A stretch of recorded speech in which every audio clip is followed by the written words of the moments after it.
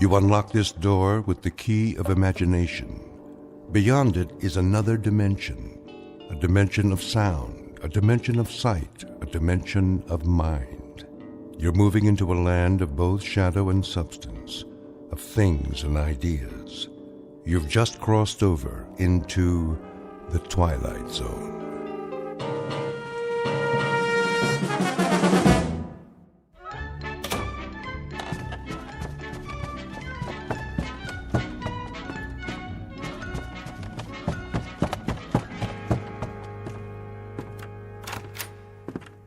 Morning, Mr. Poole. Morning, Mrs. Sullivan. Off to work? You know it. Oh, Mrs. Sullivan. Yes? I meant to drop off the rent last night. Oh, no hurry. It isn't due yet. I know, but I don't like debts. I'll make sure you get it this evening. That will be just fine. Well, have a good day at the bank. The same as every other day.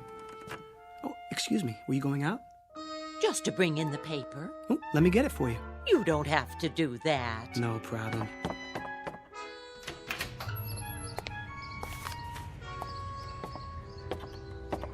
Here you are. Why, thank you, Mr. Poole. You're the perfect tenant. Absolutely perfect.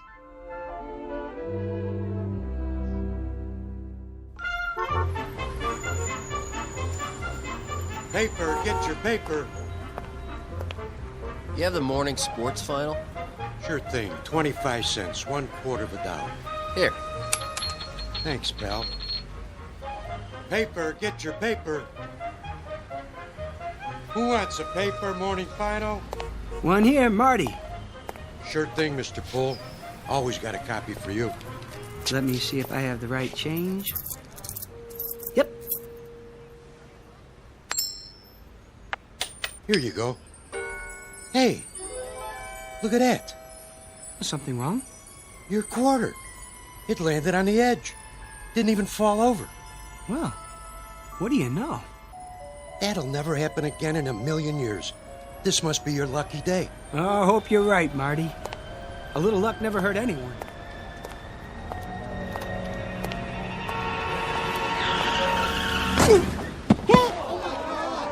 Oh, that poor man. What happened? That car, it hit him. Did you see it? Somebody call an ambulance. Mr. Hector B. Poole, resident of the Big Apple, the Glass Canyon, hoping to survive an assault on his senses, all 6 of them. Flip a coin and keep on flipping it. What are the odds? Half the time it will come up heads and half the time tails. But in one wild, freakish chance in a million, it will land on its edge. Mr. Poole, a bright human coin on his way to the bank in the Twilight Zone. And now, The Twilight Zone and our story, A Penny for Your Thoughts, starring David Eigenberg, with Stacy Keach as your narrator. Stand back! Look what you did! I didn't see him, honest. He just stepped off the curb. Where's the ambulance? Oh, what happened? Easy, mister. You all right? Oh, I think so. Oh, just give me a hand. Look, lie still. I'll get a doctor. Oh, no. I don't need a doctor. I mean, if you'll help me get up. You sure? You ought to take it easy. At least get an x-ray. Why? No scrapes, no scratches, no broken bones. I seem to be fine. You should stay down. I would. Something like that, he could sue the guy's pants off. Pardon? Oh, I just said, wait till you get to the hospital. You never know. No need for that, really. Oh, you don't know how sorry I am, sir. Oh, no harm done. I swear, I didn't see you step off the curb. If you were hurt, God, I could never forgive myself. You clumsy idiot. I wish you'd broken your fool neck. What did you say? I said, if you were hurt, I could never forgive myself. No, not that. The other part. I see no reason for you to be abusive. Abusive? I should have been more careful, but it was equally your fault. Are you certain you're all right, sir? I think so. Thank heaven for that. I'm simply trying to say how grateful I am that you weren't injured. Lame-brained jaywalker. That asinine stunt took 10 years off my life. Now, see here, I'm not Let me brush you off. Where were you headed? I was on my way to work. Well, I'll be happy to give you a lift if you like. No thanks. It's not far. I think I'd rather walk.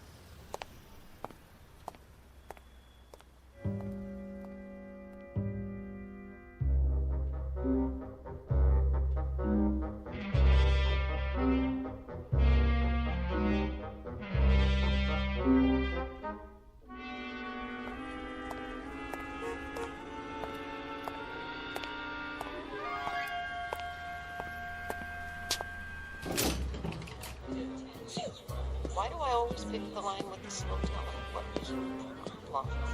I've got to borrow against the life insurance as long as they don't call my husband. Wow, I hope they don't check my credit history. Did I turn the iron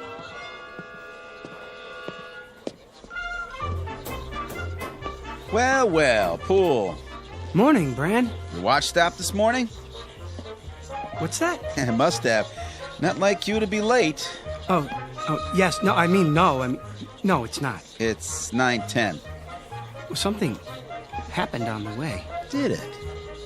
Bran, can I ask you a question? Go ahead. Well, why are they all whispering? Who? The customers. What about them? It's just that they're usually so quiet. I mean, nobody talks out loud in the bank, but this morning... What do you mean? You don't hear them? Hear what? Oh, I get it. Have a late night, did you? No, but on the way here, I better grab some coffee. Miss Turner just put some on.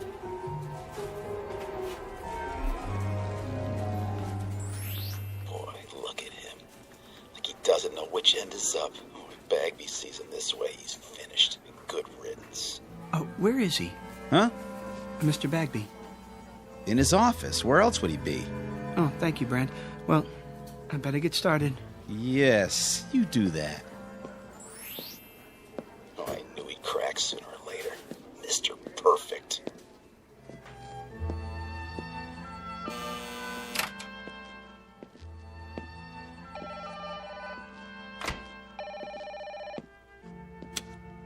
Hello?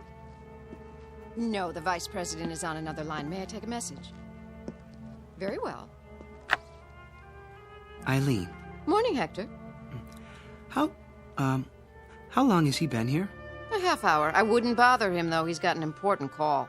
All right, I'll wait till he's finished.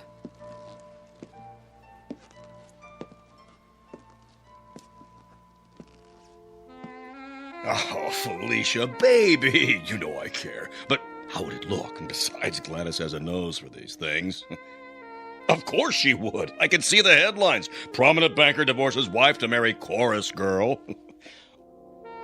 No, Felicia, you misunderstand. I love chorus girls. I mean, not all of them. Only you. Yes, that's right. Look, how about this weekend? Just you and me. Yes? Mr. Bagby? Come in. Hold on. Someone's at the door. Yes, what is it, Poole? Mr. Bagby, sorry to interrupt you, but I'd like to explain. Explain what? Why I was late, sir. Were you? 10 minutes to be exact. I didn't notice. Well, as you know, sir, my record for being prompt is spotless. I pride myself on attention to duty. Yes, Poole, everyone is aware of your devotion to the bank. Well, you see, a strange thing happened, a very strange thing. Yes, uh-huh. Get on with it, you simpering idiot. You think she's going to stay on the line forever? If you ruin my weekend with Felicia, I'll string you up by the thumbs. Your weekend, sir. What? Spoil your weekend. Oh, I wouldn't want to do that. What are you mumbling about? Look, I've got an important call here. Very pressing matter. Get on with it, man. No, of course, I understand. He said weekend. Good Lord. You don't suppose he knows about Felicia? It's impossible. I've been so careful, so discreet. There. I've placed it on hold. Now then, you had something to tell me? Poole? Another time, sir. I can see that you're busy. I'd better get to my work.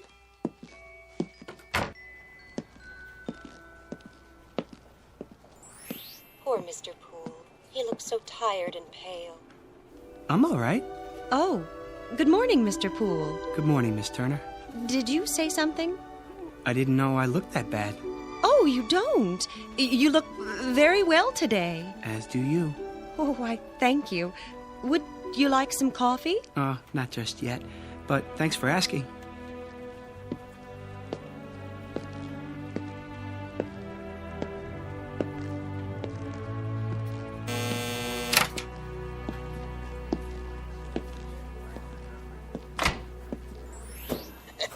Gotta make it to the game on time. Kirsty won't steal a bag of popcorn with that southpaw pitching. Who is pitching today? You say something? No, nothing at all. Good day to you, sir. Everything in apple pie order, I trust? Yes, thank you. Thank you very much. I bet you're the one who sent me that overdraft notice. No, sir. No what? I don't have anything to do with overdrafts. I work over there in the loan department. You do? Just see one of the tellers. I'm sure that they can straighten it out for you. Sure. Sure. I'll do that.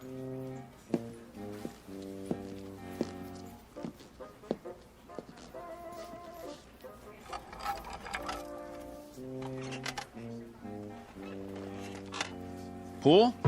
Yes? You know Mr. Sykes of Ajax Cement? Oh, yes, Mr. Sykes. How do you do? His loan has been approved. Will you see that the papers are in order? Of course.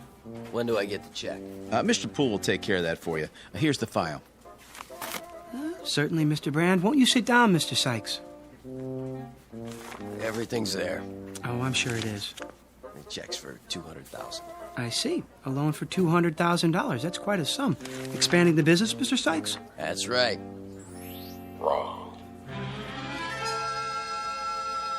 Well, which is it? Huh? You are aware that this loan must be repaid within 90 days. Sure I am. In full. Yeah. If I put the money right, it'll come out to over $1 million. $1 million? No, 200,000. That's all I need. Put half on Lucky Lady in the 6. Split the rest between Nimble Runner and Crinoline at 5-1. Nobody will ever know I can pay back the loan with enough left over to save the company. It's gotta work. There's no other way. Or what? Bankruptcy? What did you say? Nimble Runner and Lucky Lady. Now look here, young man. And Crinoline at 5-1? What? That's a funny name. I don't have time for this. Am I gonna get the check or not? Everything all right here? It better be. I'm not sure. What's going on, Poole? Something wrong, Mr. Sykes. I don't know, Mr. Bagby. I signed everything. Well, then what's the problem? He just told me he's borrowing the money to bet on the horses. What? That is what you said, isn't it, sir? I said nothing of the kind. Well, and then he said that Ajax Cement was bankrupt. Ah, he's mad. Poole! Doubtless there's been a mistake. There certainly has. If you'll come with me, I'll correct it at once. I'll talk to you later, Poole. But Mr. Bag... In my office. Yes, sir.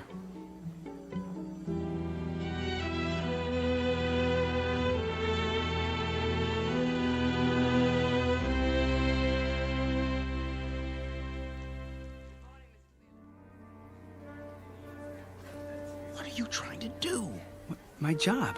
He said. I heard the whole thing. I'm the one who took his application. What's going on, Poole? Will you tell me that? What? If I could tell you, I would. But I honestly don't know.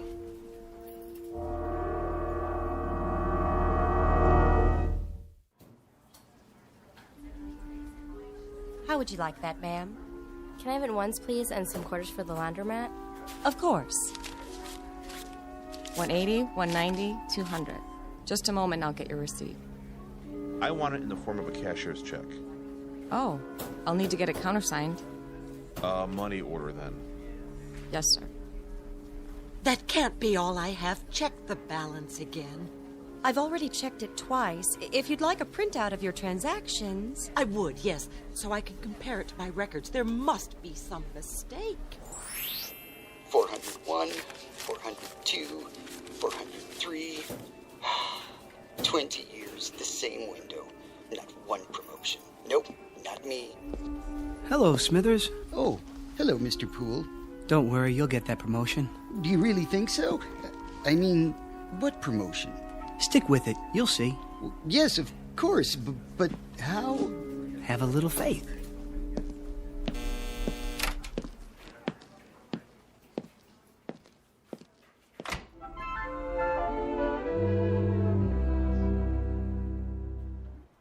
It's finally happening. It is? Yep, old nose of the grindstone seems to have flipped out. Who are you talking about? Poole, who else? He's been acting goofy all morning. Well, why shouldn't he? He's entitled to once in a while. He does all the work around here. Guys like that are all alike, gutless wonders. Put the pressure on and they go to pieces. Know what I mean? I'm not sure that I do. You phony. Don't you know a real gentleman when you see one? Got any of that coffee left? Oh, hi, Poole. Certainly. Here you are. Smells good. It's fresh. Nice and hot, too. You do all of the work and get none of the credit. You should speak up more and assert yourself. But I guess that's not in your nature. Miss Turner? Yes? There's something I've been meaning to say to you. There is? And I hope you won't be offended. Oh, I'm sure I won't. But, well... Yes, Mr. Poole? I want to thank you. Thank me? For your kind thoughts. I don't think I quite understand, Mr. Poole. Romancing the help, eh, Poole? Brand, please. Well, who can blame you? Miss Turner's the prettiest girl in the new accounts department. Just say absolutely nothing. I haven't seen such an aggregation of beasts since the last time I went to the circus. Oh, I'm sure that's not true. Yeah, a lot of action around the old coffee station lately. That's no surprise. Not much chance for socializing on the job, is there? Brand, if I could get a word in... Yeah, go ahead. You were saying, Mr. Poole? It's probably a tiger. Let the sweet prim ones out of their cages and they revert to the jungle. That's enough, Brand. Hey, watch it! Oh, sorry. You spilled coffee all over my shirt. I'll get a napkin. It was an accident. No, it wasn't. You did that deliberately. He said it was an accident. I'll see you later about this, Poole. Good for you. I really didn't intend to do that. I'm sure you didn't. He was only joking. Maybe he was and maybe he wasn't, but he sure had it coming. Well, I suppose I should get back to my desk. Yes, I suppose so. Or else it will be time for lunch. Will it? I mean, oh, it will. And then we'll all be having our lunches, won't we? I guess you're right. I mean, those who brought them. And those who didn't will go out somewhere. For lunch, I mean. Alone or together. Yes, they certainly will. Well, back to the old grindstone. It's been nice talking with you. Nice talking with you, too. Bye now. Bye. Oh, Miss Turner. Mr. Poole? One more thing. I hope... Yes? I hope you have a nice day. I feel the same way. Exactly. Such a gentleman.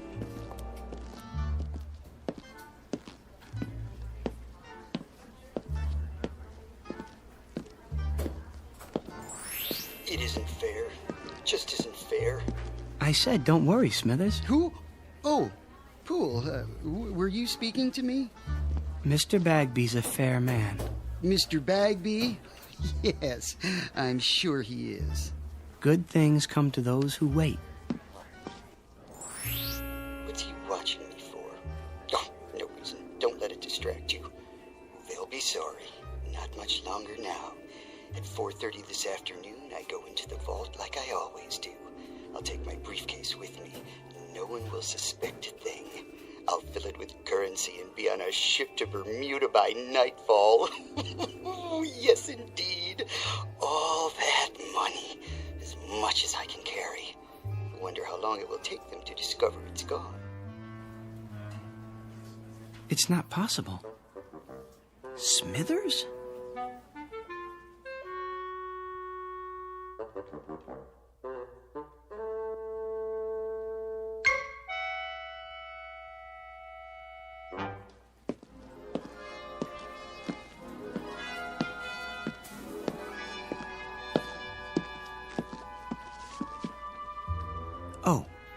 Miller.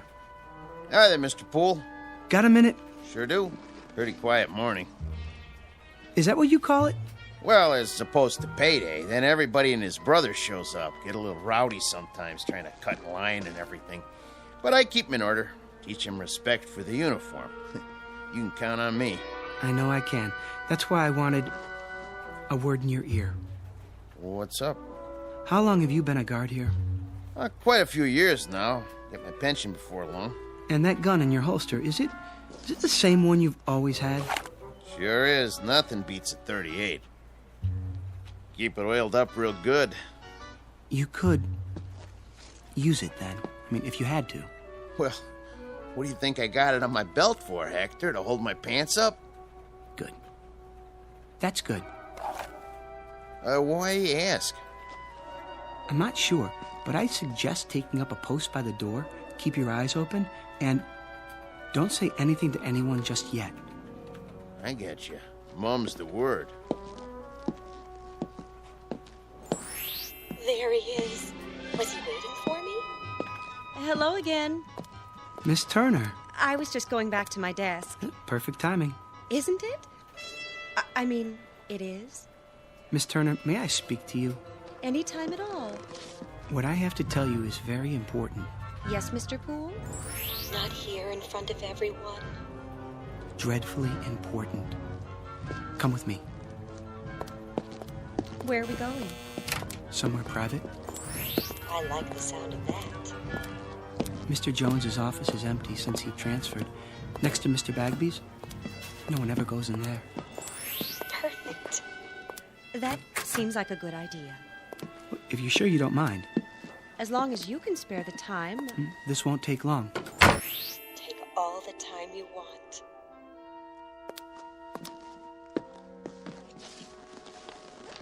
Well, what is it? You'll think I'm crazy. Is something wrong? Terribly, and I don't know who else to talk to. I'm here. Miss Turner, I keep hearing voices. People talking, their lips don't move. But I can hear their voices clearly. I've got this ringing in my head. Oh, no. Well, it's not what you think, Miss Turner. I mean, I can read people's minds. I don't know if I can help you with a thing like that. I'll prove it to you. Think something, anything at all. Well, I have to hand it to him. This is an original approach.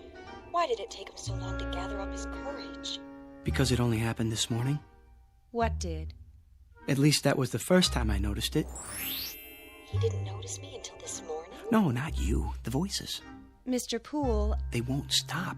Perhaps you should lie down for a few minutes. Maybe later. I'm trying to tell you something. I know you are. No, this is serious. Do you think I enjoy hearing people's thoughts? I'm sure I have no idea. Well, try to imagine. It's like seeing people with their clothes off. Which people would that be? Well, Miss Turner, I have reason to believe that someone may try to rob the bank this afternoon. Mr. Brand was right. He's coming unglued. No, I am not unglued. It's true. I mean, at least I think it is. You heard them say that? Well, in a manner of speaking. Well, then, in that case, you should do something about it. But what if I'm wrong? You have a responsibility to the bank, to the stockholders and depositors. I suppose I do. We could talk about it over lunch. I mean, one could, two people, whoever they might be, if they wanted to, that is. Otherwise, just one, alone, talking about it to himself. Of course, that might be a bit lonely, for some people at least, unless... There's no time to waste. No, definitely not. I have to get out of here. Why? I mean, what's your hurry? Have we finished our conversation? I thought... I've got to tell Mr. Bagby.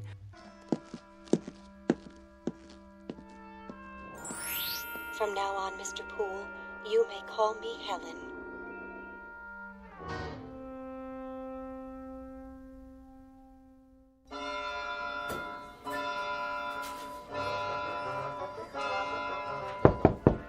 Come in. Mr. Bagby. Oh, there you are, Poole. I want to talk to you. Sir, I'm worried about you, Poole. About me? But sir... I've always considered you one of my best men. So why, Poole? Why what? Just tell me straight out. We lost the Ajax cement account this morning because of that nonsense a while ago. Something wrong at home? The wife, perhaps? I'm not married. Oh, well, something's bothering you. Yes. Have a seat. I'd prefer to stand. Then out with it. Well, I don't know how to put this, Mr. Bagby. Speak up, Poole. I'm with you. You won't believe me. Of course I'll believe you. You're as honest as the day is long. Well, you've been like a son to me. Well, a son-in-law, at least. If you were, which you're not, legally speaking. But nonetheless... Mr. Bagby, Mr. Smithers is... Smithers? Well, what about him? He's planning to rob the bank. Say what? See, I told you. Would you mind repeating that? Smithers. Old Mr. Smithers? Old Mr. Smithers. He's sitting on his stool right now, planning it out. At precisely 4:30, he's going into the vault. He does that every day. Exactly. But this time, he'll have his briefcase with him, and he'll fill it up with banknotes, as much as he can carry. And by tonight, he'll be on a boat to the Caribbean. How do you know? I heard him talking about it. But he's one of our oldest and most trusted employees. Well, he was here when I took over the bank. I absolutely refuse to believe. I swear it, sir. He has it all worked out. Wait a minute. I take your point. Who's the one who ends up stealing the company funds? Isn't it always the most trusted employee? The man you'd least suspect? The man who's completely reliable for years until that one moment when everybody relaxes their guard and... Gotcha! He strikes. Good work, Poole. I wish it weren't true. I sort of admire Mr. Smithers. He's always there, steady as a rock, going his own way. I wouldn't have believed it if I hadn't overheard it myself. Well, no time for sentiment. Quick now, tell me the details. Well, at 4:30 on the dot, it starts. Okay, and Mr. Smithers will finish counting out his drawer as he always does, by the numbers. Thank you, folks. Good night now. Don't work too hard. And as soon as we lock the doors... See you Wednesday. You take care now. Good night, Rich.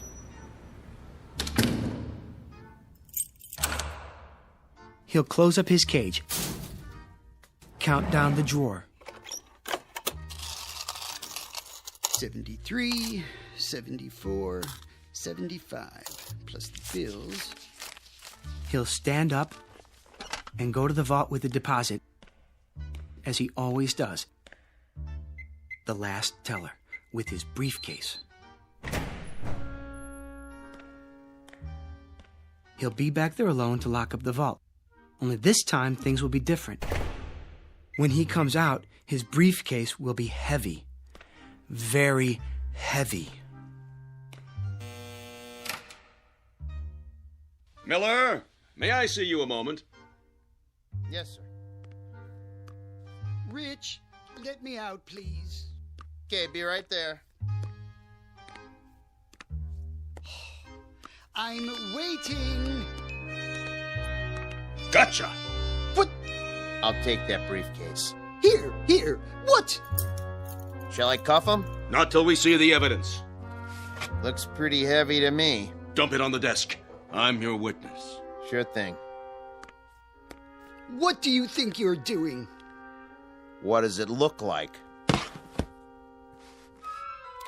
Your mistake, Mr. Smithers, was in assuming that we were all asleep. A great mistake. But nothing gets by this institution. As a matter of fact, I've had my eye on you for a long time. You sure this is his briefcase? Of course it is. Duly noted. He admits it. 1/2 sandwich. Clip-on necktie. Change of socks. Comb. 1 book. How to Profit from Armageddon. And, 7 ballpoint pens. Where's the money? Has everyone gone insane? What money? Poole! Where's that idiot Poole? Here, sir. So he was going to steal the money. He was going to take a trip to Bermuda. That was his story, huh? Mr. Bagby, I heard him. And who was he talking to, Mr. Poole? Well, he wasn't talking to anyone, not exactly. Oh? What was he doing? Sending smoke signals? He was... thinking. He was what? He was thinking. Well, that explains everything. Mr. Smithers, please forgive us all for this unfortunate intrusion. Well, I guess we all make mistakes. I should have known that what I was told was impossible on the face of it. Poole, do you know what I'm thinking? I'm fired. Kindly clear out your desk at once. Mr. Smithers, I don't know what to say. I'm very sorry. Return Mr. Smithers' possessions and let him pass. Right away.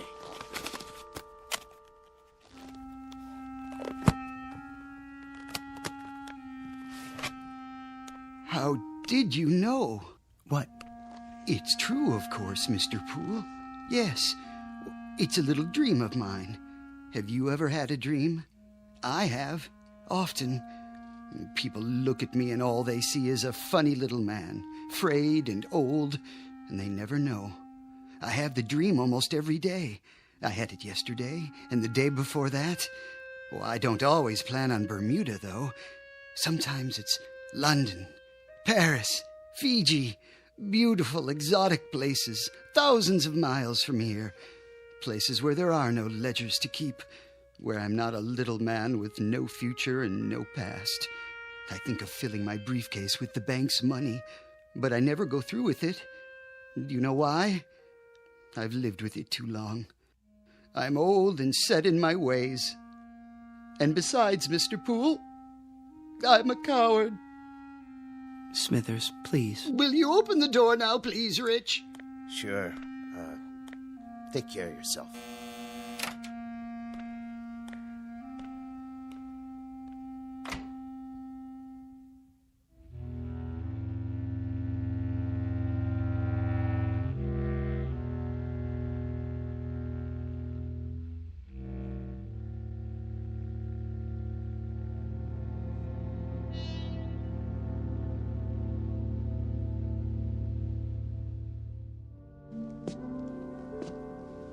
Can I help you with anything? I've got it. I guess this is goodbye, Miss Turner. It may be a blessing in disguise for your career, a man with your abilities.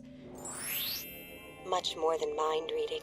Strange delusion. But with the proper medical care, it'll go away. It's not a delusion, Miss Turner. There, you see, I can read your thoughts. But how? Well, until this morning, everything was normal. I was happy. Well, at least I wasn't unhappy. I had my friends, my job, and now this. I thought it was a gift. Well, it's no gift. It's an embarrassment. It's been nothing but trouble to me. I never imagined people were the way they are. You know, we do things without thinking about them, and we think things without the slightest intention of doing them. I've learned one thing. People are not what we think they are. Poole! Oh, thank heaven I caught you. That was the Ajax Cement Company on the phone. Mr. Sykes has been arrested. I know, for gambling with the company money. I tried to tell you that earlier. $200,000 if that loan had gone through. Mr. Poole, about your job.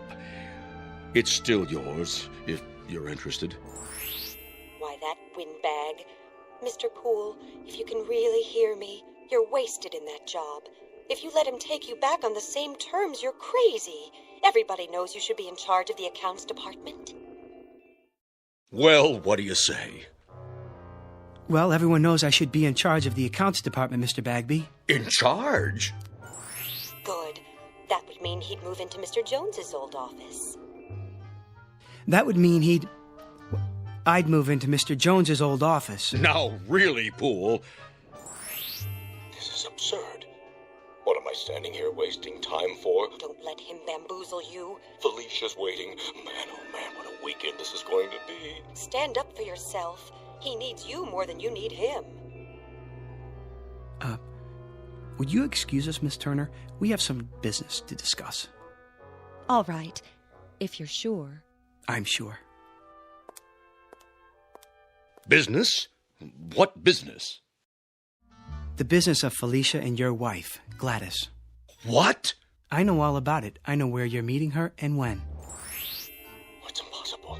No one knows about the trip or the apartment on Riverside Drive. Riverside Drive, Mr. Bagby. Am I right? Oh, all right, you win. In charge of accounts in the office next to mine. You won't say anything to anyone, will you? Not a word, Mr. Bagby. Not a word. Oh, and I forgot, there's one more thing. At the bank's expense, I'd like you to buy a round-trip ticket to Bermuda. Have it made out in the name of J.L. Smithers. I think he'd like a vacation. Are you out of your mind? Mr. Bagby? Oh. One ticket to Bermuda. Shall we go, Miss Turner? If you like. I'd go anywhere with you, but I wish you'd call me Helen.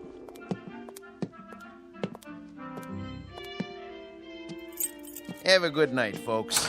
We'll try.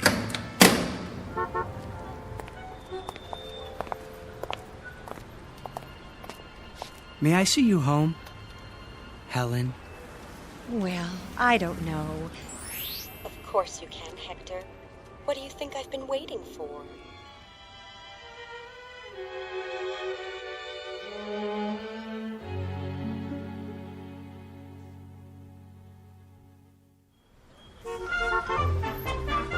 Paper! Get your afternoon paper. Latest stocks. Oh, just a second. Do you mind? Not at all. Oh, hi, Mr. Poole. Well, was I right or was I right? Was it your lucky day? I'd say so. Give me a paper, will you?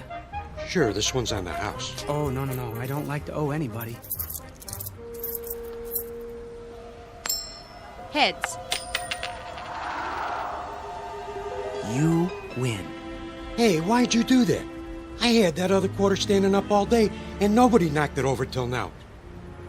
Well, I guess if you're the guy who stood it up, you're the guy who can knock it down. There goes your luck. Could be it's just beginning. Paper, get your late edition paper. What was that all about? Oh, nothing. Wait. What is it? Think something, Helen. Think anything. Oh, I am, believe me.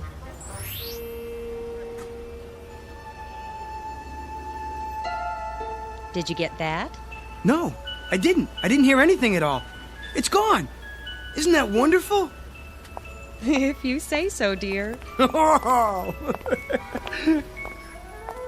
Toss a coin, any coin, and one time in a million it will land on its edge. But all it takes to knock it over is a slight vibration, a light blow, or even a vagrant dream. Mr. Hector B. Poole, a human coin on edge for a brief time in the Twilight Zone.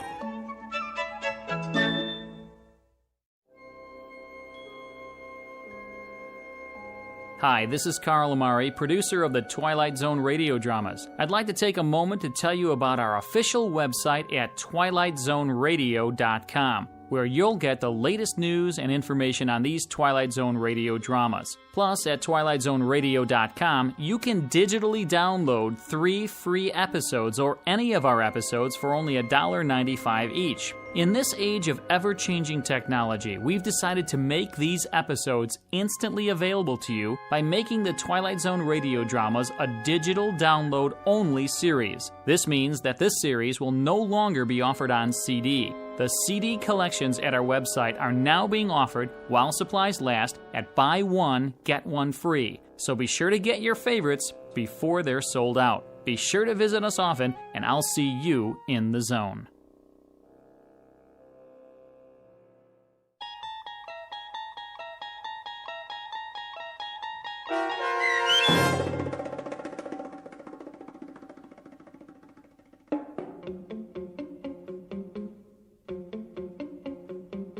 A Penny for Your Thoughts, starring David Eigenberg with Stacy Keach as your narrator, was adapted for radio by Dennis Etchison and written for The Twilight Zone by George Clayton Johnson.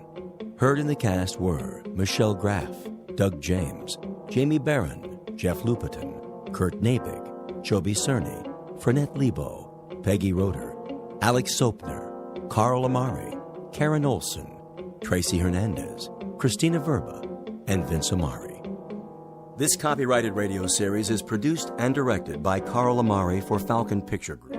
Sound design and custom Foley effects for The Twilight Zone by Cerny American creatives Bob Benson, Craig Lee, Michael Slaybach, and Matt Sorrow.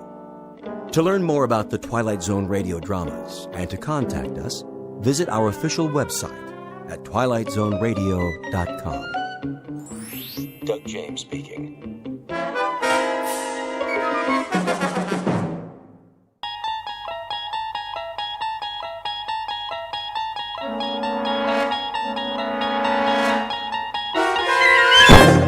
You're traveling through another dimension.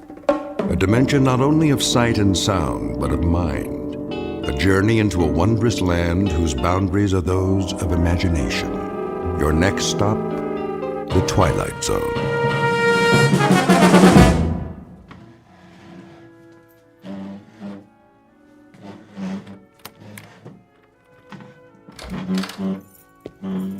Marvin? Yes, sir. What do you think you're doing? Moving the table, sir. Why, whatever for? The party, Mr. Fitzgerald. Party? What party? Mrs. Fitzgerald, sir, for her birthday. Oh, good Lord, is that tonight? I understand that it is. You instructed me to see to the arrangement, sir. Oh, so I did. I suppose you'll transform this apartment into a veritable wonderland. Paper streamers and the like. No, sir. Just a buffet for the guests, as soon as the delivery boy arrives downstairs. The guests? Those on the list, sir. Small gathering of your closest friends. Then it'll be a very small gathering indeed. Sit down, Marvin, before you fall down. Very well, sir. On second thought, fix me a drink. As you wish. Now, I suppose I must go out and purchase a gift for the poor girl. Unless you've taken care of that for me. You left no instructions in that regard. Well, you might have simply asked her what she desires for the momentous occasion. But I couldn't. Then she'd know. Oh, all right. Let me see. What does she need? Books? No, too many of those. All they do is gather dust. A trinket? A bauble? Diamonds are quite dear these days. If I might offer a suggestion. Oh, why not? Well, Mrs. Fitzgerald has expressed an interest in music. Oh, she has she? What does she know about music? I will not have popular ditties polluting my environment. Not recording, sir. I believe she'd like to play. What? A glockenspiel? A kettle drum? You'd have to ask Mrs. Fitzgerald, but she did say it has powers to soothe the savage beast. That's breast, man, the savage breast. Do you see any beasts around here? If you don't mind, sir, I'll repair to my quarters for a while until the provisions arrive. Did you put soda in this drink? Oh, I've told you, Marvin, no soda. Make me another one at once, and this time do it properly. Yes, sir.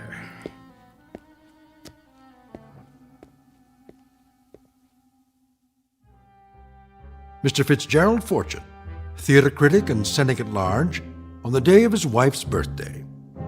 If he knew what's in store for him, however, he would make it a point not to attend. Because before the party is over, an extraordinary instrument will play what might be called those old piano roll blues, an opening night that could only happen in the Twilight Zone.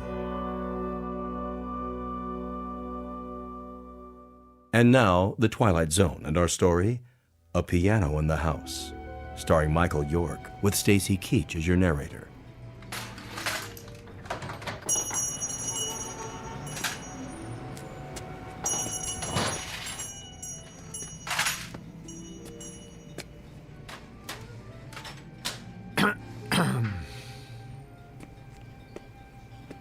Yeah? How do you do? If you don't see a price tag, ask. I am Fitzgerald Fortune.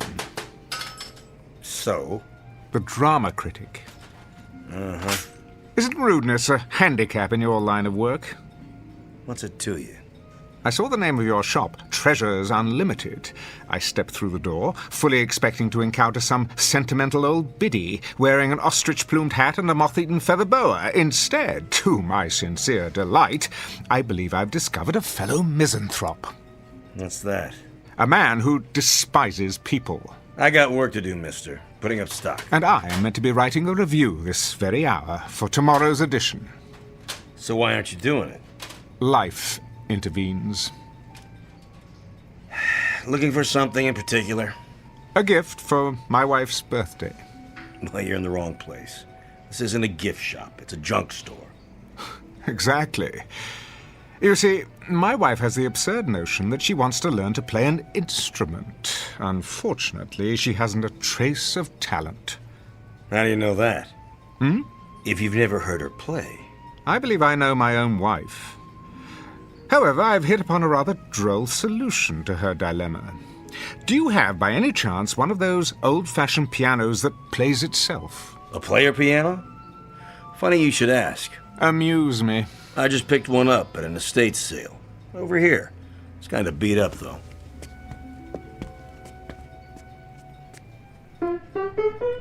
Splendid. Needs a good tuning. Nonsense. My wife will believe it to be an antique and cherish it all the more. Would you play something, please? I can't play.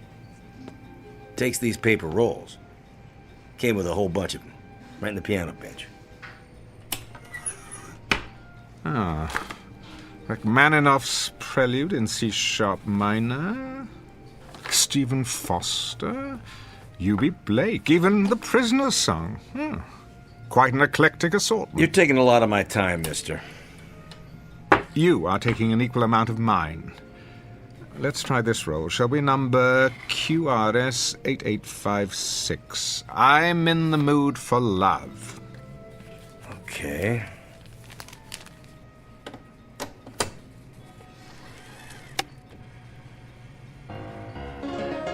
There we go.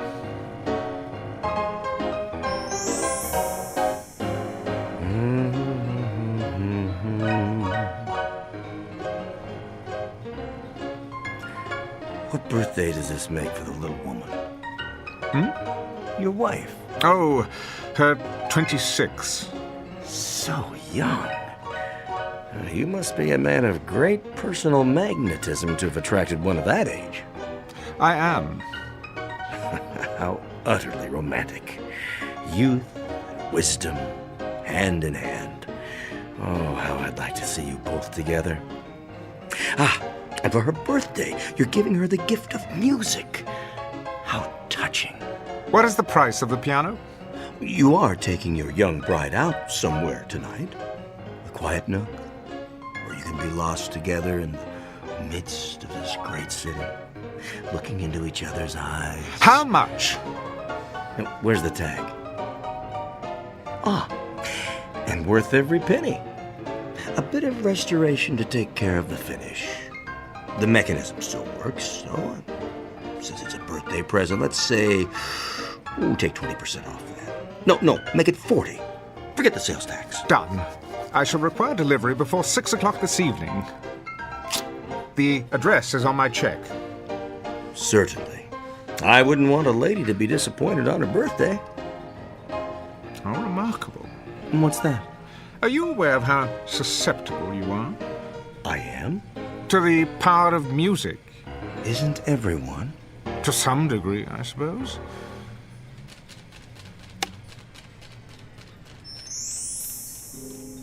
Okay. You got a sale. Now, you gonna stand around all day taking my time? No, I was just leaving. Well, nobody's stopping you. There's the door. Tell me, are you sentimental about anything else besides birthdays? Birthdays? They're a lousy waste of time and money. It was the piano, wasn't it? Extraordinary. Good day to you.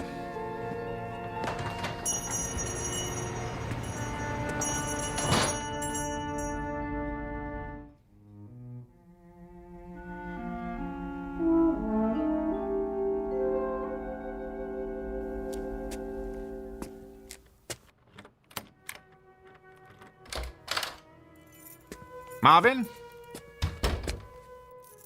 Marvin?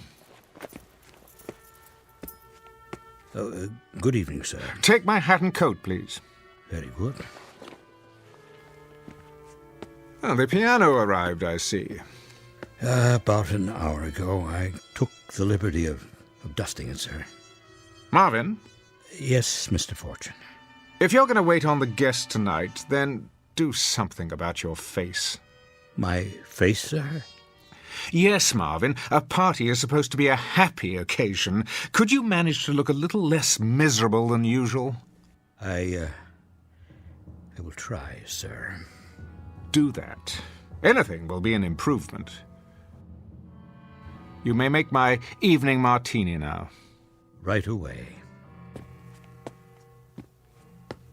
Is that you, Gerald? Yes, Esther. Hello, darling. How was your day? Oh, fine. The museum again with a friend. Been going there quite a lot lately. I have. You said you wanted me to improve my mind. Indeed. One can never know too much. And what else would you like me to do? Well, there is one thing.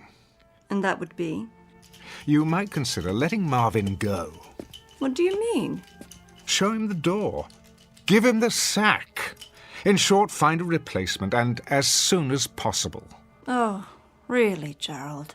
I'm quite serious. What has he done now? It isn't anything he's done, it's his appearance. He seems the same as always. Well, that's the trouble. It's the way he looks. I can't bear coming home only to be confronted by that lugubrious expression on his face. I find it unspeakably depressing. Don't you? Not particularly, Gerald. Look at him, like a hound dog, ready to burst into tears at any moment. Surely we can find a servant who's more cheerful to have around. Keep your voice down. Why? There's no need to hurt his feelings. The man has no feelings. He's a clod. Gerald. You haven't commented on the piano. I was about to. You don't care for it? I love it. I really do. Have you tried it yet? I didn't know how, so I decided I'd wait until you got home. I knew you wanted to play. That's why I got it for you. Hardly any need. Hmm? The piano plays itself. Oh, you noticed. Wasn't that considerate of me? I thought I'd save you the trouble of all those tedious lessons, only to find out at the end that you had no gift for music. I see. Well, darling, aren't you moved by my thoughtfulness? Thank you, Gerald. Let's have a demonstration, shall we? If you like. Marvin, is this thing plugged in? Yes, sir. Good. You see, these paper rolls are punched with holes. All you do is select one, insert it, and throw the switch. The paper passes over the slots and the keys move up and down as if someone were playing them. What fun. Quite the rage in the old days. Your drink, sir. In a moment. Now then, for example, here's one called Smiles. You open the panel, press it into place like this, start it on the take-up reel.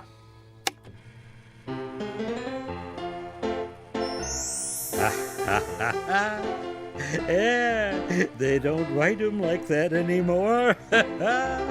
What on earth is the matter with you? Oh, nothing, sir. Nothing at all. Marvin, are you all right? I'm very well, thank you, madam. But you're smiling. Am I? You most certainly are.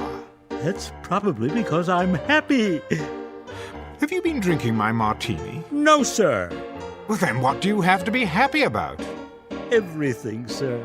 I make good money, got a nice place to live, my health, money in the bank. I like my job. Well, you can't. I treat you atrociously. Oh, you don't bother me, Mr. Fortune.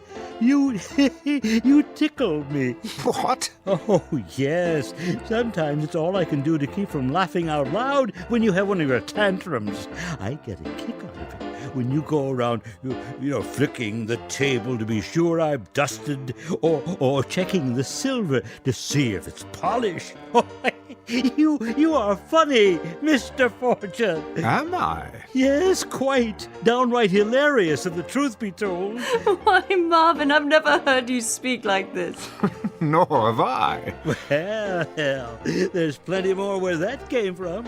I've got 1 million of them, sir. 1 million of them. Well, out with it, man. You're quite the comedian today.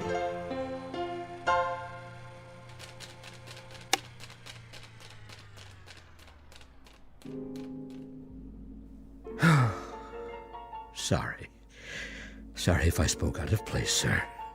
Oh, on the contrary, Marvin, I'm glad you did. Will there be anything else, sir? Not at the moment. You may go now. Very good, sir. What a strange thing to happen. Wasn't it, though? An odd moment for us all. Most definitely. Who'd have thought that behind that gloomy exterior the man was concealing a sunny nature? I can't imagine how it happened. I believe I can. I'd say it was because of something extraordinary that has come into our lives. Something absolutely extraordinary. So, what really happened, Gerald? Marvin behaved so strangely a moment ago, and then he stopped, suddenly. Well, perhaps it's not so strange after all. I've always believed that we have two faces, the one we wear and the one we keep hidden underneath. The problem has been to find some method of revealing that hidden face. I suppose it helps if you know what particular hidden face you're looking for. But now it appears that I, at least, have the means. I don't understand, Gerald, and I'm not sure I want to. See you in a while. Esther, wait. Let's try another one. I have to get ready. No, not yet. Let's play something a bit more intense. Some other time. Bear with me, Esther. An experiment, if you will.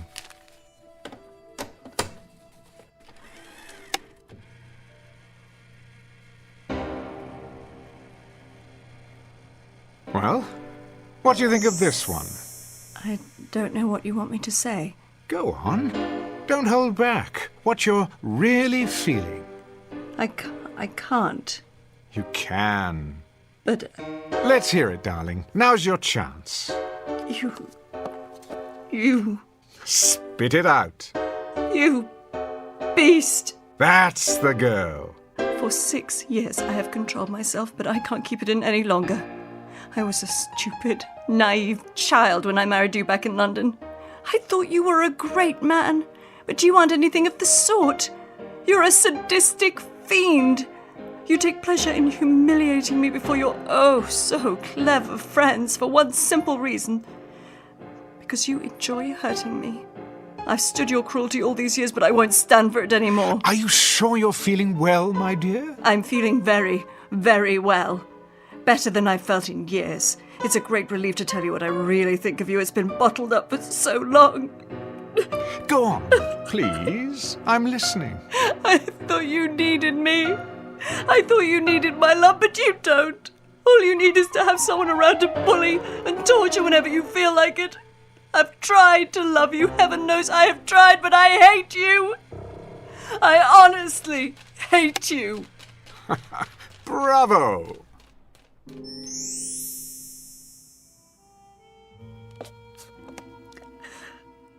I'm terribly sorry.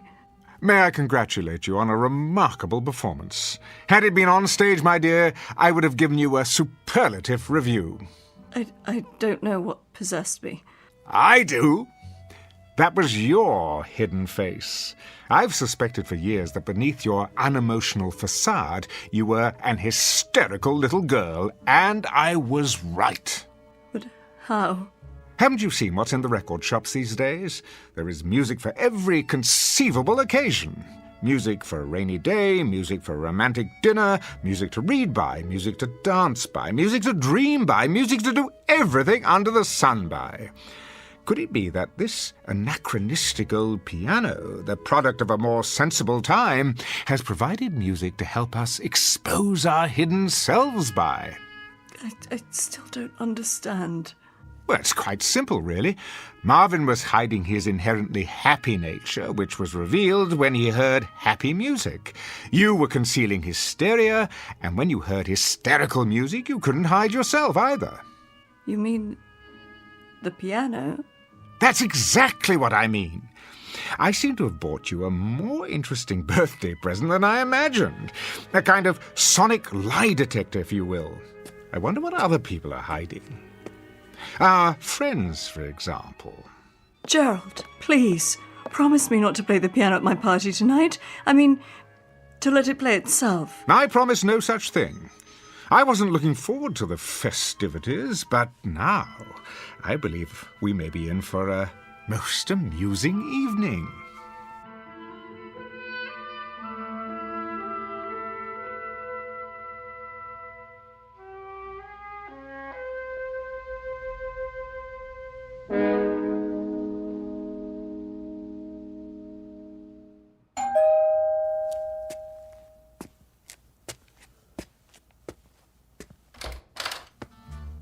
Good evening, Marvin. Good evening, sir. Won't you come in? Greg, how nice to see you.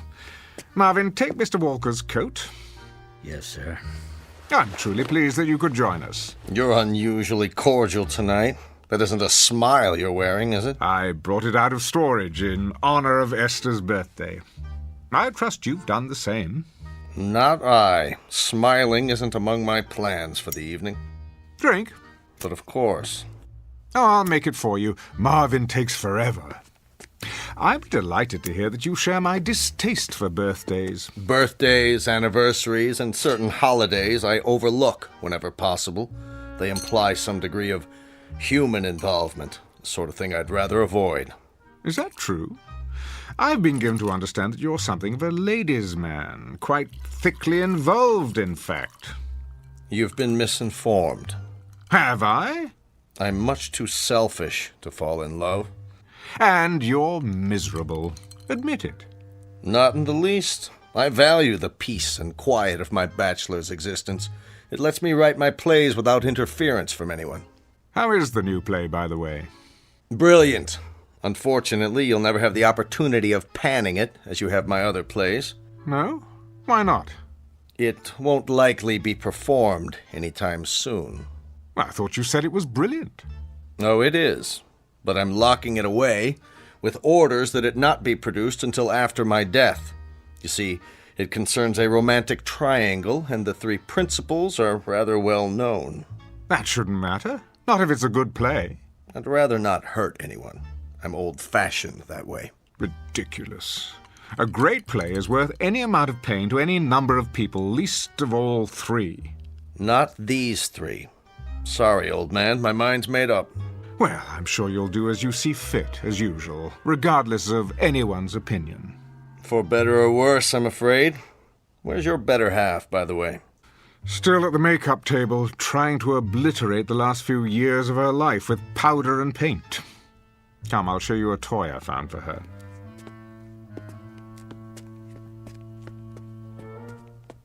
Well, well. I haven't seen one of these old jobs in years. Neither had I. Does it play? Remarkably well.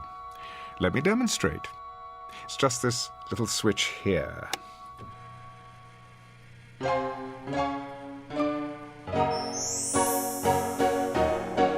that something? Romantic, wouldn't you say? Is Esther pleased with it? She hasn't expressed any great enthusiasm. That doesn't sound like Esther. Has she heard this particular song? Not yet. Be sure to play it for her. She'll understand. Understand what? What you tried to do for her. Usually she's so grateful for any small sign of affection. I think that's one of Esther's most lovable qualities. Is that right? Her ability to accept a bouquet of daisies as if they were the rarest of orchids. I remember once I gave her a small turquoise ring. It didn't cost much. You gave her a ring? Yes. She accepted it as if it were the Hope Diamond. turquoise ring. Oh, yes. She came home from a trip with it. She'd been to Mexico City. But I seem to remember that she went alone. What? Oh, she did. Strange how we ran into each other down there. Stranger still that Esther never mentioned it. Would you call that rather an odd coincidence? Not really. Jerry, has it ever occurred to you that I'm deeply in love with her? My dear Gregory, you are about as capable of passion as a head of lettuce, and Esther could not rise beyond the level of a cast-off shoe. Don't speak of her that way. I will speak about her any way I please. She's my wife, or have you forgotten that? She may be, but you don't know her at all. Esther is full of love. Is she? Her skin is warm and soft as velvet. The scent of her is enough to drive a man wild, and her hands are so gentle, sweet to kiss and to hold. She is honey and gold and summer days and singing and the feeling of being together. Gerald, no, turn it off.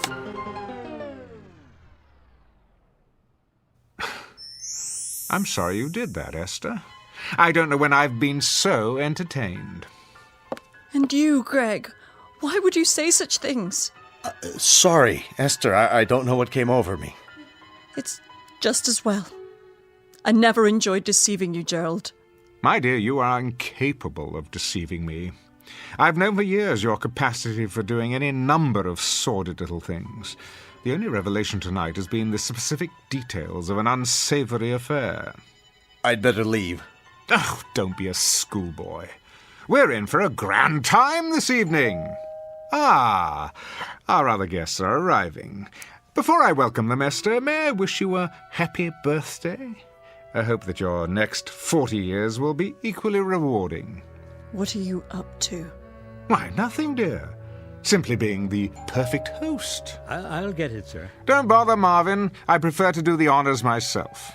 Jerry, please don't play the piano again tonight. It's not something to fool around with. I'm not fooling around with it, Esther. I'm using it with deadly accuracy. Hi there, Jerry. What happened to Marvin? Here, Miss Moore. Good evening. Marge, dear, do come in. Marvin will take your wrap. Well, don't just stand there, Gerald, devouring me with your eyes. I know what's on your mind. Oh, kiss me, you fool. Like this? Oh, that's better. Marge, I'm quite vexed with you. You are? You promised the next time we saw you, you'd be svelte as an antelope. And what am I now? Oh, don't answer that. I've been on more diets than a jockey has horses. Somehow they always throw me before we reach the finish line. Esther, happy birthday. Hello, Marge. I have a present for you. Margie. And you. I'm not even speaking to you, handsome. You haven't called me in months. Somebody else been taking my place? As a matter of fact, yes. We've just had a most illuminating discussion about Greg's new romance. Gerald, don't tell me who she is. I may go after her with my claws. Worse yet, you could sit on her and mash her to death. Same old Jerry. Now, who's going to make me a drink? Marvin will take care of you. I believe another stagecoach has arrived. Jerry, are we early? Oh, not at all. You're just in time.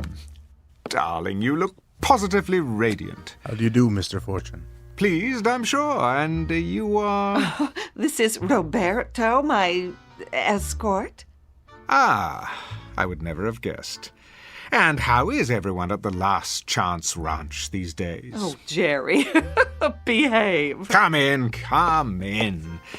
You might want to fasten your seatbelts, though. Something tells me this may be an evening to remember. Ooh, how exciting. What do you have in mind? Charades or strip poker? Something even more revealing than that. How about a game of ultimate truth or dare?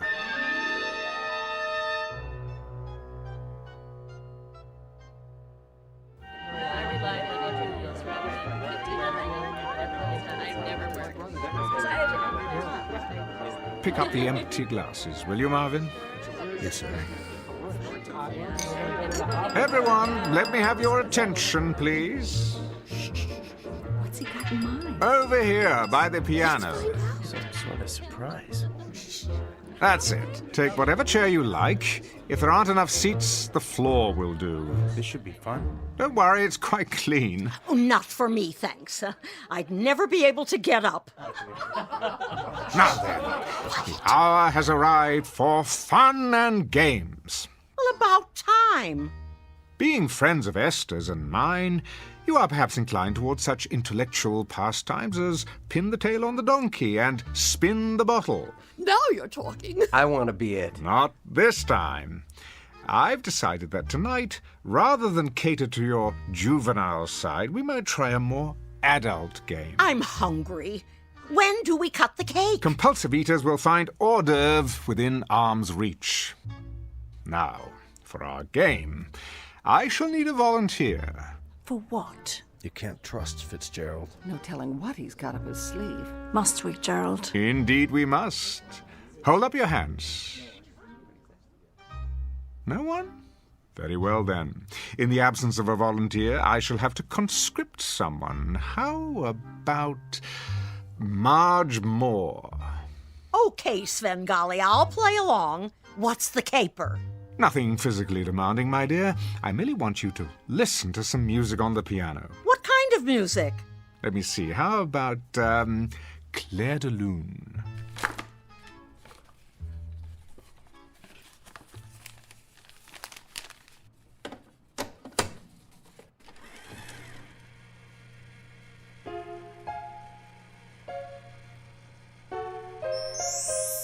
Isn't that beautiful? Look at her. She's going into some kind of trance. This is going to be good. Talk to me, Marge. Tell me what you're feeling now. My name is not Marge. It's not? What is your name? Tina. That's a pretty name. Tell me about yourself. What do you want to know? Who are you, Tina? A little girl. And what do you like to do, Tina? I like to dance. Good girl. Would you like to dance for us, Tina? All right.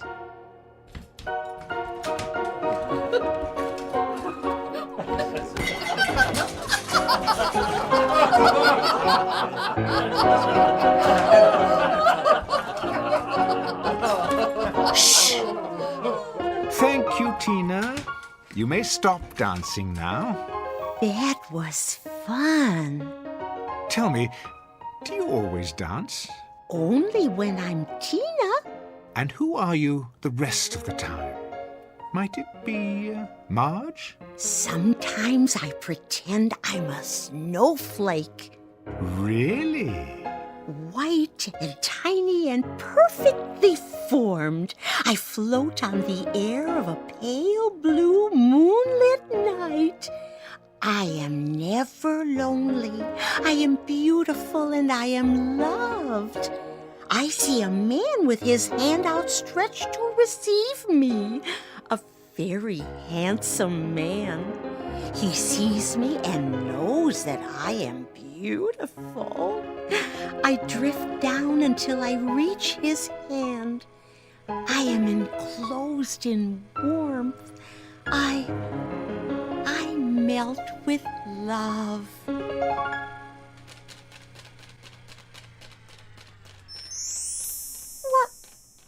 What? Where am I? Never fear. It's all in fun, my dear. What have I done? Nothing. Only an amusement for our guests. Why? Because I asked you. You were very compliant. But why me? Now, I chose you because I thought you could take a joke. Jokes are supposed to be funny. You think I'm funny, is that it? Not at all. Jerry, haven't we had enough of the piano? Not quite. I thought we'd perform one more listening test. For what possible purpose? To call forth the person who lives within someone else. And who might that be? Oh, I've been trying to make up my mind. What would be entertaining? A politician? A poet? A Broadway producer? Alas, I fear that there are none in our midst. Still, we must go for the big finish.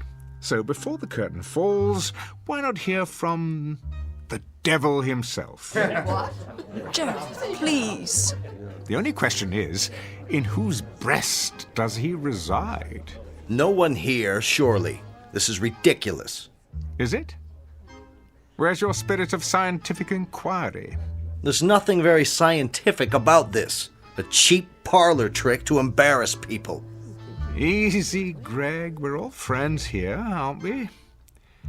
Nonetheless, I doubt that I shall get a suitable volunteer, but it doesn't matter. Esther, put this roll on the piano. What is it? Faust. If there's a devil among us, we'll know it soon enough. I don't think I like this. Why not? Are you the Prince of Darkness? Hardly. Then bear with me a moment longer. It might be edifying, a process of elimination, if you will. Esther, the piano.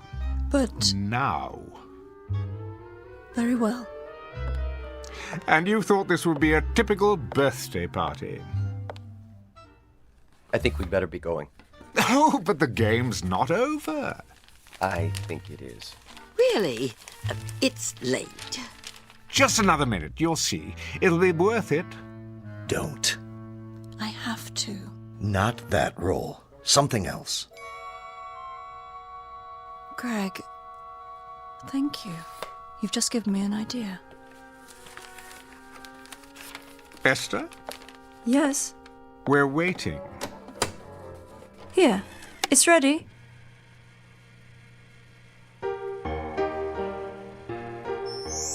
That's not Faust. What is it? Brahms, I think.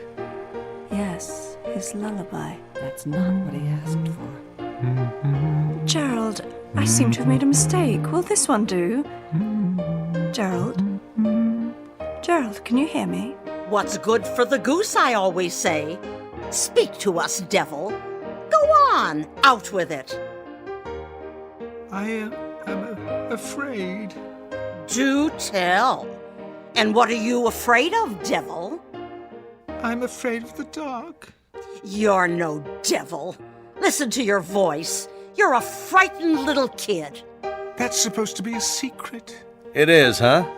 Do you have another secret? Go on, tell us all your secrets, Jerry. This moment will never come again. For once, you're center stage. You have an audience in the palm of your hand. Yes, Jerry. Tell us. I'm afraid of you all. Afraid of people. But why? Who are you? Really? A small boy. I've stayed hidden away inside, but now I can't hide anymore.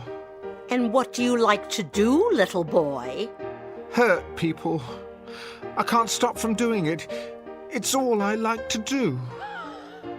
Why am I not surprised? Did you know, I envy you, Marge. I'm too afraid to embrace the world as you do.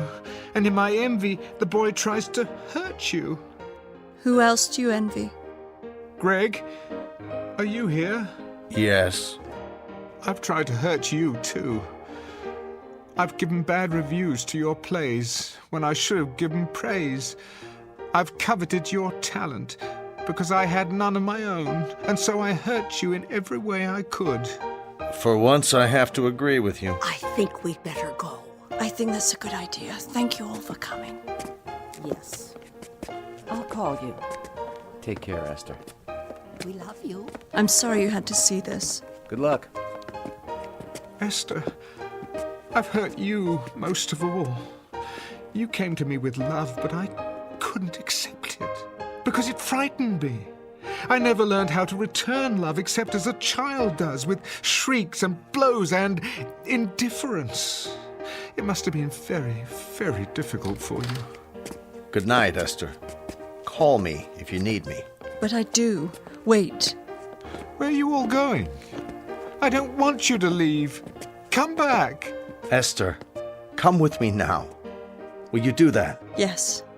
Yes, I will. Let me get my coat and purse. Don't leave me. If you do, I'm going to be very, very naughty. Ready? I'm ready. No! No, please! They were laughing. I'm sure of it. Nobody laughs at me. I'll show them. I'll show them all. See, I'm being bad. Very, very bad. Stop that hideous music. Make it stop!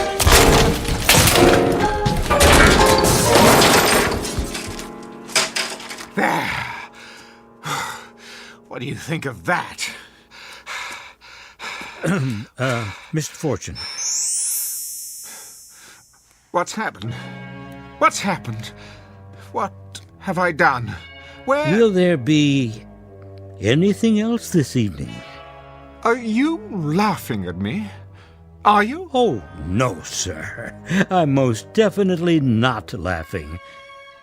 Because you're not funny anymore.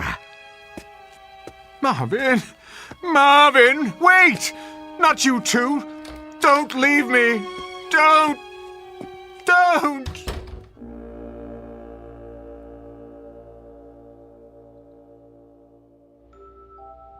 Mr. Fitzgerald Fortune, critic, man about town, and cynic at large, whose wit shows no mercy at all for those who cross his path, which means the rest of the world.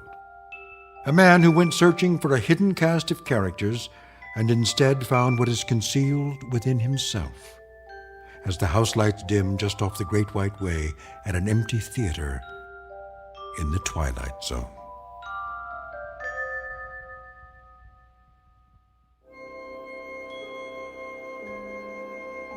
Hi, this is Carl Amari, producer of the Twilight Zone radio dramas. I'd like to take a moment to tell you about our official website at twilightzoneradio.com, where you'll get the latest news and information on these Twilight Zone radio dramas. Plus, at twilightzoneradio.com, you can digitally download 3 free episodes or any of our episodes for only $1.95 each. In this age of ever-changing technology, we've decided to make these episodes instantly available to you by making the Twilight Zone radio dramas a digital download-only series. This means that this series will no longer be offered on CD. The CD collections at our website are now being offered, while supplies last, at buy one, get one free. So be sure to get your favorites before they're sold out. Be sure to visit us often, and I'll see you in the zone.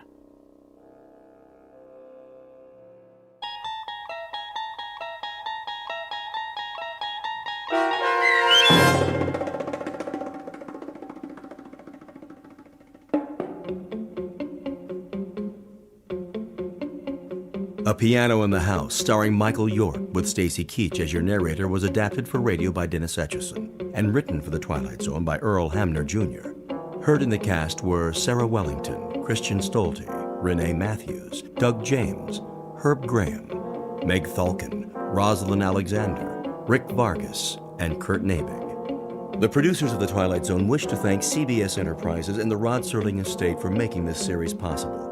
This copyrighted radio series is produced and directed by Carl Amari for Falcon Picture Group. Sound design and custom Foley effects for The Twilight Zone by Cerny American creatives Bob Benson, Craig Lee, Michael Slaybach, and Matt Sorrow. To learn more about the Twilight Zone radio dramas and to contact us, visit our official website at twilightzoneradio.com. Doug James speaking.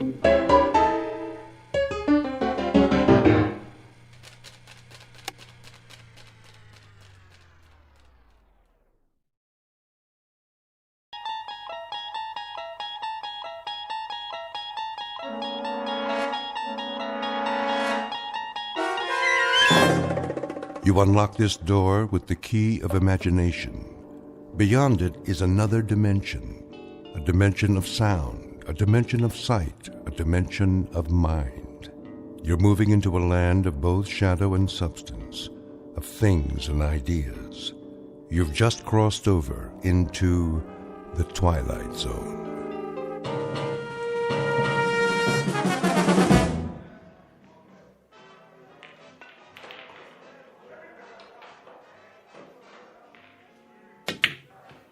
Oh, tough luck, mister. Yeah, I thought I could make that one easy. Yeah, I thought so, too. Well, at least it didn't leave you much. Well, let's see. Face it, you don't have a shot. It looks like you're going to snooker yourself.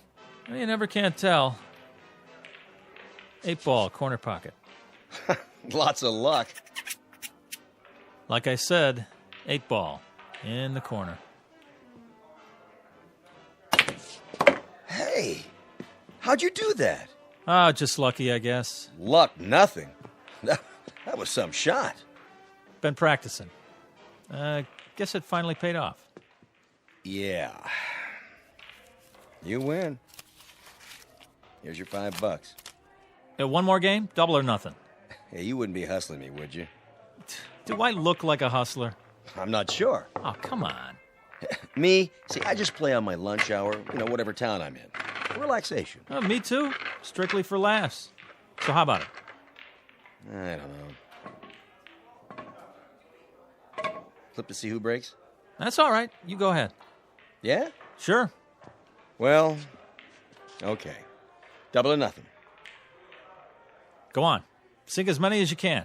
Make it hard for me. No money on the table. Oh, yeah. Okay, Pops. You know I don't allow gambling in here. We're just having a friendly little game. Jesse, why don't you give it a rest?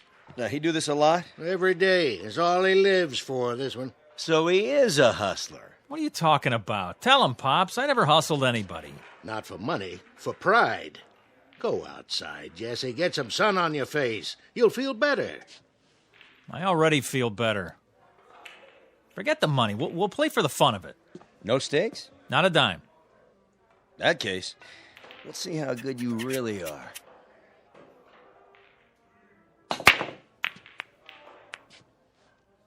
Nice break.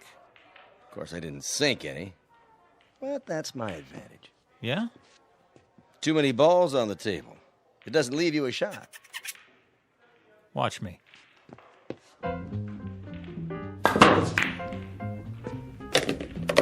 What in the... Bank shot, 3 cushion.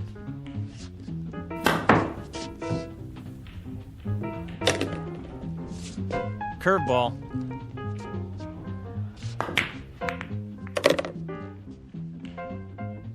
Top spin.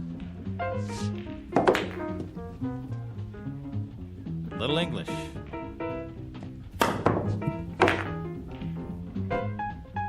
And over and under.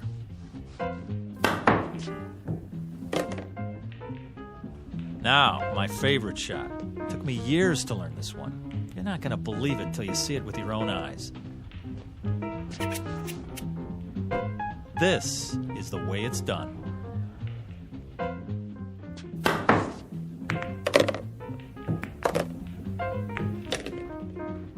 Pretty good. Pretty good? You kidding? Nobody ever made a shot like that in the history of the world. Yeah, it's not bad, I'll give you that.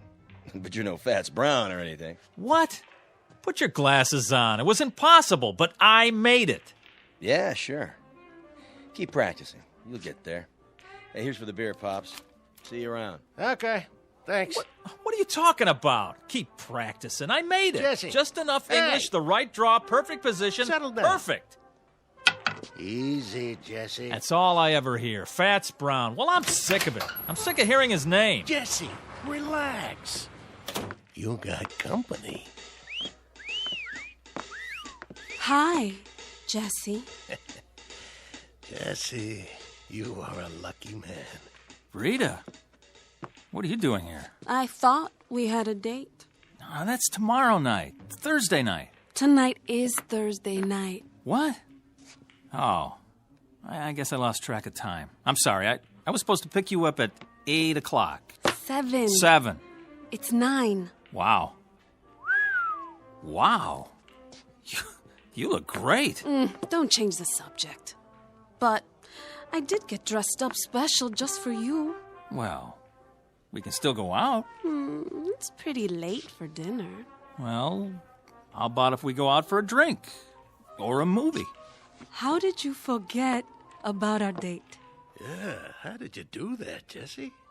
I was shooting pool, and I guess I just lost track of the time. Uh-huh. The guy I was playing started baiting me, saying, I'm no Fats Brown, I'm no Fats Brown. Can you believe that? How could I not be better than a guy who's been dead for 15 years? When it comes to dating, it's a draw, Jesse. Okay, I deserve that. Look, I'm sorry. I'll make it up to you. Come on, let's get out of here. Why not? There's nobody left to hustle. Right, kid? You bet, Pops. I beat them all. Fats might have been good in his day, but this is my day. I'm Jesse Carter, the best pool cue on Randolph Street, the best player ever. Maybe. Too bad Fats is dead. Now, you'll never know for sure. I know, and it's killing me. I would have given anything to play him.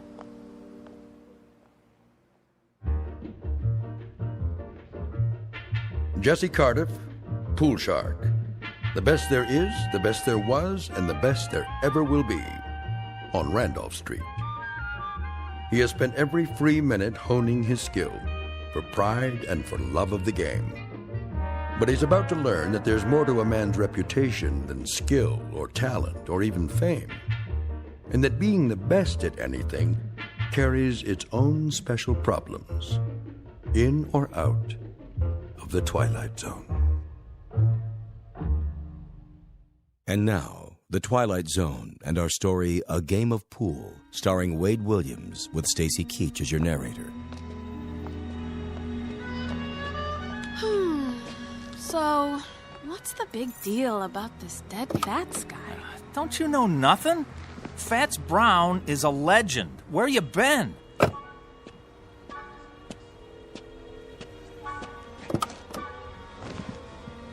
Most people say he's the best ever. Then he must be. No, not really. Because most people never saw me play. I'm better. Is pool all you think about? Well, what else is there? Look, if you want to be the best at something, it's got to be your life, right? Where do I fit into your life, champ? Oh, you are right there. I work you in whenever I can. You got to understand something, baby. Pool takes a lot of concentration. Well then, I got a great idea. What? I want you to stay here. Yeah? Then concentrate Oh. on losing my phone number. Oh, Rita, don't be mad. Rita, where you going? Rita, come on. Look, Rita, please stop. Get lost.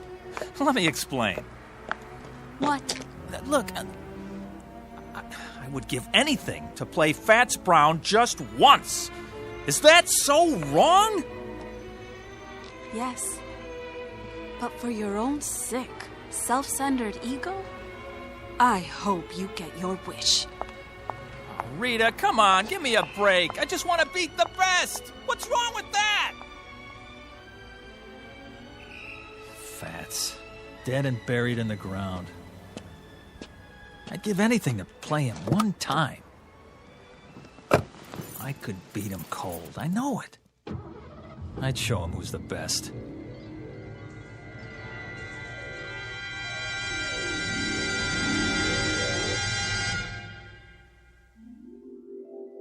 I'd give anything to play him one time.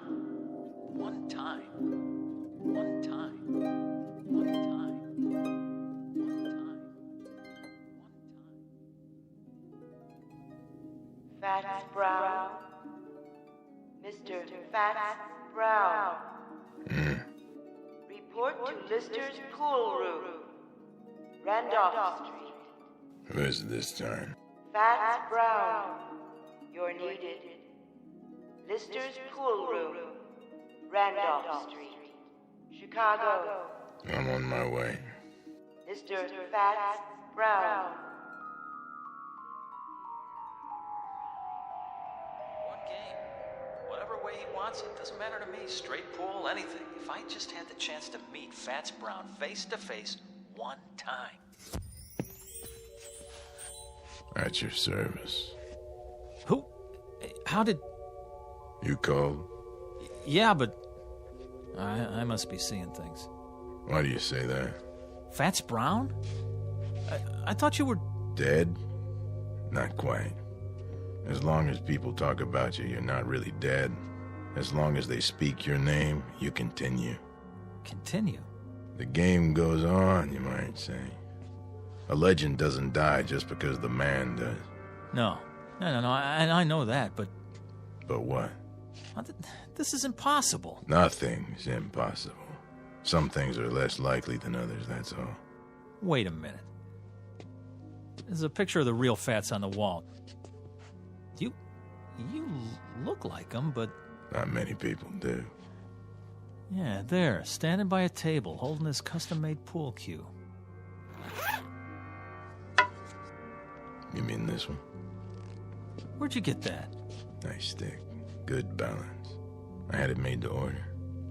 Wait a minute, let me get a look at the face. The chin, the nose... Not one of my better pictures. It isn't a rib. I mean, you're him. You're... James Howard Brown, known to my friends as Fats. I know it's a shock, but then you called me, I didn't call you. Oh, well, I didn't mean to... I mean, that is, I was just trying to... To what? I don't know. I was just saying if I could prove... It was big talk. Is that it? Well, no, not exactly. Talk is cheap. I know the type. You like to play with fire, but you don't like to cook. You're not really as good as you claim to be, and you know it. Hey. Deep down, you know you're second rate. Now, hold on. Are you afraid? Now, why would I be? Look, I've come a long way, boy. I don't like to be fooled with. I've met your kind before. A little skill, a little knack, some style. But when the heat's on, you fold. That isn't fair. You've never seen me play. Maybe not, but I've seen plenty like you. You have, huh? How do you know I can't beat you? How does anyone know anything? We learn to read the signs. Well, take another look. It's possible, isn't it? That's not the point. It's a matter of what's likely. But it is possible. Sure, it's possible.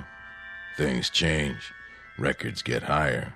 Once upon a time, nobody could run the 4-minute mile. But people get better. Then you admit it. Yes, it's possible you could beat me. But the only way you'll do it is with a pool cue. You'll never get the job done with your mouth. All right, fat boy. Dead or alive, I'll tell you something. Maybe you are some kind of a legend, a tin god, but you know what you are to me? A big balloon, just waiting for someone to stick a needle in you. Well, I'm the someone, and here's the needle. Where? My pool cue. Oh, it'll get the job done, don't you worry. You're like all the other legends. You get by on your reputation. One time I heard a man in this very room swear he saw you make a 9-cushion bank. And you don't believe it? Now, you hit a ball that hard, it won't stay on the table. The guy had more imagination than brains. Is that so? Well, let me tell you. That's not what counts. The question is, can I back it up? Oh, how right you are. I know how good I am, but you... Then you'll play me? Rack the balls. Are you sure? Sure, I'm sure. What about the stakes? The stakes? A little something to make the game more interesting. Oh, here's what I got. I'll shoot it all, my whole bankroll. Any or all of it. Put it back in your pocket. Why? My money not good enough for you? Come on, use your wits, boy. What good is money to me? Then what? Something to make the long journey worth my while. Name it. You said you'd give anything for a game with me. Anything? What are you getting at, mister? Just what kind of stakes you talking about? Life or death. What? You beat me, you live. You lose, you die. You're pulling my leg. The proposition is simple enough. You're crazy. Interesting. What is? To see how much faith you have in your ability. Or should I say how little? Go chase yourself. You know something? For my money, you don't want it bad enough to be the best. Why, when I was your age, I would have jumped at the chance. But then I was better than second rate. Watch it. You wouldn't know about that. It takes more than skill to be a champion. It takes equal parts talent, work, luck, and nerve. A quality you sadly lack. Nerve? You mean insanity? How so? You want me to risk my life on a game? Insanity, then, if you prefer. Listen, I'm just a pool player. There's probably no less important thing on the face of the earth, pushing balls around with a stick on a felt-top table. But mark this in your book, I'm the best. It's a proud thing to be the best at anything. But then you wouldn't know about that either. Hey, hold on. Where you going? I'm going back, of course. Back where? You wouldn't understand. You're wrong. About what? You say I don't want to be the best bad enough. That's not true. Oh boy, is it not true. Do you know how many hours, how many years, how much of my blood and sweat I put into this game? I'm listening. How many nights I slept right here on this table? Yeah, I did that. I made a deal with the owner so I could practice after the place was closed. I haven't been to the movies in years. I know what you're talking about, but it's still talk and nothing else. I'm good, mister. Real good. But am I that good? You'll never know until you're ready to risk everything. Will you stop pushing me? Sure I will. I was just thinking. Where I come from, there's a race driver. Go to the track and whisper his name. Say Tazio Nuvolari and watch their heads nod up and down. Or go to the bull ring and hear them talk of Manolete. Both men face death daily, and both are legends. They learned something important early on. You'll never make the grade by playing it safe. This is nuts. So long, kid. Wait. What for? Oh, boy, what am I doing? Something you want to tell me? Well, You accept the terms? Life or death? Rack 'em.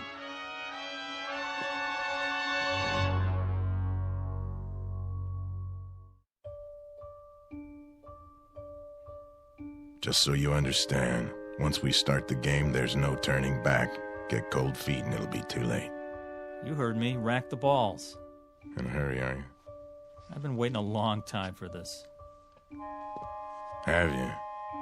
Yes, I guess you have. First, the tools of my trade.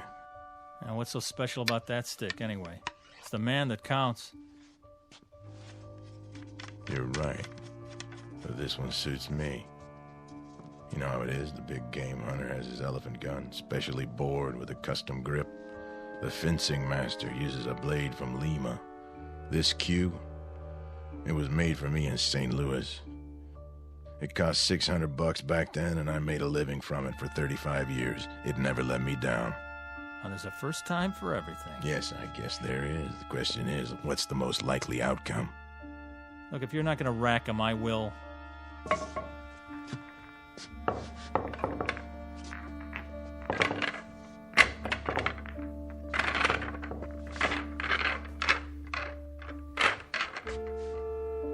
Anytime you're ready.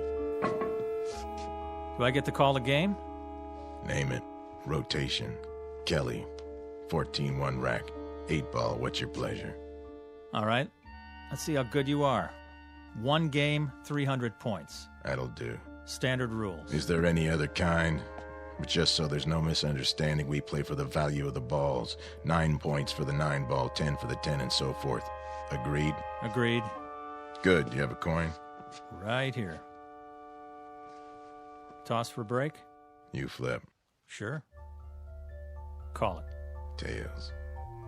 Here goes. Why'd you put your hand over it?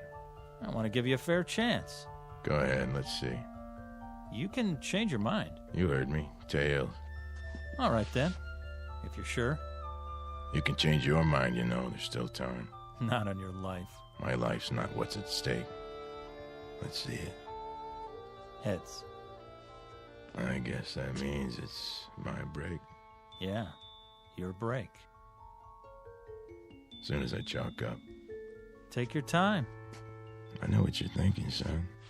Oh, you do, huh? Same as most players. The man who breaks is at a disadvantage. Once he scatters the balls, the other man has a clear field. Well, doesn't he? Maybe with some people, but not the way I play. Oh, sure. I suppose you can control the brake. Time to go to school.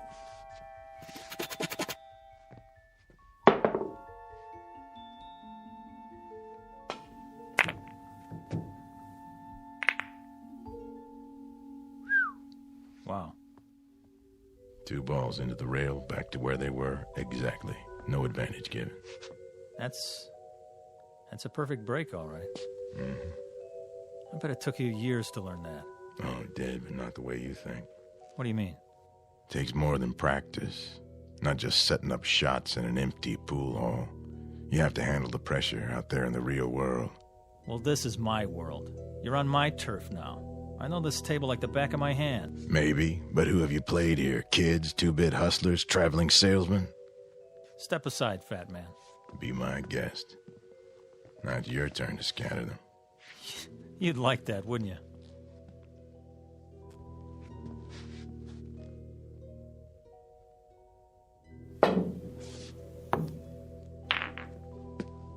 On safety. Playing it close to the vest, aren't you?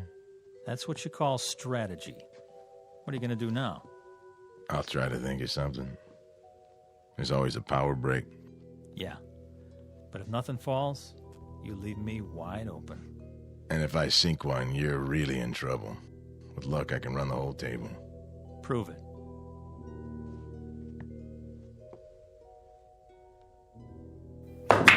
Keep your eye on the 15 ball. It's not going in. Funny thing, I was thinking it is. Corner pocket. Think again. Oh, well, quite a few balls around the 1. Looks like you're sewed up. Yeah. If you don't connect, it'll cost you. If I don't. Mind if I smoke? If it makes you feel better. Yeah, you wouldn't have a fresh pack on you. I gave 'em up. Bad for my health. Oh, that's okay. I got 1 left. Nervous? Not me. Why is your hand shaking? Maybe I'm itchy to get this over with. Or maybe you're just trying to rattle me. Or maybe it's because you don't have a shot. Except for the bank. That'll take a lot of English. Oh, I'm loaded with it.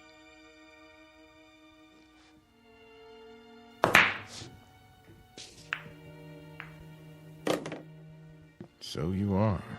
This time. Shall I keep score? I got it. Now what? The follow-up is important. You have to plan ahead. 3 rails, 2 ball in the corner. That's a hard combination. For some people. Watch your angle now. You watch it. Oh, I am.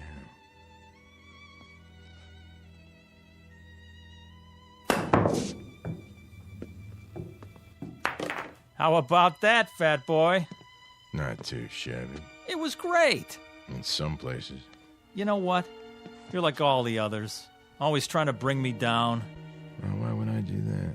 When I was a kid, there were plenty of guys like you. Guys who were good at things like music and basketball and arithmetic. They'd do anything they could to make me feel about an inch tall. Well, you fooled them, right? Yeah, I sure did. I knew there was something, somewhere, that I could be good at. One day, I was about 16. I wandered in here. It was cool and dark, like being underwater, you know? Yeah, I know. So I kept coming back. I used to stand around and watch them play. Got to know the place, till I felt relaxed. And one day I picked up a stick and asked this old man. He was sitting right over there. I said, "Do you want to play, mister?" "Why not?" he said. And I beat him. That was when I knew I had an eye for the game. 3 ball. Go in. And what happened to it?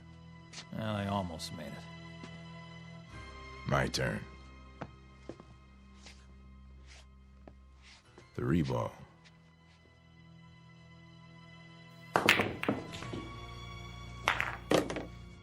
You know, almost works a lot of the time, but not in geometry. Well, what's that got to do with it? pool is geometry in its most challenging form, a science of precise angles and forces. You have to understand that or you're lost. Yeah. 4 ball, other end.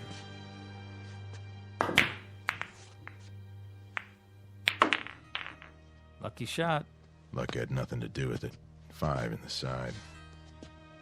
Angles, forces, big deal. Now who's sewed up, huh? I'll admit, it doesn't look good. You can say that again. If you don't hit the 5 first, you scratch. And that'll cost you points. Mm-hmm.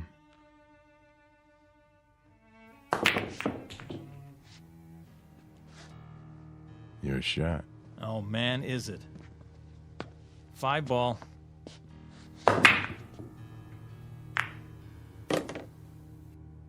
Six.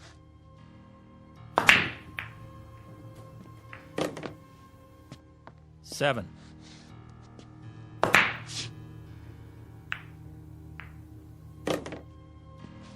Now the 8.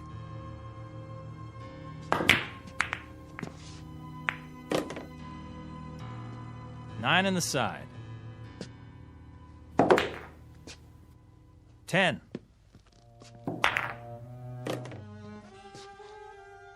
Eleven ball, corner.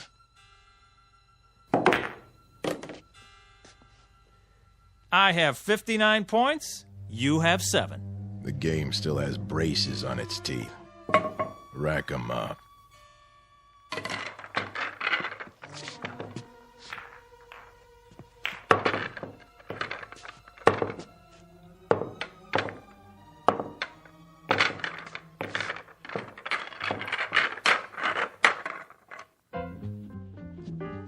Ball.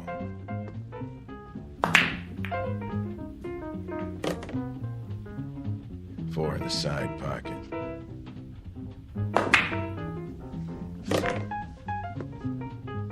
Five, corner pocket.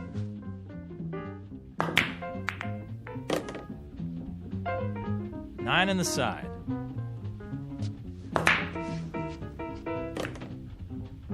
Ten ball in the corner.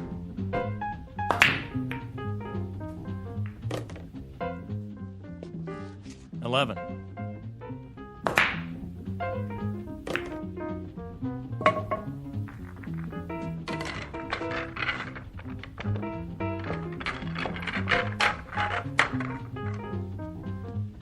$5 ball. 6. 10. 15 ball. Ha! Your shot. No kidding. Just in case you lost track. Tell you what I'm gonna do, fat boy. Let me make it easy on you. No thanks. Hey, I'm trying to do you a favor. For what reason? 'Cause I got feelings. Come on, admit it. This must be humiliating. Oh, I wouldn't say so. Well, let me say it for you then. The game's as good as over. Is that what you think? You want to throw in the towel and walk away? I'll let you. You will, huh? Sure. That way it won't hurt so much. It's not over till it's over, son. Be serious. Look at the score. I got 299. So I see. Well, what does that tell you? I need any ball to win. That right? Time to face facts. There's no way. You might as well throw in the towel. I've been in tougher situations than this. When? There's more to winning than scoring points. Oh, yeah? Like what? Something you can't learn in here. Then why don't you teach me? Go on, I'm all ears. Takes time. So? That's something you got plenty of, right? Talk is cheap. The big things you have to learn for yourself. Quit stalling, it's my shot. In an awful big hurry, aren't you? To be the best? Oh, you better believe it. I've been waiting years for this. One more shot and you are history, fat boy. There's a new shooter now and his name is Jesse Cardiff. Back off and give me room. This is something I'm going to remember for the rest of my life.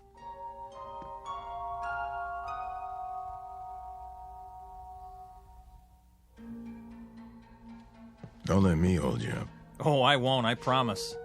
Yep, this is the big one. They don't come any bigger. Me and Fats Brown, and I need one to win. Feast your eyes on this. Number 5 in the corner. Funny. Something you want to say? I was just thinking. You do a lot of that. What is it this time? Just that there's more to life than a pool hall. No kidding. It isn't right you being cooped up in here all the time. You're all hard fats. You ought to get out a little, see what's going on. I've heard that before. From Pops. Now, what about you? What about me? Well, you didn't get to be the best sitting on a park bench. You spent a lot of time with a pool cue in your hands. You must have.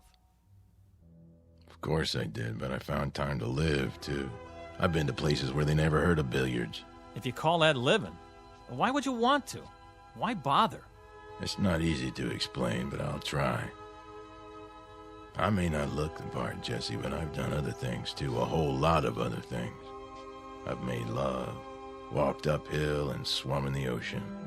I've been on airplanes and cruise ships and played tag with little children. And when I think of the wonderful things there are to see and do in this world, it hurts me to think of you rotting your life away in this miserable dark hall. What? Oh, I get it. Nice try. What's this, you don't believe me? Doesn't matter whether I do or not. You're trying to distract me, so I won't make my shot. Am I? That's a lousy thing to do. But it won't work. 5, corner pocket. Hey, what are you doing? Doing? Oh, you mean the coin. Sorry, it's an old habit of mine. Take your hand out of your pocket. Sure, if you like. Now don't say another word, just for a minute. This is the easiest shot I ever saw. There's no way I can mess it up. Nobody could. I'm in no hurry. Good. Take your time. I will. All right, I'll stand over here and just give you all the room you want. You do that. Enough with the chalk already. What? Oh, sorry. You're not even going to get to shoot again. I'm making this shot, and there's nothing you can do to stop me. No doubt. You did that. Did what? You dropped the chalk. Then I better pick it up. My shot. But... That one right there. In the side. Oh, I don't believe it. Look at you. A little gamesmanship, a little pressure to put some fun in the game, and you come apart at the seams. You cheated. I did? How so? Well, you... Kid stuff to make you break your concentration and shoot wild didn't take much. You know, if you ask me, that's pretty low down. Some places they break a guy's thumbs for that. Not here. Game ball. Oh, one more thing. If you want to concede now and save yourself the embarrassment. Take your shot. It's not over till it's over. Right. Even when it's just a formality. Last ball. Corner pocket. Choke. You wouldn't be trying to distract me, would you?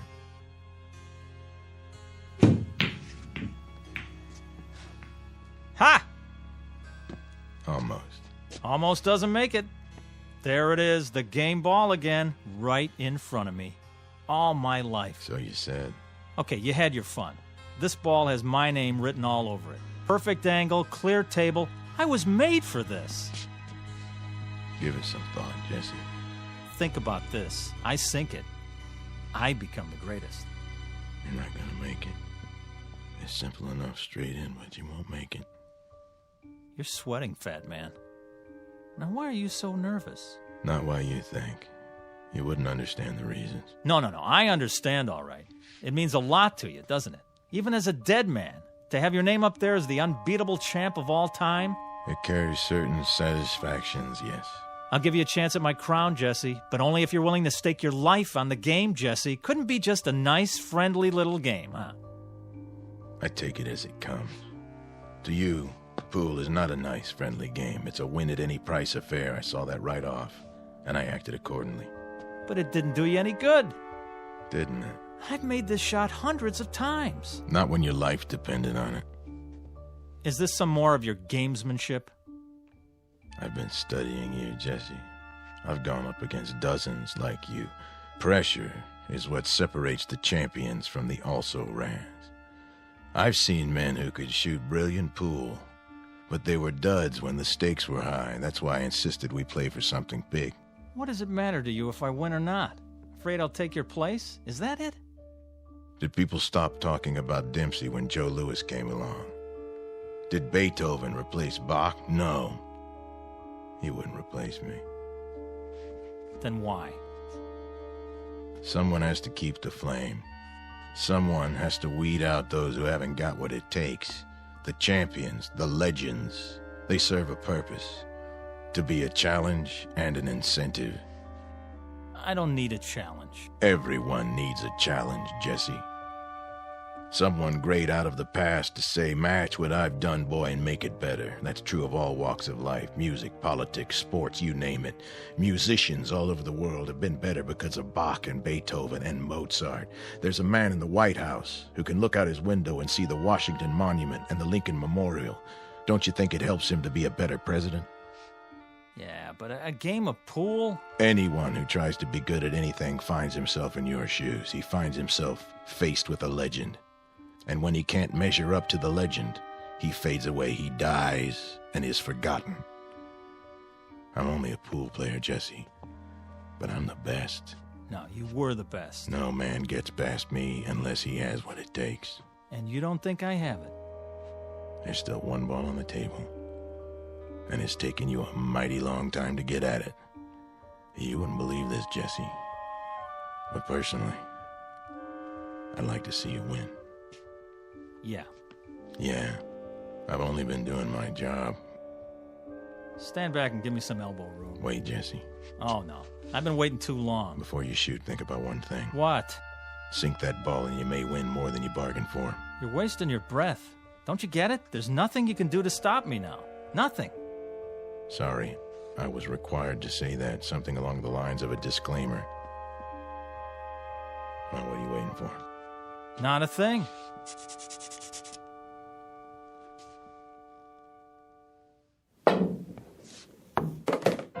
Ha! Win more than I bargained for, huh? Is that what you said? Well, it's over.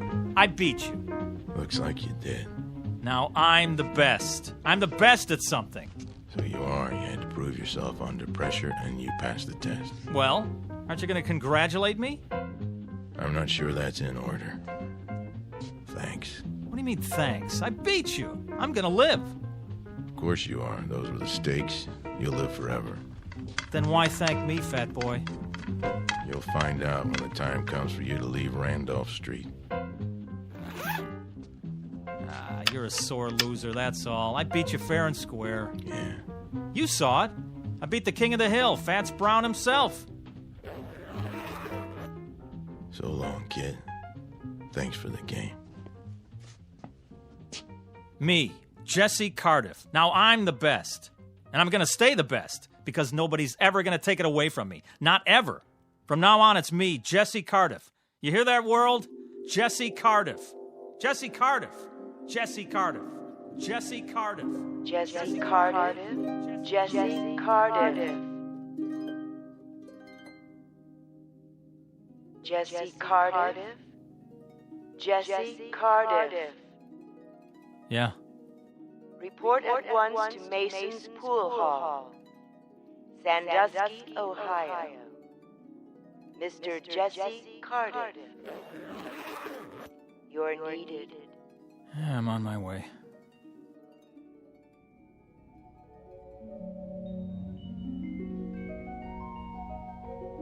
Mr. Jesse Cardiff, who became a legend by beating a man known as Fats.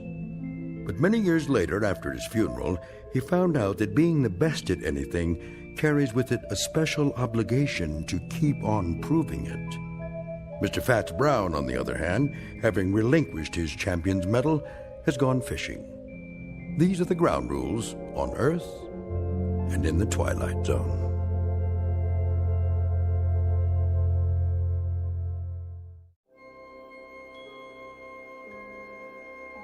Hi, this is Carl Amari, producer of the Twilight Zone radio dramas. I'd like to take a moment to tell you about our official website at twilightzoneradio.com. where you'll get the latest news and information on these Twilight Zone Radio dramas. Plus, at twilightzoneradio.com, you can digitally download 3 free episodes or any of our episodes for only $1.95 each. In this age of ever-changing technology, we've decided to make these episodes instantly available to you by making the Twilight Zone radio dramas a digital download-only series. This means that this series will no longer be offered on CD. The CD collections at our website are now being offered, while supplies last, at buy one, get one free. So be sure to get your favorites before they're sold out. Be sure to visit us often, and I'll see you in the zone.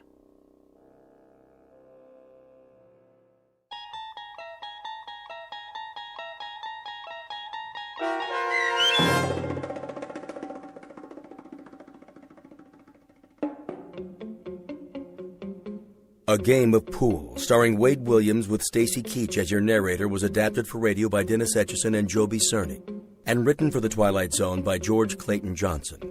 Heard in the cast were Craig Brawley, Doug James, Roderick Peoples, Sandra Delgado, and Linda Ryder. This copyrighted radio series is produced and directed by Carl Amari for Falcon Picture Group. Sound design and custom Foley effects for The Twilight Zone by Cerny American creatives Bob Benson, Craig Lee, Michael Slaybach, and Matt Sorrow. To learn more about the Twilight Zone radio dramas and to contact us, visit our official website at twilightzoneradio.com.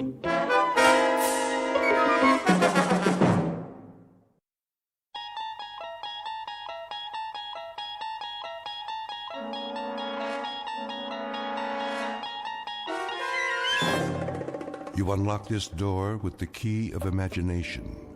Beyond it is another dimension, a dimension of sound, a dimension of sight, a dimension of mind. You're moving into a land of both shadow and substance, of things and ideas. You've just crossed over into the Twilight Zone.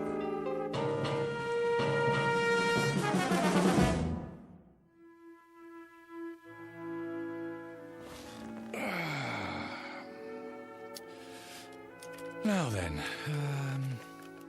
to begin. Recording. Back to scene 1. We open on a wide valley, the Alps in the background, as a ragtag army of men in brass helmets descend, followed by a bunch of elephants. In the foreground is their leader, Hannibal. Make that a herd of elephants. No, strike that. A thundering herd of elephants. Next shot. I need a drink. I say, I need... Yes? Greg? You have reached the home of Gregory West. At the tone, please leave... West, I know you're there. For one thing, you don't have an answering machine. For another, I can hear you sweating. Hello, Sammy. You know what day it is? It's Monday. You were supposed to have the script on my desk this afternoon. Oh, that, yes. My typist is running a little behind schedule. Your typist? Well, you know I don't use a typewriter. So get a word processor or a laptop. Never. Dictation is the only way. Helps me get the dialogue right. What's your number? Who? Your typist. I'll send a messenger. Not until I have a chance to look it over. Make any last-minute corrections. The network wants pages, Greg. They don't have to be perfect. Just give me a couple of more days. I can't stall them much longer. They want to shoot Hannibal's animals in the spring. They doubt me? They doubt their own grandmother if they had her under contract. They've got a lot riding on this. Well, you tell them I'm not some Hollywood hack. I'm a legitimate writer. They're lucky to have my services. And you're lucky to have a 6-figure deal. This isn't Broadway, it's TV. And you've got a mortgage to pay off. I'm aware of that, Sammy. Oh, I shouldn't have answered the phone. One time I do. Is it Harold Prince? Is it the Theatre Guild? No, it's my agent with dialogue out of a Bud Schulberg novel. Bud who? Look, the script will be ready when it's ready. Do they want it fast or do they want it good? Ask them that, would you please? They want it tomorrow. That's what they want. I'm telling you. Bye, Sammy. We'll talk in the morning. Oh, my. Now I do need that drink. Mary? Did you hear what I said? Yes, darling? Ah, there you are. I was wondering... Scotch and water? How did you guess? I think I know you by now. Relax, Gregory. You deserve a break. How right you are. Sit on the couch. I'll massage your temples before you go back to work. Ah, what a fine idea.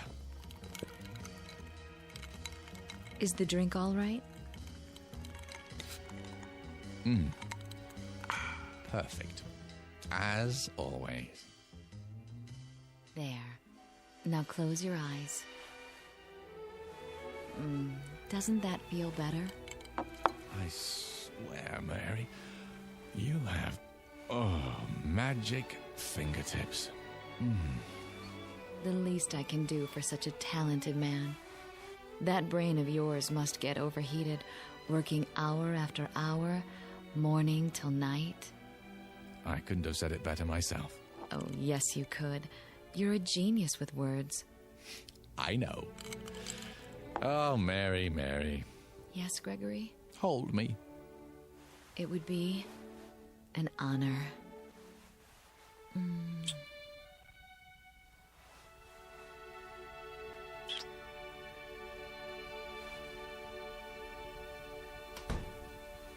Who's that? Outside the window. I thought I saw... No. Gregory! Not Victoria. Gregory? She can't be home yet. Gregory! How dare you!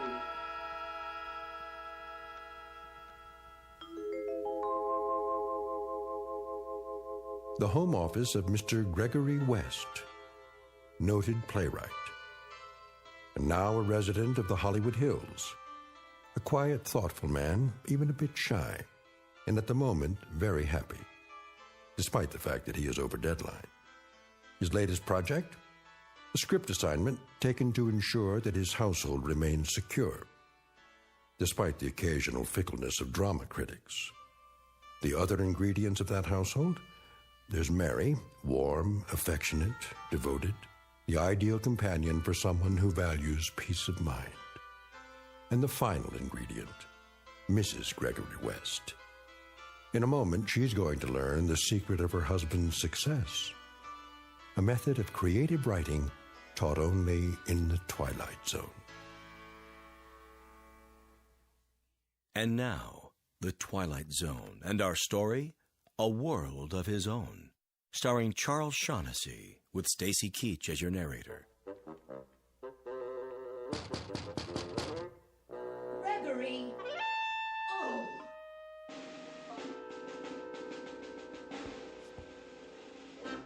Is she gone? Yeah, for the moment. Are you cold? What? The air, it's chilly this evening. It was. Shall I light the fire? Not if you're with me. You're so lovely. Oh, Gregory.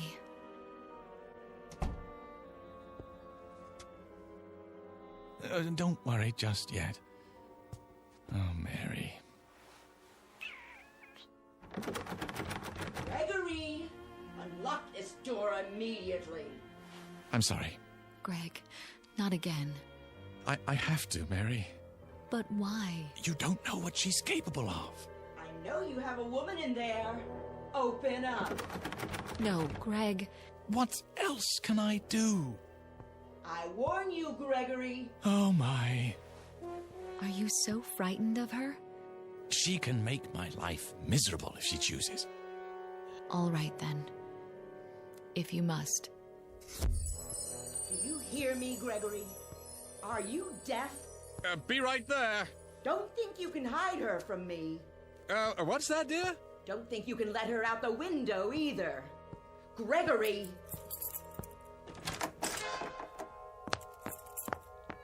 Ah, I thought that was you. Where is she? Who, my dear? Not behind the drapes. I'm sorry, I don't understand. Under the desk? What are you going on about, Victoria? You know perfectly well.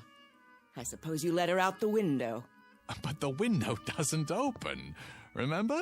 Then where? Who? You little worm, you know who. What have you done with her? Where did she go? Where? Please, stop. My glasses. A cozy fire. Your smoking jacket. Oh, only because it's comfortable. You know I don't smoke. Of course you don't. In order to smoke, you'd have to heat up. And you've never risen above room temperature. Sit down. Let's talk this over. Have you installed a secret door in here? No, dear. The stud is as it's always been, a place of seclusion for my work. For your work. For monkey business, you mean? What are you doing? I'm arranging my notes. Notes? Those are tapes. No, you know I prefer to dictate, dear. I'm not your dear anymore, you libertine. Who's a libertine? Do you intend to stand there and deny it? Deny what? That you had a woman in here. Victoria, I never meant Liar. Cheat. Fraud. Victoria! If you force me to do it, Gregory, I'll have this room torn down. Panel by panel, board by board. Why? Don't toy with me. Who's toying? Then you must think I'm handicapped. What? Lacking in all my faculties. The vital functions, like sight. You think I'm blind? Of course I don't. Then how can you refuse to admit it? I stood outside that window and saw the two of you on that sofa there. Don't. Zip it. Shall I describe her to you, Gregory? Her brown hair, the simple black dress, the pearl necklace, how she handed you the drink. If I'm not mistaken, this drink right here. I don't recall who made that. You don't? Your private bartender, maybe? In our own home, Gregory. Our own home. That drab, ugly little creature. She's not. Aha! How was your day, dear? You, went to a movie, didn't you? Was it a good one? Apparently not. Oh, well, they can't all be works of art. Didn't expect me home so soon, did you? Thought I'd go out to dinner afterwards. I didn't say that. I've had my eye on you for some time now. Oh, how flattering. You thought you fooled me, didn't you? Why, no. You know you can't lie to me. You thought I'd never suspect the real reason you kept sending me away from the house. Have to be alone to work. The famous playwright. Famous philanderer is more like it. You do me an injustice. Oh, do I? All right, out with it. Who is she? Victoria, dear. Don't you dear me. Ow! And don't touch me. At least try to understand. Oh, I understand perfectly. But you don't. Why don't you enlighten me then? There's no other woman in my life. There certainly isn't. Not anymore. Because you don't have a life. How can I explain it to you? That's the question of the evening. How? Well, I'm waiting. I'm a very patient person. I'm not going anywhere. Go ahead. Take your time. Choose your words carefully. Because I intend to report each and every one of them to my lawyer. No, that won't be necessary. I'll be the judge of that. Victoria. Victoria. All right, then. You recall my play, The Fury of Night, Dear? The one that made my reputation? It won a Tony Award? Then there was interest from Hollywood, and we moved out here. I'm listening. What about it? Well, you remember the character of Philip Wainwright. He was the first character that I was ever really successful with. The critics said he lived on stage, not a collection of mannerisms. He breathed, What's her name? What? Her name. What do you call her? Fifi? Foofy? Or do you just call her whenever you feel like it? Mary, but... Mary! How common. She's not common. Oh, you mean she has hidden talents? I'll bet. Does she cater to your every need? Drain off your tensions before they have a chance to build up? Victoria, don't. I'm trying to explain. Then go ahead. I'm all ears. All right. You know I've spoken many times of how fictional characters seem to come to life for me. Such vivid life that they begin to determine their own actions. As the author, I may have some particular lines and moves planned for them, but they simply won't do it. They become so strong that they begin to take over the story. I'm not interested in a lecture on writing. You artistic types are all alike, full of mumbo-jumbo about feelings and moonbeams. It's all smoke and mirrors. A cover, a front for self-indulgence, wish fulfillment, laziness. I don't know what you'd do if you had a real job to go to. If your delicate sensibilities could stand up Victoria, I'm asking you to bear with me. Bear? I've borne you too long. And now it's over. Finny, kaput. 10-4, over and out. Wave bye-bye, mark it and strike it. But this is important. Philip Wainwright. He was the first one of my characters ever to behave like this. Like what? Like you? With a complete lack of morals? With duplicitousness? Duplicity? What? The word is duplicity. Is it? Well, I've got a word for you. Look, I must finish this, so please don't interrupt. Now, no matter what I tried to make him do in the service of the story, he balked. Flatly refused to take direction. Wouldn't accept my choices any longer. This is ridiculous. He was real. Alive, do you hear? Alive. With a will all his own. We're off the subject. No, we're not. This is the subject. Philip Wainwright was alive. So much so that one night while I was working right here in my office, he came walking in through the door. My God. You're delusional. Victoria, believe me, he did. He walked right in and took a chair in front of the fireplace. A real flesh and blood man. Not just words anymore. And I had created him. What are you doing? I think psychiatry is next on the agenda. Put the phone down. I'm telling you the truth, Victoria. Characters from my plays began to come to life. I saw them. I talked with them. I shook their hands. And made love to them? Yes! No, I mean no! You want me to put the phone down? How's this? Right on your fingers. Ow! Get out of my way. Look, hear me out. You know how I work, how I dictate my dialogue and descriptions into the tape recorder. The lazy man's way to riches. I can describe any character at all into it, and now, if I do it well enough, truly enough, the character will come to life. Real life, Victoria. Listen to yourself. They don't even have to be characters in my scripts anymore. They can be any kind of characters I want. You belong in an asylum. You told me that you saw Mary in here, didn't you? Oh, I saw her. Then how did she leave? I don't know. But I trust my own eyes before I trust you. Well, think about it. She didn't use the window. And you know very well that there's no secret door in here. The magician reveals the tricks of the trade. I'll tell you how she left. Because I want you to understand. Look in the fireplace. The what? The grating. Go ahead, look. I'm supposed to believe that she went up the chimney? Well, in a sense. But not the way you mean. Here, I'll show you. See this? What is it? A melted cassette tape.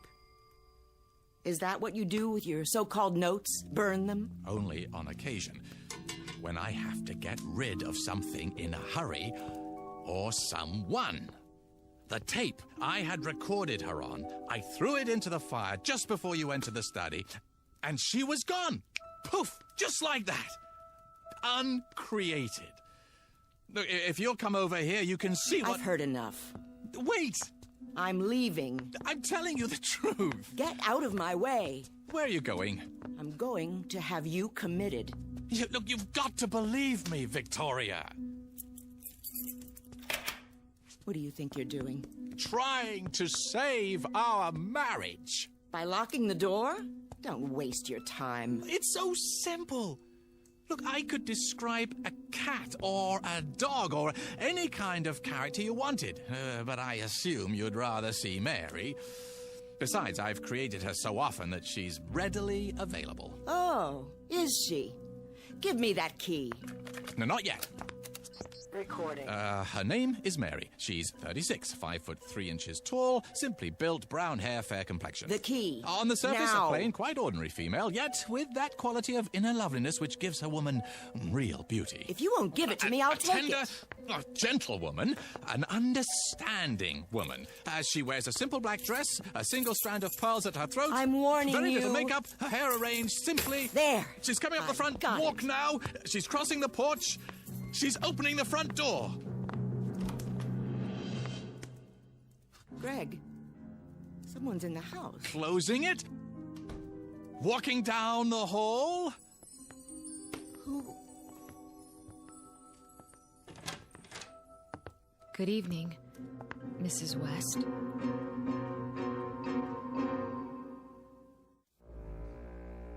Well? She's real. How did you do that? Do what? Bring her here. On cue. Don't you understand? I described her on the tape. You heard me. But why, Greg? Why do you bring me here now? Because... it's a bit tricky to explain. Try. Come in, Mary. Thank you. I'd love to. She asked you a question. I'm trying to think of the best way to put it. Give me a moment, Mary. You do know each other. Oh, yes. Your husband's a wonderful man. What do you want here? There's nothing to be afraid of, Mrs. West. I'm here because it's Gregory's wish. It's not mine to doubt him. Doubt him? You mean you don't? I'm sure he has his reasons. There. See? Well, Victoria? Do you believe me now? This is some kind of plot. You did let her out of here through a secret door somewhere. Behind the bookcase? I'll find it. Then you tell me some fool story about characters who come to life and walk around as big as you please. It's not a plot, I assure you. Not a very clever one, that's obvious. You lock the door and pretend to make her real. And she slips around from the backyard and comes in through the front door and tries to make me think she's... Oh, no. That's not what happened. Not at all. I swear. You're trying to drive me insane. You want to have me committed. I only did it because you said you were gonna have me committed. Oh, no. You want to get rid of me so you'll have our property all to yourself. So you can share it with this... Nothing of the kind. I only wanted to show you. Yeah, it's a demonstration. Greg? What is it? Is that why you brought me here? Not because you wanted to see me, but only to show her? Mary, try to understand. I am trying. Only... Victoria's my wife. Not anymore. Not after this diabolic conspiracy. Oh, come on, Victoria. Can't I do anything right? That's something I've been wondering for years. You haven't answered me, Greg. Answered what? Is that all I am to you? A parlor trick? Something to show off?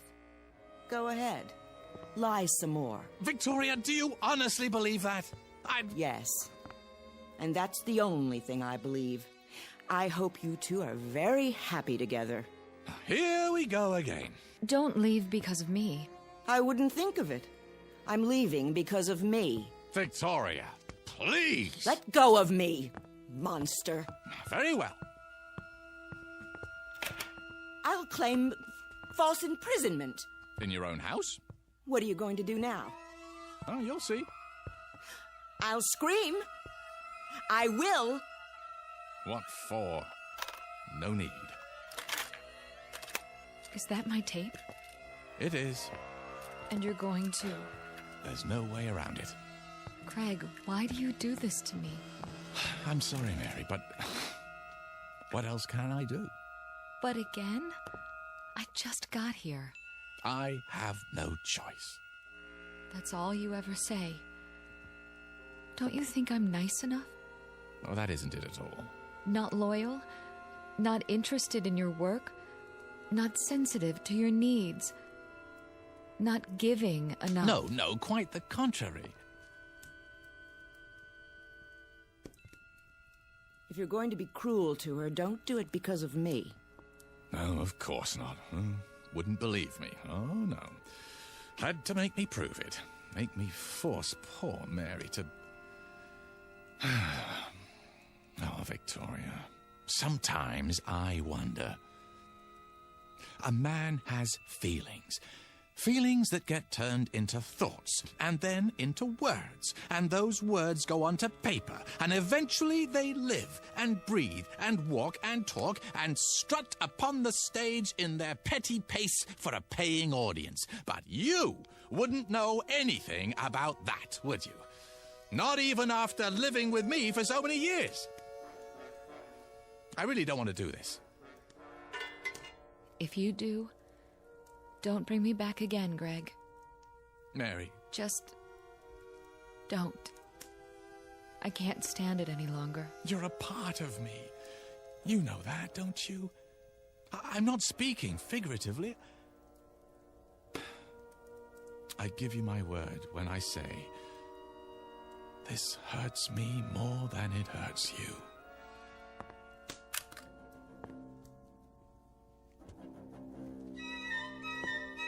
I'm so sorry, Mary, but she is my wife. I understand. I suppose. Greg, I feel so strange. What's happening to me? Help me. Greg, help me. Please. Greg, I feel so strong.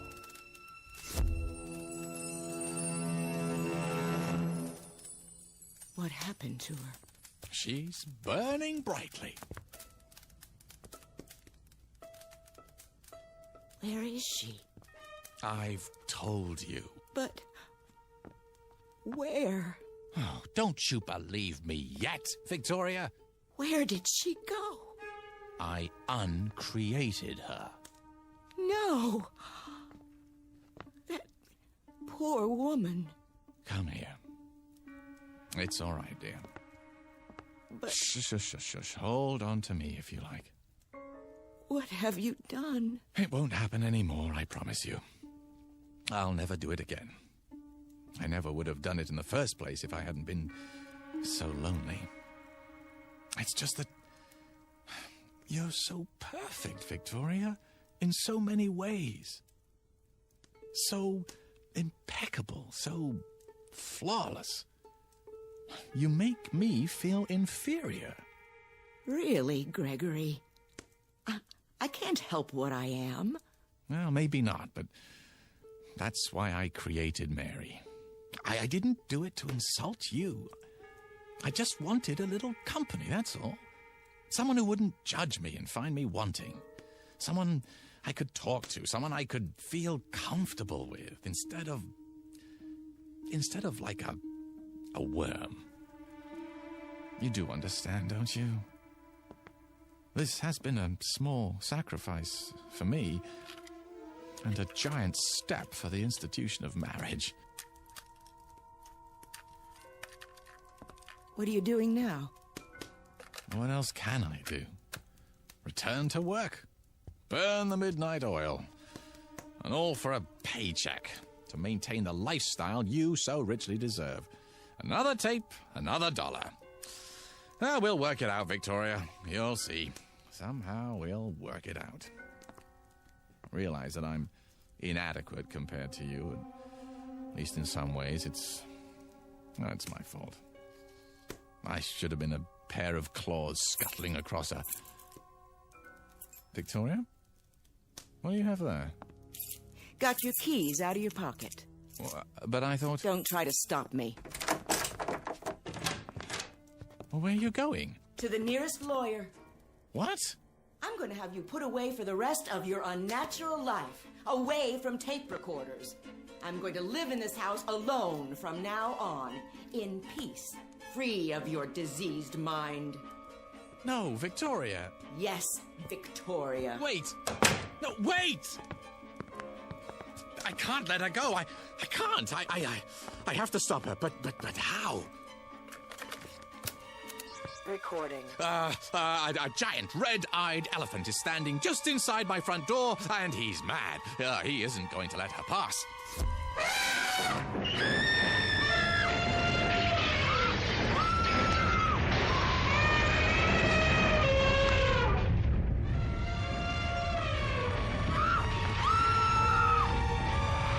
Something the matter, dear? Get that elephant out of my home!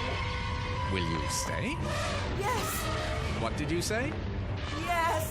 I can't hear you. Yes. Yes. Yes. Very well. Hurry. Just a moment. Gregory! Yes, yes, yes. I can't hold the door. His trunk. He's grabbing my hair. Another second or two.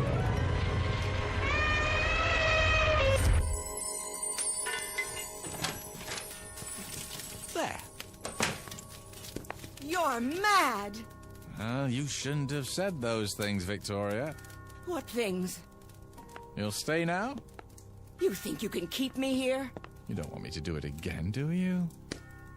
How about a herd this time? No. It's just a simple matter of recording on another tape. Well, I have plenty. I said no. I'll stay for now, Gregory. Good. But I can't promise for how long. No? You think I can live with a madman? I don't know, can you? Oh, Gregory. Doesn't have to be this way. Oh, you're so right. When we met, you were a struggling playwright. Then you had a play off-Broadway. I was so proud. It moved to off-Broadway, then to the Great White Way, and the reviews. I was so proud. We were happy then, weren't we? Ecstatic. We were a team. Onward and upward. There was no stopping you. No stopping us. I remember. And then the next play, and the next. It was like a dream. Yes. I could sit up all night, listening to you talk about your writing, reading me scenes out loud, and it was wonderful. I wouldn't have had it any other way. Neither would I. But then, something happened. I'm not sure how or when. You began withdrawing from me, living in your head. You shut me out, Gregory. I thought when we moved here we'd be close again. But the deadlines, the pages, you didn't have time for me anymore. You didn't have time for a wife. Well, I'm truly sorry for that, Victoria. But I think we can salvage it, don't you? Start fresh, as soon as I finish the script. And will we move back to New York? Well, I don't see how we can afford to. Broadway isn't what it used to be. Nothing but revivals and musicals now. This is where the money is. Our future is here. What future? Well, if Hannibal's Animals gets good numbers, I'll be flooded with offers. But what I really want to do is produce. Sammy says that's where the real money is. We'll form a production company, get some pilots going, and, well, by this time next year, we should be sitting pretty. We'll move to a bigger house with a pool, and I'll have every room wired for sound with hidden recorders. That way I can dictate no matter where I am. And after a while, I won't have to write at all. My characters will do the work for me. I'll straighten their collars, wash behind their ears, and send them out into the world to make me famous. Can you see the future, Victoria? Can you?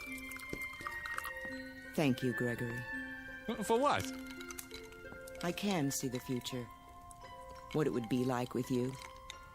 And now I know I was right. You are insane.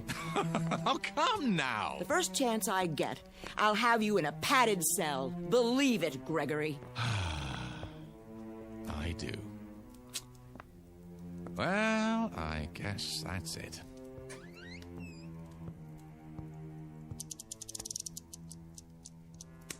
How long have you had a safe in the wall? This one? Well, only since we moved here. Before that, I had a safe deposit box. From the time we were married.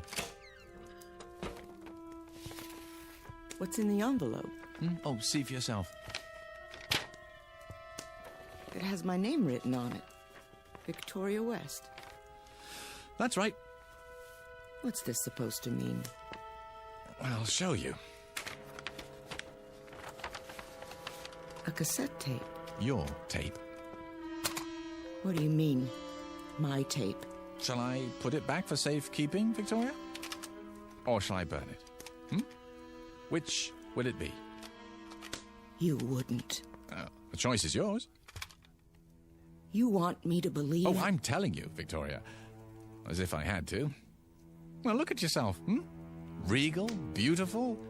You could have had any man you wanted. Haven't you ever wondered how you got stuck with me? That's absurd.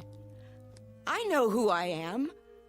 I have a lifetime of memories. Oh, I know you do. I gave them to you myself. It's all here on the tape. Didn't I just tell you you're impeccable? Flawless? Exactly the sort of wife that I used to think I wanted more than anything else in the world.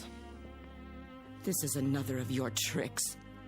Why do you suppose I was so upset when you came back before, No, not because of Mary, but because it was the first time you'd ever come back against my will. The first time... Do you think you're frightening me? No. No, I guess not. You're beyond that, aren't you? I made you too strong. I forgot to give you human frailty. Well, I guess I deserve it. It's what I asked for. I'll put it back in the safe. Give me that.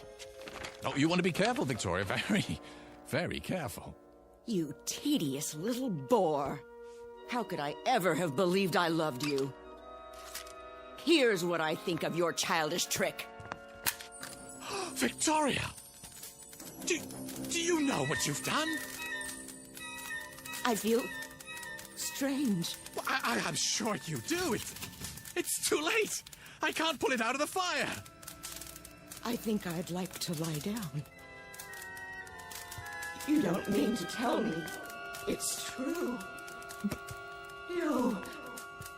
Oh, it can't be true. No.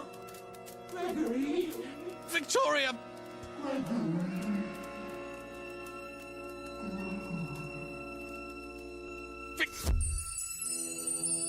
Oh.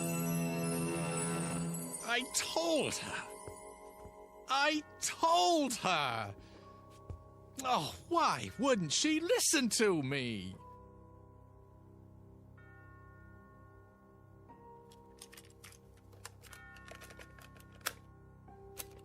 Recording. Her name is Victoria West. She...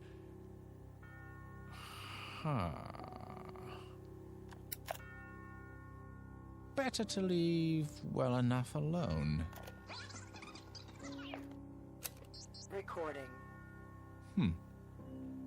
Her name is Mary. Mrs. Mary West. She's 36, 5'3" tall, slimly built, brown hair, fair complexion.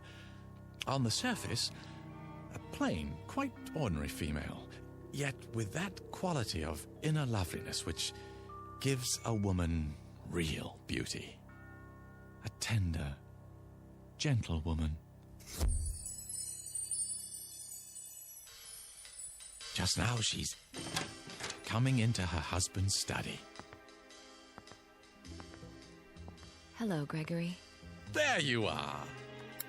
What do you have, darling? Oh, nothing really. A tape recorder. One of the tools of my trade.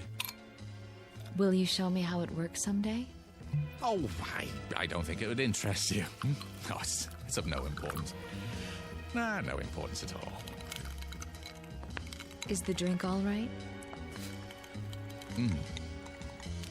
Perfect. As always. Oh, Gregory. Mr. Gregory West, still shy, quiet, very happy, and apparently in complete control of the Twilight Zone.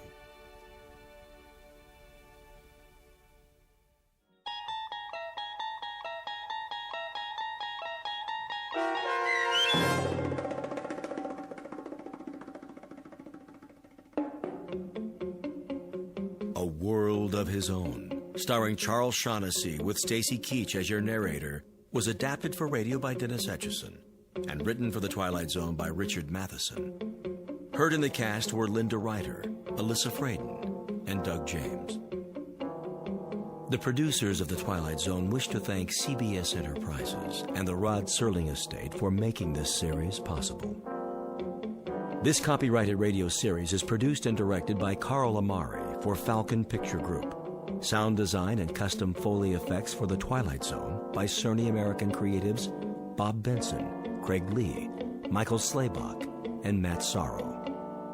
To learn more about The Twilight Zone radio dramas and to contact us, visit our official website at twilightzoneradio.com. Doug James speaking.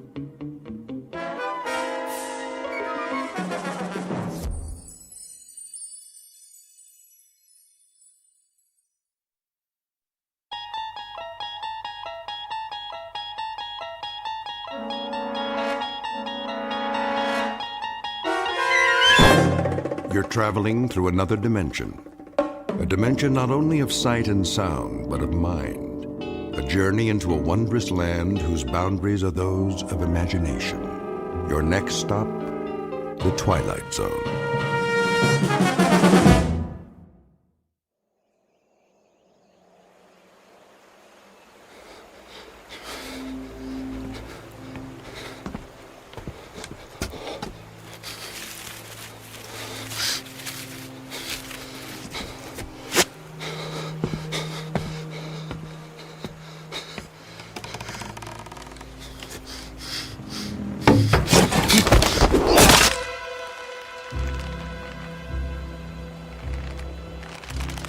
He's dead. Get him down. Yes, Captain. Clemens, what the devil do you think you're doing? Cutting him down, Captain. This is the last of the rope, Clemens. There's still one more to go. Just untie him. For pity's sake, catch him before he falls into the river. Traitor or not, he deserves a decent burial. Captain, the rope's looking pretty frayed. I'm not sure it'll take the weight of another prisoner. It'll have to. But, Captain... I said it'll have to.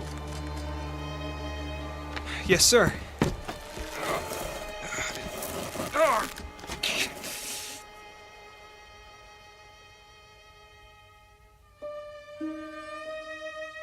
You have just witnessed a military execution. Death is a dignitary who, when he comes announced, is to be received with formal manifestations of respect, even by those most familiar with him. This particular execution occurred on Owl Creek Bridge in northern Alabama during the war between the states. You might find it in the works of that past master of the incredible Ambrose Bierce, but its proper home is in the Twilight Zone.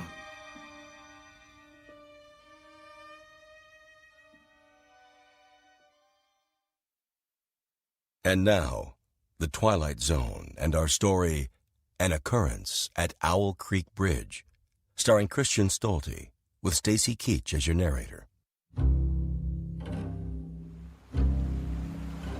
Hurry up, Clemens. I want to get this last one hanged while it's still daylight.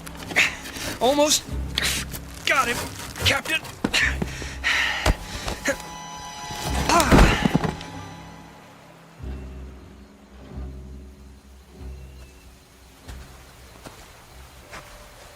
friends are dead, Peyton. That's your name, isn't it? Mr. Peyton Farquhar? Your act of treachery came to nothing, Peyton. And now you'll be called to account. I wouldn't recommend you think of doing anything as stupid as trying to get off this bridge. Apart from the fact that your wrists are tied behind your back, you'll find yourself more than adequately surrounded, whichever way you choose to run. See those sentinels at either end? Please don't get the impression they're just taking a rest. The way they're holding their rifles, they call that the support position. Means they're always at the ready. As a good soldier of the Federal Army should be.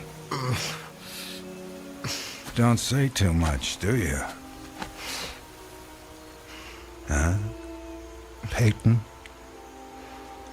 Peyton Farquhar. Hello? Anybody at home? And here I thought you were a true Southern gentleman. I know what you're thinking, Peyton.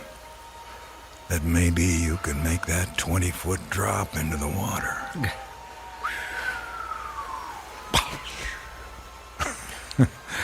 And who knows, maybe you could at that. But after that, your chances for continued survival become pretty slim. Look over there on the bank of the stream. You know what that is? It's the muzzle of a cannon. You see, there's an outpost near here. If you really squint, you can see a company of infantry at parade rest. Think of them as spectators if you want. But if you sincerely want to swim for it, you might just as well be giving them target practice, which, believe me, they don't really need. You want to leave your wife a pretty-looking corpse, don't you? Still not in the mood for talking, huh? Well, I can understand that, time like this. A man needs to get his thoughts in order, ready himself for, you know. Perhaps I can help you with that. From a purely practical standpoint, I mean. I'm not a priest or anything like that. Truth to tell, my knowledge of matters theological doesn't amount to very much at all. But I can tell you a little bit about how it'll happen.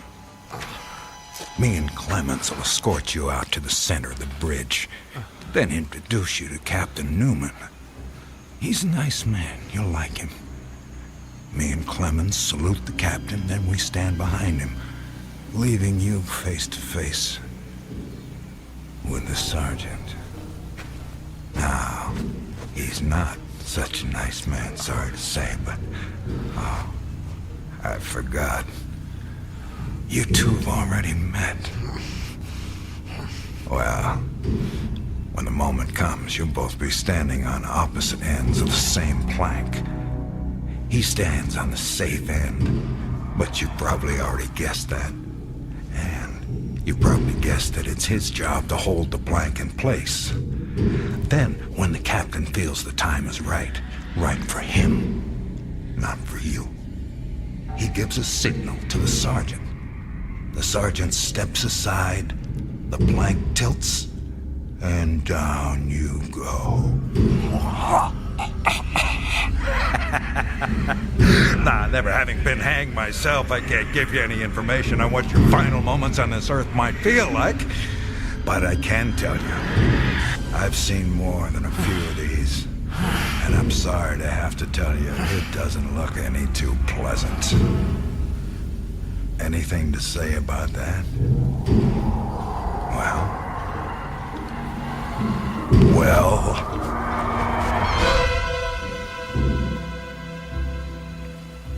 I am a living man. How's that? Speak up, Peyton. If you got any famous last words, we should hear them. Otherwise, they won't be famous. I am a living man! Not for much longer. No, sir, not for much longer. Captain says we're ready for him. Hear that, Peyton? We're ready for you. They say the Lord hates a coward, so take my advice and try and face it with a smile. Why do you have to do that, Levine? Do what? Taunt him like that. He shouldn't expect anything better. This is war. He was on the wrong side. The wrong side? Do you think he thinks that? I don't give a damn what goes on inside his head. Neither should you, Clemens. And unless you want to end up with a noose around your neck, don't let anyone else hear you talking like that. Now, help me up with him.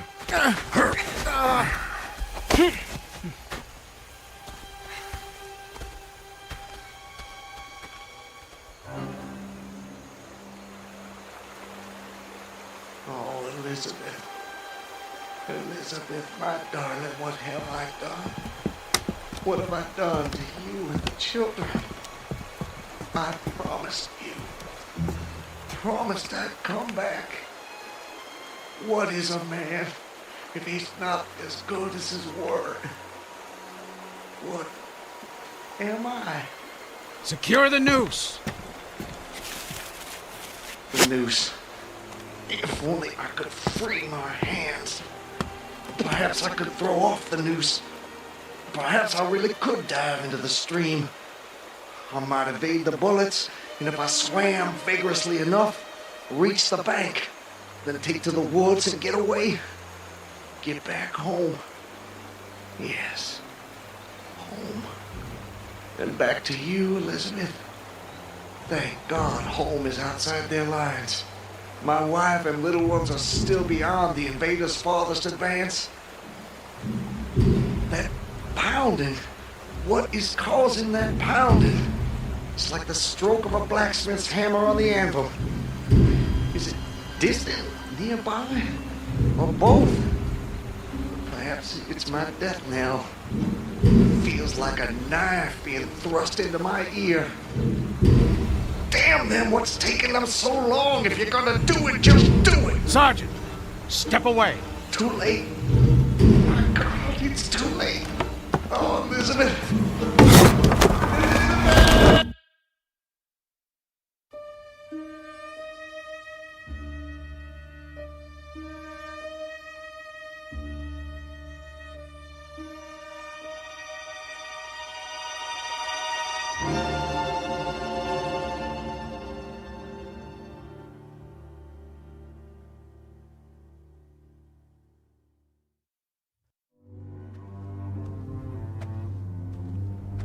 So, how much further is it? What? Much further to where? Where am I? You're home, Mr. Farquhar. How much further? A little further. Yes, a little further. Just keep along this road. I'm sorry, I'm somewhat confused. Hardly surprising. You've just woken up. It usually takes me a good half hour and a stiff drink before I know my own name. Say, you wouldn't happen to have a stiff drink on you, would you? I'm afraid not. Too bad. No, wait. I can't have been sleeping. Why not? Look at me, I'm walking. How could I fall asleep walking? Horses fall asleep standing up. But not walking. Well, I don't know about you, but I've got to the end of plenty of days without the faintest idea what I've done. Of course, as I explained to you, Mr. Farquhar, I drink a bit. You know my name? Mm-hmm. You're Mr. Peyton Farquhar. How do you know my name? You told me. I did. Sure you did. Right after I found you on the bank of the river. The bank? The southern bank. When I discovered you, you were digging your fingers into the sand, throwing it over yourself in handfuls, and almost blessing it. That doesn't sound like the sort of thing I'd do. You don't remember? No. Well, it's what you did. You said it reminded you of diamonds, rubies, emeralds. I said that? I got the impression there was nothing beautiful you didn't think it resembled. Naturally, I was quite convinced at that moment that you were insane. No offense, sir. Sounds like a very natural reaction. I would have come to the same conclusion. And then you said something that captured my attention. And what was that? Still don't remember? Please, refresh my memory. You said, now let me think. This was all good stuff. I don't want to get it wrong. Oh, yes. You noted a definite order in the arrangement of the trees, that a strange roseate light shone through the spaces among their trunks, and the wind made in their branches the music of Aeolian harps. Well, sir, I've been from one end of this great land to the other, and I've met many madmen. Some of them confined for their own good, some of them elected to high office, but never a madman with such a poetic grasp of the language. That was when I knew you were just too interesting to leave where I found you. I do remember. Now it all comes back to you. Not all of it, not yet. But I remember lying on the bank. I was so content there. More than I've ever been in my... Right then and there, I had no wish to perfect my escape. I was happy to remain in that enchanting spot until they recaptured me. Recaptured, eh? You haven't mentioned that before. Of course, you haven't said much of anything since I found you. You're a man on the run, then. Forgive me, Mr. I'm sorry, I don't seem to be able to recall your name. It'll come to you. Well, no offense, sir, but I'm not sure it would be wise to tell you the details. You're not a trusting man. Of late, I've become somewhat disappointed in human nature. I'm not sure why. This is a new world, Mr. Farquhar. It's understandable that you'd be cautious. But rest assured, I'm not what you might call political. But I do love a good story, if you have one to tell. My story? I have no story. I have a life. A life that's become considerably more interesting of late, I'd venture to say. But beyond your name, I know nothing about you. What manner of man is Peyton Farquhar? Why do you want to know? The road I travel is long and lonely. I'm starved of intelligent conversation, and the only voice I ever hear is my own. Talking to oneself leads inevitably to madness. With you here as my temporary companion, I can stave off that unfortunate condition for at least another day. I see. And tell me, sir, where are you headed? Anywhere I'm welcome and nowhere I'm not. In short, nowhere in particular. So, you were telling me about yourself. Very well. My name is... Peyton Farquhar. Peyton Farquhar. I'm a planter in these parts. A planter, eh? Good to have land. It is. So, I guess you have slaves. Naturally. No need to adopt that tone, Mr. Farquhar. I told you I'm not a political, just asking. Well, as it happens, I am what you would call a political. The Farquhars are an old and highly respected Alabama family. I'm naturally an original secessionist and ardently devoted to the Southern cause. Well, your memory is reliable when it comes to the matter of who you are, if not where. I suppose so. And yet, if you'll forgive my temerity, for all your patriotic fervor, you clearly didn't take service with the gallant army of the South. May I ask why that was? Circumstances of an imperious nature prevented me from doing so, but I assure you I chafed under the inglorious restraint, longing for the release of my energies, the larger life of the soldier, the opportunity for distinction.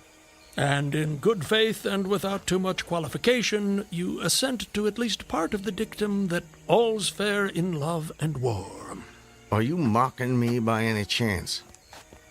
I would never, ever risk a fellow traveler's friendship for such a trivial gain. Please, continue, I beg of you. I imagine that the opportunity to serve your birthplace came at last, as it comes to all men in wartime? It did. It was one evening, as I was sitting under the magnolia trees near the entrance to my grounds. I was with my wife, Elizabeth. children were playing nearby.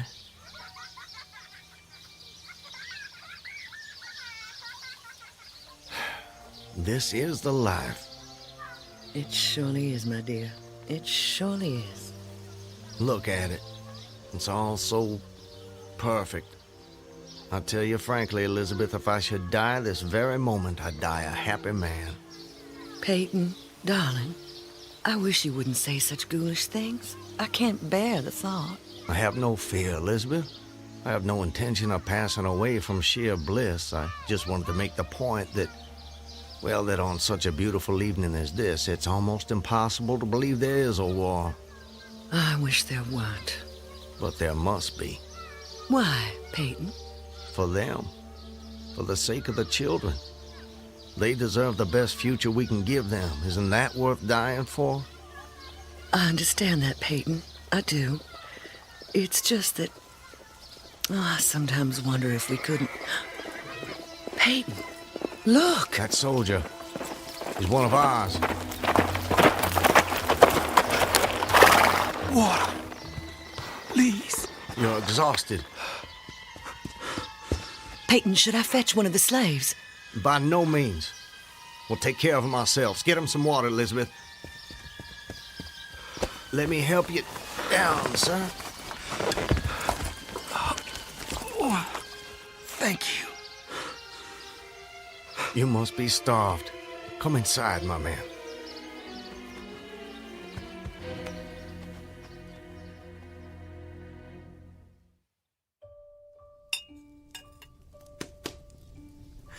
Oh, this is a splendid meal. Thank you. Some more? Alice, more cornbread. No, please. This hospitality is far more than I deserve. Nonsense. Nothing is too good for our brave boys. Tell me, Corporal, whose command are you with? Colonel Tolliver, 13th North Carolina. How are things at the front? We hear so little down here. I'm sorry to say things are not going so well. Not so well at all. The Yankees are repairing the railroads in preparation for another advance. They've reached the Owl Creek Bridge. Owl Creek Bridge? Yes, sir. They've put it in order and built a stockade on the north bank. I'm sure you know what that'll mean. Yes. If they can run trains over the bridge, there'll be nothing to stop them. Damn those sons of... Forgive me, Elizabeth. You shouldn't be subjected to this manner of talk. Peyton, I understand... Go and see what's keeping Alice with the cornbread. As you wish, my dear. Something on your mind, sir? Corporal, refresh my memory. It's about 30 miles to Owl Creek Bridge? About that. Maybe even a little less. And there's no force on this side of the creek? Only a picket post a half-mile out, on the railroad, and a single sentinel at our end of the bridge.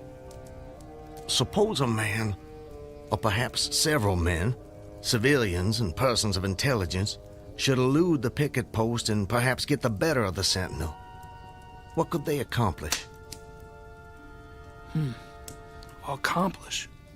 Well, sir, I was there a month ago. I saw that the flood of last winter lodged a great quantity of driftwood against the wooden pier at this end of the bridge. Driftwood, eh? It's dry now, exceedingly dry. If someone were to put a light to that driftwood, it'd burn like tow. That it would, sir. And that would mean the end of the Owl Creek Bridge. I don't think the Yankees would care for that. Not one damn bit would they care for it. And it goes without saying that such a conflagration would seriously hinder the northern effort. Oh, it would. But you should know, sir, the commandant's issued an order declaring that any civilian caught interfering with the railroad, its bridges, tunnels, or trains will be summarily hanged. I've seen the order. It's posted everywhere. Risk is a part of life, soldier. You face it every day. I do. That I do. And in my own small way, I've done what I can. No service is too humble to perform in the aid of the South. And should the opportunity present itself, no adventure would be too perilous to undertake if consistent with the character of a civilian who is at heart a soldier, of course. Mr. Farquhar, you are a true son of the South, and a very brave gentleman.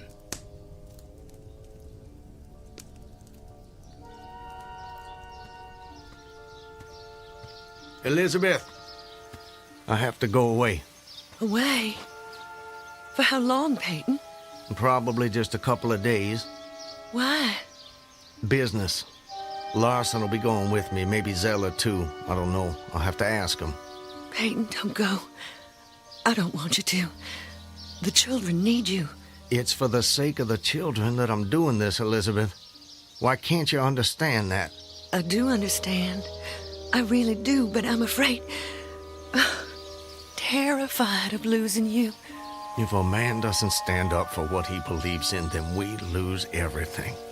Just promise me one thing. Promise you'll come back to me. I promise. And I'm a man who keeps his promises, my love. Setting fire to the Owl Creek Bridge. Sounds like a most audacious plan. It was.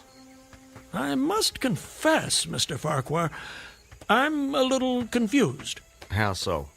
You strike me as a competent and determined gentleman. I imagine whatever you want out of life, you get it. That's fair to say. What of it? Simply that I'm surprised your endeavor came to nothing. And what makes you imagine that? Your present predicament. The absence of your co-conspirators. Those marks upon your neck. And if someone had set the Owl Creek Bridge alight, I'm sure I would have noticed it in some way. Let me check. Where there's smoke, there's fire, and... Nope, no smoke. You're a very thorough fellow. For a moment I thought you might know more of my situation than you let on. From the way you talk, do I take it someone in your party betrayed you? Not in my party. But you recall the corporal who appeared at my plantation? Of course. He was a federal scout. Then you were deliberately entrapped. It seems they wanted to weed out the civilians who might cause them some trouble. If I'd only stayed out a little longer that night, I'd probably have seen that same rider repass my plantation, going northward in the direction from which he'd come. From the Owl Creek Bridge. Precisely. And when you and your co-conspirators... Patriots. ...made your assault on the bridge, the military were waiting for you. They made me watch as they hanged my friends for an act of treachery. The sergeant who put them to death was the same man who lured us there. Is there no honor in conflict? I've never been accused of having much imagination, but I might have guessed it would be something like that. I would say, sir, that you have too kindly an expression for one whose neck is in the hemp. It isn't. Isn't what? In the hemp. Of course, of course. What I mean, Mr. Farquhar, is that you are clearly no vulgar assassin. Fortunately, the liberal military code makes provision for hanging many kinds of persons. And gentlemen are not excluded. As they fastened the noose around my neck, I tried to fix my thoughts on my family. But there were so many trivial distractions. The water, touched to gold by the early sun. A piece of dancing driftwood caught in the sluggish current. The brooding mists under the banks some distance down the stream. Then there was a sharp pressure around my throat, followed by a sense of suffocation. Agony shot from my neck downward through every fiber of my body and limbs like streams of pulsating fire, heating me to an intolerable temperature. There was no more thought, sensations. The intellectual part of my nature was effaced. I had power only to feel, and feeling was torment.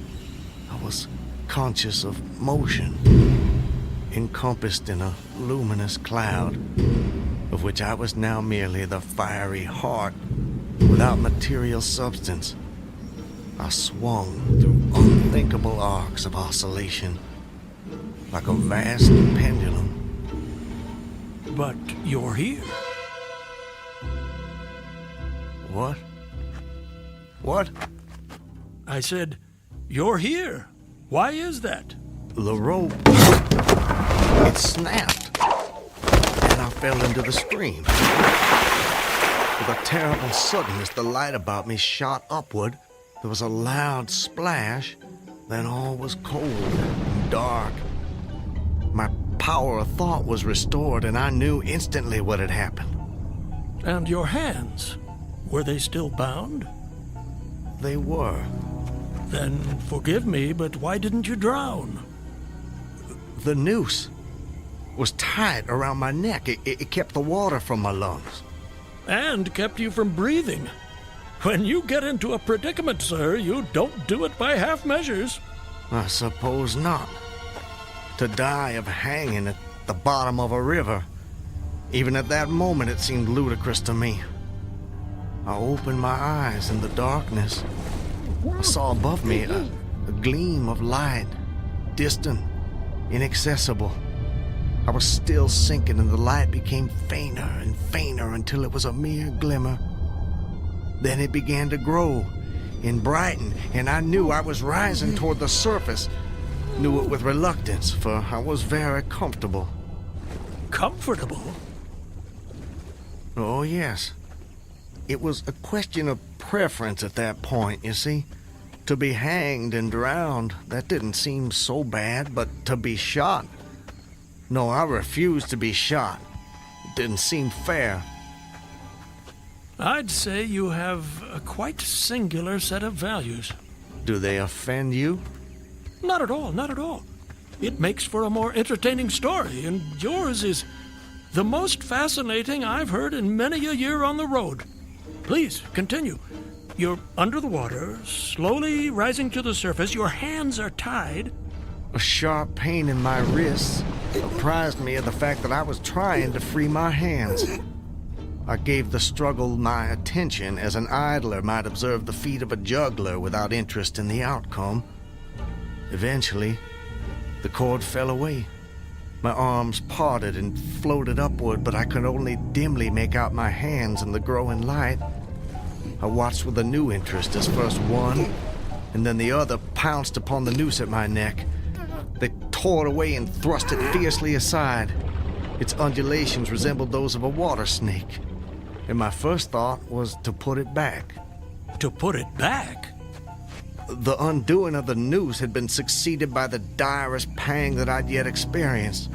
My neck ached horribly, my brain was on fire, my heart gave a great leap, and I felt as though it was trying to force itself out of my mouth. My whole body was racked and wrenched with an insupportable anguish. And I imagine the desire to rise to the surface was even greater, no matter what you might find waiting for you there. I wanted to stop myself, had to stop myself, but my disobedient hands gave no heed to my command. They beat the water vigorously with quick, downward strokes, forcing me to the surface. I felt my head emerge. My eyes were blinded by the sunlight. My chest expanded convulsively, and with a supreme and crowning agony, my lungs engulfed a great draught of air. So now you were in full possession of your physical senses. If anything, they were more keen and alert than before. I felt the ripples on my face, heard their separate sounds as they struck. I looked at the forest on the bank of the stream, saw the individual trees, the leaves, and the veining of each leaf, saw the very insects upon them, the locusts, the brilliant-bodied flies, the spiders stretching their webs from twig to twig, the prismatic colors in all the dewdrops on a million blades of grass, the humming of the gnats that danced above the eddies of the stream. the beating of the dragonfly's wings. They all made audible music. Remarkable. If you'll forgive my saying so, you missed your life's calling. You have quite a turn for descriptive language. I'm surprised you had the time to note your surroundings in such detail. It may only have been a few seconds, I'm not really sure. I seem to have lost the ability to judge the passage of time accurately. Or perhaps you've gained a greater appreciation of time. There's a whole world in every second. You have a singular turn of phrase yourself, Mr. I'll get it in a minute. No doubt. Did you acquire this philosophical outlook during your travels? Hard to say. See, it often seems like I've been traveling my whole life. But enough about me. I long to hear your story. You've painted a beautiful background for me, but it strikes me there are more pressing issues in this particular picture. For example, your executioners. My would-be executioners. That goes without saying, surely. Very well. I saw them, silhouetted against the blue sky. They shouted, they gesticulated. Their movements were grotesque and horrible, their forms gigantic. Suddenly, I heard a sharp report and something struck the water smartly within a few inches of my head, spattering my face with spray. One of the officers had his rifle. At his shoulder, there was a light cloud of blue smoke rising from the muzzle. I was surprised he missed. I read somewhere that marksmen with gray eyes are the keenest shots. This fellow was the exception to the rule, it seems. The marksman had gray eyes? Mm-hmm. How could you see that? I'm sorry? He was on the Owl Creek Bridge. You were in the water. And you must have drifted some distance. So, how did you know the marksman had gray eyes? I don't know how I know. I must have noticed it on the bridge. Just before your execution? My intended execution. As you say. Doubtless the detail was burned into my mind. Doubtless. I told you how much more alive my senses had become at that moment. Alive. Yes, indeed. That you did. At that moment, a counter-swirl turned me half around. I was looking into the forest on the bank opposite the fort. A clear, high voice rang out and came across the water with a distinctness that pierced and subdued all other sounds, even the beating of the ripples. The voice, what did it say? It said, "Attention, company! Ready! Aim!" How did you do that? Run! Fire!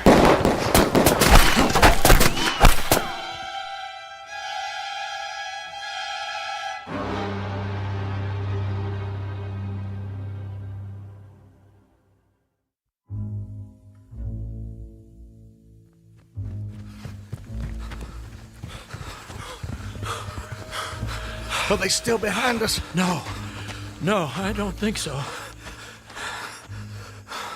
All right, that's enough for now. No more running for my life.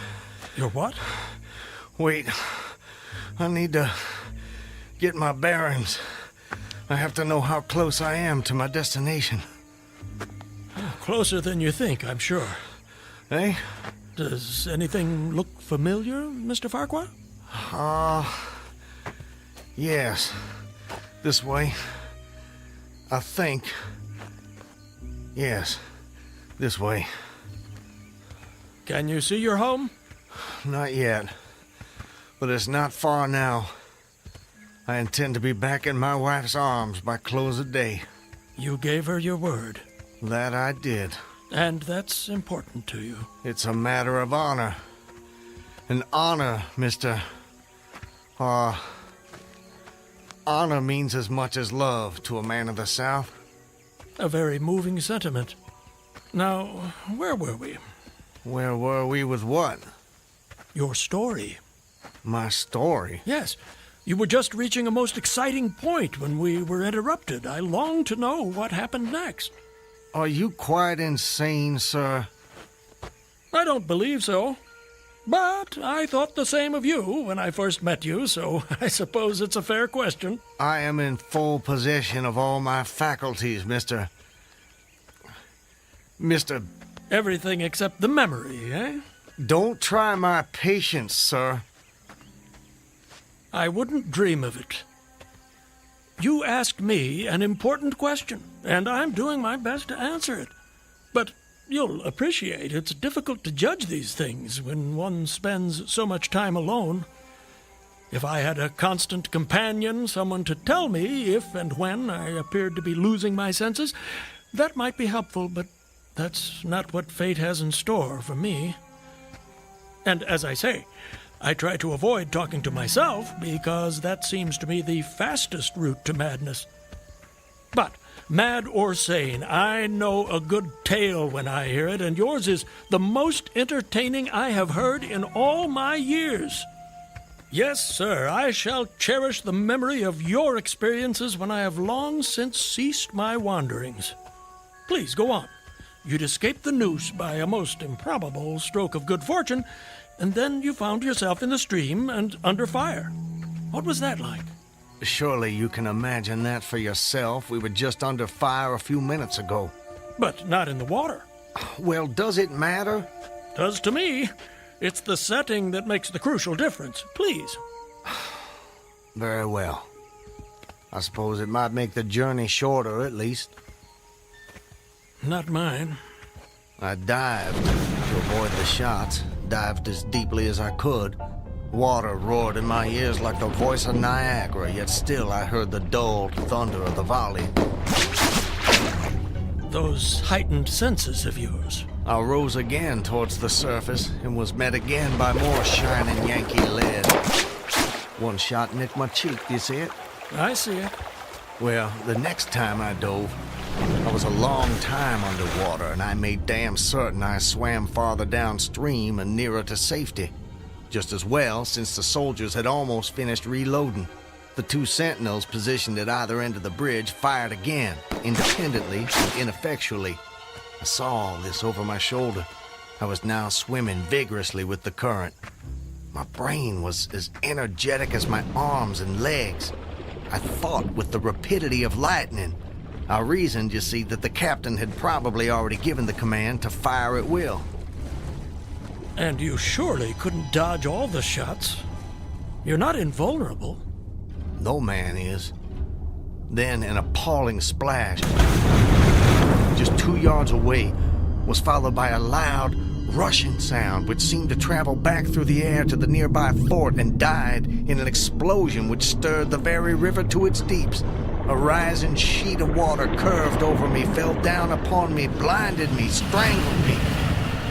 The cannon had taken a hand in the game. Did I tell you about the cannon? You must have done. Well, anyways, as I shook my head free from the commotion of the smitten water, I heard the deflected shot humming through the air ahead. And in an instant, it was cracking and smashing the branches in the forest beyond. I was certain they wouldn't be so far from their target next time, and it was a good gun. The report lagged behind the missile. But surely the smoke would have apprised you of another shot. So long as you kept your eye on the gun, you had a certain advantage. Am I correct? You are? The problem was how to reach the shore without turning my back on the cannon. You have my complete attention, sir. How did you manage it? Well, I don't know. I'm not sure. I felt myself whirled round and round, spinning like a top. The water, the banks, the forest, the distant bridge, fort, and soldiers, they were all somehow commingled, blurred. I could no longer make out objects, only colors. Circular, horizontal streaks of color. It was all I saw. I was caught in a vortex. I felt giddy and sick. Fascinating. Incredible. What is that damned hammering? I don't hear anything. Unless it's the ticking of your watch you can hear. My watch? You're lucky it still works after such an immersion.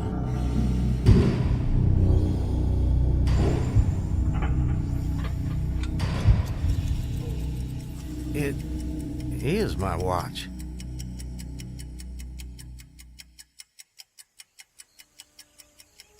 But why should I think... Perhaps you're the sort of man who values the seconds as much as the minutes and the hours. And there's a whole world in a second, so I've been told. So how did you fight your way out of this vortex? I really have no idea. The next thing I knew, I was on the road with you at my side, heading for home as I promised. Surely not. I mean, you obviously avoided the cannon and struggled to the bank. Obviously. But I have no memory of it. And of our meeting? I recall only what you told me about it. Most curious. Stop! What is it? This is it. We're here. This is the path to my home. Excellent. Well, I suppose this is where we part company, Mr. Farquhar. May I say, it's been a rare pleasure. You wouldn't care to come in? I'm sure the servants could prepare you a meal. That won't be necessary, my friend. I have many miles still to travel. But your journey is almost at an end. Yes. Well, goodbye, Mr. I'm sorry, I thought I could recall your name, but it just escapes me. Call me Ambrose. I wish you well, Ambrose. And you, Mr. Peyton Farquhar. And you.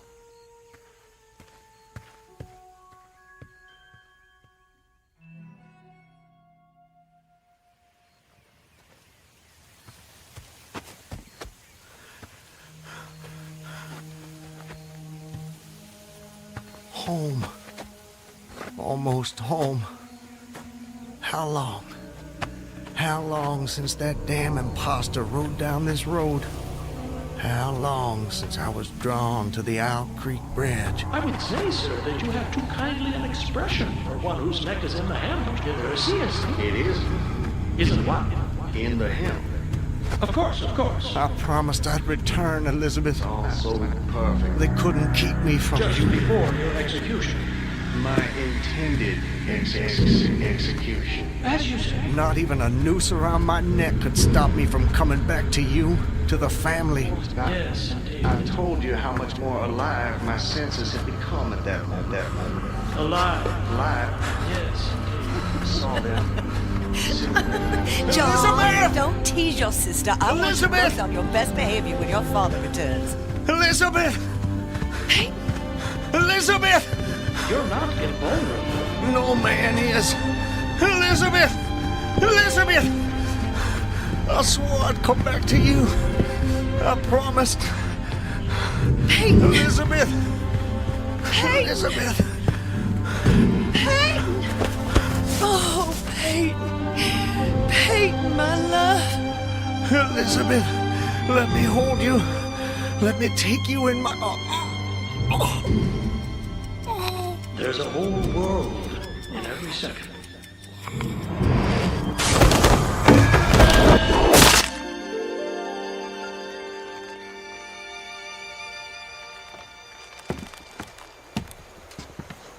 He's dead, Captain. Good work.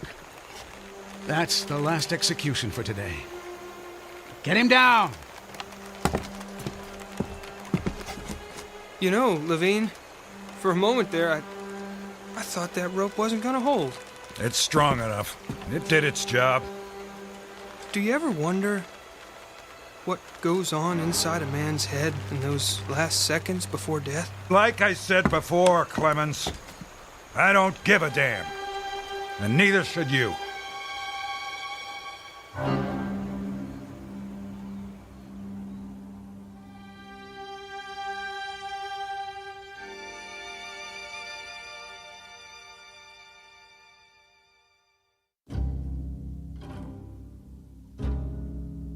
An occurrence at Owl Creek Bridge in two forms, as it was dreamed and as it was lived and died. This is the stuff of fantasy, the thread of imagination, the ingredients of the Twilight Zone.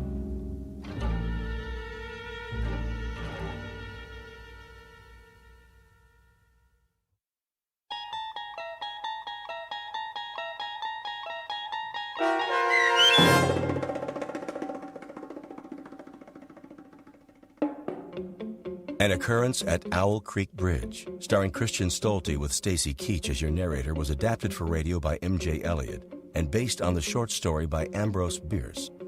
Heard in the cast were Rob Riley, Danny Goldring, William Dick, Susan Hart, Gonzo Schexnader, and John Hogenacker. The producers of The Twilight Zone wish to thank CBS Enterprises and the Rod Serling Estate for making this series possible. This copyrighted radio series is produced by Carl Amari and directed by Joe B. Cerny for Falcon Picture Group. Sound design, custom Foley effects, recording, and editing are done in the Cerny American Sound to Picture Theater by sound designers Craig Lee, Todd Beyer, and Tim Cerny. To learn more about the Twilight Zone radio dramas and to contact us, visit our official website at twilightzoneradio.com. Doug James speaking.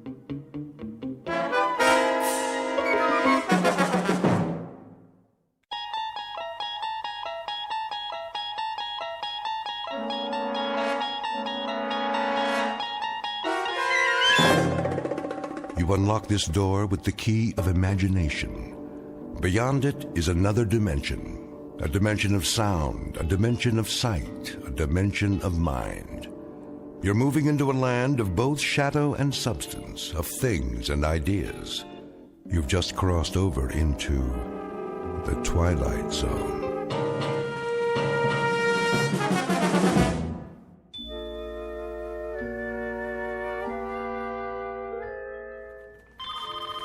Cooper Corporation, how may I direct your call?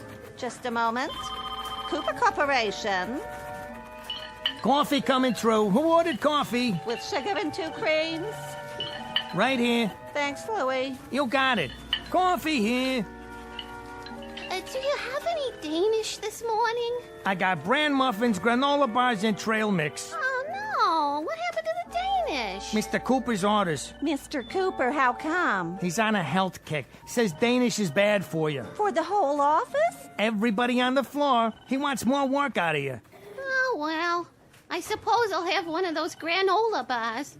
Is it chocolate coated? K-Rob. Sounds positively yummy. Guess I'll give it a try. Hey, that's wrong, you know. What is, McNulty?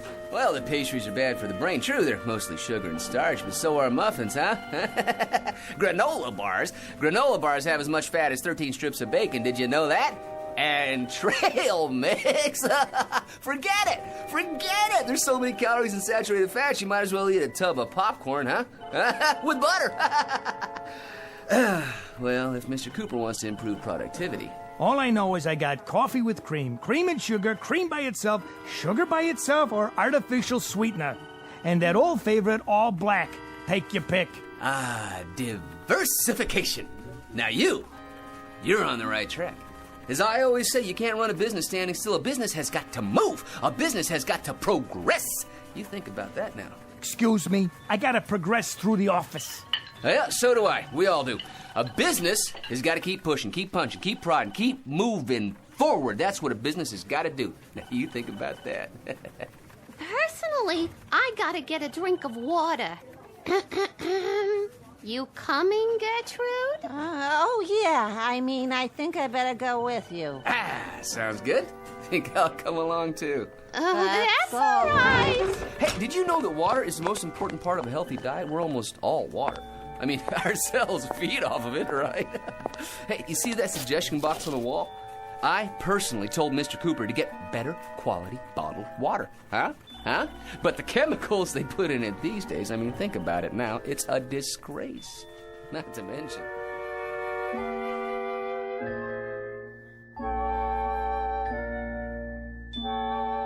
Submitted for your approval, or at least your analysis, one Patrick Thomas McNulty, who at age 41 is the biggest bore on Earth. He holds a 10-year record for the most meaningless words spewed out during a typical coffee break. And it's very likely that as of this moment, he would have gone on through life in precisely the same manner. A dull, argumentative big mouth who sets back the art of conversation at least 1,000 years. I say he very likely would have, except for something that will soon happen to him. Something totally unexpected that will considerably alter his existence and ours. You think about that now, because this is, after all, the Twilight Zone.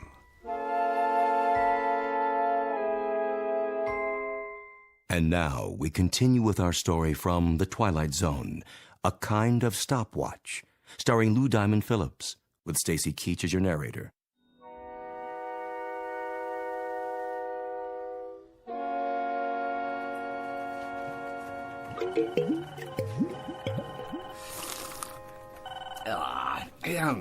You can taste the impurities. We need clean air, too. HEPA filters, air ionizers, the whole bit, you know?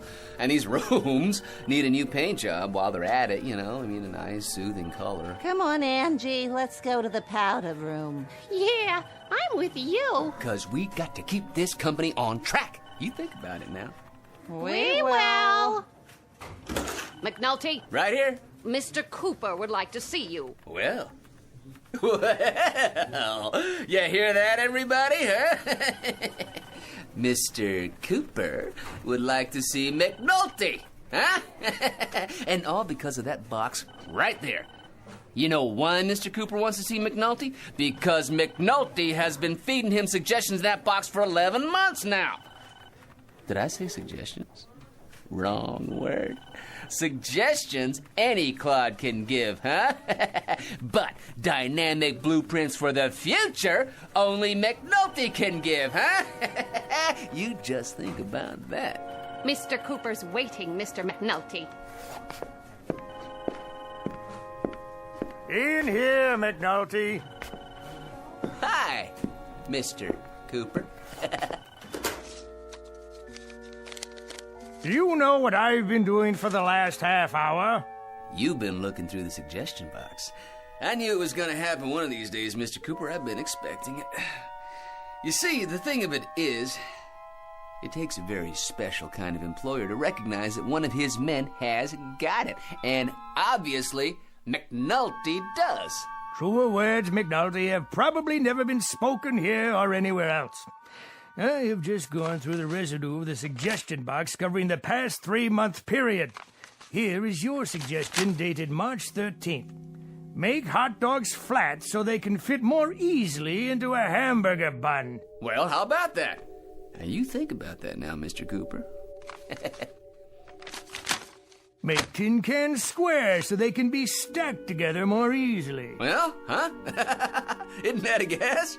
You think about that, too. Put small pontoons in field packs of soldiers so that when they cross rivers, they can float. That's worth $1 million as it stands, huh? I mean, that one little suggestion. You see, the soldiers, they go into the water in the cans. Well, the cans, they're full of air, see, so... Mr. McNulty, the Cooper Corporation makes ladies' foundation garments. Not a single one of your 340 suggestions, repeat, not one of them, has anything remotely to do with this company's product. Right. See? I wanted to talk to you about that, too.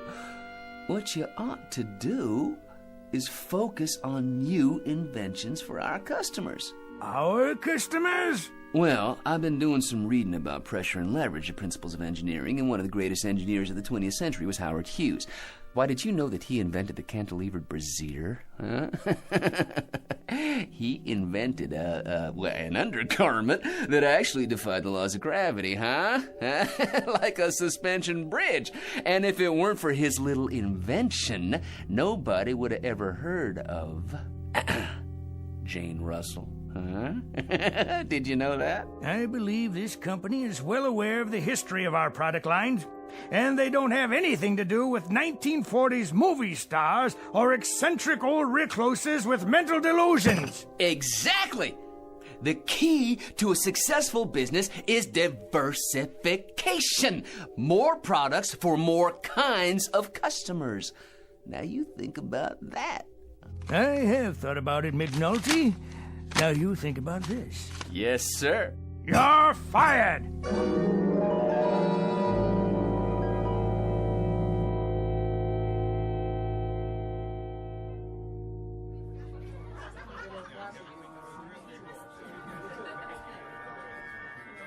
Another round, McNulty? In a minute. I'm still working on this one. Over here, Joe. Coming right up. You know something? Here we go again. With the long ball hitter, as opposed to the consistent clutch hitter with a big average, I will take the latter. Well, that's very nice of you to tell us, McNulty. Well, it's a fact that at no time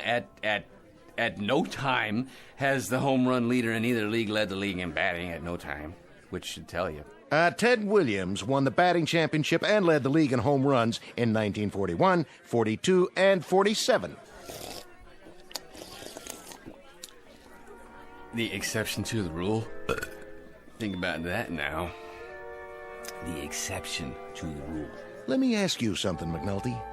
How come you're in here so early tonight? You've been sitting here now for 3.5 hours. Well, for the simple reason that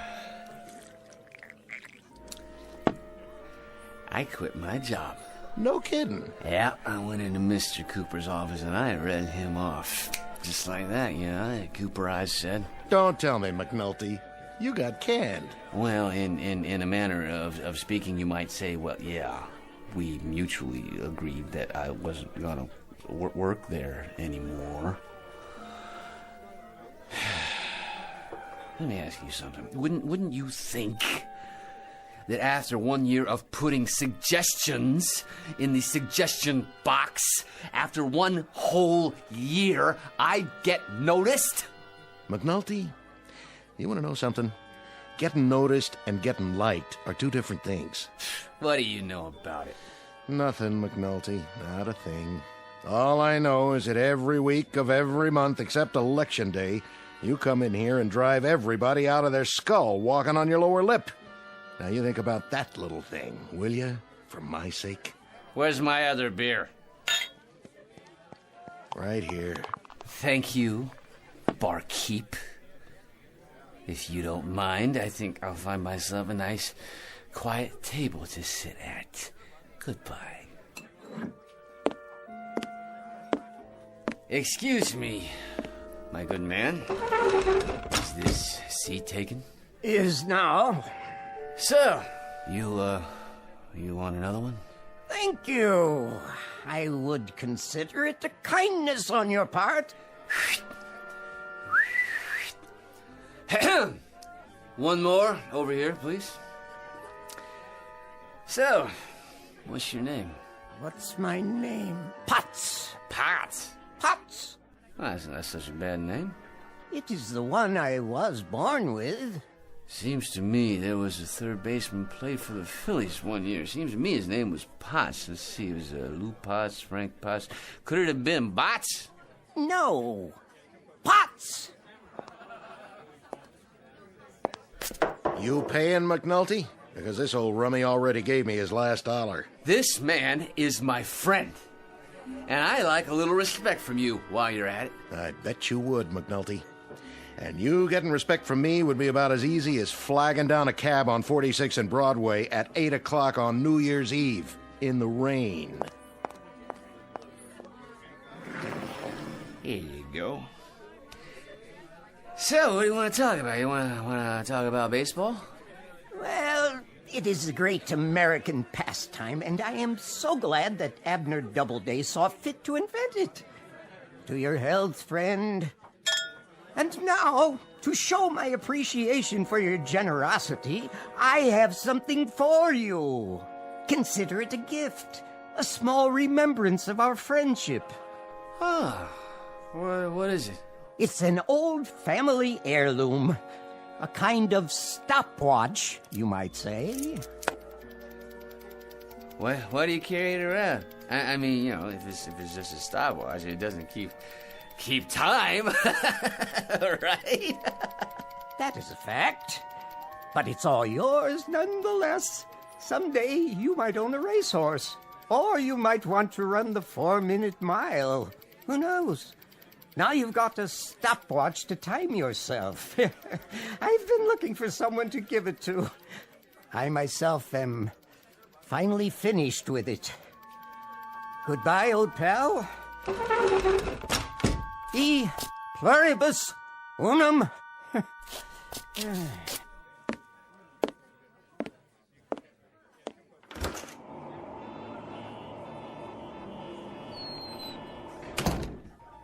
Hey! Hey, you didn't finish your beer. You done for the night, McNulty? There ain't no more ears in here you can bend. You bored 10 people to death and you emptied this place faster than a smallpox sign. Funny looking watch. Anyway. I hate to go home, Joe. I mean, geez, I already saw the picture on the Late Show. I even saw the one on the Late Show. Hey, McNulty, do me a favor, would you? Whenever you get the thirst, go to some other bar. Sometimes, I wish I was married, because so I wouldn't have to go anywhere, You ever get that feeling, huh? How do you work this thing? Pushing the button on the top. And another thing about you, McNulty, you make me nervous. First you come in here, and then... What? What's going on, Joe? Hey, Joe. Why ain't you moving, Joe? Joe, why don't you say something? It's like he was frozen.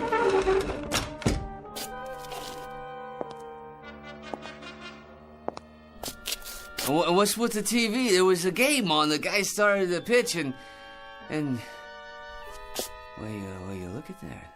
The ball's just hanging there. Did the TV freeze up or something? Say, what is this? Something's going on. All I was doing was telling you about how bored I was, and then that crazy gleep gives me this watch here, and I push the button on it like this, And you bore people to death, and then you start to make me so nervous my back itches. And...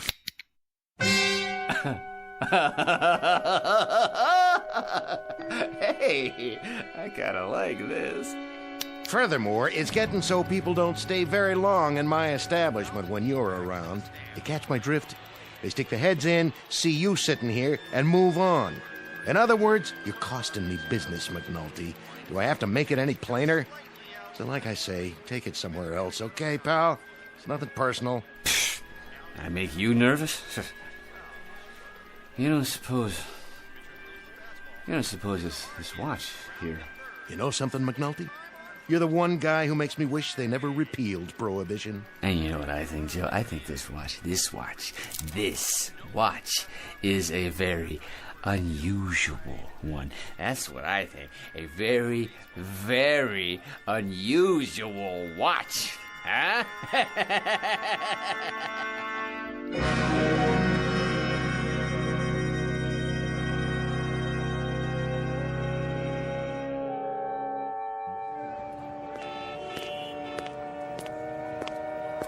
Hey, buddy, watch where you're going. Sorry. Sorry, my good man. Yeah, you should be. Excuse me. Begging your pardon, lady. Officer, officer. Yes, ma'am? That man over there, I think he's drunk. Oh, he is he? He bumped right into me. You can see the way he's staggering. He can hardly stand up. Oh, it's a disgrace. Well, no, we'll just see about that. Hold on there, fella. Yes, officer? Had a little too much to drink, did we? Well, I wouldn't say that. Not enough is more like it. Why don't you just go home and sleep it off? You'll feel better in the morning. Yes, of course. I'm on my way home now, as a matter of fact. Walking, are you? I'd say you're in no condition. You know, you're right, officer. I was just thinking about that. Well, get along with you now. Why should a man have to walk at all, right? He could fall down and get hurt. Now, here's an idea for you. You make the sidewalks out of rubber, huh? Think about that now, huh? No more injuries. You fall, you bounce right back up again. All the money the city could save. No more broken arms and legs to fix, while the hospitals would save millions. Not to mention the insurance companies. I think I better call you a cab. Okay. I'm a cab. You get it? You said I'll call you, and then I said, well. No more kidding now. None at all. I don't want a cab. In the first place, I never stop for you. And in the second place, it takes too long on account of there's too much traffic in this city in the first place. Am I right or am I wrong? You tell me that. I'm not telling you nothing. Now listen, if you can't afford a cab, the subway's right at the end of the block. Now run along. Either that or I'll haul you in right now. On what charge, may I ask? Public intoxication. Plus you're making a real nuisance of yourself. Now quit flapping your lips and get a move on, you hear? Of course I do, officer. I hear the wisdom of your words, and I have enjoyed this conversation immensely. A good evening to you, sir. Let's go. I think I better take you down to the station house. But why bother, huh? I mean, as long as I can hail a cab. Let me show you McNulty's method. You watch, and you think about it now, okay? Taxi!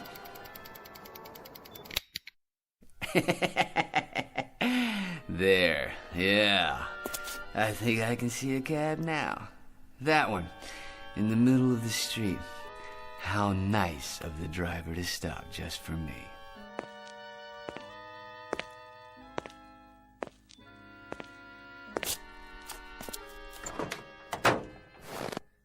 Hello there, driver. What, not speaking, huh? Well, let me see what I can do to fix that. What? Hey, who are you? How'd you get in my car? Never mind, I'm here now, aren't I? Okay, where to? Home, driver. Take me downtown by the shortest possible route, and you think about it now. Sure thing.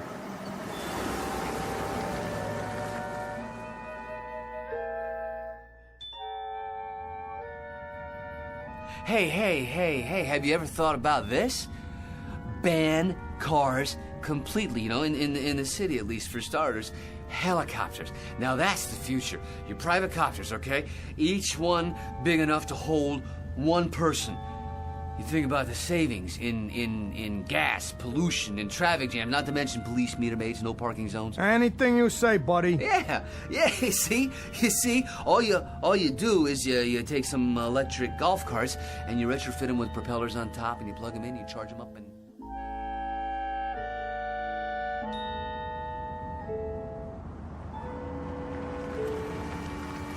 here you go. This here is it, mister. Far as I go. Think I'm gonna pack it in for the night. Thank you, my good man. That's $17.80. How's that? The fare. Make it $18 plus something for the wife and kids. Now, you see, that's just my point. All that money, and for what? I say ban the internal combustion engine. Springboard shoes would work just fine. All we need is a company to manufacture a prototype. You gonna pay me or talk me to death? Neither, to tell you the truth. Do you have the time? Huh? The time. Here, let's have a look at my pocket watch, shall we? Have I told you about it yet? This is really a very unusual watch. A kind of, stopwatch. Literally. Allow me to demonstrate. Don't try to con me. All I want is for you to pay up. If you don't, I'm calling this in. It's a violation of the city code to defraud. There. Isn't that better? So much more restful. I think I'll go inside now and lie down. No, don't you worry about it. As soon as I get to my apartment, I'll open the window and hit the button on this stopwatch again, and you'll be on your way. And tomorrow morning, so will I. In fact, from the way things are going so far, I say that your friend and mine, the one and only Patrick T. McNulty, is going to be the life of the party. Yeah? You be sure to think about that now, won't you? Stand back, world. McNulty is walking through the universe. Yes,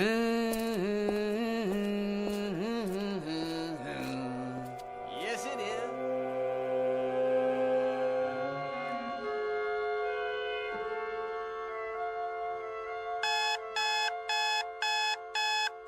And a good morning to you, listeners. We'll be bringing you the Eye of All News at 7:27. Oh, forgot to turn the blasted alarm off. But for now, here's an update from Weather Central. Some overcast this morning with scattered clouds this afternoon.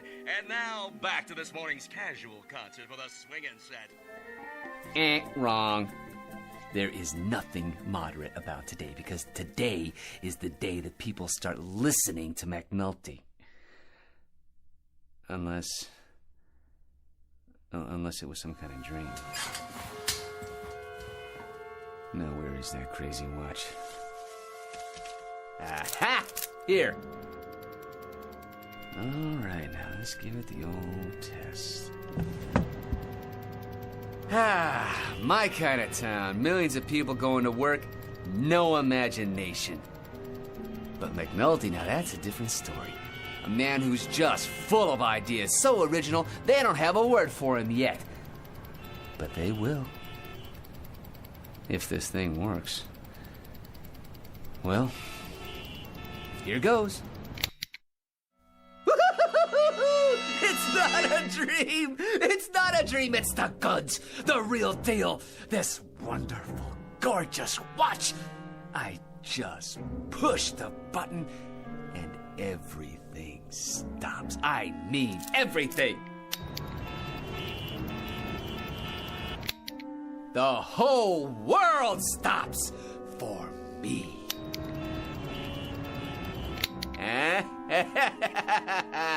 Get ready out there. McNulty steps up to the plate, he swings, and he swats it clean out of the park.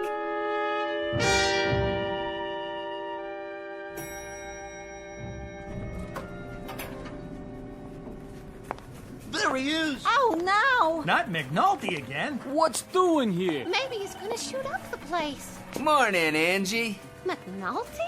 You look lovely this morning, as always.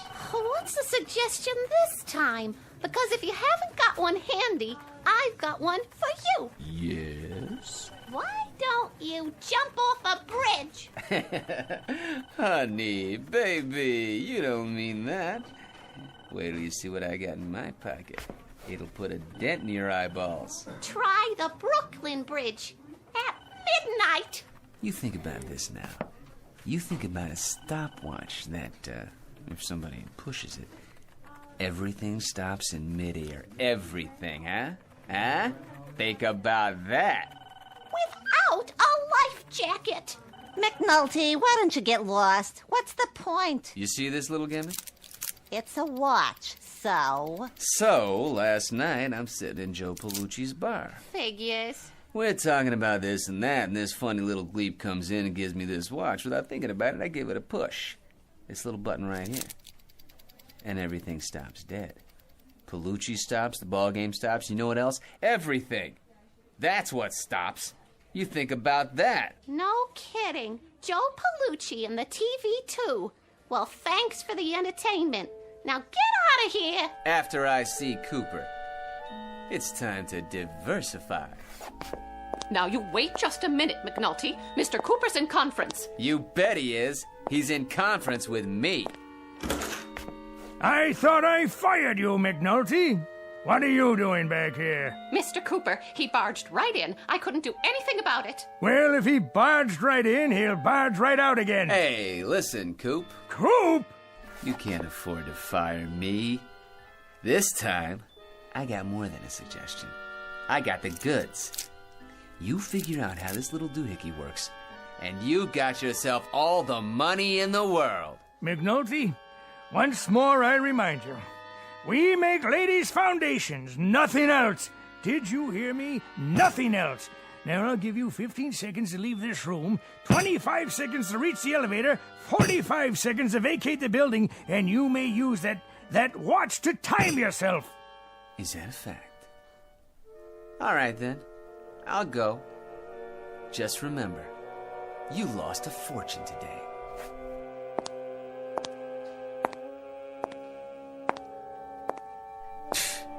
What a gleep didn't even let me show him.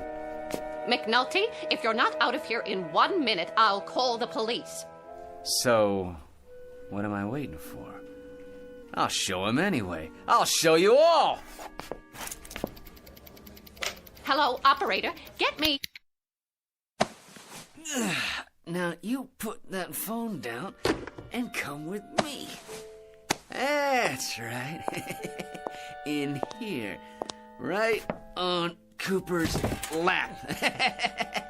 How about that, huh? Nice coffee. Right in the middle of pouring it, huh? And you, hey, sweetheart. I like your typing. Don't your hands get tired up in the air like that, huh? Alright, so it's good for a laugh, maybe. There must be something else I can do with this thing. Miss Hinckley, what do you think you're doing?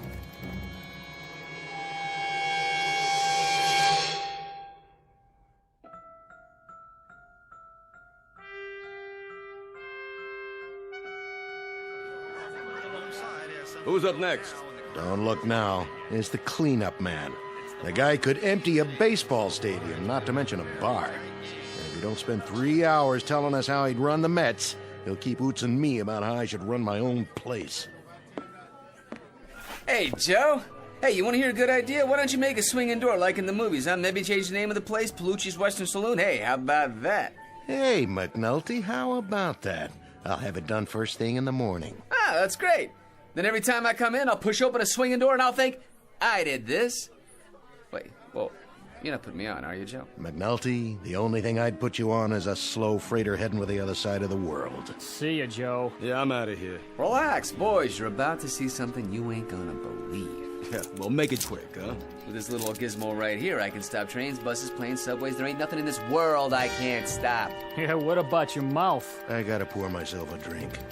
Watch this. All right, now, I'll move your beer over here and put yours in front of him. Let's see. How about if I undo your tie like this, huh? Oh, and Joe, over there. Hey, why, look, Joe, where's your glass now, huh? You're gonna be pouring beer in your hand, huh? All right, okay. Here we go again. Oh, what the... Well? Huh? Well? Ah, come on now. What do you think about that, huh? Think about what? What, are you kidding? You didn't see what I just did? Out of the way, McNulty. I want to make it home by the bottom of the 8th. See ya, Joe. Well, you done it again, McNulty. You emptied my bar. You drive more people out of saloons than Carrie Nation. Oh, I get it. Of course you couldn't see what happened. Of course you couldn't. How could you? You guys got froze. I'm the only one who sees what's going on. The only one. See? So I got the greatest conversation piece in the world. The greatest. And what does it do? It stops conversation. Well, so it shouldn't be a total loss. You should order up. But drink it fast, will you? The combination of you, the hot weather, and my business recession is more than I can take for one day. Hey, Palucci, look at me. What are you, some kind of sadist? Do you know what you're looking at? A jerk. A jerk, I'm telling you. A jerk, a nutsy. That's what you're looking at. You want to stop there or go for double or nothing? It's a fact. What do I want this thing for? I want to get a little notice, that's what. Well, let me tell you something, Palucci. When John D. Rockefeller got out of a car, why did people go up to shake his hand? I'll bite. Why? Because he had dough. That's why. Lettuce, the old Mizzou. J.P. Morgan walks into a bar. The head waiter almost breaks his neck trying to get a table ready. Why? I'll tell you why. Because J.P. Morgan was loaded. You think about that now. And you think about this. As of today, McNulty's gonna be loaded too.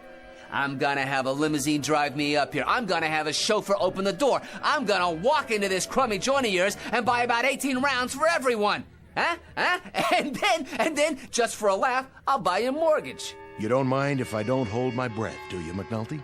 Palucci, old pal, take a good long look. The next time you see me, I'll be the new McNulty. Why didn't you go the whole route and move to Honolulu? Palucci, tonight I'll be able to buy Honolulu.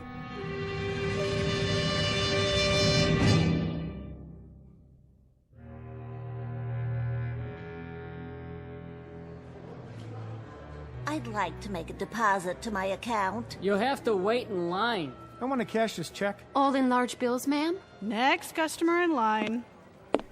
Is this where I make a withdrawal? Yes, sir. How much would you like? Oh, I don't know. How much you got? Sir? I'll take small bills. Lots of them. Just need your bank account number. Right here. Oh, you want me to get them for you? Oh, sure. No problem. Well, let's see. Oh, a bag of 5s. And some 10s. And, some 20s while I'm at it. Yeah, let's see, that ought to do it. Oh, don't worry, folks, it's only money. It grows on trees. That's what it does, right? It grows on trees. For me. Okay, here we go. 1, 2, 3. My watch.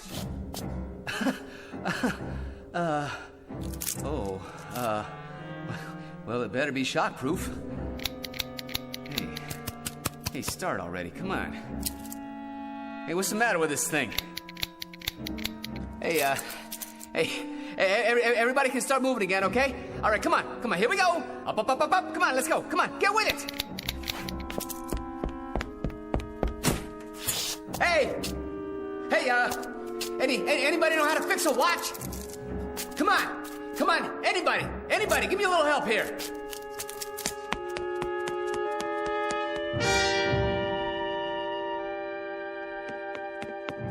Joe, please do something, say something, go ahead, insult me. Please, won't somebody do something? Or say something, hey, please! Don't anybody know where I can get a watch fixed? I'm begging you, please. Hey! Anybody! Please do something!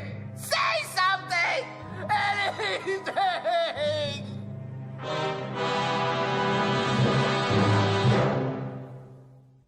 Mr. Patrick Thomas McNulty, who was given the gift of unlimited time, he used it and misused it, and now he's been handed the bill. Mr. McNulty, who now controls the earth and everything on it. From this point on, he will eat well, live well, and have everything at his beck and call. But the thing he wanted most, the thing that gave him the most acute hunger, his need for a sympathetic ear, this he will never have again. Tonight's tale of motion and the lack thereof, and a man named McNulty in a place called the Twilight Zone.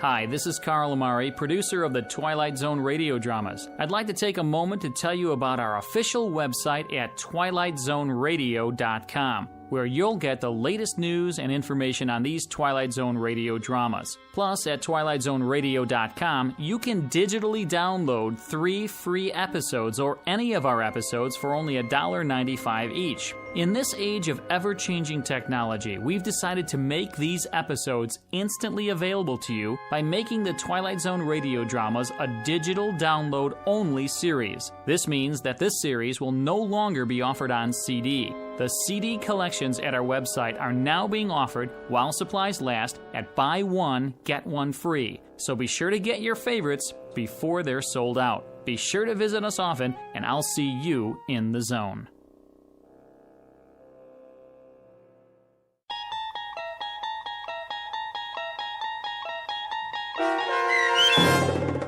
A Kind of Stopwatch starring Lou Diamond Phillips with Stacy Keach as your narrator was adapted for radio by Dennis Etchison and based on a script by Rod Serling. Heard in the cast were Rick Peoples, Mike Baccarella, Guy Burrill, Meg Thalken, Maggie Carney, Rich Komanek, Doug James, Carl Amari, Roger Wolski, and Irene Olson. To learn more about the Twilight Zone radio dramas and to obtain audio cassettes and CDs of these programs, visit our website at twilightzoneradio.com. This copyrighted radio series is produced and directed by Carl Amari and Roger Wolski for Falcon Picture Group. Doug James speaking.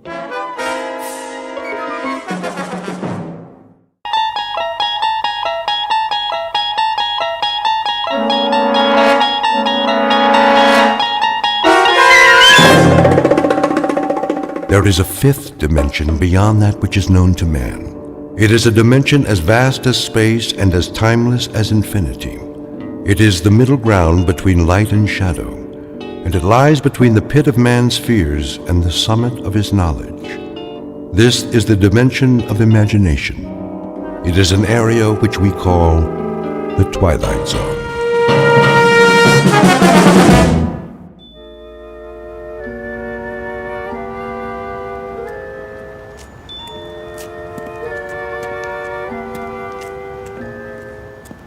This must be the place.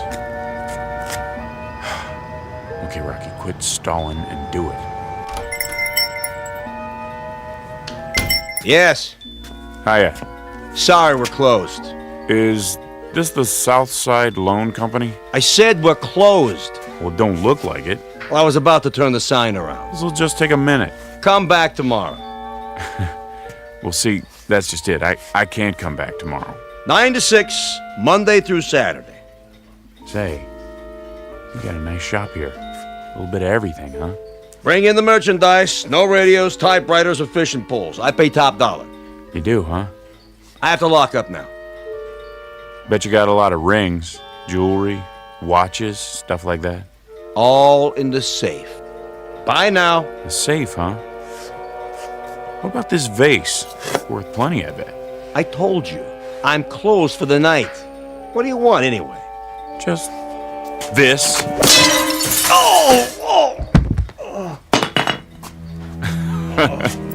Don't worry about it. I'll close up for you. Now just point me at the safe and I'm out of here. Probably in the back room. Didn't even lock it yet. What a loser. Now you're talking. Diamonds, gold, this is worth a fortune. 911. Police, I'm being robbed. What? What are you doing? Calling the cops? That ain't very nice now, is it? Should have finished you off when I had the chance. Oh! Now I gotta use the back door.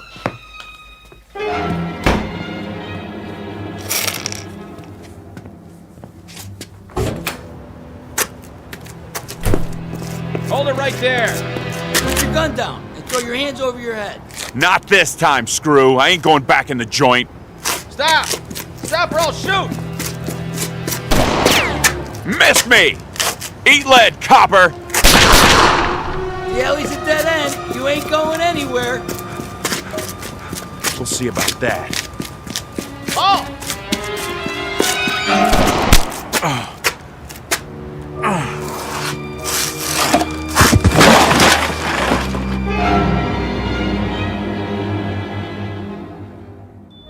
Portrait of a man at work.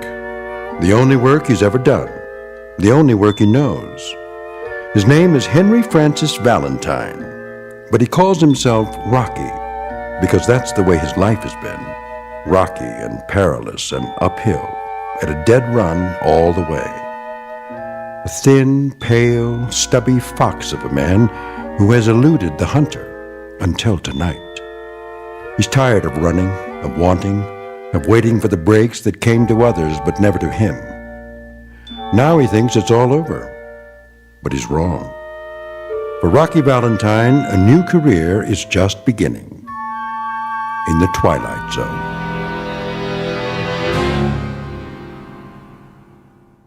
And now, The Twilight Zone and our story, A Nice Place to Visit, starring Hal Sparks with Stacy Keach as your narrator.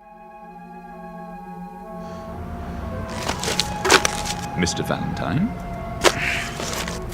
What? Mr. Valentine. Who are you? I'm known as Mr. Pip. Can I help you? Get your hands off me. Didn't do it. How do you know my name? It's my job to know everything about you, Mr. Valentine. I hope you don't consider me presumptuous, but I see that you're in need of... You a cop? Oh, no. I guess not. White shoes, white suit, white hair, some outfit. Never saw a cop dressed like that. I'm your guide, as it were. Guide? What? Whatever you may desire. I'm at your service. That I need like a hole in my head. I'm dizzy. What happened? You had an accident. Lost your step, so to speak. Some accident? Must have fell flat on my face. Don't worry. Soon you'll be as fit as a fiddle. Come along now. I'm sure you'll want to get out of those rumpled clothes. Clean up a bit. I told you, keep your hands off the merchandise. If I've said anything to offend you... Answer the question. Question? I want to know how come you know my name. I believe I already told you. You told me nothing.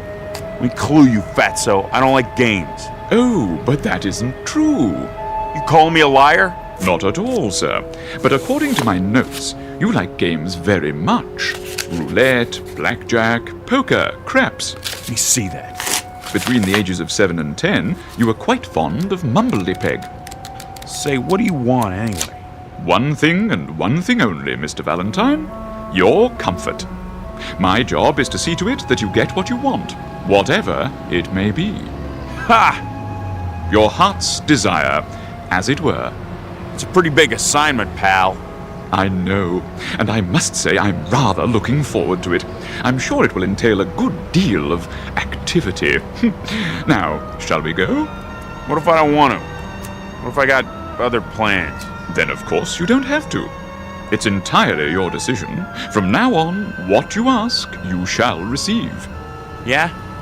In exchange for what? How do you mean? What do you get out of it? Oh, nothing at all, Mr. Valentine. I assure you, the service is free.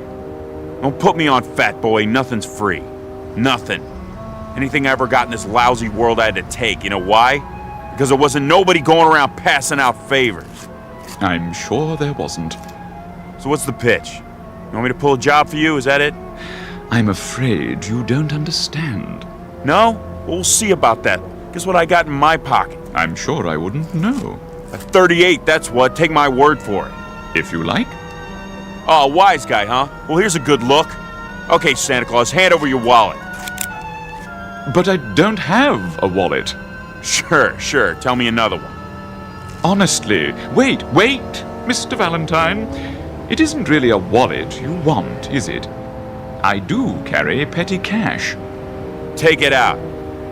Real slow. Certainly. Here you are. Give me that. 3, 4, 5, $700. Will that be enough for now?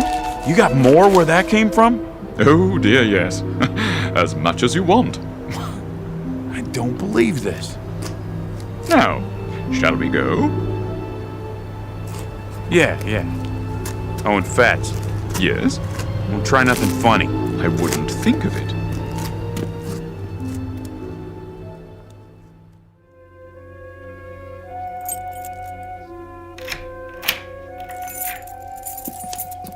Here we are. The penthouse. Hey now. You like it? Sure I do. Oh, I'm relieved.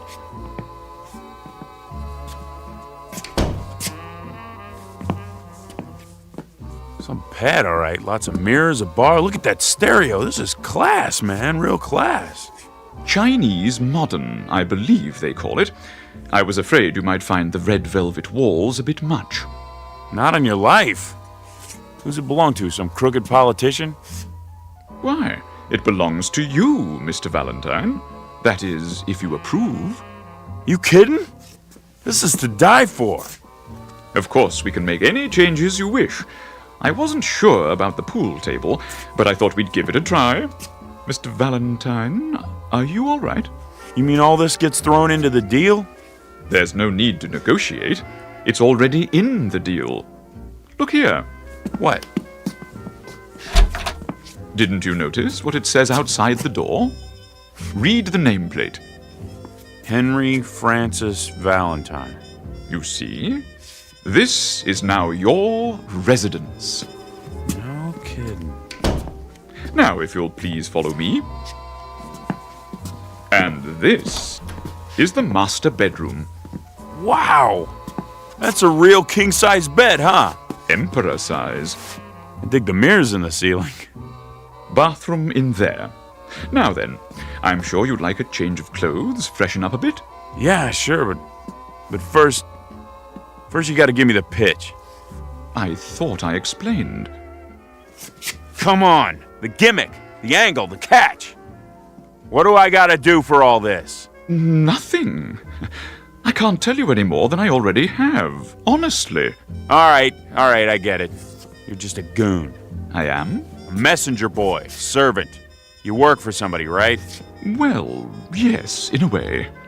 When do I get to see him? See? Mr. Big, your boss. Oh, I really couldn't say. Okay, goon. That's fine by me. I can wait. So what's next? As I was saying, this is your wardrobe. I hope you'll find something that suits you. That's pretty funny. Suits. Regular comedian. How many you got in here? Oh, dozens, hundreds perhaps. I haven't counted them. Something for every occasion. Any particular color or style? Nah. I don't care. You pick it. Oh, I could hardly presume to do that, sir. However, keeping in mind your taste, let me see.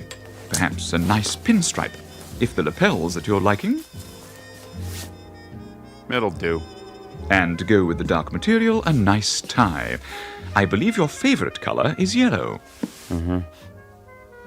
Splendid. It should go well with, let me see, a new pair of brown shoes, like the ones you have on. Well, sir? Make up your mind. What's the matter? You got no taste? My taste doesn't matter. Perhaps these, a smart black and white pair with tassels and pointed toes. Fine. I'll just lay your selections on the bed. Shirts, socks, and underclothes in the drawer. Quite a large stock. And in this ebony case, a selection of jewelry and accessories. Jewelry, huh? Let me see. Cufflinks, tie tacks, rings, watches, a little bit of everything. I'll draw your bath. Yeah, you do that. You do that.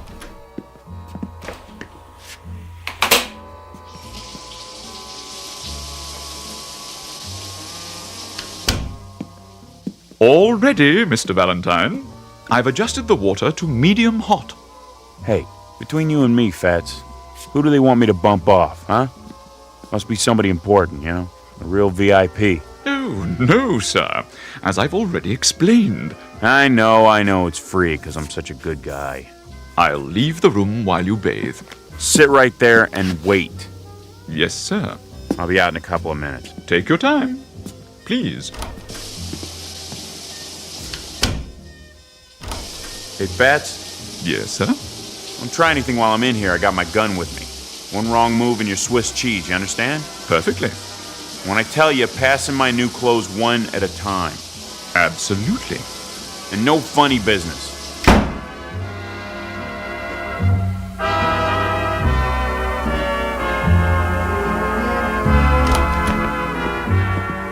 Hey, check out the new duds. Very impressive, sir. Everything fits. Of course.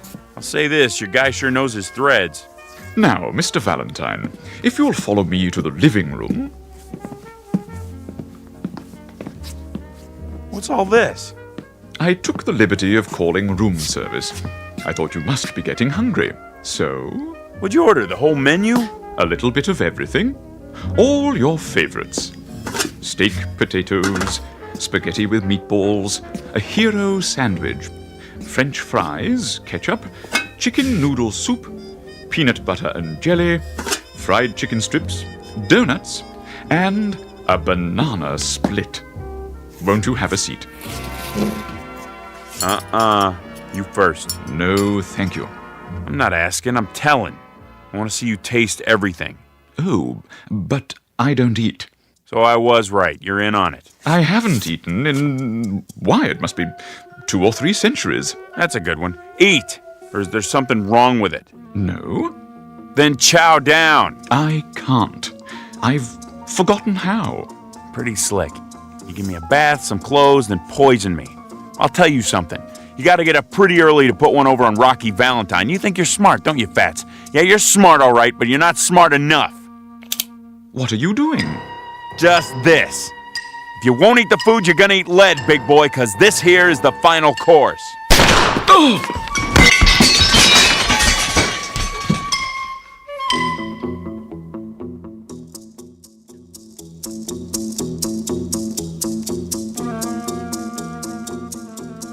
You have me at a disadvantage, sir. I didn't expect the bullets to have such impact. I'll clean up the broken dishes. You got a bulletproof vest under that white suit, huh? Pretty slick. Okay, let's see how your head holds up right between the eyes. Mr. Valentine, please. Huh? I couldn't have missed, not at this range. That's just it. You didn't miss. Maybe there's something wrong with the bullets. Try that mirror over there. Mr. Valentine, perhaps you'd like a drink. Yeah, good idea. Where's the scotch? Here. Hold on. Where'd this whiskey come from? It wasn't here a minute ago. I know. I provided it in case. What do you mean you provided it? What are you, a magician? What's going on? This ain't no regular apartment. Where am I? You might want to sit down. Yeah. Okay. Mr. Valentine, do you remember when we met earlier this evening? I told you I was, in a sense, your guide. And you said you needed a guide like a hole in the head? Yeah. Well, as a matter of strict fact, you had a hole in your head only a short time ago. What are you talking about? A bullet hole. The policeman, remember? In the alley. They yelled for me to stop. And I didn't, but they... You mean I'm dead? Why, yes! By Jove, you've got it! Then if I'm dead, all this stuff, the penthouse, the booze, the free clothes... I must be in heaven. You're my guardian angel, right? Something like that? Yes, Mr. Valentine, something like that. But... And I can have anything I want? Anything. Big talk, Fatso. Let's see some proof. Proof? Real proof. Right now. I want money, moolah, simoleons, cold hard cash. I gave you what I had in my pocket. Chump change. I'm talking about real money. Make it $1 million. $1 million? And 5G bills. As you wish. Okay, where is it? Look in that drawer. Under the desk.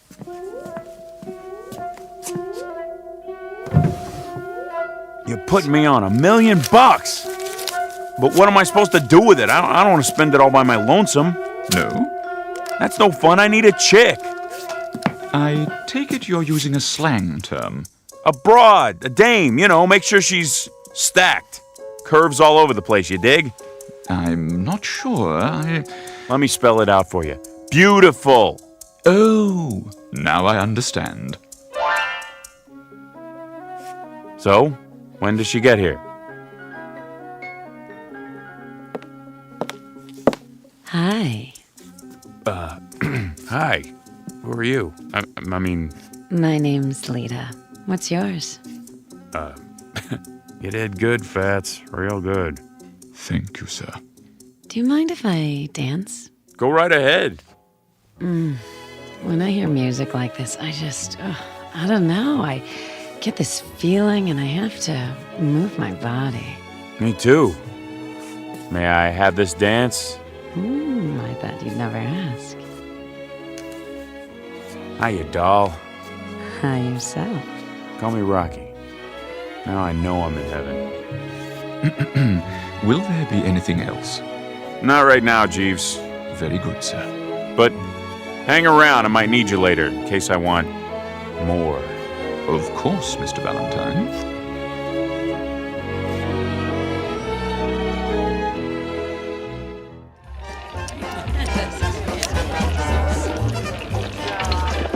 No more bets, please. No more bets. Hurry up, Rocky. Yeah, what are you gonna do? Are you all finished? Not on your life, sweetheart. How about 33 red? 33 red! Yeah! Hey, the gentleman in the pinstripe suit. Rocky, you're the man. The best. How about that? I win again. Hey, Fats!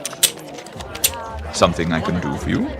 No, something I can do for you. Put your money on the table right there. 14 black. Rocky's hot tonight. Am I right, dolls? You sure are. He is. He's a winner. I'm afraid I don't have any money. You don't? Well, what do they pay you in? Halos or something? Place your bets, ladies and gentlemen. Combinations, odd and even. Okay, let's go. No more bets. Come on. 14 black. 14 black. That makes what? 80 grand. Closer to 100. In an hour. How about that, Fats? Is Rocky hot or is he hot? He is most definitely hot. Hey, Lita. What, Rocky? Open your purse. Go cash these in for me, okay, babe? Sure. Hold on. Yeah? 100 G's, sweetheart. I count real good. Get me? Don't worry, Rocky. Be right back. What now, sir? Come on, let's see what's shaking with the cubes. I got this table spooked. Very well. The dice table is this way. No more bets.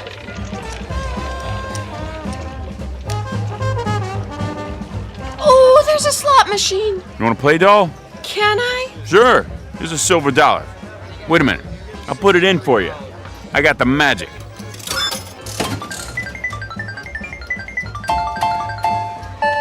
Jackpot! I told you. Would you like me to carry them for you? Yeah, sure. And give the ladies a tip. Very good, sir. 7 out. Line away. Step aside. Let me show you how it's done. That, sir? Here's your money, Rocky. Put it on the line. All of it, sir? Why not? When you're hot, you're sizzling. Money talks. Get your bets down. Hard ways, horn bets, any craps. Breathe on them for me, doll. Sure, Rocky. New shooter coming out. Yo, 11. Frontline winner. Here you go, doll. Go get yourself a new dress or something. Something skimpy. Gee, thanks, Rocky. How much loot we got? Approximately 200,000. Bet, sir? Let me see. Give me a proposition. How much for another 11? 16 to 1. Put everything on 11. Maybe you should hold some back, Rocky. Don't make me laugh. I'm gonna buy and sell this joint. Same dice. Yes, sir. Guess them for me. If you say so. Same good shooter coming out. Looking for a point.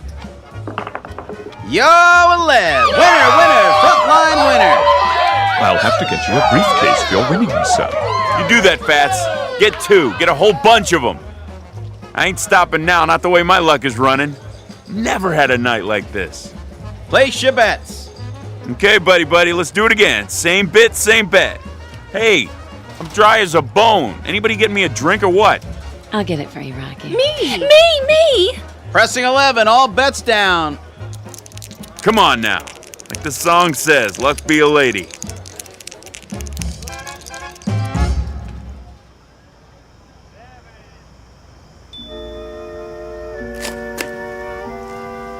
Move your car, please. This is a no parking zone. Whew! Making money really takes it out of you. Where's the loot? I have 2 briefcases, sir, and the ladies each have 1. Good, my arm's sore.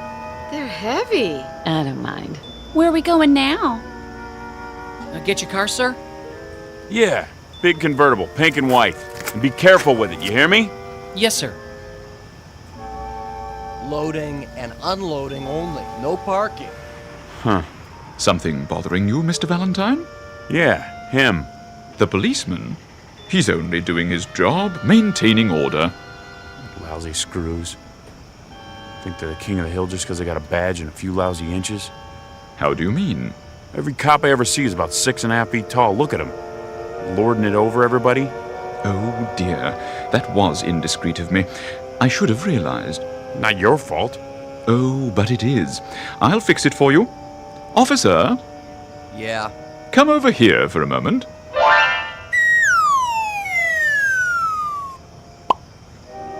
Yeah, what do you want, mister? Better? Sure is. Hey, screw! May I help you? Your hat's on, crooked trooper. Now get out of my sight, your mother's calling you. Here's a kick in the pants to get you moving. I'm going. I'm going. Look at him running on those little legs. I sure showed him, didn't I?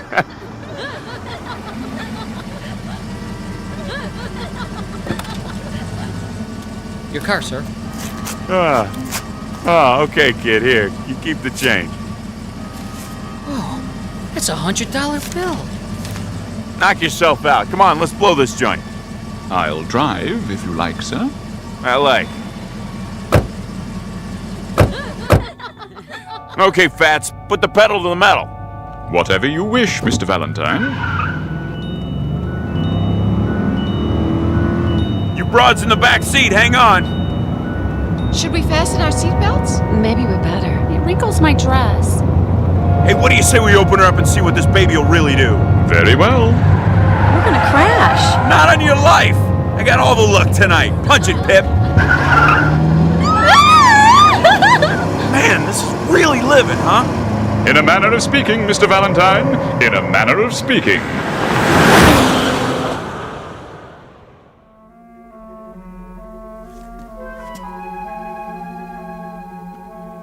Where's my pad?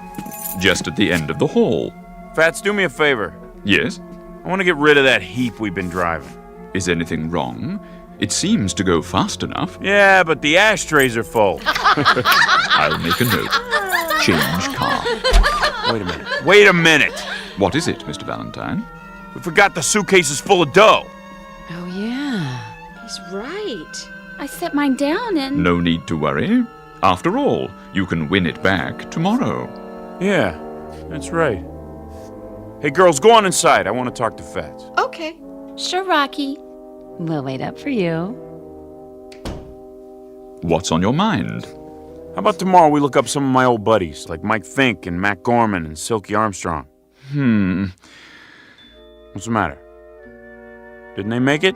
Oh, it isn't that, Mr. Valentine. It's...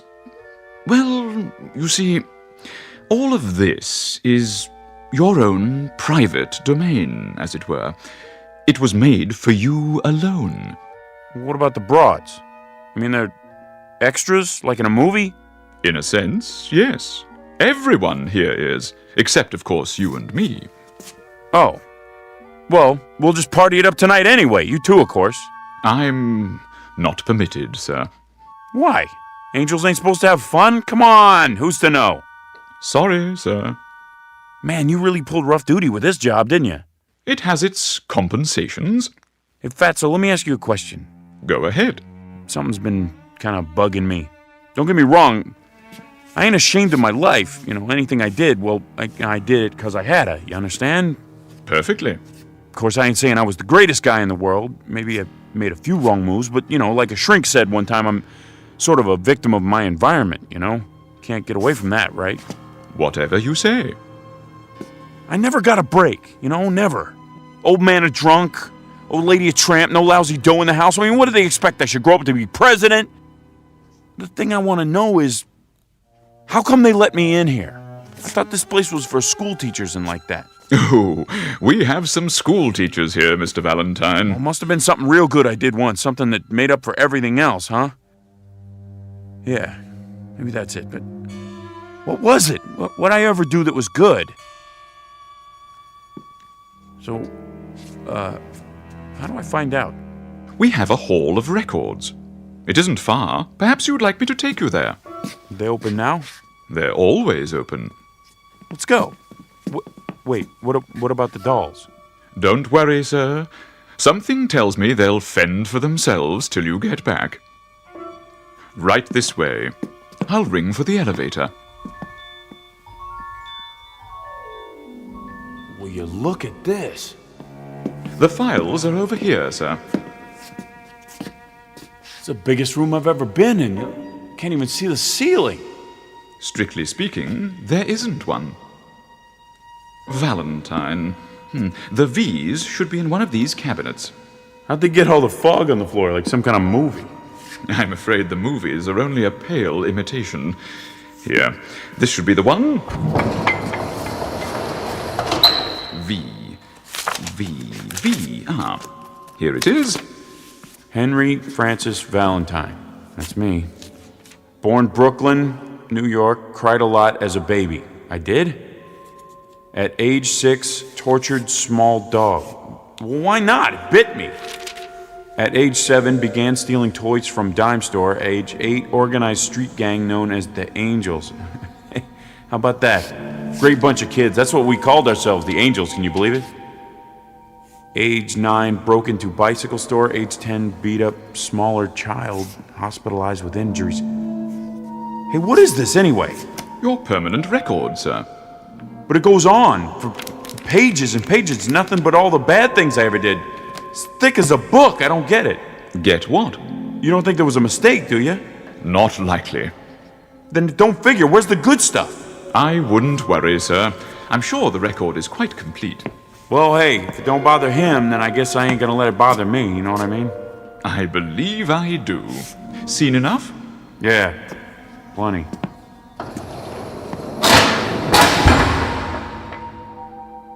What now, Mr. Valentine? I don't know.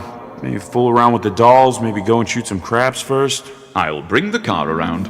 Nah, I can catch a cab. I got some thinking to do anyway. Very good. If you need me, just pick up any phone. Dial 1-800-PIP. Sure thing. I'll see you, Fats.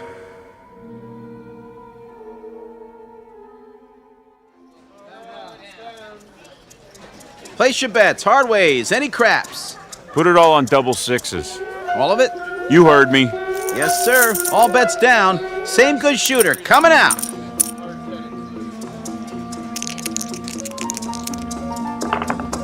$12, midnight, winner 12. Say, you want to stay up all night? What? Double sixes, midnight. Let it ride, sir? No, forget it. Your chips. Yeah, sure.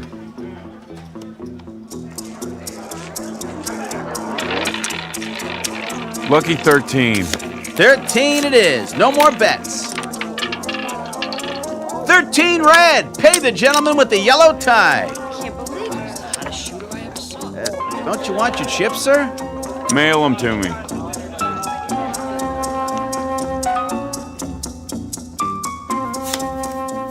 Okay, pick up your hand. That's it. How many cards you want? I'm okay. How about you? I don't need any either. Lita, how many? I think I'll play these. Dealer stance, Pat. What do you got? Huh? Now's the time when you lay them down. Oh. Let me see. I got a full house. Great. What do you got, doll? I'm not sure. I'll tell you. Looks like a straight flush queen high. Oh, is that good? It's great. It's just great. Lita, show me your cards. But everybody will know what I have. It's okay. Yep, you got her beat. Straight flush king high. I win. Not so fast. Any other game you could bet the farm. But here, read 'em and weep. I got a royal flush.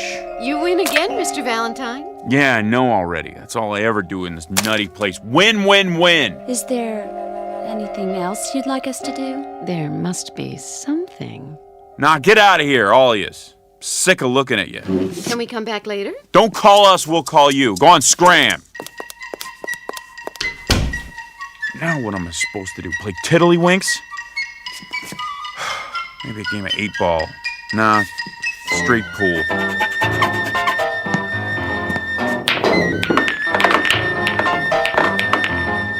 What's the good of that? One shot and I run the whole table. Where's the phone? 1-800-PIP. Yes, Mr. Valentine. What can I do for you? You can get yourself over here right away. I got a bone to pick with you. Really? Stop all that creeping around. Why don't you use the front door like regular people? Anything you say, Mr. Valentine. Anything I say. Anything I say. Will you knock it off? Is something wrong, sir? No! Nothing's wrong. Everything's peachy. Look, I've been here for a month and I can't take it anymore. I don't understand. I'll spell it out. I'm bored, Fatso. I'm bored. There's no excitement around here, you dig? No kicks. But the gambling, I thought you enjoyed it. I do, but when you win every time, that ain't gambling, that's charity. I could arrange for you to lose occasionally. Would that help? Yeah, maybe. No good, I'd know. Perhaps you miss your old vocation. Now you're getting warm. There's a nice bank you could rob. It's on the corner. Or would you prefer a jewelry store? Bank's okay, I guess. Fine. Now, as to the getaway car, we have quite a wide selection. Something inconspicuous, I imagine. Any chance I'll get caught? Certainly, if that's what you'd like. Let me make a note of it. Look, don't bother. Look, Fatso, I don't know how to say this, but it just ain't the same thing. What's the kick in knocking off a bank if everybody's in on it, huh? Even the dames. I never thought I'd get bored with beautiful dames, but... See, I wouldn't expect an angel to understand this. Scoring with a chick doesn't mean anything if she's set up in advance. I mean, everything's great, really great. It's just the way I always imagined it. But, see, I tell you, Fats, I don't think I fit in here. Oh, nonsense. Of course you do. No, I'm serious. Somebody must have goofed. Look, I'm gonna go nuts if I have to stay here another day. I just don't belong in heaven. I want to go to the other place. Heaven? Whatever gave you the idea you were in heaven? Mr. Valentine, this is the other place.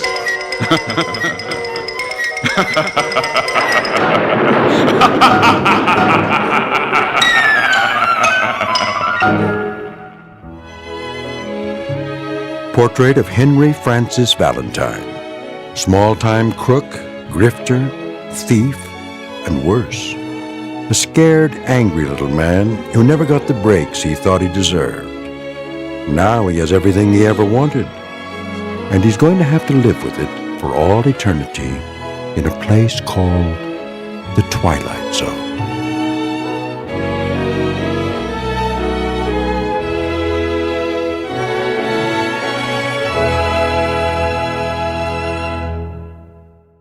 More from the Twilight Zone after this. Hi, this is Carl Amari, producer of the Twilight Zone radio dramas, and I'd like to take a moment to thank you for tuning into our show. We've been producing these radio versions of the classic Twilight Zone TV series since 2002, and if you're a regular listener, you know that our radio versions are based on the original TV shows we've all come to know and love. But I'm excited to announce that very soon you'll start to hear brand new stories that are not based on the original TV shows. We're commissioning writers to produce fresh, new story ideas that will star many of your favorite Hollywood stars, so be sure to stay tuned for them. Also, I want to stay in closer contact with you, so I've started a producer's blog on our website at www.twilightzoneradio.com.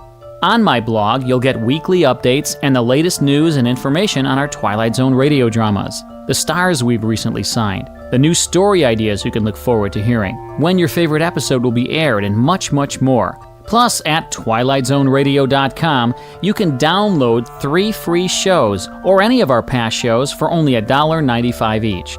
Plus, you can purchase CDs of all of our shows in our Twilight Zone store. Find a radio station in your area playing our broadcasts, ways to contact me, and much, much more. So be sure to log on to www.twilightzoneradio.com, and I'll see you in the zone. A Nice Place to Visit, starring Hal Sparks with Stacy Keach as your narrator, was adapted for radio by Dennis Etchison and written for The Twilight Zone by Charles Beaumont. Heard in the cast were Nick Sandys, Doug James, Laura Russell, Fernette Lebo, Amber Lake, Jeff Lupetin, Vince Amari, Kurt Nabig, Rosalind Alexander, and Carl Amari. To learn more about the Twilight Zone radio dramas and to obtain audio cassettes and CDs of these programs, visit our website at twilightzoneradio.com. The producers of The Twilight Zone wish to thank CBS Enterprises, Carol Serling, Dennis Etchison, Dick Brescia Associates, Claire Simon Casting, Terry Jennings, XM Satellite Radio, Sirius Satellite Radio, our sponsors, and our radio affiliates for helping make this series possible. This copyrighted radio series is produced and directed by Carl Amari and Jason Mallow for Falcon Picture Group. Doug James speaking.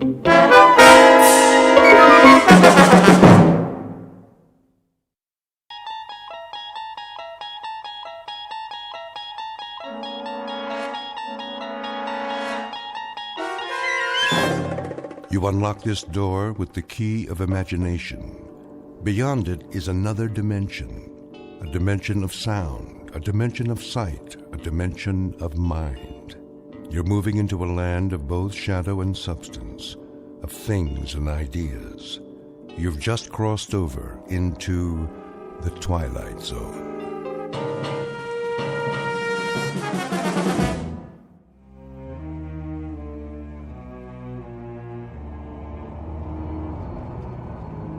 Why are you driving so slowly, Miller? Sorry, sir. The traffic is unusually heavy today. I can see that, but can't you speed it up a bit? I wish I could, Mr. Gordon. Ever since we crossed the bridge, it's been bumper to bumper. Well, then try an alternate route. This is the alternate route, sir, but it doesn't look very promising. Oh, I'm going to be late. She doesn't like it when I'm late. No, sir. I better call home. A capital idea.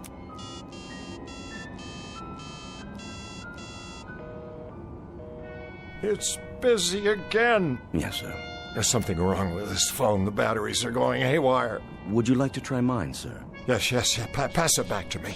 I'll dial if you like. What number? You know the number. My apartment, of course. I'll give it here. Very good, sir.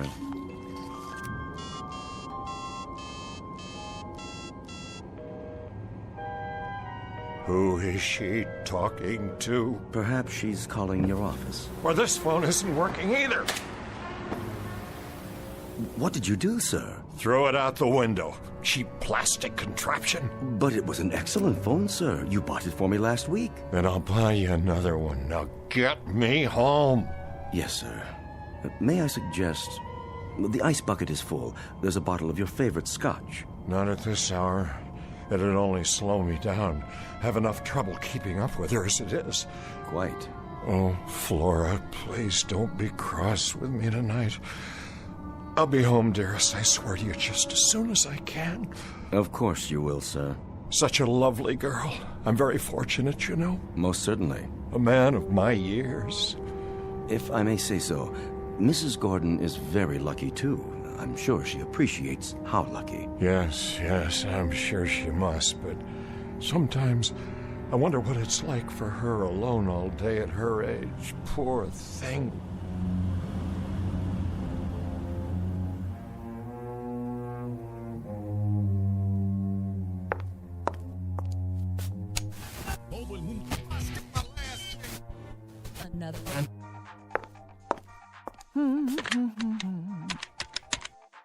Hello, concierge? Yeah, this is Mrs. Gordon. Could you send up some chili cheese fries and a Coke? I'm starving. Just put it on the tab. Don't worry, Harmon will pay you. See, we were going out to dinner, but now I don't know if he's ever going to get here.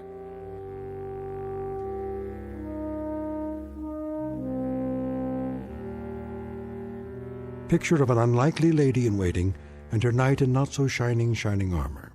An aging man who leads his life, as Thoreau said, in quiet desperation. Because Harmon Gordon is a slave of love, and has been, most unfortunately for him, ever since his heart was captured by a woman some 40 years his junior. And because of this, he runs when he should walk. He surrenders when simple pride dictates he should take a stand. He pines away for the lost morning of his life when he should be enjoying the evening. In short, Mr. Harmon Gordon may not know it yet, but what he seeks most desperately is a fountain of youth. And who's to say he won't find it? Because this just happens to be in the Twilight Zone. And now, The Twilight Zone and our story, A Short Drink from a Certain Fountain, starring Adam West with Stacy Keach as your narrator.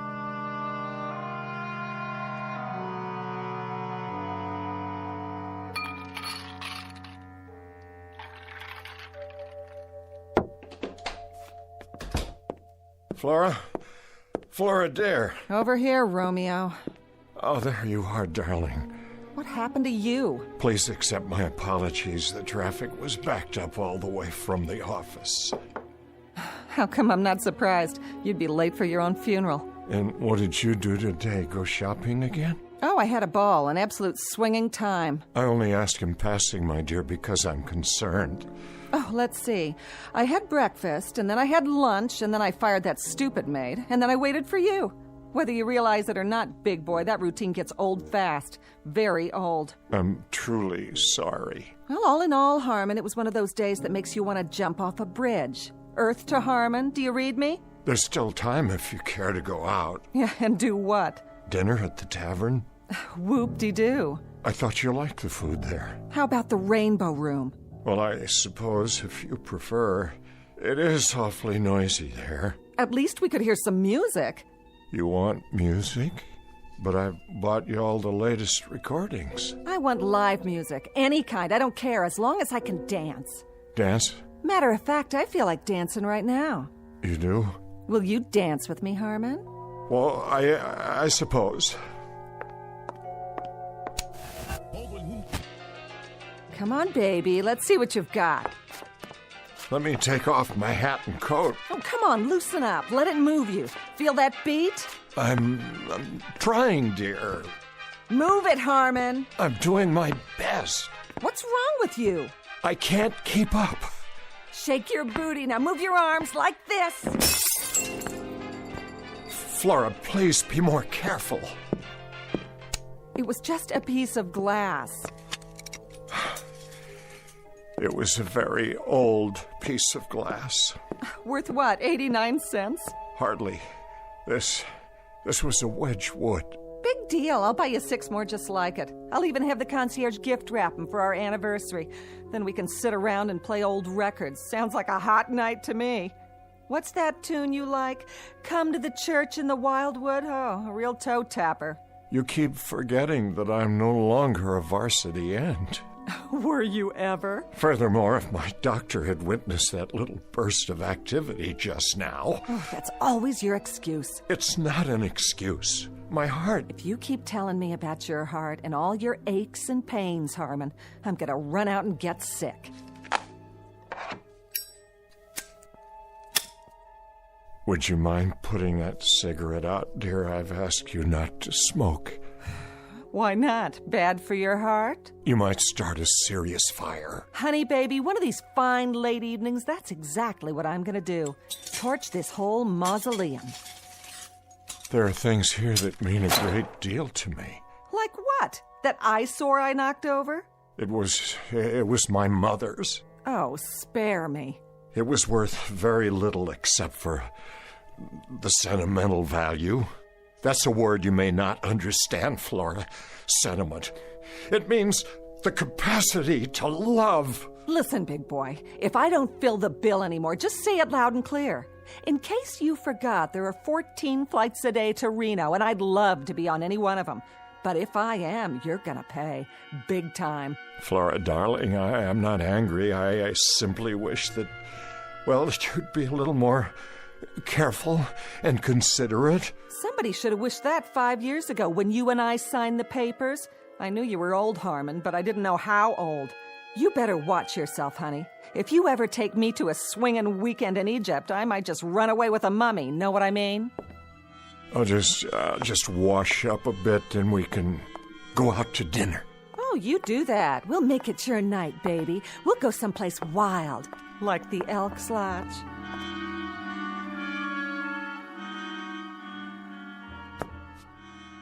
Flora, darling, what's happened to us?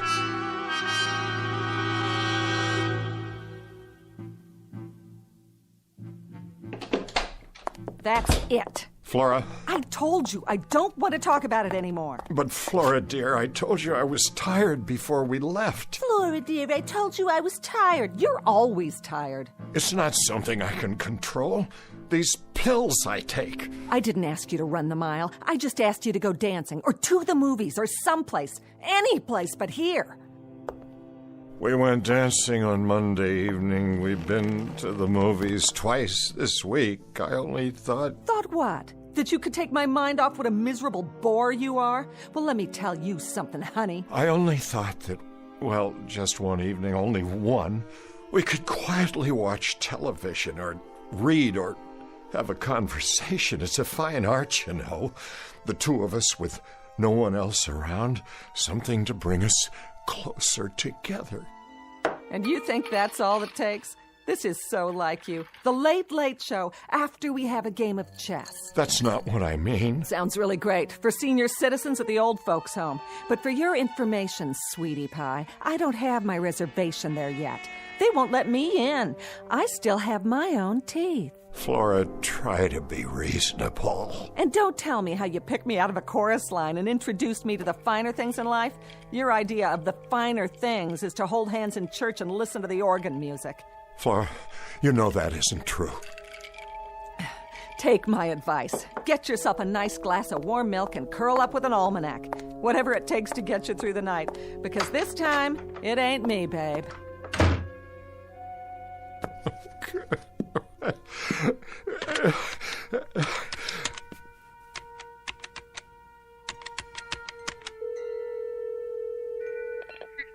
Forgive me.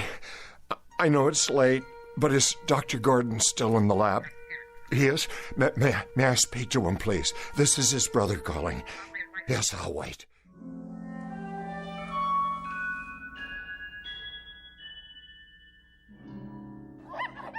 Now then, Leonard.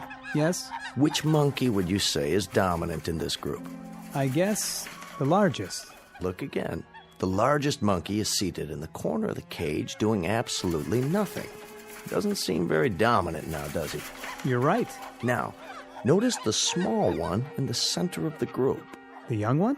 He has the food and water to himself. No one's challenging his position. But doesn't that go against the normal rules? Of social organization? Not where the young are concerned. And the cause of this new hierarchy, Leonard, is the Gordon vaccine.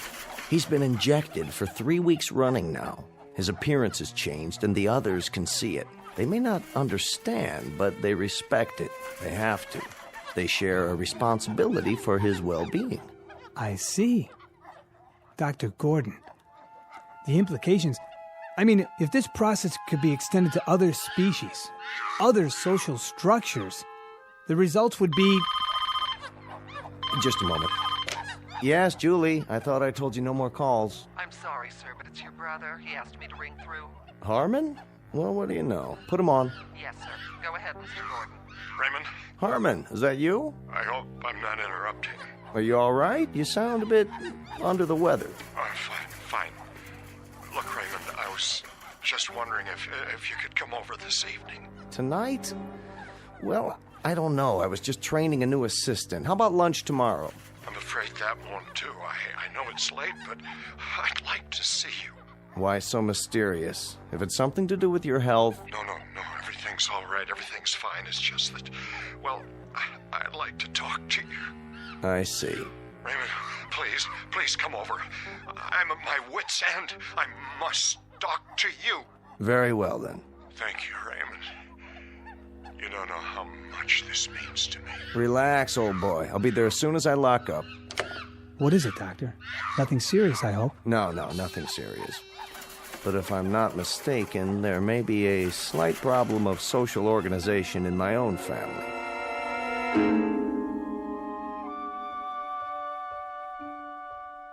Drink all right? Perfect. Good. That's good. You look tired, Harmon. Do I? Yes, Harmon, tired and depressed. Now, Do you want to tell me about it, or shall we sit here and play 20 questions for the rest of the evening? Been pretty rushed the last week or so. Flora asleep? Yes, she went to bed about an hour ago. She asked to be remembered. Oh, she'll be remembered. I'm not sure I like the sound of that. Merely an observation. You know, you really ought to get to know her better, Raymond. She's really a fine girl. Did I say otherwise, Harmon? No, but I know you two haven't been exactly close, as a brother and sister-in-law should be. Harmon, would you do me a favor? Anything. 2 favors, actually. First of all, don't sell me on Flora. Don't even try. You know what I think of her. And this isn't backbiting now. This is what I've told her to her face, so I have no compunctions about saying it aloud. Saying what? Let me finish. I could forgive her appetites, Harmon. I could forgive the fact that she's made out of asbestos and doesn't have a heart in her body. You're being unfair. But I cannot forgive her for what she's done to you. She's turned you into a frightened, quaking, damned fool who dotes on her, gives into her whims, and runs after her like a poodle. That's item 1. Raymond, please. My second favor is simply that from now on, after you've had your battles, you not call me at odd hours of the night. I don't do this often. Once is often. Twice is endless. Harmon, we're very close as brothers go, don't you think so? Yes, despite the difference in our ages. Maybe that's why. You've always been my big brother, and you know there isn't anything in this world that I wouldn't do for you if it's in my power. But you can't expect me to run over here like a St. Bernard every time you get frozen halfway up the mountain. You make me ashamed. Don't be. She's a predatory little alley cat, and she's always been that way. I knew it the first time I saw her, but I can give you only so much solace, so much sympathy, and then it begins to stick in my craw. Now, what is it you want tonight? Just someone to while away the hours with you? Or is there something more specific? The things you've been working on at the Institute. Go on. The cellular injections, you've been successful with them, haven't you? Oh, no. You're out of your mind. Desperate I am. Out of my mind, I'm assuredly not. But you must be if you're thinking... You've made animals younger. I've read your paper. You've injected them with your fluid, and they've become young again. Isn't that true? Animals, indeed. Guinea pigs, white mice, hamsters. You've been able to rejuvenate glands, organs, sometimes the entire cellular structure. But we haven't even scratched the surface yet, Harmon. We're stumbling along in the dark. I want you to inject me. And I repeat, you must be out of your mind. We don't have a remote idea of what's involved here. The research is very impressive. All right, we've managed to rejuvenate a handful of small animals and rodents, but we're 20 years away from trying this on human beings. Why? Are you serious? We're dealing in the basic building blocks of life, Harmon. We don't have the remotest idea of how much damage might result in the long term. We don't know what we're doing to the basic metabolism of the body or the mind. God only knows what effect this has on the brain. Harmon, we're winging this, and we've killed as many as we've saved. You said you'd do anything for me. Anything within reason. This is within reason. I'm close to the end of my rope, Raymond. I've reached a point where it really matters very little to me if I live or die. Surely not. I want you to test this serum on me. Short of that, I can't bear getting any older. Aside from this pronounced death wish of yours, how would you like to spend the rest of your life? As a mutated freak? Or a blithering idiot? Or a mindless shell? This is not only possible, Harmon, it's highly probable. We couldn't control an experiment with a human being. It'd be catch as catch can. I not only would take the risk, I'd welcome it. The answer is no. You don't know what you're saying? Nor do you. Then it's the same as a death sentence. Exactly right. I wouldn't try experimenting on a strange bum picked up off the street, let alone my own brother. Please. The answer is a firm, irrevocable no. In that case, I bid you good night, Raymond, and I thank you for coming. I trust you can let yourself out. Where are you going? Out onto the balcony. I'd like to be alone. Harmon? I said I'd like to be alone, to collect my thoughts. Bear this in mind. As a physician, I can attest to the effects on the human body of landing on a concrete sidewalk after a 500-foot fall.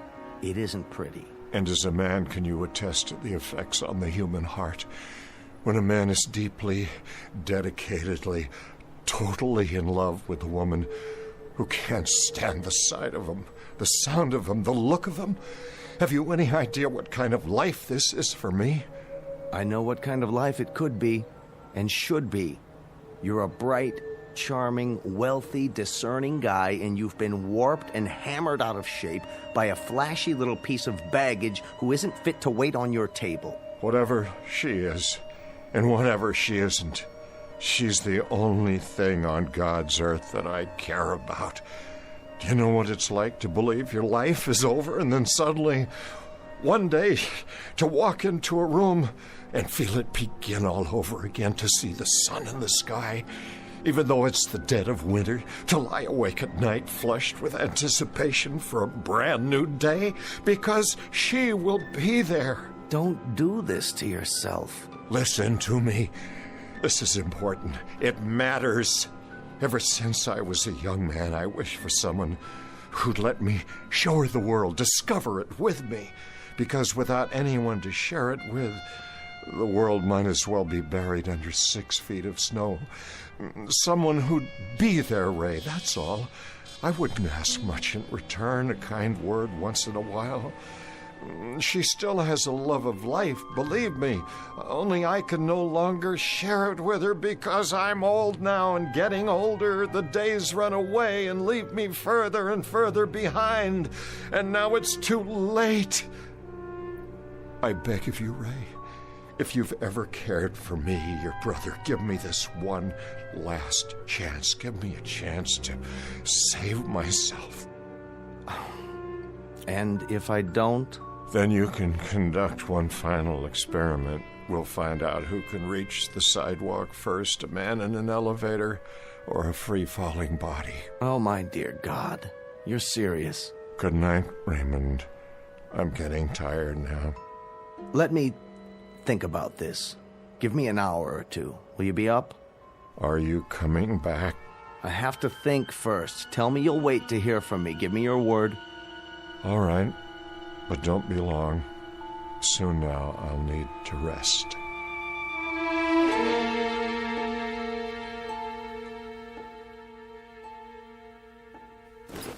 Would you like me to sit down? Yes. Roll up your sleeve. Easily done.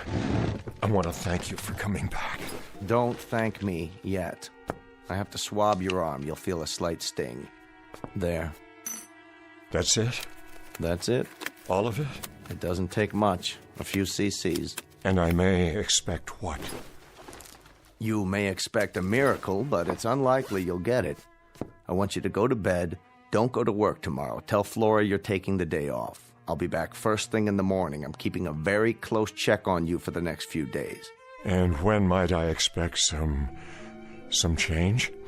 Usually within 6 hours. That's when the first physical changes occur. As to mental changes, none of the rats or guinea pigs have articulated to us the exact feeling. I'll be the first. You'll be the first. Making the assumption, of course, that you'll be alive. Oh, I'll be alive, all right. Do you want to know something? I shall not only survive, I'm going to become young again. I feel it. I sense it. I wonder if she has any idea what she's wrought. Even the thinnest suspicion. Don't blame her. It was my decision. I make a promise to you, brother, that if you don't survive, or if you're damaged in any way, I'm going to take it out of her skin, piece by piece. She's going to donate a pint of blood for everyone she's bled out of you. This is no medical hypothesis, it's an oath. Relax, will you? I'm fine. Go to bed now, Harmon. I'll see you in the morning.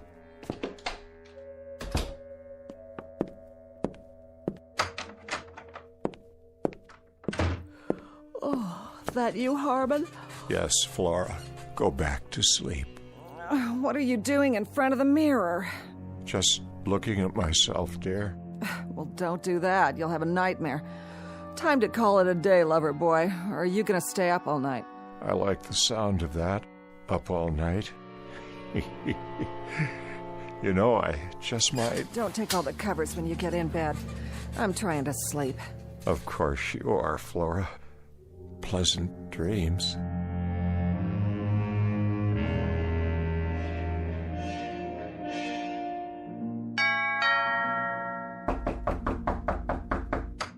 I'm coming. Morning, Flora. Why, if it isn't the quack himself? What do you want? Where's Harmon? He was last seen pounding a pillow. Some fun if you ask me. Is he all right? What is this, ESP or something? I asked you a question. How is he? He's okay. Boring, but okay. I want to see him. Then walk right in that room over there and blow a bugle. Maybe that'll get him going. He needs his sleep. I'll wait for him to get up. You do that. Take off your stethoscope and make yourself at home. You haven't talked to him this morning? I haven't talked to anyone. Not until you started pounding on the door. Do you know what time it is? What about last night? Did you talk to him last night? What difference does it make? He never has more than 2 words to say. But he sounded lucid to you? Look, Pally, I'm not the night nurse. I think you're in the wrong ward. Besides that, you bore me almost as much as Harmon. Now listen to me, you little... Get your hands off of me, Frankenstein. Harmon, how do you feel? I'm not sure. Harmon, how do you feel? Poor little... Harmon? Is that you? Harmon, take your hands away from your face. Let's open the curtains and throw some light on the subject. Your face? What's wrong with it? Look at your reflection in the window glass. Oh, well, what do you know? Incredible what a good night's sleep will do for a man, isn't it? Absolutely incredible. Harmon, what's happened to you?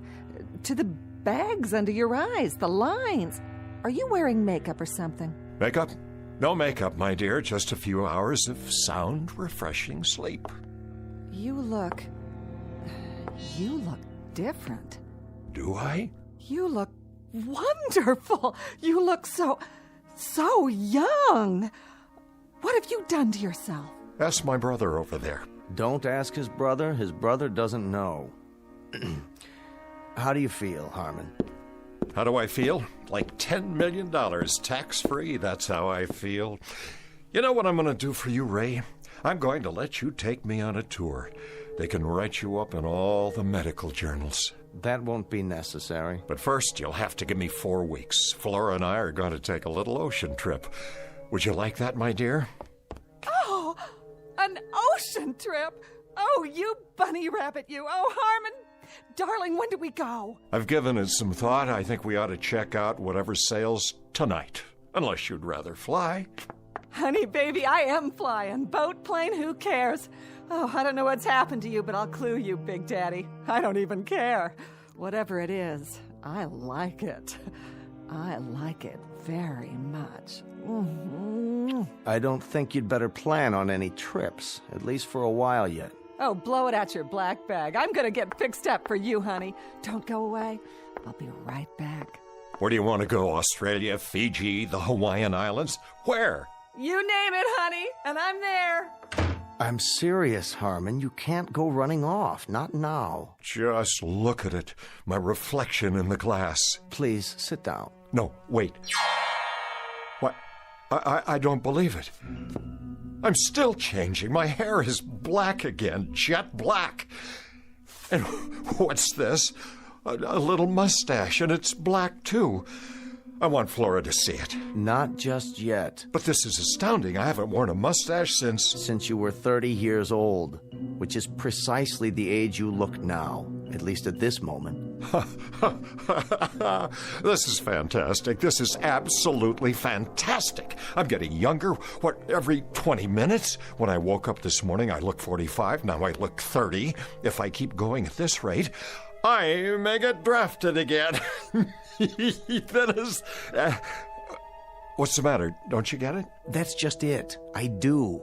If you keep going at this rate, I think we're in deep trouble. Raymond, this is beyond conception. You can't imagine what it's like. I feel light all over. I can breathe again. No fatigue, no heavy, dull tiredness. I feel as if I've been lugging a case of concrete on my back and somebody just cut it away. Let me see your face. I don't know whether you realize this or not, but you've just altered not only my face, but the face of mankind. You've written a whole new chapter in medical history. I said, show me your face. Where's my mustache? What's going on? I wish I knew. But more than that, I wish I knew when it would stop. Or if it will. Why don't I make us some coffee now and we can... Harmon, you've changed again. I know. I'm even younger. Oh, what's going on? What is going on here? Raymond, it's starting again. I feel it. I feel it happening inside. I still feel it. You'd better get back to bed. Yes, I think I will. I think I'll go back to bed now. Harmon, I want you to tell me what's going on. I don't like it. I don't like it one bit. Let me go, please. What's happening to you? Your robe, it's too big. Why, Harmon? Take your hands away from your face. You've got to tell me what... No, Flora. Oh, no! Let him alone, Flora. Let him have some privacy.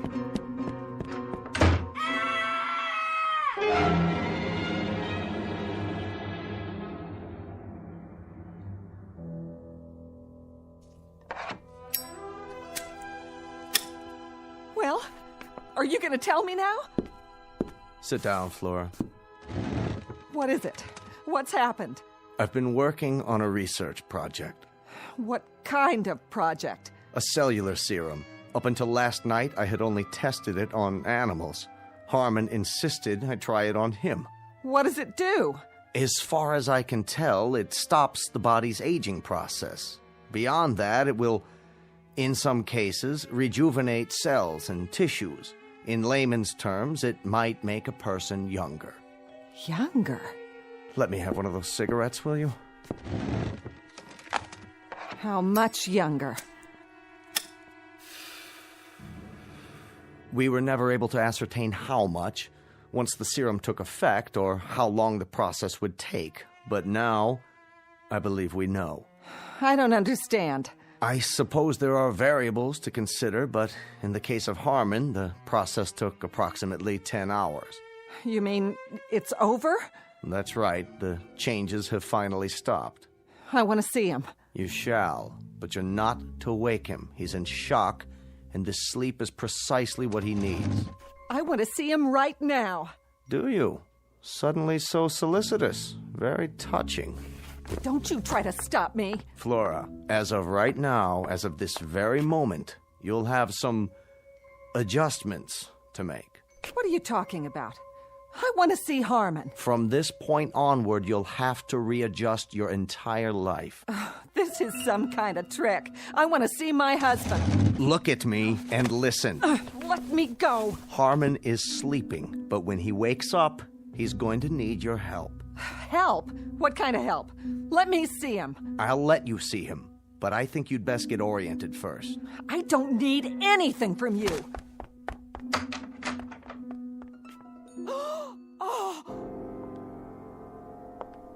Are you beginning to understand? What is that in there? The ground rules have changed. The world no longer begins and ends with Flora. It isn't just Flora's wishes, Flora's temperament, Flora's capacity for anger, Flora's needs. Now it's something else. Something very different. Take a good, long look. I don't want to. That's very nice, but you have no choice. You've got a responsibility and you're going to honor it. You're going to take care of Harmon now. He's going to need you rather desperately. Now look at what's sleeping in your bed.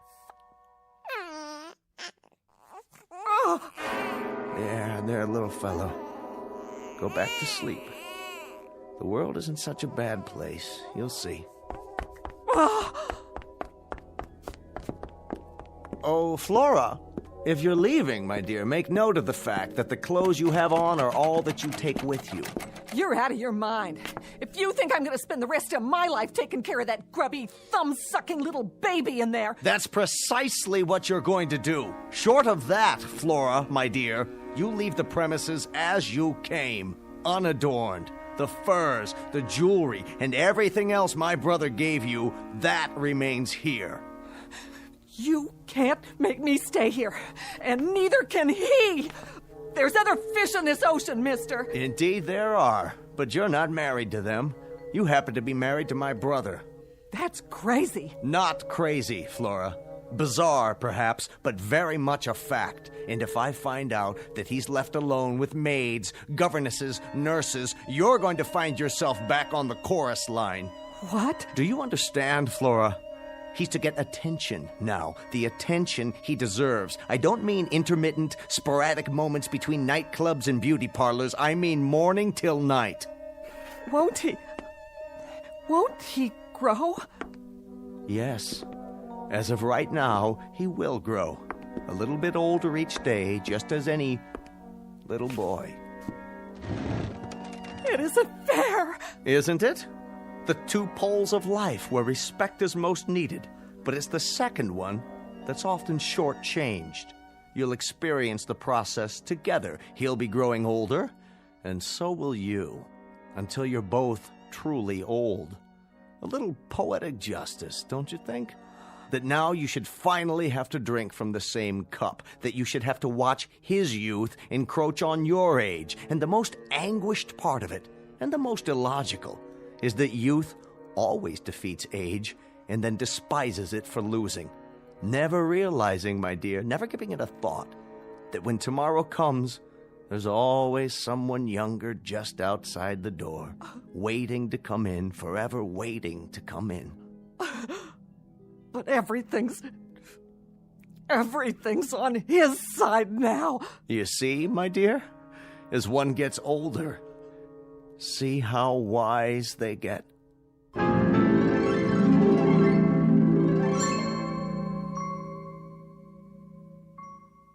Shh. Harmon Gordon is sleeping. He's taking a little nap. He'll wake up soon and impatiently demand a lollipop or a stuffed toy or some other form of attention. Youth is like that. It demands. If you don't believe it, ask Flora. Ask her any day of the ensuing weeks of her life as she takes notes during the coming years and realizes that the worm has turned. The oppressed has become the persecutor, and youth has taken over. It's simply the way the calendar crumbles in the Twilight Zone.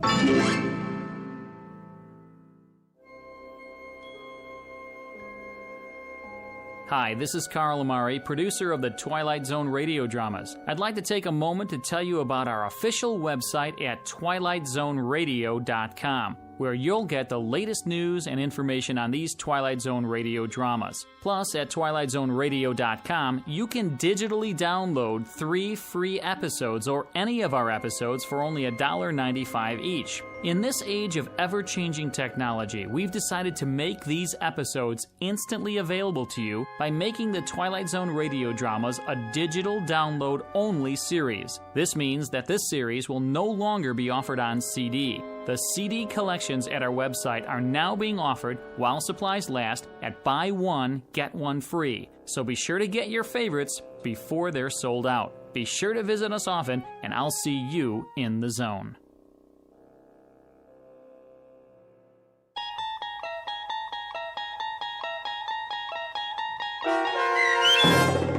A Short Drink from a Certain Fountain, starring Adam West, with Stacy Keach as your narrator, was adapted for radio by Dennis Etchison and based on a script by Rod Serling from an idea by Lou Holtz. Heard in the cast were Meg Tholkin, Christian Stolte, Doug James, and Lynn Foley. To learn more about the Twilight Zone radio dramas and to obtain audio cassettes and CDs of these programs, visit our website at twilightzoneradio.com. This copyrighted radio series is produced and directed by Carl Amari and Roger Wolski for Falcon Picture Group. Doug James speaking.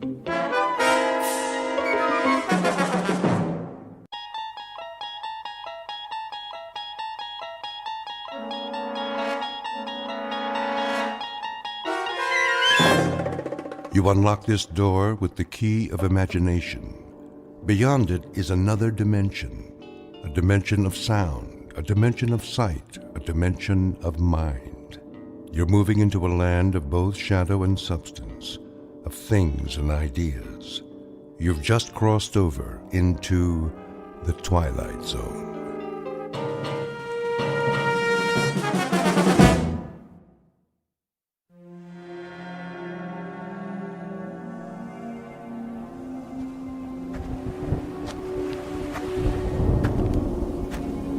Well, looks like a storm's coming in. A storm? Did you say a storm? Don't you mean another storm? Like the one we had yesterday, and the day before, and last week, and all month? I'm sorry, Marie. Sorry? Like you were yesterday, and last month, and all year, and the whole 20 years we've lived on this freezing, nothing little island? I can't help it, Marie. I wish I could do my research somewhere else, but this place, this place, it's so special. Special? Yeah, that's a word you could use for it. I mean, there are no trees, no TV, no stores except that little grocery store next to that shack they call a restaurant. Yes, this is really a special place. Well, I'm sorry. I didn't know it'd take so long. I just didn't know. I wouldn't figure it out until now. Wait a minute. Figure it out? Now? You're done? I mean, are we really done here? Well, I think so. What exactly did you figure out? I mean, will it make us any money? Will you be famous? A Nobel Prize, maybe? Or a research grant? No one can know what I've discovered, Marie. It's just too dangerous. Oh, that is just great. I spent 20 years shivering in that stone shack you call our home, waiting for you to make your big discovery, and now you can't tell anyone about it? I think you can tell me. There's a large granite outcrop that underlies this small island. The magnetic field beneath it has created this very unique place where remarkable things happen in this particular spot. It's the only spot on Earth where it occurs. That's why this place, it's so special. A lot of physicists and geologists have theories about it, and I found it. What particular spot are we talking about? You mean that little sheet of rock that you point instruments at all day, every day? In 1908 in Siberia, there was an explosion. It was equal to a small nuclear bomb. Most people assumed it was an asteroid or a comet, but a few proposed that it was a collision with a rift in the space-time continuum. Another dimension traveling through space that intersected with the Earth and created a terrifying explosion. You want to blow up this island? The rift in this location is shifted somehow so it doesn't explode. I mean, I've been able to observe it occur 6 times over the 20 years we've been here, and I finally figured out how to trigger the shift. That small rocky shelf is a door to the infinite number of parallel universes. I should have listened to my father. He said you were a flake and I would never be happy. I'm going back into the house. Hey, Benny, come here, Benny. And then I'm leaving you. Wait. Let me show you, please. At least watch. I mean, you've waited 20 years. Don't you want to see what this is all about? I developed a handheld device that aligns the particles of the matter that fill that space a certain way. When I activate it, a shift occurs, a shift in dimensions. Now, just stand back from the rock shelf. I don't like this. It's not that dramatic, really. You see that small plant growing in the crack of that rock? That's a weed, Matt. Well, whatever. Now, just watch this.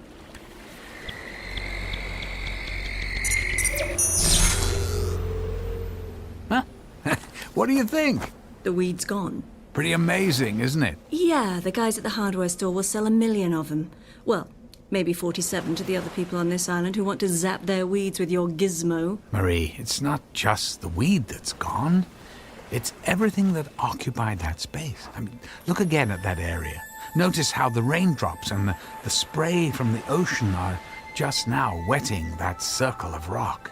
That entire area of about 10 meters was exchanged with the matter that occupied that space in a parallel universe. Our weed and all the rock and the rainwater are now occupying that space in another dimension. And now, this matter is here to replace it. Look, I'll show you again. Sometimes the swap is a little more dramatic. It just seems that in many parallel universes, the same sort of things happen.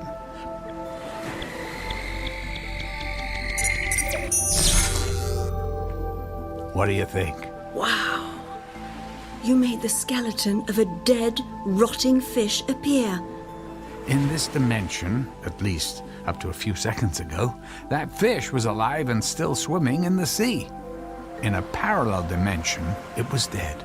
Now it's here, and the fish that was in this dimension. The same fish is now alive in a parallel universe. Wait, you're telling me that fish isn't dead? But it is now, in this universe. But in the other universe, I just shifted from it's alive and frolicking. Are we alive and frolicking in another universe? There's no way of knowing. Although it's quite possible that we are. Only things could be different in small ways or extremely dramatic ways. The possibilities are infinite, which would indicate the potential for significant change. So, if I stood on that spot, would I disappear? Marie, yeah, well, that's not a good idea. Or would the Marie from the other universe show up? Oh, good God. The thought of an infinite number of copies of myself living on this island is horrifying. It wouldn't be a good idea to stand on that spot. There's no coming back. I can shift space and cause the rift to occur, but I can't bring anyone back. It just seems to be a continual exchange of other possibilities. I want to try. Try what? I want to stand on that rock mat, and you send me away. Maybe things will be different. Marie, you can't. It's irreversible. There's no guarantee you'll even survive the shift. The weed survived. You brought it from somewhere else and sent it somewhere else. You have to do this for me. But you're not really changing anything. You're just exchanging it for something else. If you or I were to shift to another dimension, our counterparts would suddenly find themselves in this dimension. Things could be the same or very different for them. There's no way of knowing. But who's to say we're not having this exact same conversation somewhere else right now?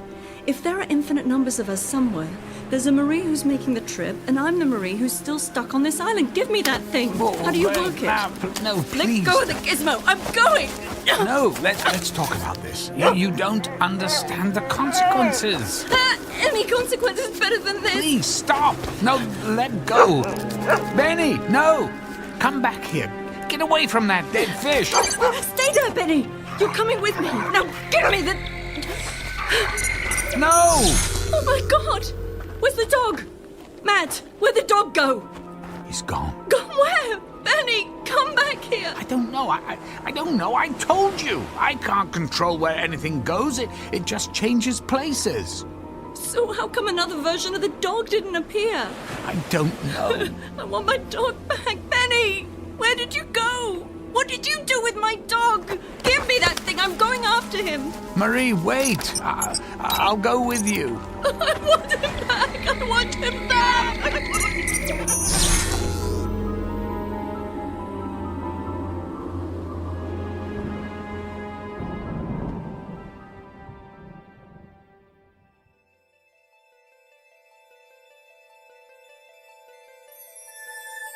Meet Marie Thompson, the wife of a physicist who spends his time studying infinite worlds, except the one that he shares with a woman.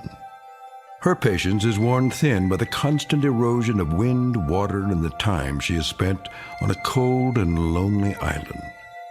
All she wants is what life has never given her, a chance to be someone else, and somewhere else, regardless of the cost. It's a cost without a price tag, and it's on sale for a limited time from that purveyor of lost hope and endless dreams called the Twilight Zone.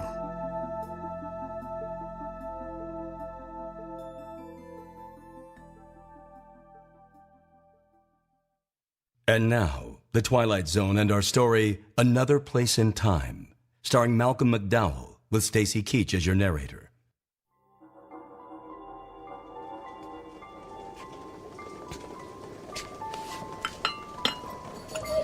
Have some tea. You're cold and wet. I'm sorry about the dog, Marie. You shouldn't have grabbed the device. We can get another dog. I mean, people do that all the time, don't they? I'm leaving you. I'm not staying here. Look, I don't blame you. I'll go into town and arrange the ferry, assuming there is a ferry. We're in another place in time now, Marie. Things might not be like they were. We might not even have a dog. I'm not leaving until I find Benny. Marie, where are you going? I'm going to find my Benny. If he's on the island, I'm going to find him. Mail call! Sorry, Marie, I didn't see you. It's okay. Well, you're not going out in that gale, are you? It's really starting to storm out there. I have to find something. Hello, Matt. Everything okay? Oh, yeah. Yeah, no, everything's fine, Jim. You probably should call Marie back. It's really starting to blow out there. Yeah, well, good idea. Jim, let me ask you something. Have you seen a dog? Oh, you mean Benny? You know Benny? Well, yeah. Oh, have you seen him? No. Well, I figured he'd be inside here with you folks. Marie, you found him. Yeah. He was running across the meadow. I called him, and he came running. He knows me. He actually knows me. Oh, that's great, Marie. I can't explain it, but that's great. Oh, Benny. Oh, look, Matt. Remember when that wolf bit his ear and tore it up? It's all better. Wolves? Yeah. Then he got cornered by a wolf and got a bit of a fright a while back. His ear was almost torn off, but it looks like it healed real well. Matt, I've lived on this island for 62 years. I've never heard anyone talk about seeing a wolf. Really? Well, that's great. Did you hear that, Benny? No more wolves to worry about. It probably wasn't a wolf. Must have been another dog or something. Yeah, I guess. Although I was always under the impression Benny was the only dog on the island. But look, you folks take care of yourselves. Well, we'll see you later, huh? Yeah, bye. Yeah, bye. Such a good dog. Good dog. You know, we should probably do more listening than talking until we get used to what's going on in this dimension. It worked, didn't it? I mean, it really worked. This is the best news I've had in a long time. You have fun here on your little island. You do whatever you want. I'm leaving. Yeah, I know. I'll get into town when the storm calms down and arrange the ferry to the mainland. Ferry? Hell with the ferry. Benny and I are going to take another little trip with your gizmo. His ear is all better, but look at this stone shack. Look, Matt, nice job on the dog's ear. Now let's keep this thing going. It's progress. You are aware of the word progress, aren't you? I'll set you up on the ferry, and we can pack you up whenever you want. Pack? What would I pack? Look at this collection of junk. I don't want a thing from this rock hut. It's all yours. Now get the gizmo and get me and Benny out of here. Well, I'm going with you. Oh, really? What's the problem? You looking for something better for yourself? Marie, I have to go with you.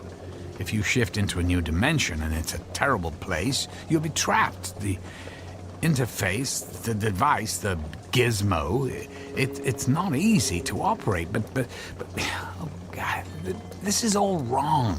Is that so, Mr. Wright? Well, you don't have to go if you don't want, does he, Benny? Marie, this isn't fair to either of us. I mean, not us here, but the Matt and Marie living in another dimension. I mean, when we shift to another dimension, we change places with them. there are versions of ourselves suddenly thrust into a different place and time that we wouldn't necessarily understand. Now let's get going. Now? You want to go now? In this storm? Well, why don't you pick us a day with nice weather? I can't pick anything. It just happens. I've been waiting my entire adult life for this, and I'm not stopping now.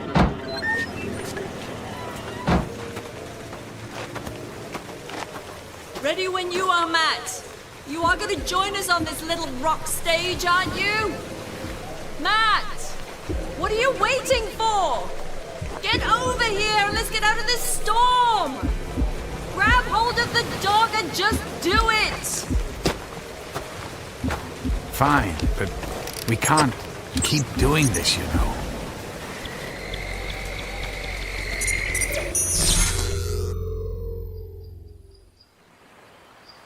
Oh my!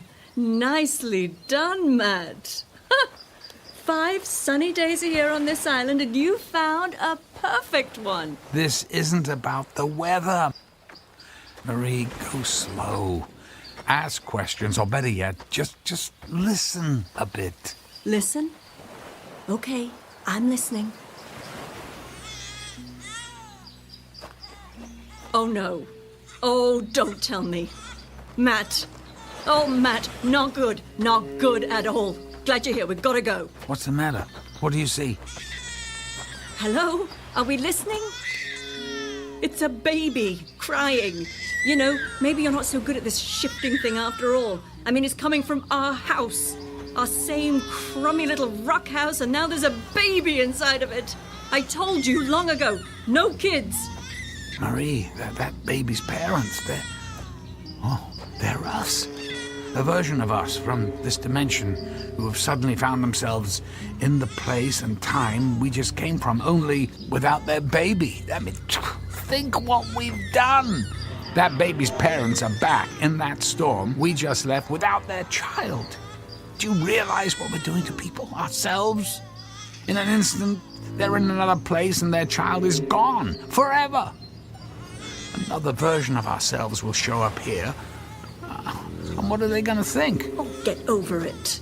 We're doing it to ourselves. No one's getting hurt except us, so what's the problem?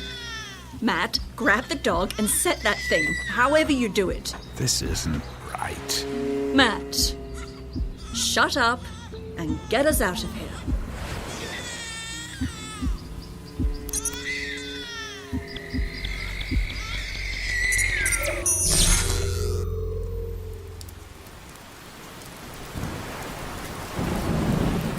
Rain. Perfect. What happened to the sun? God, this has to stop. Okay. Let's go take the break that you wanted. There's the shack waiting for us. Come on, Benny. All right, Marie, this is it.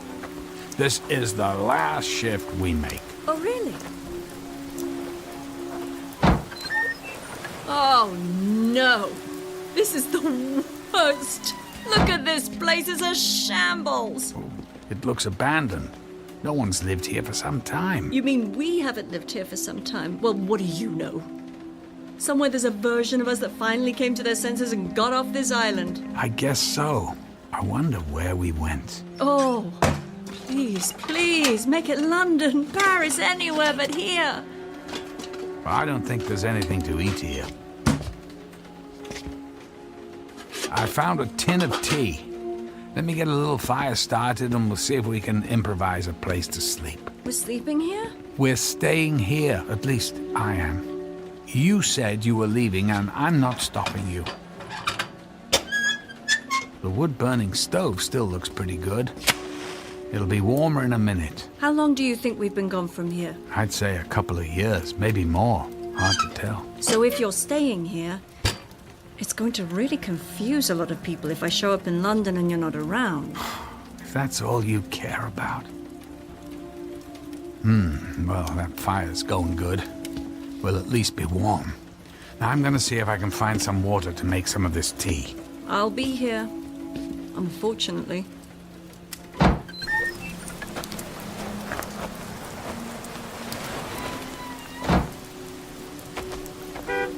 Matt! you? Hello? Yes. Hello there, Jem. You know, I never thought I'd see you here again. Especially after what happened. Yeah, right. Well, we thought we'd come back, for a visit. We? You're not here with Marie, are you? Marie? No. The dog. I came back with the dog. So, do you visit Marie at all? Yeah, I visit her, yeah. I saw her not too long ago. Do they still have her in solitary confinement, or have they let her into the general prison population? Prison? What's that? Yeah, she's still in prison. I'm surprised you visit her at all. I mean, any mother who would kill her own baby. But then, well, she obviously needed psychiatric care. Look, I'm sorry to even bring it up. I just didn't figure you'd ever want to come back to this place after what happened here. I guess I just wanted to get some closure. Looks like you've got a fire going in your old house. I'm kind of cold. I'll come into town and see you tomorrow, okay? Sure. You take care of yourself.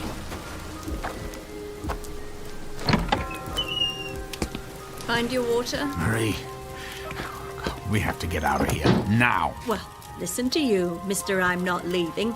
Just when it's starting to get warm in here, you want to go back out in the rain? Marie, you're supposed to be in prison. In this universe, in this place and time, you killed a baby and are in prison. Marie, how could you? You've got to be kidding me. I didn't do it. It was someone else. We're leaving right now. We have to find a different dimension. Grab the dog and let's go. I never should have listened to you. We have to find a dimension when we're not in jail, where an innocent baby won't be in danger. And then, this is it. It's over. Over for you, maybe, but not for me. Don't you get it? This is why no one can know about this. What if everyone decided to do what you're doing? You can't go shopping for the perfect life someone else worked so hard to achieve. Perfect life? Is that what you call the life we were living? Now activate that thing. This has to end! You get it right next time and it'll end!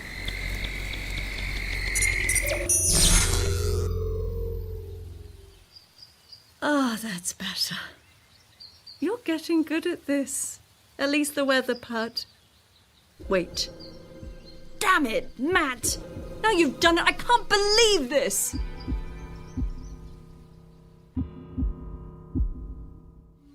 Damn you, Matt! Where's the dog? I thought, I thought you had him. We have to go back and get the dog. We can't go back. I've told you. There are infinite possibilities. We'll never find the same dimension. Only different ones. Then you're just going to have to find us a dimension where I have my dog again.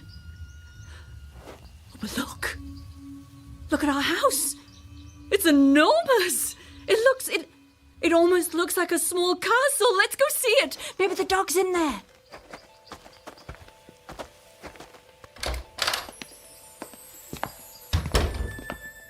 Benny? Are you here, boy? Is he here? I don't know, but... Hey, congratulations. The house is amazing. I never thought stone walls could look so good. Matt, we must be rich. Maybe you did sell your invention. Marie, this stops here. I'm going to destroy the device. Why? Don't you get it? Haven't you been paying attention to your own words?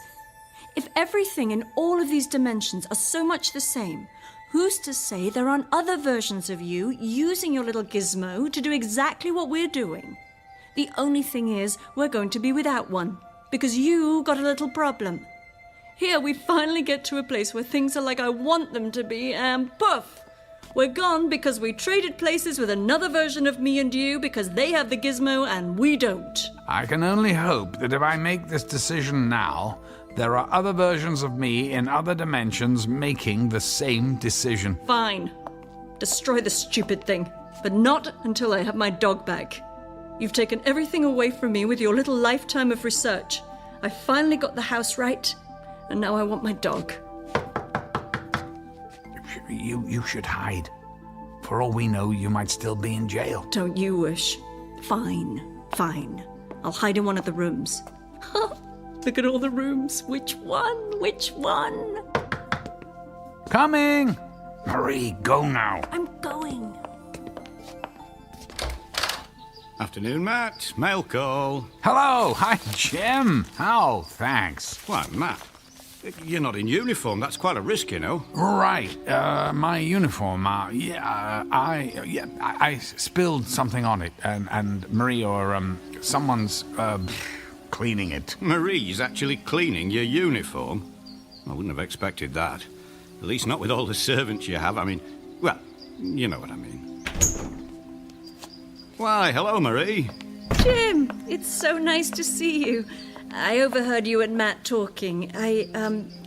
Here's your uniform, Matt. I forgot we had another one hanging in the closet. Yes. Why, thank you, Marie. Good God. What is that on the arm? Is that a swastika? Yeah, I guess. Yep, that's what it is, all right. Oh, I can't believe it. A swastika? I mean, this is nuts. Whoa! Be careful there, Matt. People don't take kindly to any disrespect for the Reich. Reich? Look, I'd best be going. You know, I saw your dog running around over by the base. I figured the Commandant might not take kindly to that, so I got your dog tied up outside. Benny? Matt! He remembers me. It's Benny. It's my Benny, and his ear is all fine, and the weather is fine, and this house is just fine, and I have never been so happy. Jim, thanks for bringing the dog back. I have to, get into uniform and head over to the base. Right. I'll see you tomorrow. You did it. Matt, you did it. Marie. God, it's a Nazi uniform. It has a swastika on it. Don't you see what this means? It means the Nazis won the war. Well, maybe they're not bad anymore. It's been a while since the war. I mean, come on. We got it all going here. Give it a few days. No. Out of the question. This is madness. Well, just listen to you. You can't wait to give it another go. Just remember to program your little gizmo for perfect house, beautiful weather, nice dog, no babies, and just for you, no Nazis. Oh, and can you make the house a little bigger next time? I mean, why not?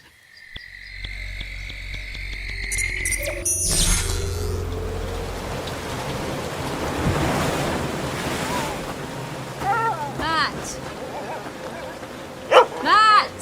What? Is this a cruel joke? We're right back where we started! Matt! Where are you going? I'm going inside.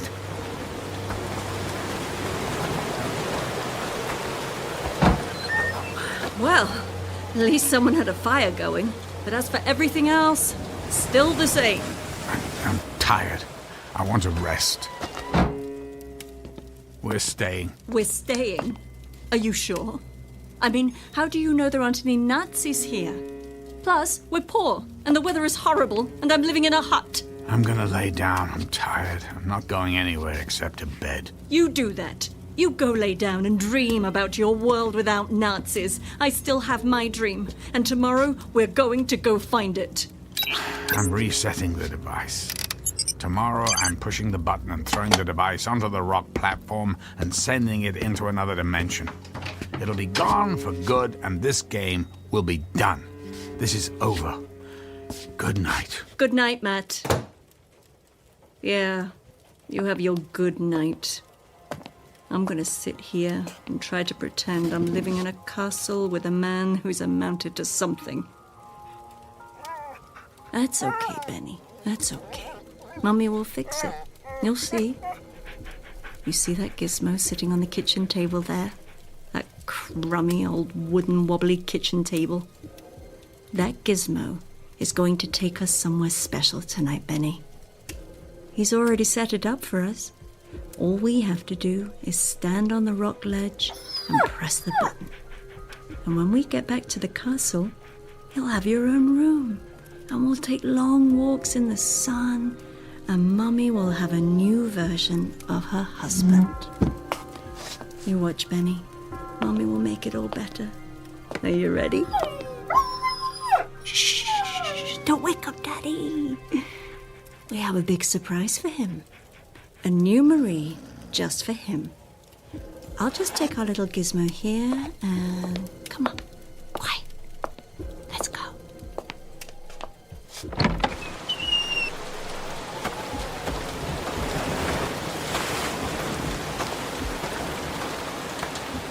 Benny!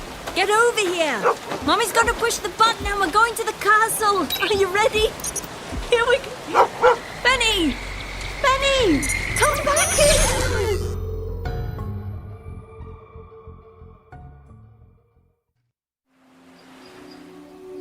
Damn dog! Hello? Hello there! Hello, Matt. I decided to go for a little walk. Oh, it's a nice day for a walk. And by the way, what a lovely house we have. And a garden. Well, thank you. Oh, Benny! Benny! Benny! Benny! Come here, you good dog, you. Now, Benny, is that any way to say hello to Mummy? Here, heel boy. That's a good dog, Scout. Scout? His name is Scout? Oh, that won't do at all. He's going to have to get used to Benny. Oh, I'm sorry, but, do I know you? Look, I know you're Matt. I have been a bit of a chore for the last day or two. Or was it 3? Heck, I don't even know if we're supposed to call them days. I mean, what are they anyway? Excuse me, but, what are you talking about? Well, I guess it's my turn to do all the explaining. Matt? We're over here. I'm talking to someone. Oh, Matt. Who is that in my garden? That's my wife, Angela. Huh? Sorry, I didn't catch your name. It's Marie, Matt. Ring a bell? Marie who?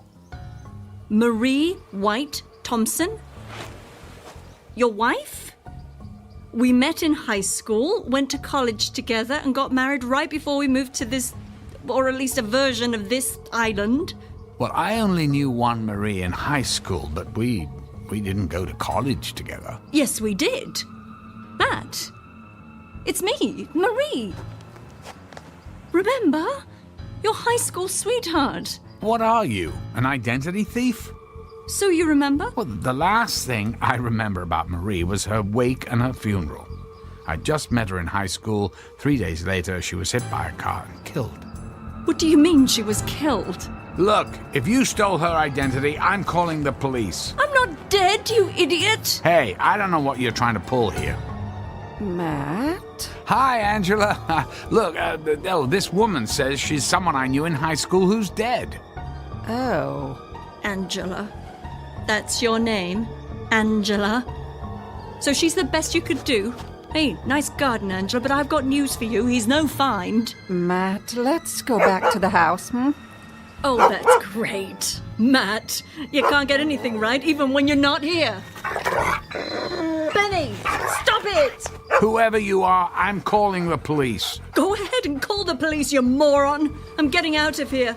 And goodbye, Miss Perfect Little Gardener Wife. Benny, get over here. Oh, forget it, dog. Stay here with these lovebirds. I'll find a new version of you in the next dimension. I think she's crazy. Crazy? Watch this, sweetheart. Matt, get over here! Matt, don't go near her. She's not acting right. Right's not the word for it. Matt! You programmed this thing before you went to bed. What did you do? I can't get it to work. Angela, go back to the house, call the constables. She sounds dangerous. Would you get over here and fix this thing? It's every version of you, an idiot! You can't leave me here! This isn't how it's supposed to be. Things were supposed to be better. I can't get the thing to work.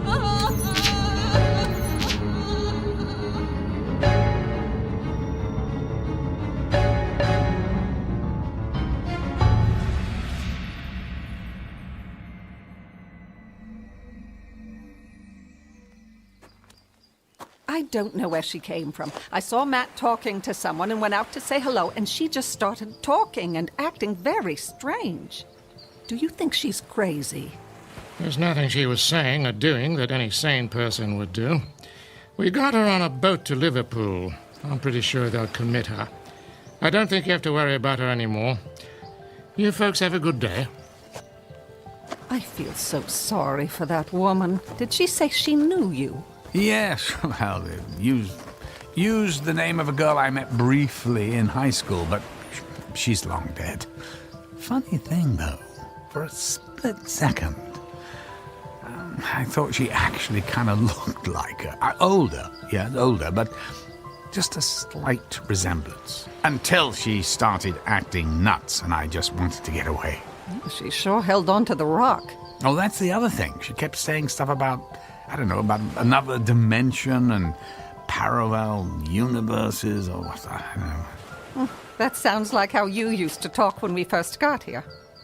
Yes, but there's nothing to it. I've been all over this island and all the theories about it aren't true. But I never did study the shoreline. Maybe it's worth a look. Yeah. Maybe I'll get the old instruments out tomorrow and point them at that rock. And I'll paint a picture of you holding this. What's that? It's that thing she was holding. She called it a gizmo. I meant to give it to the constable. I'll give it to him tomorrow. Oh, well, that's actually a very sophisticated little device. Maybe I'll take it apart first. All the police are going to do with this is put it in a box and then probably sell it at an auction. Do you think it's worth something? I mean, should we offer to pay for it? Technically, it's her property. We should give it back to her, but I want to study it a bit first. She won't need it where she's going. Oh, hello. Here looks like another storm coming. That's no surprise. Let's get inside. Yeah, good idea. And then maybe tomorrow we'll see what that rock and this gizmo is all about.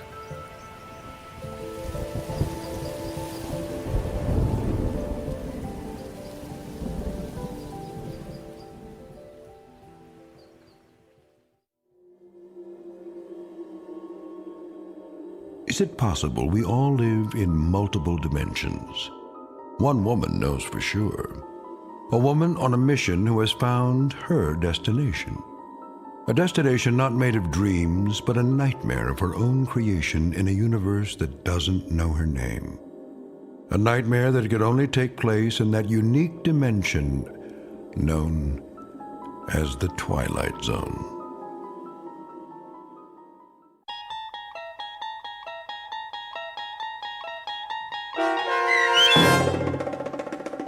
Another Place in Time, starring Malcolm McDowell with Stacy Keach as your narrator, was written for The Twilight Zone by Steve Newby. Heard in the cast were Sarah Wellington, David Darlow, and Martin Astrup. The producers of The Twilight Zone wish to thank CBS Enterprises and the Rod Serling Estate for making this series possible. This copyrighted radio series is produced and directed by Carl Amari for Falcon Picture Group. Sound design, custom Foley effects, recording, and editing are produced in the Cerny American Sound to Picture Theater by sound designers Craig Lee, Bob Benson, and Tim Cerny. Music for The Twilight Zone is provided by CBS and American Music Company Incorporated, New York. To learn more about the Twilight Zone radio dramas and to download episodes, including 6 free episodes on our homepage, visit our official website at twilightzoneradio.com. Doug James speaking.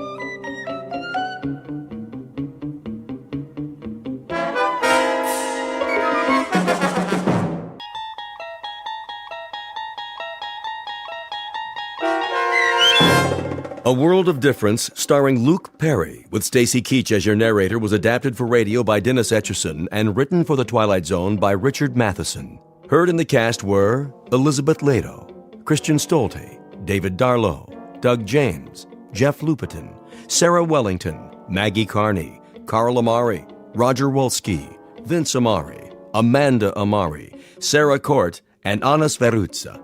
To learn more about the Twilight Zone radio dramas and to obtain audio cassettes and CDs of these programs, visit our website at twilightzoneradio.com. The producers of The Twilight Zone wish to thank CBS Enterprises, Carol Serling, Dennis Etchison, Dick Brescia Associates, Claire Simon Casting, Terry Jennings, XM Satellite Radio, Sirius Satellite Radio, our sponsors, and our radio affiliates for helping make this series possible. This copyrighted radio series is produced and directed by Carl Amari and Roger Wolski for Falcon Picture Group.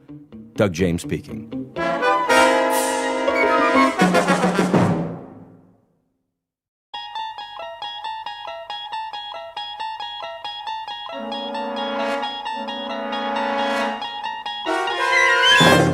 There is a fifth dimension beyond that which is known to man.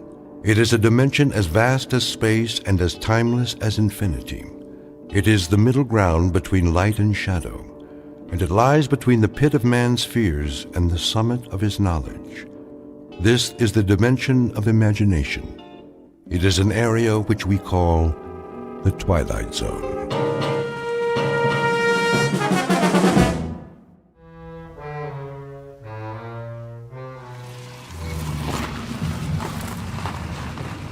Hey there, Will. Morning, Mr. Reagan. Reagan? Yeah, that's a good one. Yeah, you want to open the gate? Yeah, I guess it is. A good one. Want to let me in on it? Let you in on what? You called me Will. Yeah, so? So, my name's Harold, you know that. Since when? How long you been working here? Oh, long time. All that time, I've always been Harold. Some people call me Shorty, but never Will. And I'm Arthur. My wife calls me Artie sometimes, but if you want to be Harold, that's okay by me. Oh, I get it. You want I should call you Arthur from now on instead of Mr. Reagan? You got it. Guess that makes us even. Harold, do you a favor? What's that?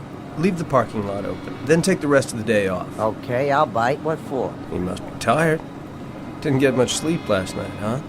Have some breakfast, cup of coffee. See if that helps. Helps what? To get your head on straight. You can open the gate now, Harold. Or whatever your name is. Sure, if you say so.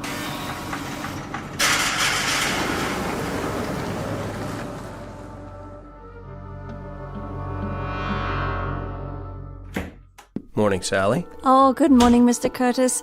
I just got here myself. I hope I'm not late. No, I thought I'd better get an early start. I have to leave about 3. You do? My wife and I haven't gotten a thing for Tina's birthday yet. That's right. The party's Saturday afternoon, isn't it? If my daughter can last that long. Excited? She sure is. It's all she can think about. Are the Matson contracts ready? Right here. I finished them before I left last night. Good. I'll look them over in my office. Well, back to the grindstone. Yes, sir. Oh, I almost forgot. Would you call the airline for me? See if you can get those reservations changed from Monday to Saturday. Will do. Straining at the leash to get out of town? You bet. It's the first real vacation Marion and I have had in years. So I figure, why lose a whole weekend before starting out? I don't blame you. Saturday night, it's San Francisco. Here we come. Hold all calls for a few minutes, will you? I want to tell my wife. Certainly, sir. Hope her mother can take Tina after the party.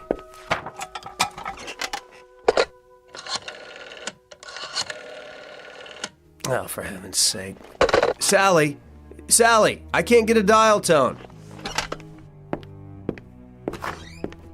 What's he doing? I don't know. This isn't in the script. Sally, I said... Who are you? What are all you people doing in... Cut! Where did Sally go? What happened to the wall and... I said cut. All right, everybody, take 5. Will somebody please tell me what is going on? Reality. The quality of being real or having an actual existence. A matter of interest to philosophers throughout the ages. The definition comes from the dictionary, and it directly concerns one Arthur Curtis, 36 years old and a successful businessman, or so he believes. Mr. Curtis is about to discover that the line between reality and unreality can be very thin indeed. In fact, under certain conditions, it may be less than thin. It may be invisible, at least in the Twilight Zone.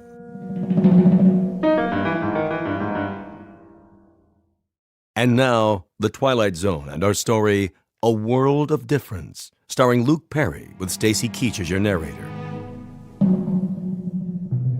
I asked you a question. All of you. What are you doing here? Get out of my office. Come on, Jerry. That's not my name. Is it so hard to make a phone call? Lose the ad-libs. Who are you? Remember, Jerry?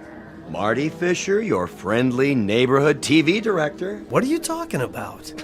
How soon they forget. Sally, what is all this? Something go wrong, Mr. Reagan? Why are you sitting there like that with your feet up? Take them off the desk at once. I thought we were on a break. We are. Why don't you go to your dressing room while I talk to Jerry? Sure, Marty. Call me when you're ready. Watch the cables, Miss Lawson. Of course I will, Kelly. You'd think I'd never been on a set before. What are all these lights for? I can hardly see. Pretty hard to shoot without him, Jerry. This isn't exactly verite. That camera, what's it for? Will somebody please tell me? I'm warning you, Jerry. Oh? And who do you think you are? That's funny. I was about to ask you the same thing. Why don't you wise up and cut the dramatics? Dramatics? They won't take much more of this. You're very close to the edge. The edge of what? I like that. You're really into it. What is it? The method? I don't think so. Not the method. Who'd you study with? Sandy Meisner? Right? No, wait a minute. Stella Adler. Well, I used to be at the Institute, too, and the first rule is don't break character. So, what do you say? Shall we take it again? I don't understand what you're saying. It's a gag, just a little gag. You know these New York actors. All right, get him some coffee. Kelly? Yeah? Coffee over here, please. Black. Coming right up. Okay, Jerry, let's forget about it. Get your scene done. The front office doesn't like it when they're over schedule. Over schedule? Not this show. Then let's try it again. Back to the set. Set? Listen, I went out on a limb for you. The whole agency did. What agency? Just do your lines. Are we ready here? We're ready. Now, Jerry.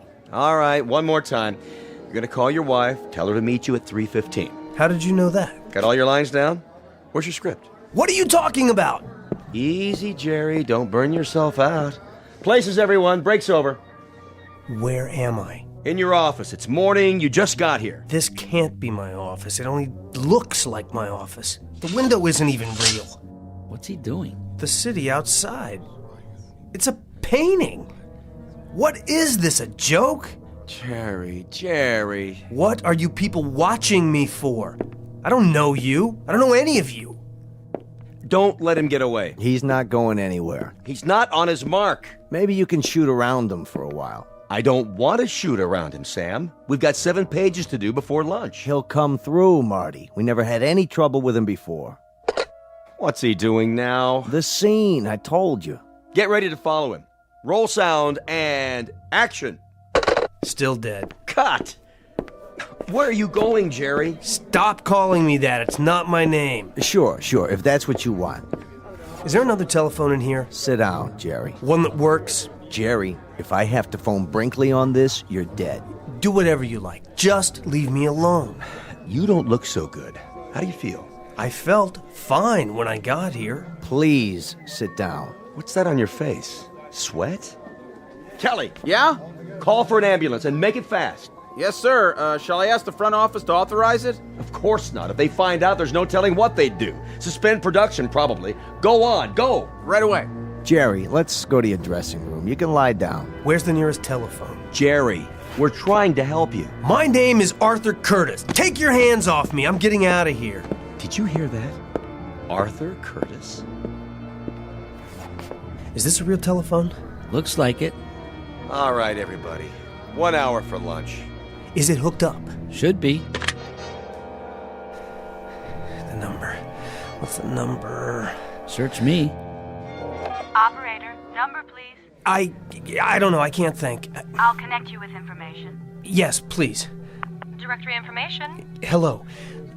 Would you give me the number of Arthur Curtis? 22437 Ventnor Road, Woodland Hills? Checking. On Ventnor. Ventner. I have no listing for a Curtis at that address. What? You must be mistaken. Jerry? Listen, it's my own home. I'm Arthur Curtis. I just can't remember the number at the moment. Will you... If it's an unlisted number... It's not an unlisted number! At least I don't think it is. Look, would you try again? I know there's a phone there. I'm sorry, sir. Jerry, Put the phone down. You're wrong, operator. Connect me with your supervisor. Let's go to your dressing room. Listen! Give me the phone. What are you doing? You're not yourself. You're sick. Get your hands off me! I'm trying to help. Well, I don't need it. I'm getting out of here. Where are you going? Home! Jerry! Somebody stop him!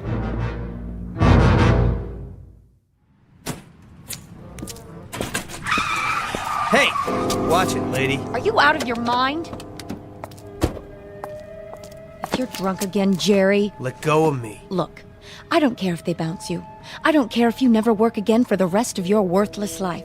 You're going to pay me what the judge tells you to pay me, or so help me, I'll put you so far behind bars, they'll never find you again. There you are. Mrs. Reagan. I am not Mrs. Reagan anymore. Sorry. Could I speak to you in private? I haven't the time. It's about Jerry. He's coming with me. He'll be back in time for the afternoon filming. That isn't exactly what Excuse me, but I need your car. What do you think you're doing? You're not driving. I've just called for an ambulance. Jerry's having a nervous breakdown. How convenient for him. Would you two get out of the way, please? I'm not joking, Mrs. Miss, from now on. If you won't move... Slide over. I don't have time to argue. I said... Get in if you have to. I'm getting out of this place. You pig-headed... Better fasten your seatbelt. Slow down. Don't touch the wheel. I'll do more than touch it. I'm not going to let you crash this car. It's mine now. Get your hands off the brake. There. Now will you let me drive? I'm warning you. You're warning me? Give me those keys. Now. Stop! Please, whoever you are. I said I'll drive. If you want to kill yourself, you'll have to wait. First, I'm going to bleed you, Jerry. I'm going to bleed you dry. Every bank account, every residual. Now listen. I don't know who you think I am, but you're wrong. You're wrong. My name is Curtis. Arthur Curtis. And I don't have the slightest idea what you're talking about. Right now, I'm going to... Oh, cut the histrionics. If you think you can chisel your way out of pain with a cheap trick like this... I'm going to turn the key again. And I'm driving to my home in Woodland Hills. Once we get there, you can have your car back. Do you understand? I told you to cut the act. No act.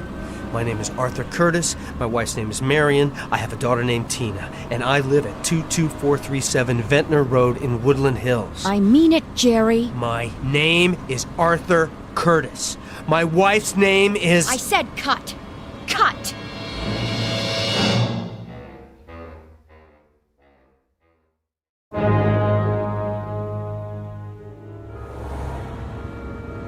I don't understand. I've made this turn twice now. Let me know when the grand tour is over, will you? I don't know where I am. And yet I must. This is my neighborhood. I live here. Do you? I have, for years. Ever since I bought the house.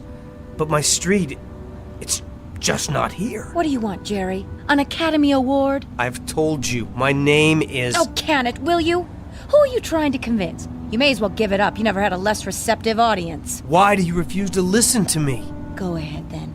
Play it out. Make a complete idiot of yourself. I couldn't care less. I'm trying to find my house. Is that so hard to comprehend? Well, you're not going to, no matter how hard you try. And why is that? Simple.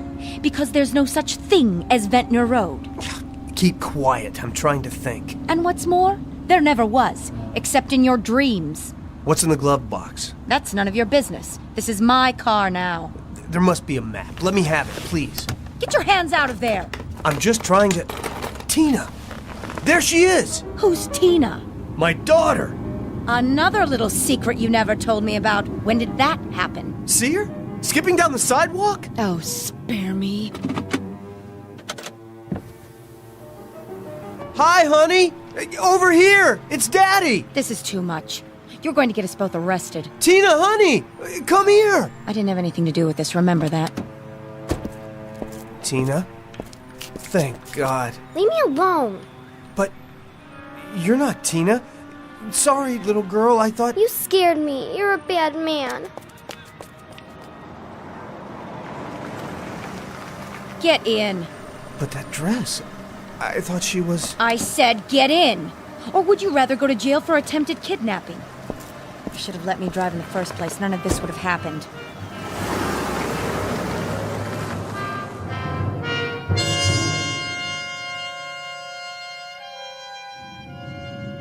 Why are you stopping? Because this is the end of the line.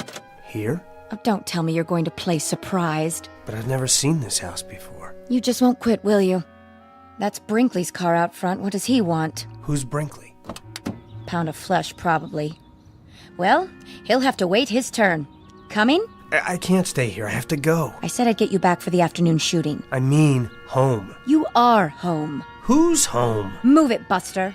Or would you rather sit out here? Fine with me. Suit yourself, but I promise you you'll regret it. Where are we? Come on inside. Fix yourself a drink. A little hair of the dog? Maybe that'll do it.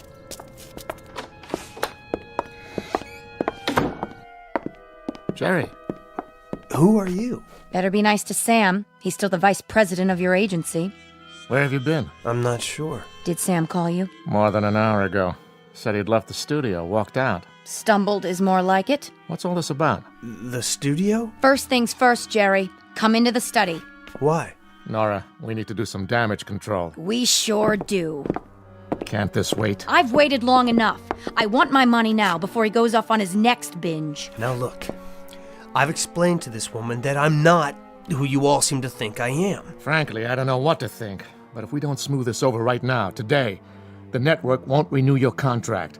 And that will cost us all money. My name is Curtis. I live... Jerry, stop it! Stop what? Would you rather I lie to you? You don't seem to realize the position you're in.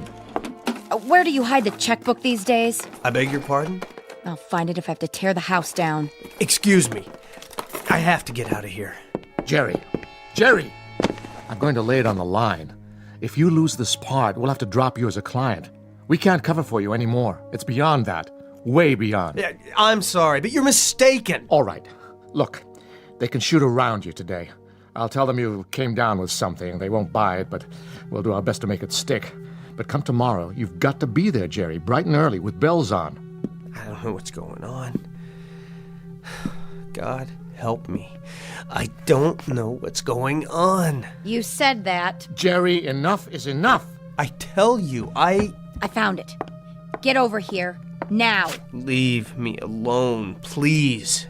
Nora, he doesn't look so good. Maybe we should take him to Cedars. You're going to sign this check, Jerry, right now, before you can pull anything else. Go on. Pick up the pen. That's it. Then we'll see about the state of your precious health. Please, I'm asking you. And I'm telling you. Sign it, Jerry. I want what you owe me. His hands are shaking. Oh, no. He's not going to get out of it that easily. I'll fill in my name in the amount. Just sign Gerald Reagan. G-E-R-A-L-D. That's not my name. R-A-I-G-A-N. In case you've forgotten how to spell, too. But I've never heard that name before in my life. Maybe he should lie down. Would you both back off? This has gone far enough. I am not Gerald Reagan. My name is Arthur Curtis. Do you hear me? Arthur Curtis. I work for... Wait a minute. I'll prove it. Operator, I'd like the number for Davis Morton and Company, 189 Brand Street, Los Angeles. Yes, I'll hold. But make it fast, will you? Of course there is. I should know. I work there. Look, I've been with them for 7 years. Don't tell me that. Don't. Here, lean on me. Sarah Bernhardt. Look at his eyes. I don't think he's faking it. Awfully good timing, if you ask me. Help me to get him to the other room. What? What is happening to me?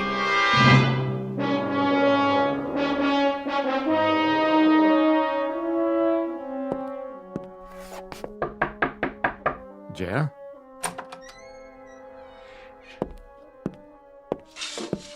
What are you doing? Just closing the blinds. Don't bother. I was hoping you'd catch a few winks. Feeling better? You don't believe me, do you? It doesn't matter what I believe. You've been overworked. Trying to wrap the season. Must have been a terrible strain. The season. I take it that's supposed to mean something to me. If it doesn't, we're all in trouble. Would you like anything? Some lunch? If Nora won't make it, I'll order out. No, thanks. I don't have much of an appetite. You need help, Jerry. It's not in my province, but I've known you a long time, and I hate for this to happen. It's not necessary, you know. It really isn't. Can't you see what's happened? Why don't you tell me? You know what this is? A script. For what? It's all right here. Take a look. Cast of characters. Arthur Curtis, 36, a young business executive, happily married. Let me see that. Curtis lives in Woodland Hills, California, with his wife and young daughter. Where did you get this? It's yours. From the dresser here, where you left it after studying your lines last night. Go on, keep reading. He is married to Marion Curtis, 33. A charming young woman, typical of that efficient breed which can manage a house and family and still have ample time for... Ring a bell? Who wrote this? That's neither here nor there. Some hack, probably. The point is, the only information you have about Arthur Curtis is what's written here. That's crazy. Jerry, I really do understand.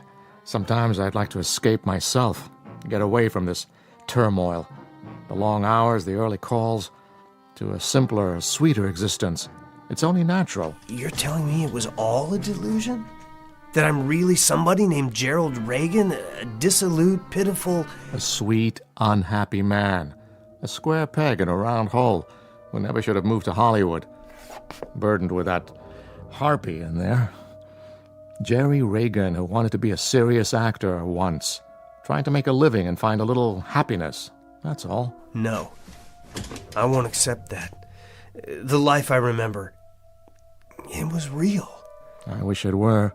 For your sake. I wish it were. I have to go, Jerry, and report into the agency. Try to rest and forget about the series. You won't have to go back. I just spoke to the studio a few minutes ago. They're canceling production. Production on what? You may as well give me the script. I'll toss it for you. It doesn't matter now. I'm sorry, but Arthur Curtis is dead.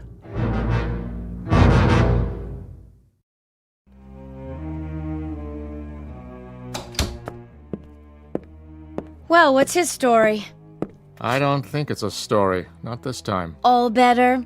Or should I fix him some milk and cookies? He's had it. Withdrawn from the playing field. And I can't say I blame him. Go on, then. Get out of here. I'll whip him into shape. If he thinks a little breakdown is going to let him off the hook. Wait! Jerry! Well, what do you know? It walks. Out of my way. Yes, sir. What is it, Jerry? I've got to go back. I told you it's too late for that. It's finished. No, I've got to get back to my office. If you mean the set, they're probably tearing it down already. And as far as I'm concerned... But they mustn't. Don't you see? I'll never get back if they tear down the only connection I have to... Jerry, knock it off. I can't do that. Jerry!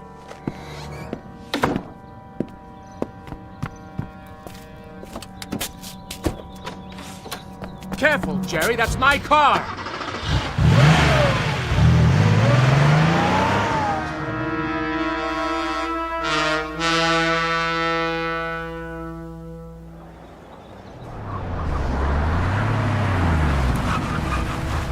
Name?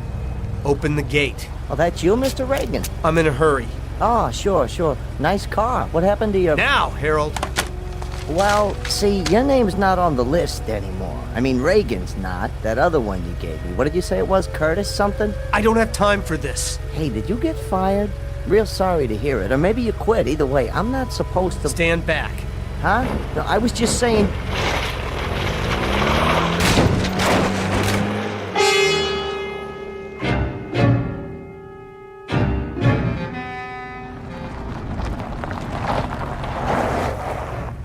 What in the... Hey! You can't do that! Put that down! What do you think you're doing? What'd you say? Watch your feet.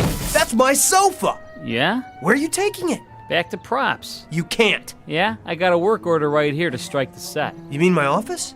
Which office? The low building with the rose bushes. 189. Nah, this is from stage 23. Which way is that? It's over there. Hang it right at the commissary.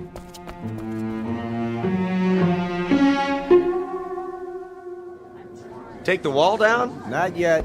Get the desk and chairs. Where do you want them? Hold on! Pardon me, Mr. Reagan? Don't touch the desk yet. Or the chair. No? How come? I have to get something. Oh, sure, go ahead. It'll take us a while. Too bad, huh? Nice set. Real nice. Kind of sorry to see it go.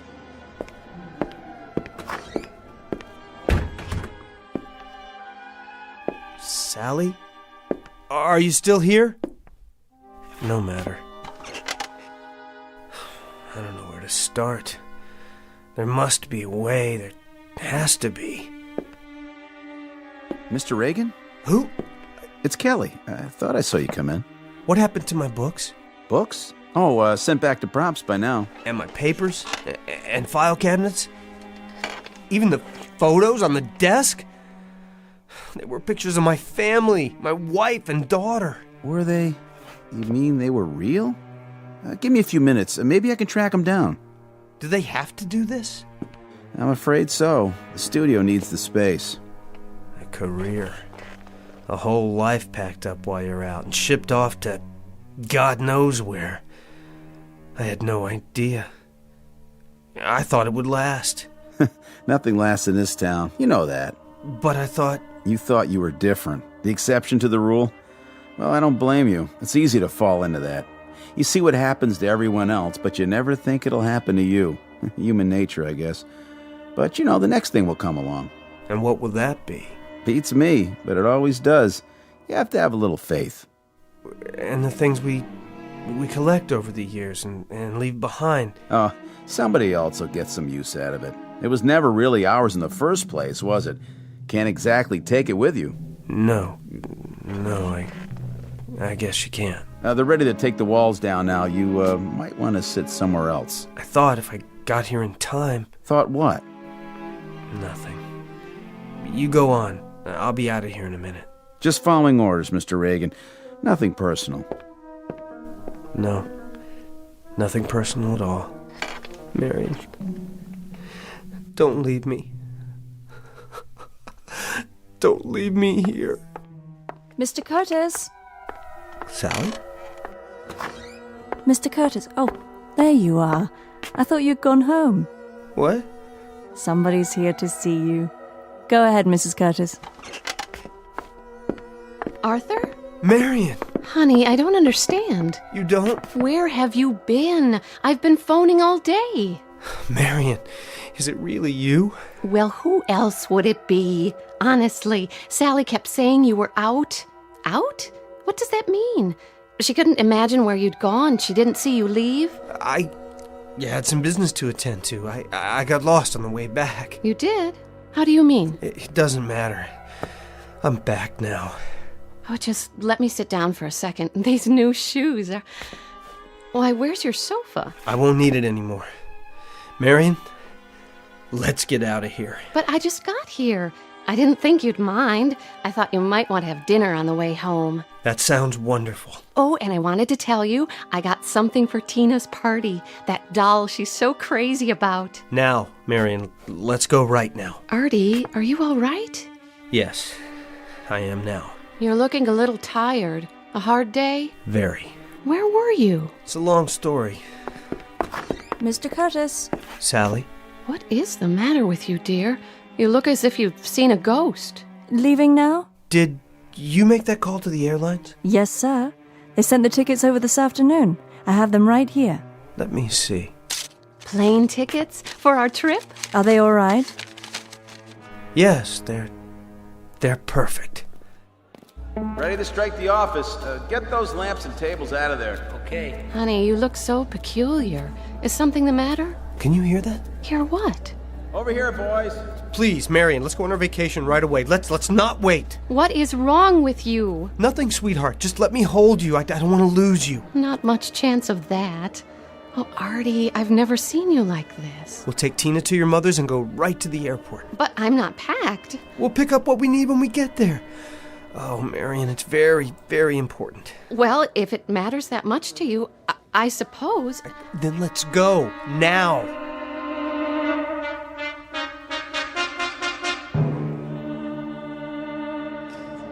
Hi there, Mr. Brinkley. Have you broken it down yet? Not just about to. Has Reagan been here? He was a minute ago. Where? The office set. And he's not there now? Nope. You didn't see him leave? I didn't. Any of you guys see where Reagan went? Nope. Sure didn't. Would you look in his dressing room? Sure thing. Well? Not in his dressing room. Then, I wonder where he's gone. Wherever it is, I hope he finds what he's looking for.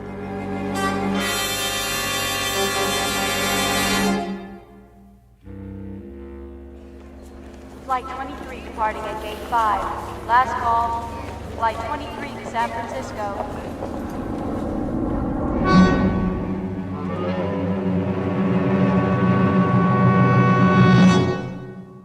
Reality. The quality of being real or having an actual experience. Words of definition from a book we call the dictionary. Words that fail to recognize man's gift for creating realities of his own. Realities perhaps beyond the measurement of science, and yet actual in their own right. Realities existing in that vast and timeless middle ground between light and shadow, the dimension of imagination, also known as the Twilight Zone. More from the Twilight Zone after this. You are about to enter another dimension, a dimension not only of sight and sound, but of mind, a journey into a wondrous land of imagination. Next stop, the Twilight Zone.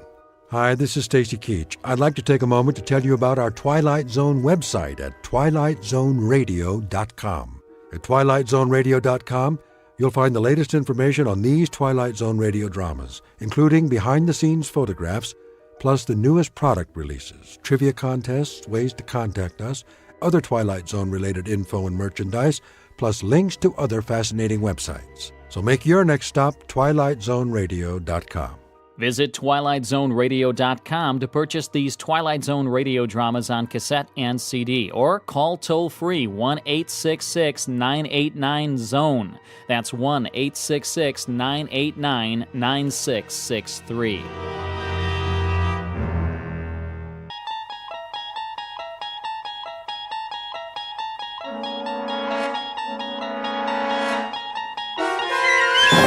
There is a fifth dimension beyond that which is known to man. It is a dimension as vast as space and as timeless as infinity. It is the middle ground between light and shadow, and it lies between the pit of man's fears and the summit of his knowledge. This is the dimension of imagination. It is an area which we call the Twilight Zone.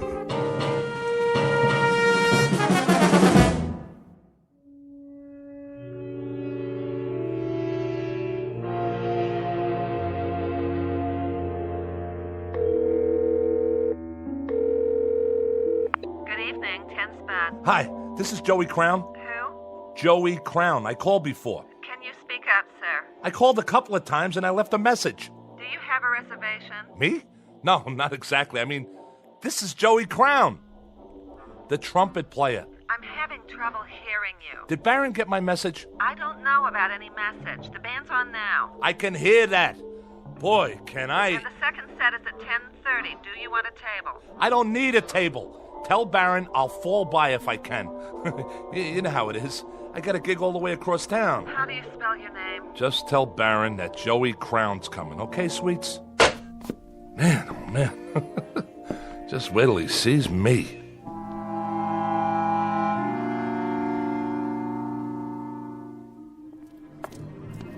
Hey, Bobby, what's happening? Name? You know me. It's... Wait a minute. Who are you? You have a reservation. Hey, pal. We've been waiting for a half hour. You got in line. How you doing? Sorry, folks, but I'm supposed to be inside. Hold on, I gotta check the list. I'm not on the list. See, I got a gig here tonight. Oh, you're in the band. Well, not in it exactly. Baron knows I'm coming. He'll let me sit in, I'm sure of it. First show's sold out. If you want to put your name down for 10:30... Just tell Baron, all right? He'll comp me. Hey, fella. Hang on. There's been a little misunderstanding. No, I mean, I know you. You do? Didn't you used to be Joey Crown? Used to be? What do you mean used to be? Crown. Sorry, man. You're not on the comp list. If you want to wait in line... Hey, hold on. See this? It's a trumpet case. I'm not some piker. I played with Baron lots of times. I used to work the Page Tree and the Gate. What's the matter? Don't you believe me? Ask Artie. He owns the joint.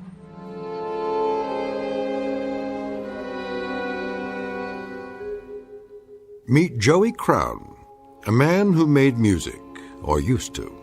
A little man with a funny rubber face whose life is a quest for decent billing and other impossible things, like flowers in concrete or trying to pluck a note of music out of the air and put it under glass to treasure. Because it is a treasure to him, and if the truth be told, to a lot of people who heard him play when he was hot, when he could take a tune and turn it inside out with a dented, beat-up golden horn. His solos were the stuff legends are made of, until he took a turn for the worse. For a while now, the only notes to come out of his trumpet have been, well, slightly sour and off-key. Joey Crown, who in just a moment will decide to leave the earth for a steady gig in another kind of club, one located in an out-of-the-way place we call the Twilight Zone.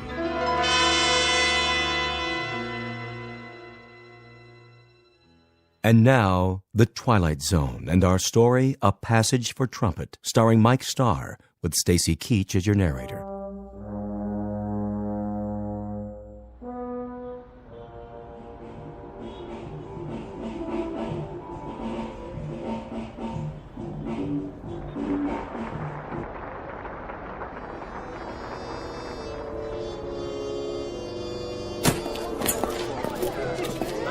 You can take 5 out here if you want, Mr. Barron. Oh, sure thing, Artie. You guys just played a smoking set.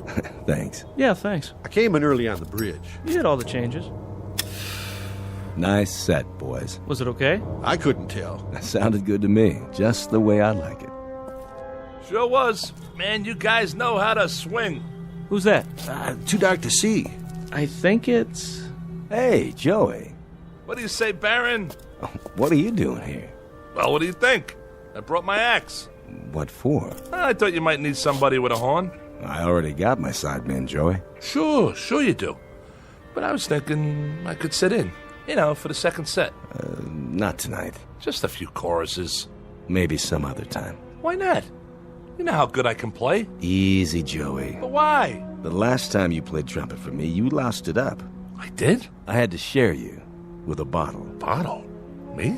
Oh, you got the wrong guy. You and that horn don't belong together on the same stage anymore. You mean 6-7 months ago? That was just a bad night. I forgot what it tastes like. I'm on the wagon now. Way up. That right, Joey. Who's your brass section? Right here. Meet my new trumpet player. Yeah? That was him? Yeah, that was me. Don't get me wrong. He sounded great in there. Really cooking. But what do you think I am, some kind of a lush? Listen, Baron, I know what that stuff does to me. I ain't an old man yet. Me and my horn got a lot of years left. I could be a #1 boy again. Club dates, sessions, the whole bit. Hey, take it easy. What do you think I'm gonna do? Chuck it all away in some bum habit? Be serious. Listen, man, this is one mellow horn, and I got sweet music in me. A whole lot of it. You know yourself, when I open the case and pick that thing up and blow, I can make 'em cry. That you can, Joey. I remember. So what's the big deal? I can come in behind your man on the bridge. Then I sit out while he takes his solo. Then we trade choruses and I... You dropped something, Joey? That's not mine, honest. I never saw it before. It was in your coat pocket. I saw it the minute you walked up. Come on, boys. Let's go back in. No, you come on, Baron. What are you trying to do to me? All I need's a chance. Okay, it's showtime. Go on. I'll be right there. All I need's a chance. One shot. That's what you need, all right. A shot. Better make it a double. That's not what I mean. Oh, don't worry about the mess, Joey. Somebody will clean it up for you. They always do. I'm sorry, Baron, but if you knew what it's been like to... One thing I don't know. When a guy has so many friends, why would he hang out with his worst enemy? All right. I get it. I shouldn't have come here. We've been doing all right at the club. Sold out most every night. So let me lay some green on you. Your share. For old time's sake. Keep your money. Hey, for old times. Come on, man, when you had the magic. Remember? Harry James, Max Kaminsky, and Berrigan, and Butterfield, and Diz, and Miles. Man, you had a little bit of all of them. And you traded it for some bad booze. Well, you got took. That was no kind of a deal. You got the crummy end of the stick. I don't want your charity, okay? I got one question for you, Joey. Why'd you throw it all away? Maybe because I'm sad all the time. Because I'm nothing anymore, and I know it.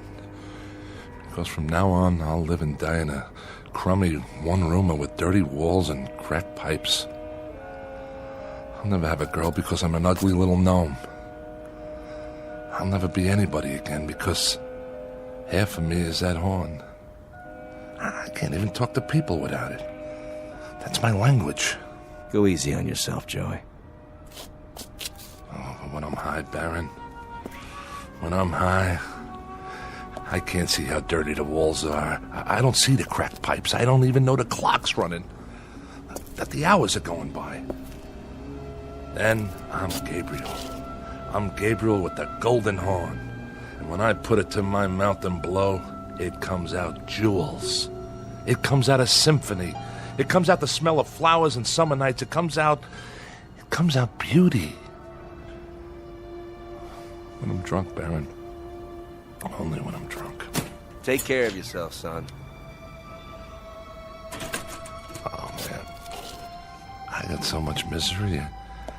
I got so much sadness. I'm nothing. I'm just plain ordinary nothing. Oh, I'm so tired of hanging out.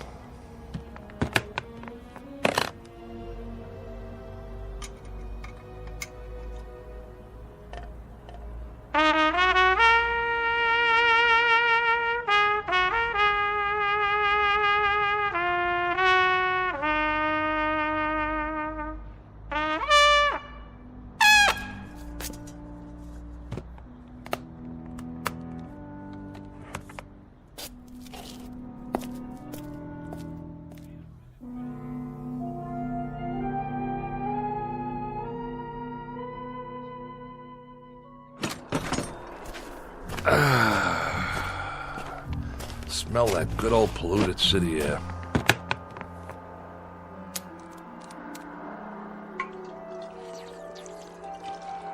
All right, Joey. It's showtime.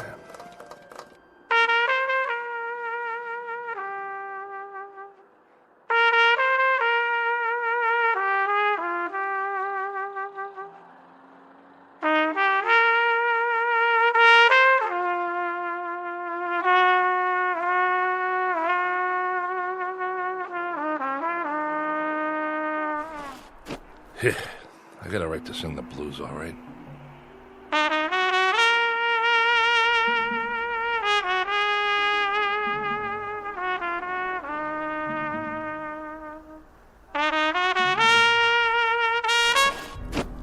Don't stop.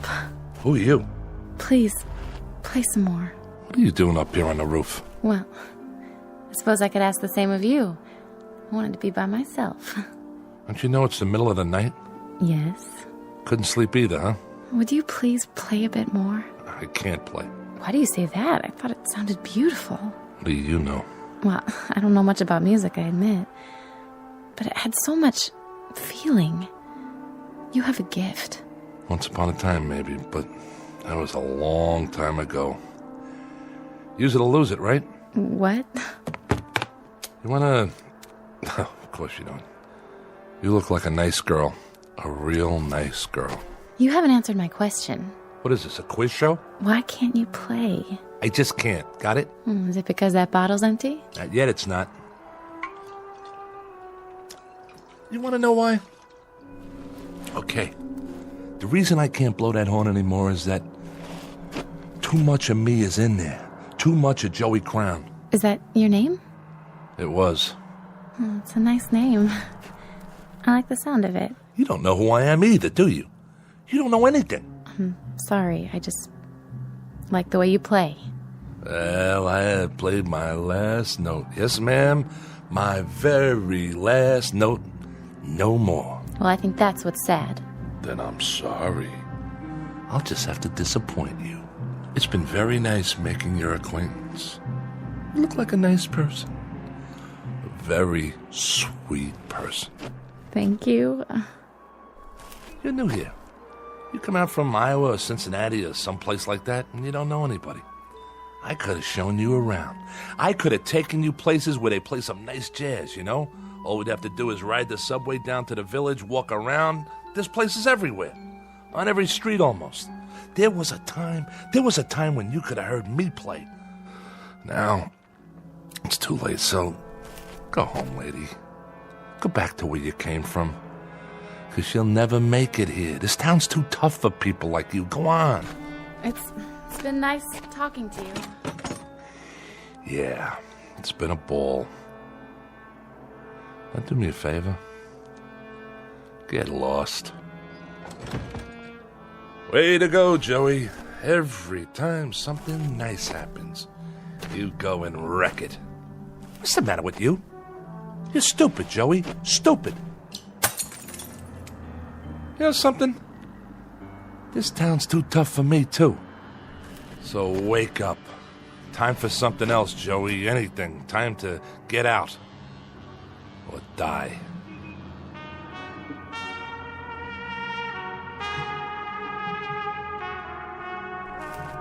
Oh. Wait a minute.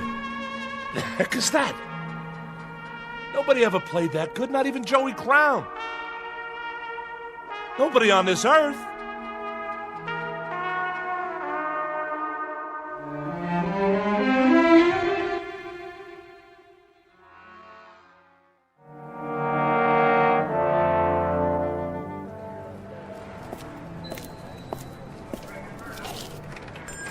Hi, Ned. How's it going? Back again. I need some cash. You and me both. Look, Joey, I can't keep loaning you money on that beat-up old trumpet. What do you mean? You know this horn. It's got a tone you wouldn't believe. That's the trouble. They all sound great when somebody's playing them. Look around. I got enough instruments to equip Sousa's band. I need another bugle like I need my taxes raised. But this horn's been around. It's got character. I played it at Newport. I played it on so many sessions you couldn't count them all. Go over there and flip through those records in a box. I bet you got 20, 30 albums I'm on. You name it, this is the horn, the same one. Trumpet is a trumpet, Joey. It's the man who plays it. That's what counts. Otherwise, it's just a pile of brass. $20. What? You gave me 40 last time. Like you said, it's been around. The case has got dents in it. Listen, Ned, I'm serious. So am I. What I need is enough to get a bus ticket out of the Port Authority. Taking a little vacation, huh? Atlantic City? At this time, I'm leaving for good. $20 won't get me out of Jersey. Then you're not coming back. Not in your life. This is the new Joey Crown. I'm turning over a new leaf. If you're selling, 25. That's my best offer. Take it or leave it. Okay. 25. All right. Sign here. Just think, Ned. After today, you won't have Joey Crown to kick around anymore. This is the last time you'll see my ugly mug in here. You can count on that. Now hurry up before I change my mind. You want to kiss it goodbye? I already did that. Changing jobs, huh? Yeah. I'm going to start a new career. Digging ditches. So you don't need it anymore? That's right. Like I don't need lungs. See you in the funny papers. Then if you're sure... I'm sure. I'll go ahead and put it in the window. Wait a minute. You put a sign on it. $75. Nothing personal, Joey. Business is business. A man's got to make a profit these days. Sure, but you only gave me a third of that. Guys like you just don't get it. I mean, what's money to somebody who plays jazz all night, sleep until noon? What kind of responsibilities you got? Nothing, right? Not a thing. Yeah, nothing. A big fat zero.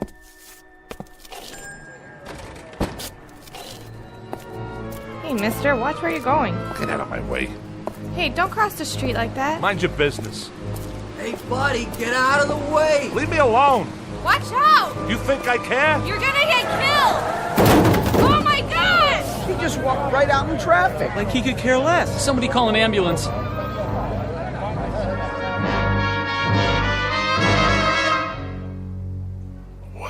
What? Stand back, folks. The paramedics are on their way. Oh, I'm sorry about that, officer. I don't know what happened, but I can assure you I'm not what you'd call drunk.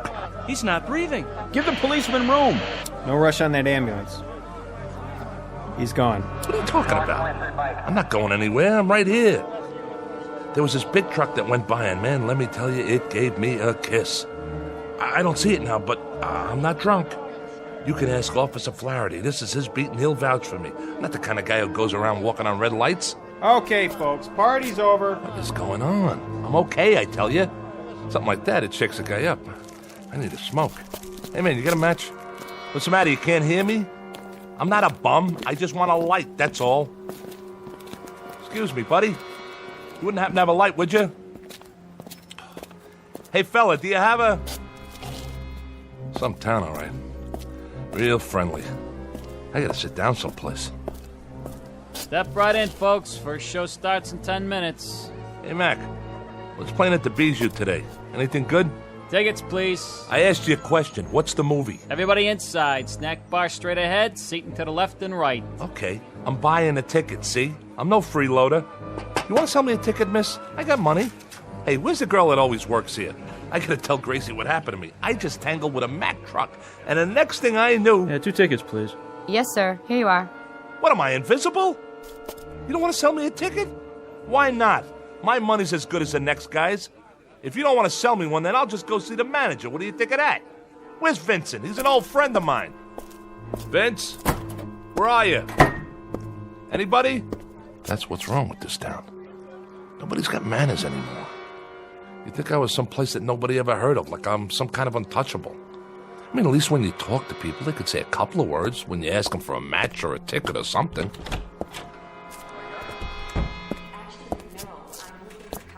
What's the name of this flick, anyway? Really Scary Stories. Ha, looks like a winner. What is this, a horror movie? No thanks, I gotta get out of here.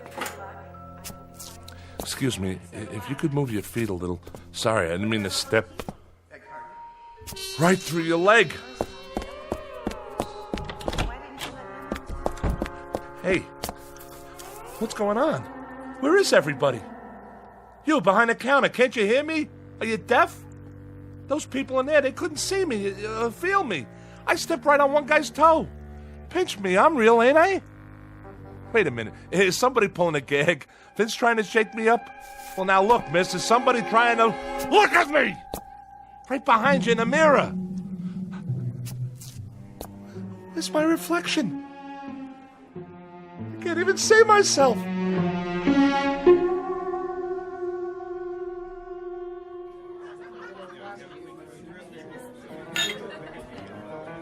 So, I'm dead. Can you beat that? I'm DOA. Just plain old deceased. 2 margaritas, Nick. Coming right up. And another round for table number 2. You got it. Could you pour one for me while you're at it? Guess not. How does that go? Water, water everywhere, and not a drop to drink. You get it, don't you? I'm a ghost, see? That truck must have done it after all. Understand? I'm haunting you. Ain't that something? At last, for the first time in his short, miserable life of Joey Crown, he was finally successful at something. Hey, Nick. Hey, how you doing, Mr. D? Yeah, how about a Manhattan transfer? No ice. You got it. Nick, huh? Charlie must be off. Of course, if he was here, he couldn't hear me either.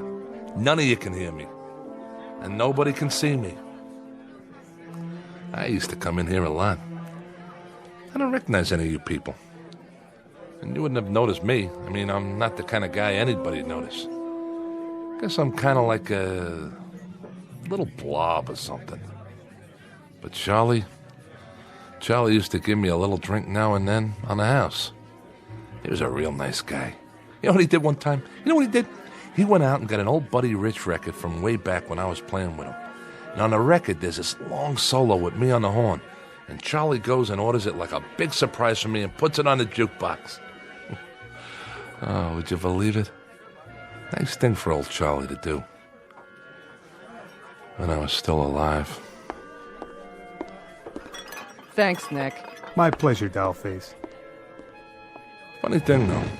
I mean, if this is it, what happens next? Just go walking from place to place till it gets dark?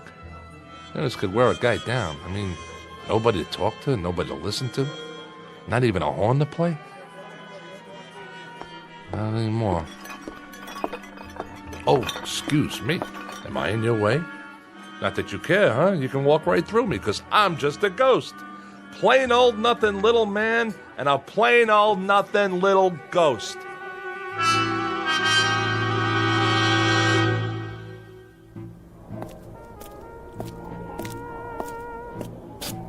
Hey, it's that trumpet player I heard. The same one.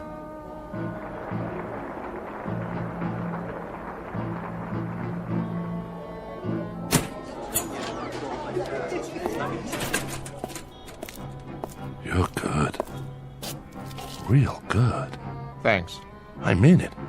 The tone's so clean and pure. You got some chops. Where's Baron? Oh, he took the night off. I see. Wait a minute. Yeah? You said thanks. That's right. Then, I can't believe this. You can hear me? Sure I can, Joey. I hear you just fine.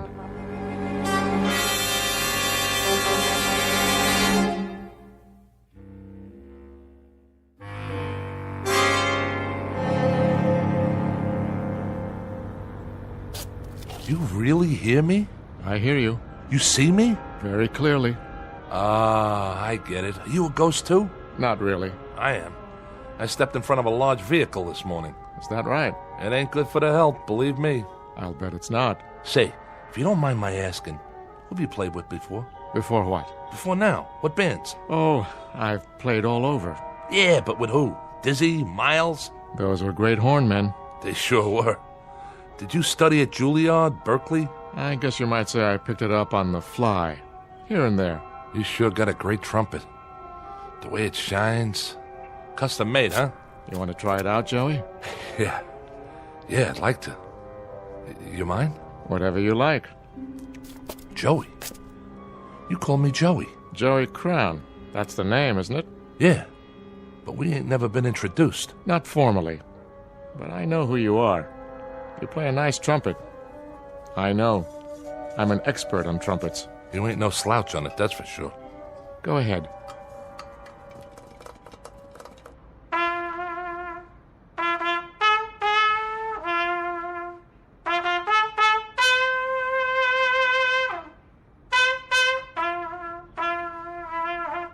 Not bad, Joey. Not bad at all. Yeah, ain't that something? I can play again. Now that it doesn't matter anymore. What do you mean by that? Now that I'm dead. How come you know who I am? You say you're not a ghost, you're not dead? Nope. And neither are you, Joey. I'm not? By no means. But what about that truck? What about it? And what about the people in the bar, in the movie theater, the girl in the ticket booth, the people in the street? Oh, them. Well, you see, they are dead. But that doesn't make sense. How? They're the ghosts, Joey. They just don't know it. Huh? You're losing me. Sometimes, to make it easier, we have to work it that way. We let them go on in a life that they're familiar with, and they never know for a long while. But that's why they can't hear you. You're the one that's alive. But like I said, I stepped off that curb. That you did. And right now, Joey, you're in a kind of limbo. You're neither here nor there. You're in the middle. You're on a break between sets, so to speak, waiting to go on in the real world or the shadow world. Which do you prefer, Joey? Which? Well, just what do you think? I want another chance. Think it over, now. I have thought it over. I used to think I was getting dealt from the bottom of the deck, but you know something? I just forgot how much I had already. I forgot about the music I could make on the horn and how nice it sounded. I'd have to agree with you there. And going to Charlie's and talking to people, real people, and maybe going to the movies now and then. Cutting a record once in a while, walking in the park, hitting the clubs late at night, even when it was rainy or snowing and I had to bundle up like an Eskimo. I miss that. I really do. I never won a beauty contest, but I had friends. I had good friends. What do you think happened to all that? Somewhere along the line, I forgot the good things. That's what happened. I just forgot. You've got a choice, you know. Choice? One way or the other. It's not too late. Well, in that case, if I've got a choice, then I want to go back, understand? I want to go back. All right. You go back. Just like that? But, Joey, no more stepping off curbs. That was some stunt back there. From now on, you take what you get and you live with it. Sometimes it'll be sweet frosting and nice gravy, and sometimes it'll be sour and go down hard. But you live with it, Joey. I think I got it. Guess I better take my trumpet back. Oh, Yeah, sure, here. That's a nice talent you've got. You really think so? To make music, to move people, to make them laugh and make them cry, to make them tap their feet and want to dance. That's an exceptional talent, Joey. Don't waste it. See you around. Hey, mister. What is it, Joey? I didn't get your name. How's that? I didn't get your name. My name? Call me Gabe. Gabe? Gabe. Short for Gabriel. Goodbye, Joey. Gabriel. Hey, wait. Wait, I gotta ask you something.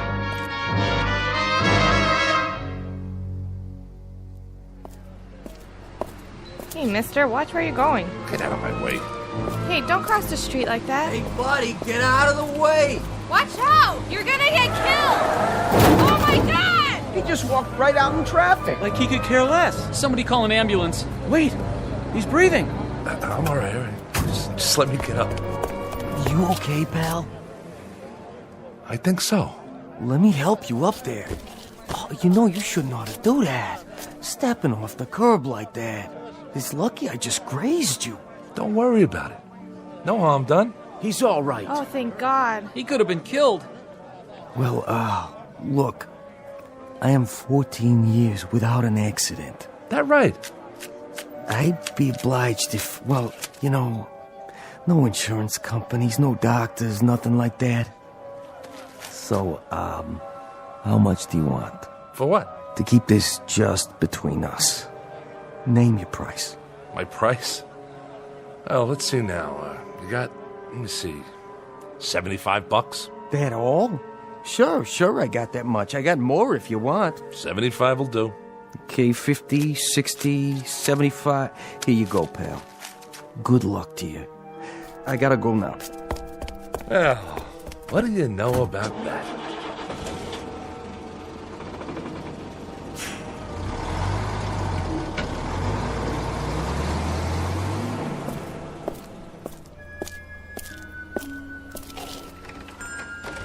Hello, can I...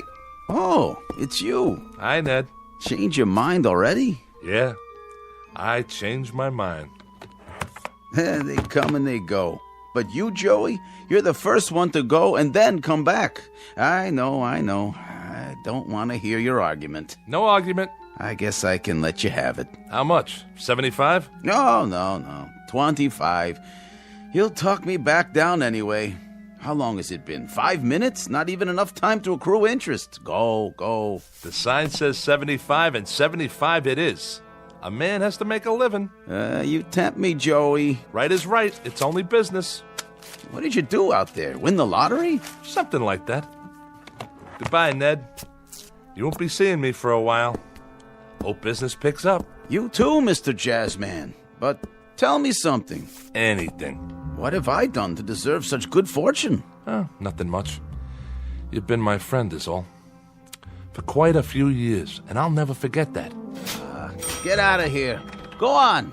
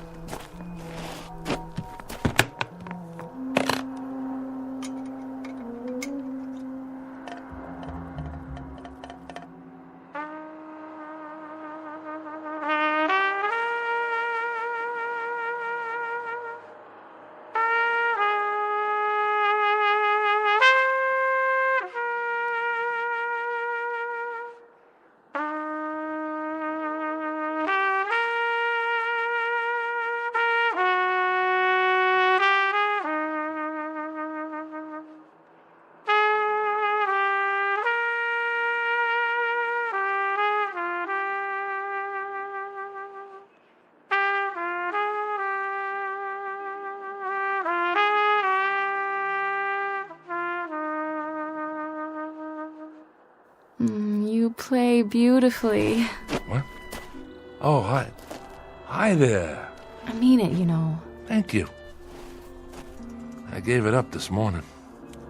And I'm taking it back. Me and the bugle, till death do us part. I'm glad you changed your mind. So am I, you don't know. Still can't sleep, huh? I'm not used to the city. All the noise. I know. Like a regular symphony, isn't it? I guess so. I've never been to New York before. I just moved in. Yeah? You'll get used to it. It's an okay building. Better than the other ones I've lived in. Sometimes you have to bang on a radiator to get the heat going. Why do you do that? Why? Because the super hears you and then he fixes it. If he doesn't, just let me know. I'll talk to him for you. Name's Joey, by the way. Joey Crown. I know.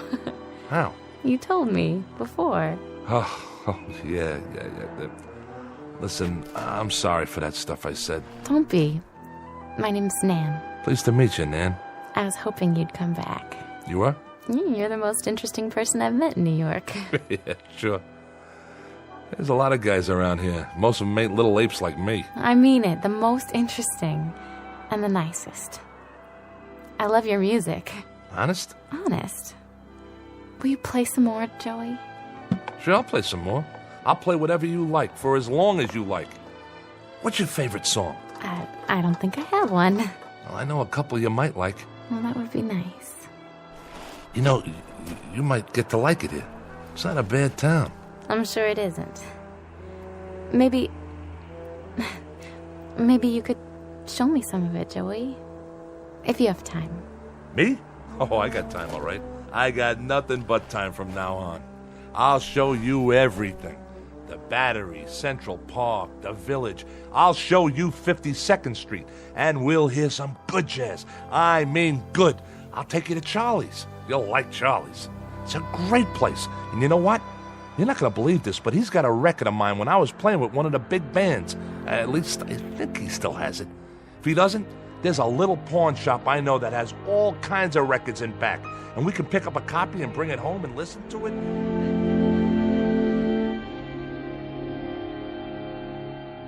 Joey Crown, who makes music in the present tense, who knows a thing or two about tunes and chord changes and how to play his axe, and who just discovered something about life, that it can be rich and rewarding and full of beauty, like the music he plays, if he only takes the time to look and listen. Joey Crown, who finally got a cue and a clue in the Twilight Zone.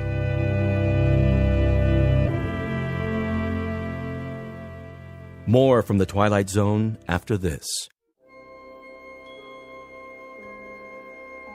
Hi, this is Carl Amari, producer of the Twilight Zone radio dramas. I'd like to take a moment to tell you about our official website at twilightzoneradio.com, where you'll get the latest news and information on these Twilight Zone radio dramas. Plus, at twilightzoneradio.com, you can digitally download 3 free episodes or any of our episodes for only $1.95 each. In this age of ever-changing technology, we've decided to make these episodes instantly available to you by making the Twilight Zone radio dramas a digital download-only series. This means that this series will no longer be offered on CD. The CD collections at our website are now being offered, while supplies last, at buy one, get one free. So be sure to get your favorites before they're sold out. Be sure to visit us often, and I'll see you in the zone.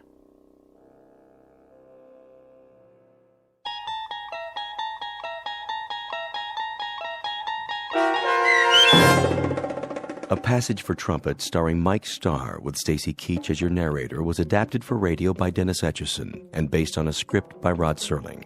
Heard in the cast were Doug James, Brooke Sanford, Jeff Lupiton, David Darlow, Kurt Nabig, Meg Thalken, Lynn Foley, Carl Amari, Sarah Marks, Chuck Somar, Vince Amari, Karina Karpolovsky, Bo Nortel, and Roger Wolski, with special trumpet stylings by Chuck Somar. To learn more about the Twilight Zone radio dramas and to obtain audio cassettes and CDs of these programs, visit our website at twilightzoneradio.com.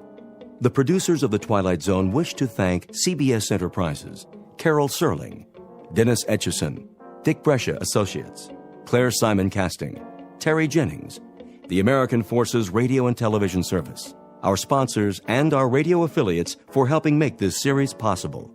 This copyrighted radio series is produced and directed by Carl Amari and Roger Wolski for Falcon Picture Group. Doug James speaking.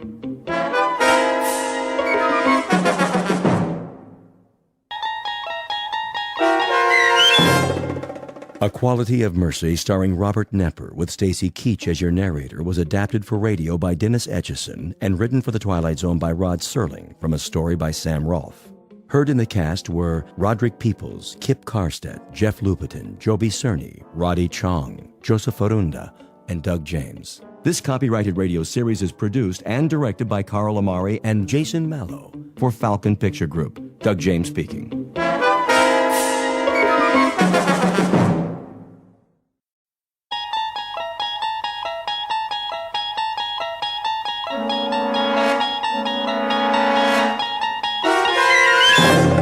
You're traveling through another dimension. A dimension not only of sight and sound, but of mind. A journey into a wondrous land whose boundaries are those of imagination. Your next stop, the Twilight Zone.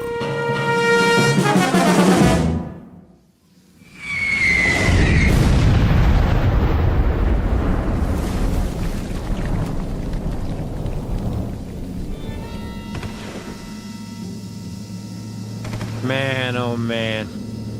They get it? Way off. What are they doing?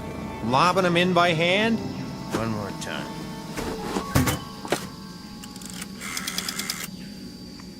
Baker Company. Baker Company. You missed the target. That's what I'm telling you. Well, try it again. Short. 500 yards. Sergeant Casarano says it was 500 yards short. That's right. Still. Tell him to raise it up. Sergeant says to elevate it. They say they can't elevate it anymore. What are they using? A slingshot? Listen, if you can't aim higher, Give me that. how do you expect it? This is Baker Company, F.O. Good going, boys. Yeah, I've seen what you did. A big fat nothing. You wrecked 5 acres of rice paddies and you torn up a beautiful grove of palm trees, but that's it. What's it to me? Let me tell you. We're sitting out here on our duffs on a hill in the middle of nowhere, and you know what we're doing? We're having a little discussion. Yeah, that's right. Maybe you can help us out.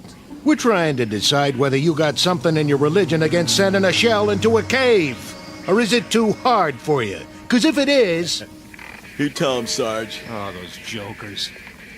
What? Say again. Bypass? Oh, now that's more like it. Because all you accomplished today is to tear up 5 acres of real estate and keep a handful of Japanese soldiers from falling asleep. Yeah. Well, I got a question for you. Anybody know how long it takes an enemy to die from insomnia? Same to you. Oh, we'll keep in contact, all right. You sure they're on our side? Makes me wonder sometimes. Give me a light. Here you go, sir. So what's the word? Did I hear you say bypass? They're gonna keep firing till late this afternoon. At least that's what they say. Then if they can't smoke them out, we'll just have to bypass it and move on.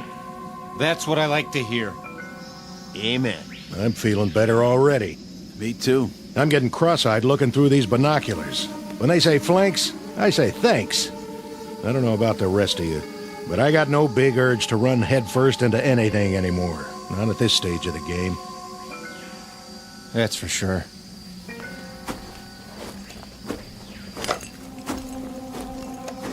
Still there. Nothing but a hole in the side of a mountain, looking right back at us. They can see us, but we can't see what's in the cave. And we're supposed to take that thing? Buddy boy, when 2 airstrikes and a whole afternoon of lobbing shells don't accomplish anything, then that means you better say your prayers and start counting your cartridges. But, Sarge, I thought you said... Put it this way. I got what you call a nodding acquaintance with the bottom of this barrel. And when they can't budge an enemy with the big stuff, that's when they call out the queen of battle, the ever-loving infantry. Ain't we the lucky ones? What do you figure we got left, Sarge? Before it's over, I mean. Month? Doesn't matter what I think. Maybe less, huh? Don't ask me. We got 'em ringed in all over the place. The poop is, they're as good as finished, even in Okinawa. Then why are we still fighting? That's the trouble with these little crumbs. They just don't know when they're licked. Maybe they ain't human. Or maybe they just don't get it. Think about it. There they are, holed up in a miserable cave, half-starved, half-beat to death. And nobody bothered to tell them it's the bottom of the ninth. They already lost most of their ball club, but they keep on fighting. Why? Yeah. Why?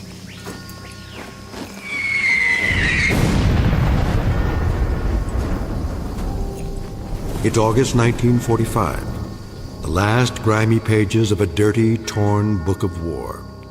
The place is the Philippine Islands. The men you've just met are what's left of a platoon of American infantry. Their dulled and tired eyes, set deep in dulled and tired faces, can now look forward to a miracle, the moment when the nightmare comes to an end.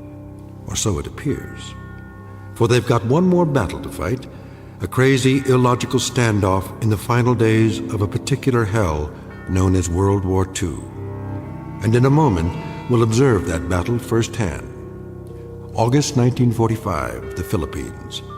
But in reality, it's high noon in a place called the Twilight Zone.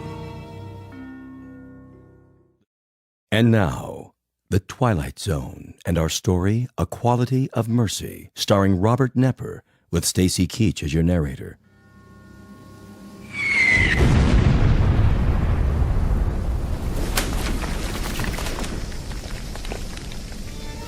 There we go again. Hit anything this time, Sarge? I tell you what, I'm not even going to bother to look. You check it out for me, all right, Hanichek? Beat sitting here. Where's the field glasses? Be my guest.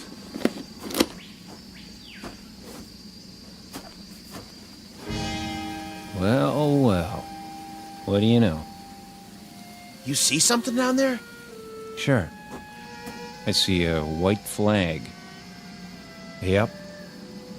Now they're coming out of the cave. And guess what, boys? They got something for us. Looks like... Oh, wait a minute. There's a pretty little geisha girl leading the pack. And she's carrying a tray full of rice. And a hot towel. Go on. Gotcha. Hey, hold on. There is something coming.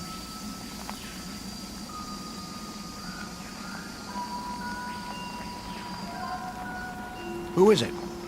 Don't know. Uh-oh. Think I see a gold bar on his helmet. Give me those glasses. Oh, man. Just what we need. A brand new Louis. All spit and polish. Ain't he handsome, though? All right, men. Try at least to look like Army. What for? He won't last long.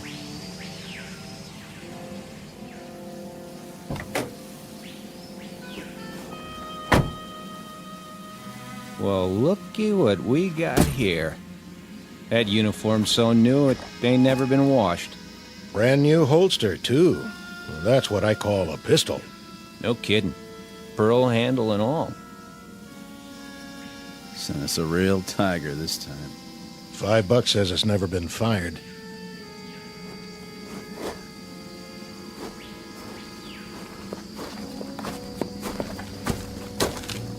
Which of you is Sergeant Casarano?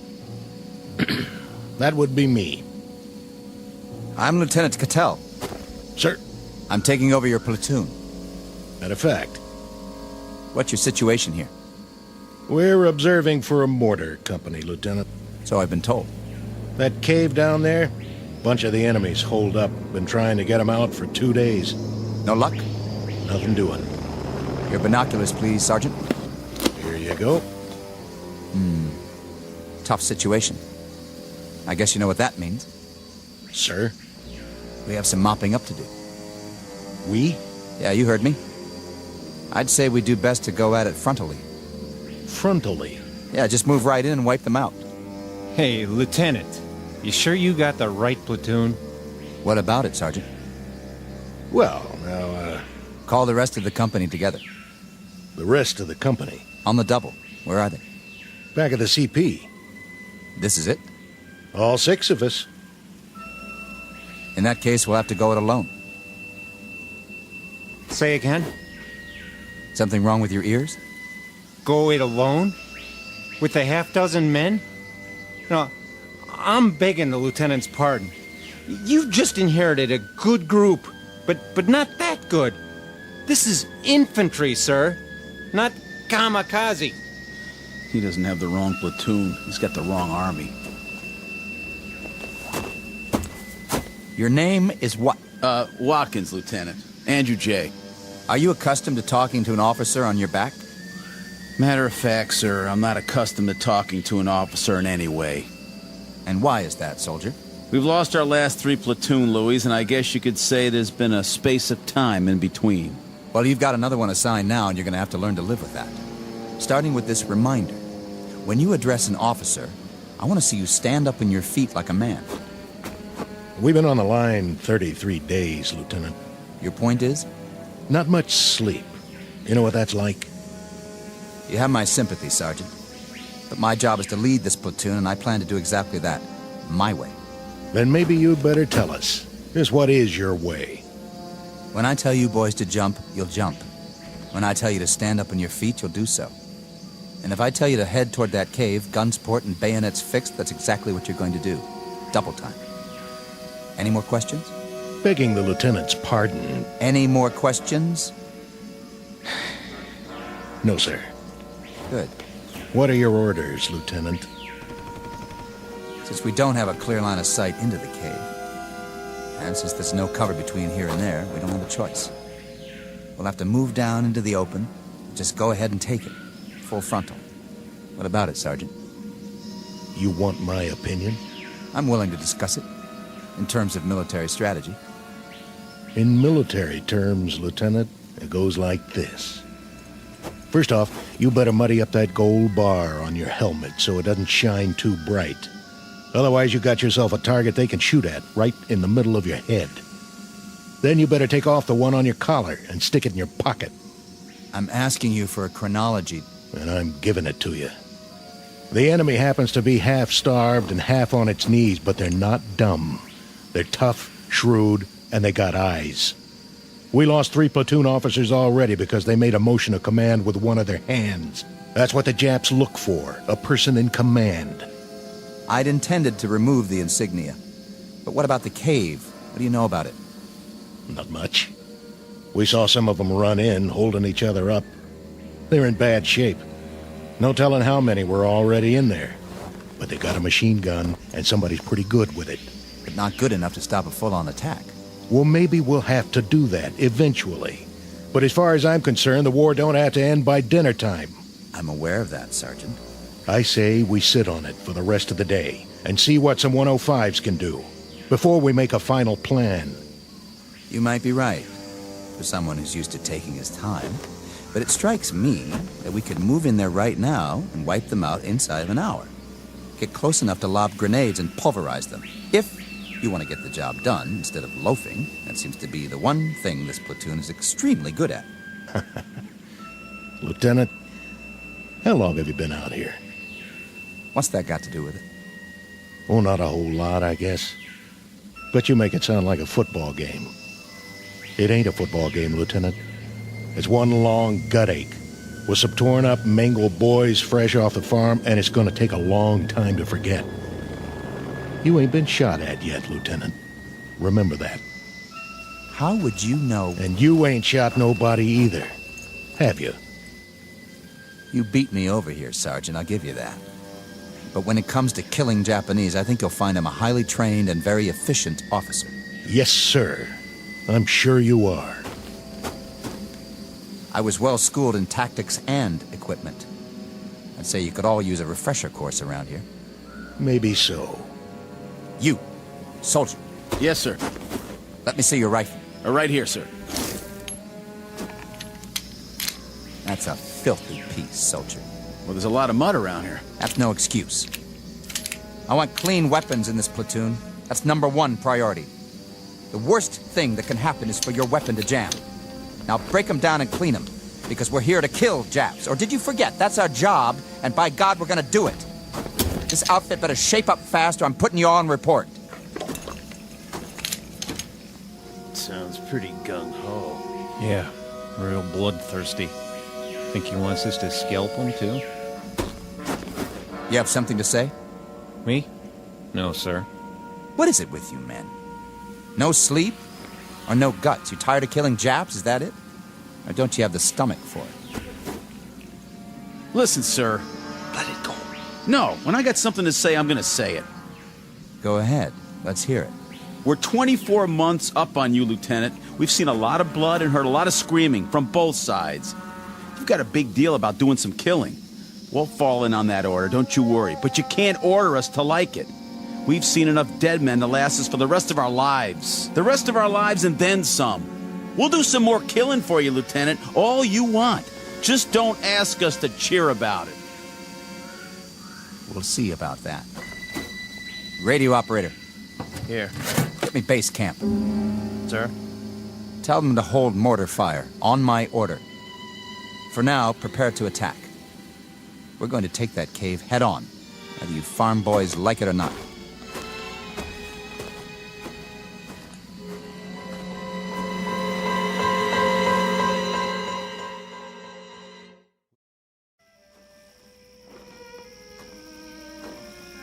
Give me your binoculars, Sergeant.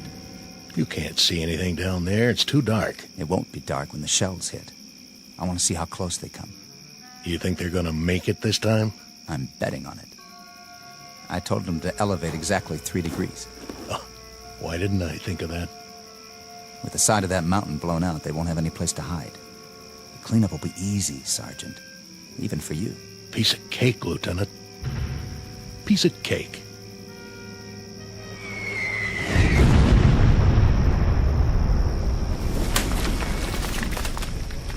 Still short. Yep, that's what it looks like. Casarano, those flamethrowers arrive? Yes, sir. Good. I figure we can move in behind the next barrage and get within 50 yards of the opening. Just like that. Flamethrowers can do a lot of damage, can't they? They can. What about phosphorus grenades? Oh, them too. If you put them in the right place. But... But what? I wouldn't want to get hit by one. We're not talking about you. We're talking about the enemy. Right. We'll wait till dawn, then move in. Check with company for the mortar barrage so we'll be ready to go. Okay, sir. I'll tell the men we're going in. You'll have to double time this one, Sergeant. That is, if you want to keep up with me. Oh, we'll keep up. But... Something you want to say to me, Sergeant? No. Are you sure? Yeah, I'm sure. I'm not your cup of tea, am I, Sergeant? I guess you got a little too much vinegar for me, Lieutenant.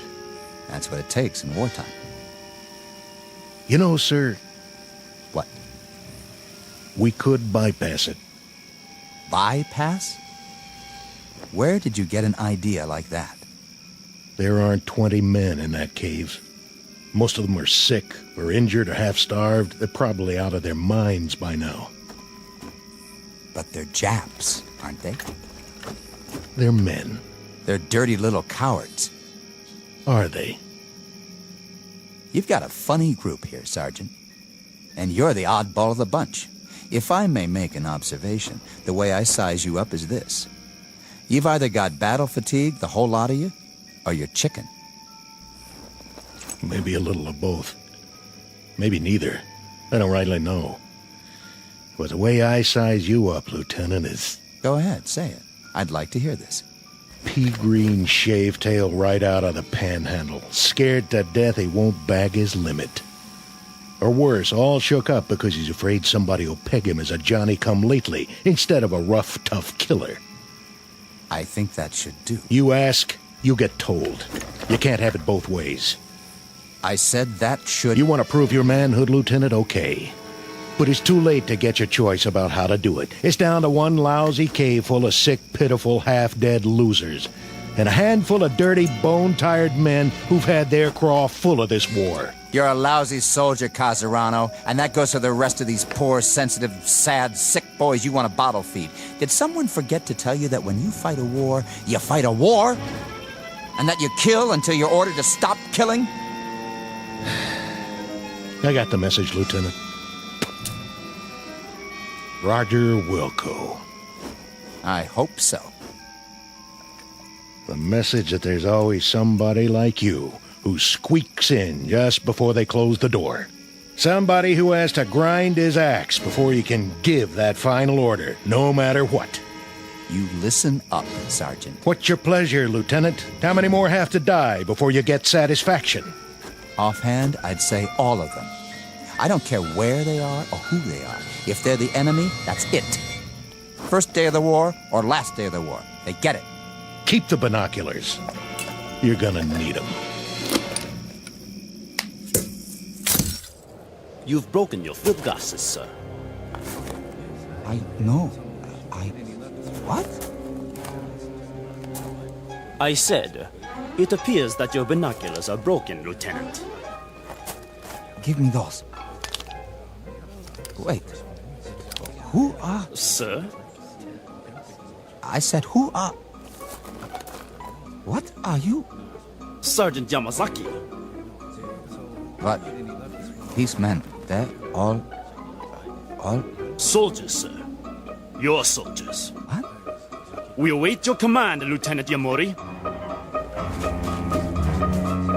Sir, where are you going? Not that way, sir. Not that way, toward the mountain. Look, he runs down the hill. To the cave. No, it's too dangerous. He must not. Watch out. Lieutenant, stay down. Did you get him, sir? I don't know. Dirty little... Casarano! Hold your fire! It's me! There he is. Get him! Lousy chap. Take a bite off this. Lieutenant, stay where you are. We will return fire. They got us trapped in here. We'll never get out of this cave. Oh, yeah? Watch this. Eat lead, creeps.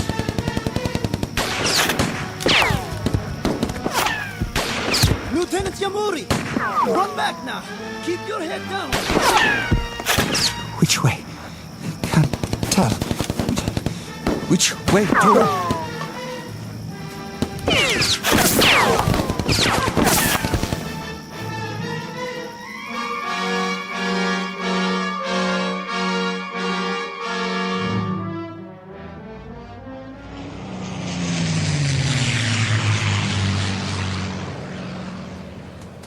Here!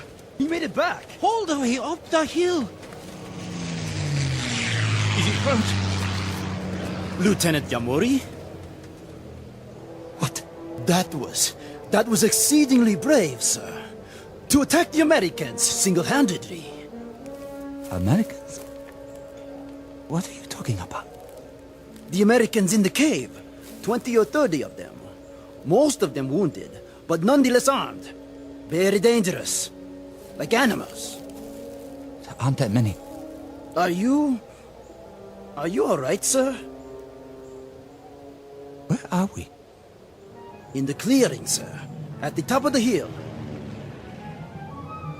I've seen you before, but I can't... Who are you? Who am I, sir? Sergeant Yamazaki. Are you all right, sir? Are you feeling well? I asked you a question. Question? What are we doing here? What is this place? Why Corregidor, sir? Corregidor? When? When, sir? You mean... What is the day's date? May 4th, sir. May 4th. Can't be May 4th. No? It's August. Don't you understand? August. August the 6th. I humbly ask the lieutenant to forgive me, but I must correct him. The date is May 4th. May 4th, when? What year? The year 1942, sir. Is the lieutenant all right? A bump to the head? Uniform I'm wearing. It looks just like all your uniforms. Perhaps a touch of malaria. Did you call me? Lieutenant, sir. Your rank. You called me something else. You called me by a name. Yamuri. Your name, sir. Lieutenant Yamuri. No. No. No! What happened to me? What's going on here? What's happened? What is wrong with this man? I don't know, Captain Nakagawa. Yamuri, are you sick?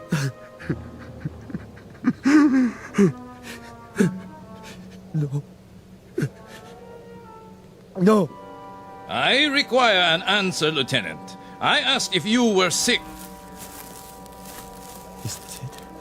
I'm sick. We will be moving out soon. If you are too ill to move, you leave me no choice. We shall leave you here. Leave me? We have no transport for the wounded, as you well know. So, we will very shortly move forward, and you shall remain here. My name isn't... On your feet when an officer speaks to you. But my name isn't Yamuri. I swear to you. Something's happened. My name isn't Yamuri. My name is... Silence. Place this man under arrest. Yes, sir. Lieutenant, please, get up. I gave you an order, Sergeant Yamasaki. Men!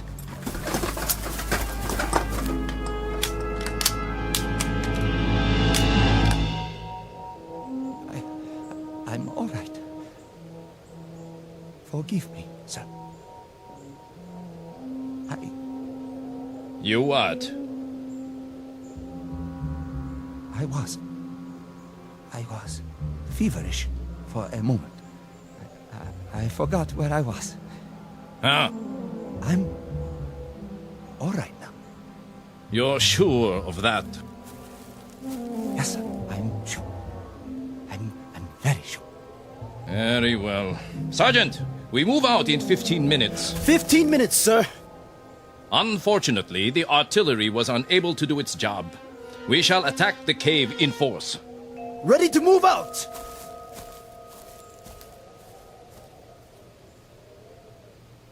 Sergeant. Yes? The cave he mentioned. Are you feeling better now? Yes, but the cave. He means the one where I was just... The cave with the enemy. Put a new clip in your rifle. Let me help you.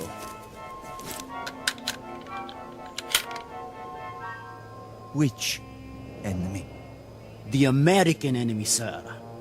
The stupid fools who don't know when to give up. Here, fix your bayonet. The captain does not like to take prisoners.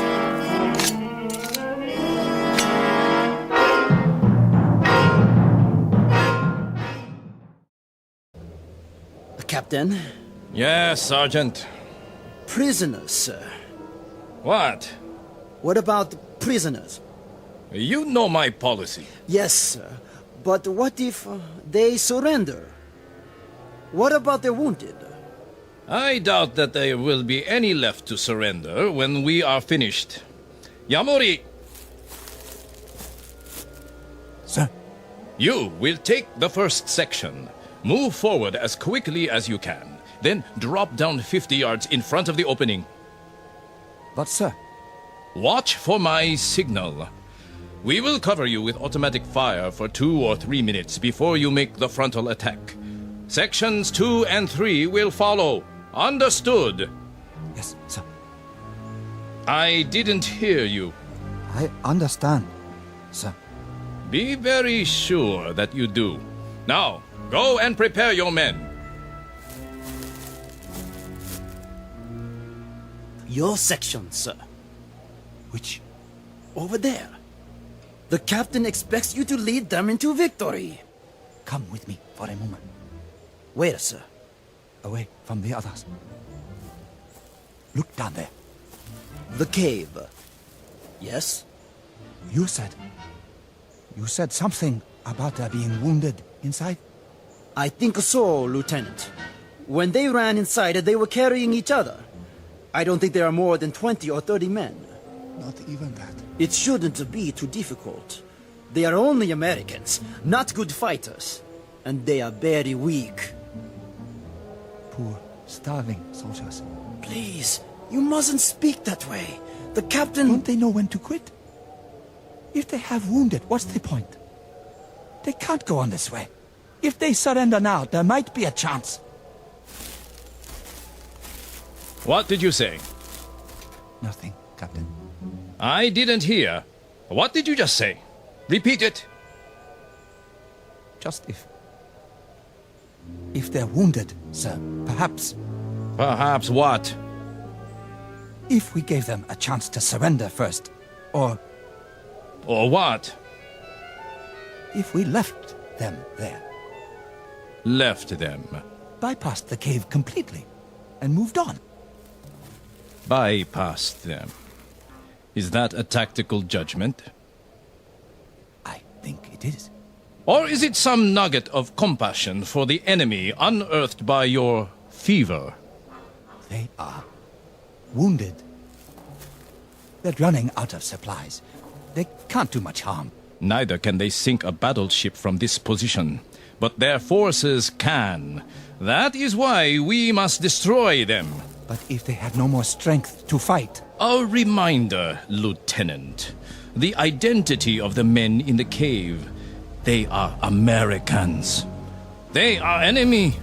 Wounded, healthy, walking or lying down. They are enemy. The Japanese army does not bypass. The Japanese army attacks. The Japanese army wipes out its opponents to bring an end to this war. They're wounded. They're beaten and they're wounded. Their forces have suffered heavy losses. The rules of war... Rules?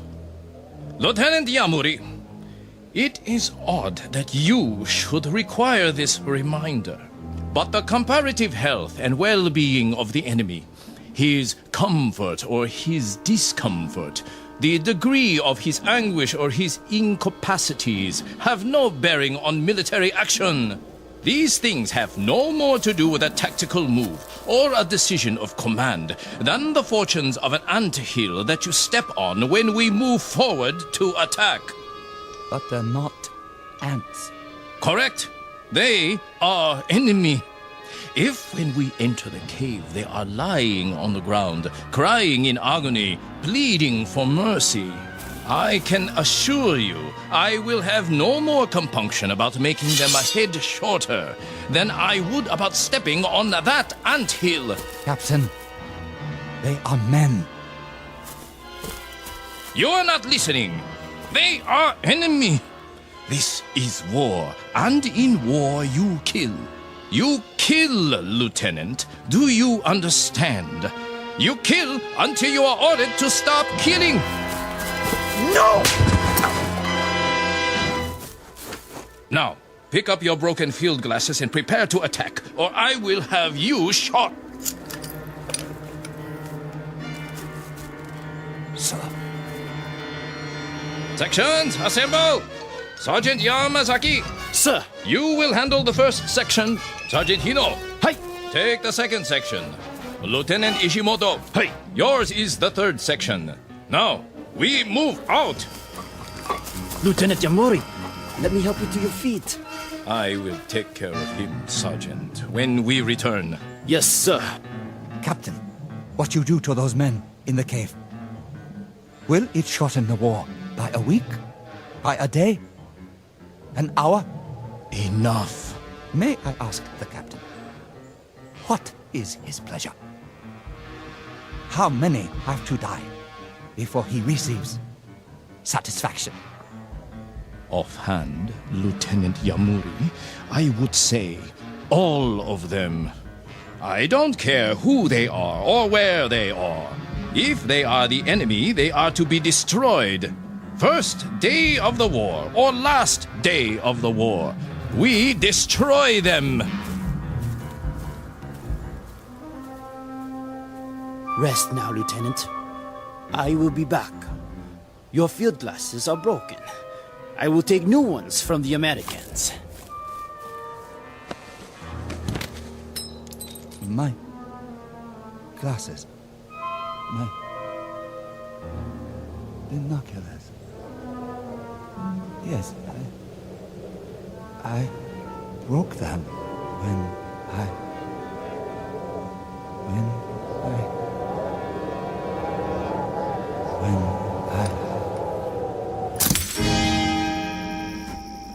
Anytime you say, Lieutenant. What? What did you? Looks like you can't use those binoculars now, though. Binoculars? To help you with the duck shoot. No, we'll just have to follow your orders blind. Blind as a bat. Sergeant. Casarano? Of course, when we start firing, there'll be flashes. Wait a minute. Maybe that'll be enough for you to lead the charge, just like San Juan Hill, huh? Of course, we'll be going down, not up. Wait. Hold on. Maybe he wants to put it off. You want to hold the attack till later? No. Yes. I mean... What do you mean, sir? Casarano, something happened. Yeah. You broke your glasses. Now you can't see down there. Tell you what, I'll get you a new pair off one of them Japanese, if we make it inside. No, you don't understand. Those men in the cave... Men now? Hey, boys, he called them men. And all this time I thought they were the enemy, to be destroyed, just like that. Yeah, like animals. And what do you do with animals when they get in your way? You kill them, right, Sergeant? Right. You slaughter them. You kill till they're all dead. Then you dig them up and kill them again. Ain't that right, Lieutenant? No. There's not going to be an attack. Those men are wounded, starved. There's no point in... Hold it. You hear that? Jeep on the road. Hold fire.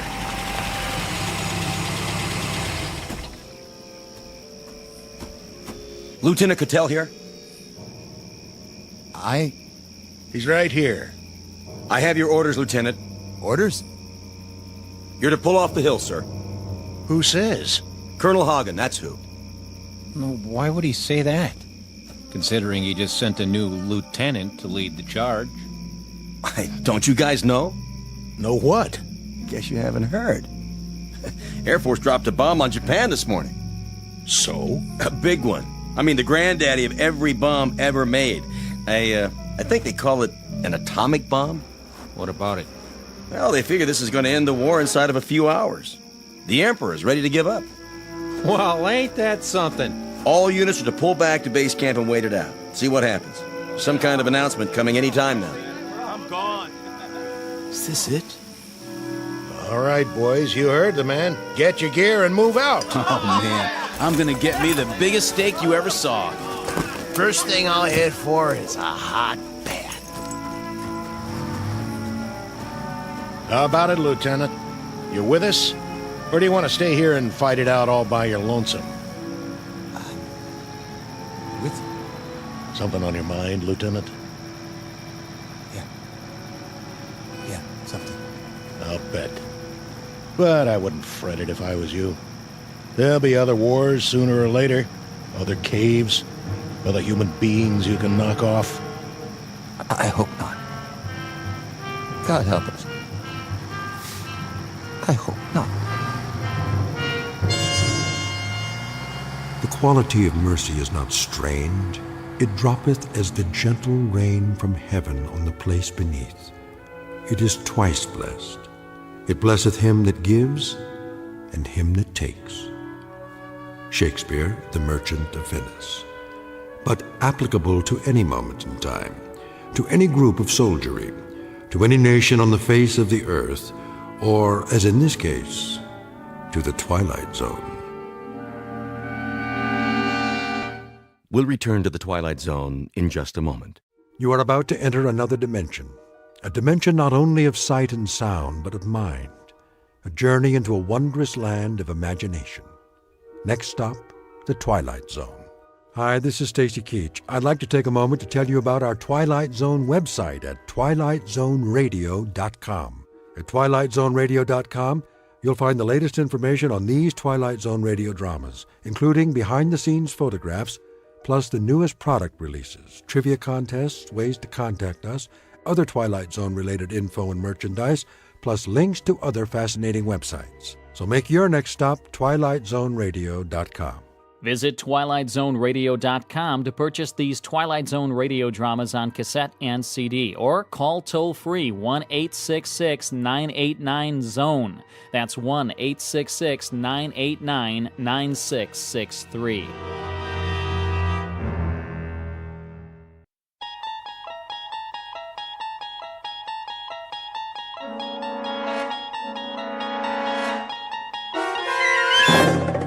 You're traveling through another dimension, a dimension not only of sight and sound, but of mind, a journey into a wondrous land whose boundaries are that of imagination.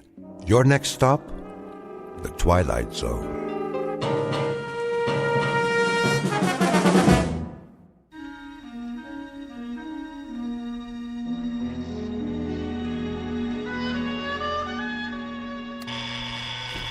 Blasted alarm. Let me sleep. Oh, all right, I hear you. It's 7:01 on a beautiful spring morning. What's so beautiful about it? And this is Mike Munn, here with some more sunshine music on your favorite listening station, Radio K-Rand. Oh, you shut up. So, whether you're on the way to work or just waking up, relax. We'll be with you all day long, bringing you melodic masterpieces around the clock. Off, I say. I did not set this radio to go on at all. And before we start another set of timeless hits, here's a special message for one of our favorite listeners, Bartlett Finchley. What? Mr. Finchley, we know you're out there, so put on a happy face. Take some time to smell the coffee, and remember, we love you madly, but we'd love you even more if you'd get out. Nobody wants you here, so you may as well pack up and get out now. We'll see about that. Of all the outrageous gall.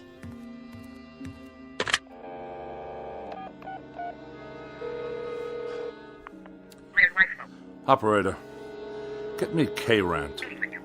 Yes, the radio station. No, I don't know the number. Kindly dial it for me, if you can spare a moment from your crossword puzzle. K-Rand, how may I direct your call? Connect me with Mike Munn. I beg your pardon? Munn, your asinine disc jockey. I'm sorry, sir, but there's no one here by that name. Of course there is. I just heard him on the radio. He took it upon himself to broadcast a personal insult directly and specifically aimed at me. We play all music all the time, sir. Do you know who you're speaking to? This is Bartlett Finchley. Yes, Mr. Finchley? And I will not be addressed in such a manner, on or off the air. Of course not, sir. Which manner? I'm sure you know full well what I'm talking about. The airwaves are licensed by the Federal Communications Commission, and they are not to be used for personal messages. I'm sure the FCC will be most interested in these blatant violations. They'll pull your license so fast it'll make your empty head spin like a top. But we don't have disc jockeys. We don't broadcast any messages at all. Only beautiful music 24 hours a day, plus commercials, of course. Let me speak to your station manager. Yes, sir. Please hold. And don't you dare place me on hold, you high school dropout. Oh, for the love of... I don't have time for this nonsense. I will not have it. I'll write a blistering letter to the FCC that will knock this rinky-dink station off the air. Hello? I want to file a complaint. A very, very serious complaint about your broadcasting policies. Come off it, Finchley. What did you say? Get off your high horse and give it a rest. Or you're out of here. You low-life nincompoop. How dare you address me in that fashion? I'll have you fired on the spot. What is your name, you cretinous subhuman? Don't you hang up on me! Hello? Hello? Hello?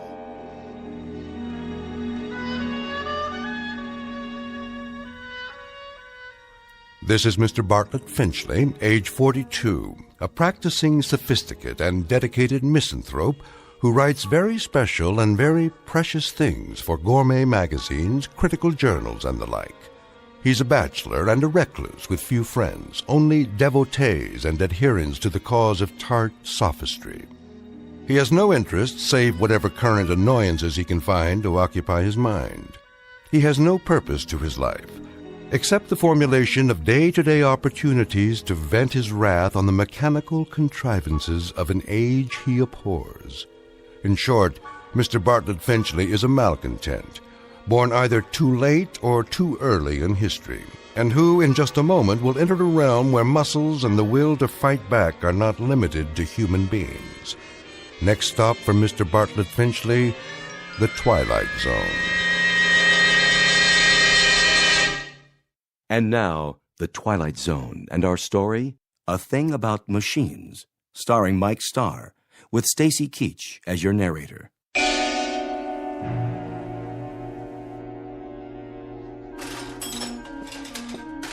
How are you today, Mr. Finchley? I'll answer that burning question after you tell me what's wrong with this electronic abomination in my living room. You mean your TV set? And also acquaint me with how much your current larceny is going to cost me. Well, let's see here. 2 hours labor, new circuit board, new oscillator, new comb filter. How very technical and how very nice. Speak English, man. Well, you asked me what was wrong. Never mind the subterfuge. I presume I'm to be dunned once again for 3 times the worth of the bloody thing. Well, I didn't charge you for my travel time. The total. What is the total? Here you go, Finchley. Oh, surely you jest. All right. I'll give you a break on the sales tax, seeing as how you're a regular. But this is the price of a meal in a 4-star restaurant, with wine. Labor don't come cheap nowadays. And neither, apparently, does my peace of mind. I requested that the device be restored to working order, the alternative being more disruptions to my writing schedule. Well, you could just get a new one every time. Might be easier all around. Last time I was here, Mr. Finchley, you'd kicked your foot through the picture tube, remember? I have a vivid recollection. It was not working properly, like every other electronic contraption in this house. I tried to rehabilitate it. By wrecking it? After a certain point, that is the only option left. I disposed of a clock radio in a similar manner this morning. Unfortunately, I must view a cooking program this evening in order to write my review of their fare, which I'm sure will be abysmal as usual, if the television should choose to operate at all. Why don't you just horsewhip it, Mr. Finchley? That'd show it who's boss. What do you say we cease the small talk? Let's get down to the petty larceny and be done with it. I'll put it on your tab. Send me a check before I come out the next time. I sometimes wonder exactly what it is the purpose of the Better Business Bureau in such transactions. You got a complaint about my work? When they allow you itinerant extortionists to come back week after week, move wires around busily probe with ham-like hands, and accomplish nothing but the financial ruin of every customer on your route. We're not a jip outfit, Mr. Finchley. We're legitimate repairmen. But I'll tell you something about yourself. Spare me, please. I'm sure there must be some malnutrition analyst with an aging mother to care for whom I can contact for that purpose. Why don't you hear me out, Mr. Finchley? That set doesn't work because you obviously got back there and yanked out wires and heaven knows what else. You had me over here last month to fix your tape recorder because you'd thrown it down the steps. It did not work properly. Well, that's the point, Mr. Finchley. Why don't they work properly? Offhand, I'd say it's because you don't treat them properly. I assume there's no charge for that bit of analysis. What does go wrong with these things, Mr. Finchley? Have any idea? Have I any idea? Now that's worth a scholarly 10 lines in your repairman's journal. Bilk the customer, but let him do the diagnosis. Well, the reason I ask that is because whatever it is that really bothers you about that television set and the radio and all the rest, it's something you're not telling me. Aside from being a rather incompetent clod, you're a most unreceptive listener. I've explained to you already. The television set simply did not work properly. And as for that original Marconi operating under the guise of a radio, it gave me nothing but static. You sure that was all that was wrong with them? I choose my words very precisely, thank you.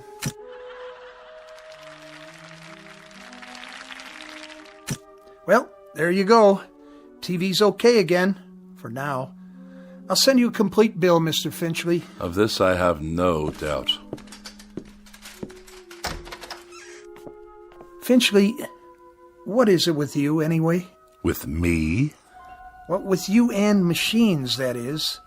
Any type of machine, as far as I can tell. Just curious. You don't have to tell me if you don't want to. If it's something personal.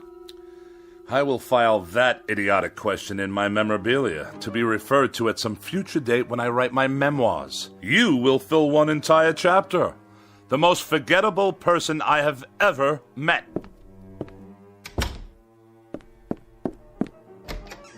It just so happens, you boob. It just so happens that every machine in this house refuses to cooperate on any level. They behave as if... There! You see what I mean? Enough! I said that will be just about enough of that. Stop! Stop! Stop! Please!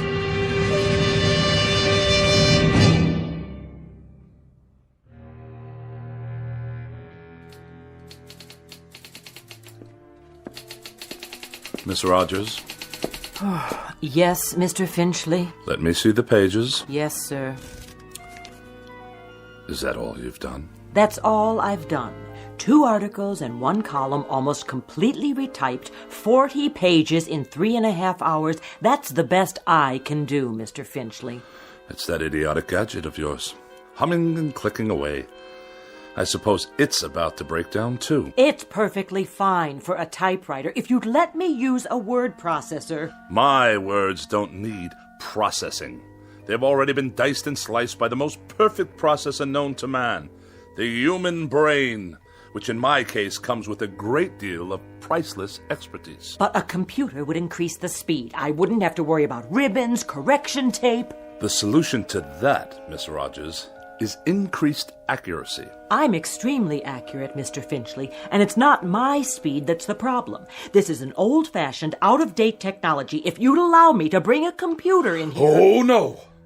Not in my house. More unnecessary bells and whistles. Thomas Jefferson wrote out the preamble to the Constitution of the United States with an inkpot and a feather quill. It took him only half a day. Then why don't you hire Mr. Jefferson? Did I ever tell you with what degree of distaste I view insubordination? Oh, yes, many times, often and endlessly. What are you doing? What does it look like? I'll tell you what, Mr. Finchley. From now on, you can get yourself another girl. Somebody with 3 arms and roughly the same sensitivity as an alligator. Then the 2 of you can work together till death do you part. As for me, I've had it. And you are going where? Where? I think I might take in Bermuda for a couple of weeks, or Mexico, or maybe a quiet sanitarium on the banks of the Hudson. Now, Miss Rogers. Any place where I can be as far away as possible from the highly articulate, oh so sophisticated bon vivant of America's winers and diners, Mr. Bartlett Finchley. Miss Rogers, you don't mean that. And surely you're not serious. You've even got me talking like you. But I'll tell you what you won't get me to do. You won't turn me into a female Finchley with a pinched, scornful little heart and a mean, petty, yellow, jaundiced view of everybody else in the world. Miss Rogers, please. Please don't leave. I beg your pardon? I wish you'd reconsider. Speak up, I can't hear you. I wish you'd stay for a little bit longer. You what? I don't mean to work. All that can wait. Then why? I was just thinking, well, we might have dinner. You're not serious. Or something, perhaps a cocktail. You are serious. I am. I'm not very hungry, and it's too early for cocktails. What's your trouble, Mr. Finchley? You sound like a half-hearted orphan whose idea of a lark is a square dance at the local grange. I'm merely suggesting to you, Miss Rogers, that we observe the simple social amenities between an employer and a secretary. I thought we'd go out. Even taking a show or something. How very sweet, Mr. Finchley. Thank you, but no, thank you. Tonight I'm taking a hog-calling lesson. You know what a hog is, don't you, Mr. Finchley? He's a terribly bright fathead who writes for gourmet magazines and condescends to let a few other slobs exist in the world just to take his rudeness and run back and forth at his beck and call. Good day, Mr. Finchley. Miss Rogers, before you go, have a cup of coffee or anything at all. If you must know, I'd like very much not to be alone for a while. Are you ill? No, not as such. Then what's the trouble? Does there have to be trouble because I'm desperately tired. I've hardly slept for 4 nights. And the very thought of being alone now, well, frankly, it's intolerable. Things have been happening, Miss Rogers. Very odd things. Go on. That TV set in the corner. It goes on late at night. Just goes on all by itself. I see you got it fixed. And the clock radio I kept in my bedroom. It went on and off, too, of its own accord, whenever I tried to catch up on my sleep. I'll let you in on a little secret. There's a conspiracy afoot in this house, Miss Rogers. Really, Mr. Finchley? That's exactly what it is. A conspiracy. The television set, the radio, electrical devices of every sort. That miserable car I drive. Even the clock on the mantelpiece. There's no clock on the mantel. I know. I threw it away. Why would you do that? What I'm getting at, Miss Rogers, is that for as long as I've lived, I've never been able to satisfactorily operate machines. Mr. Finchley, I think you ought to see a doctor. A doctor?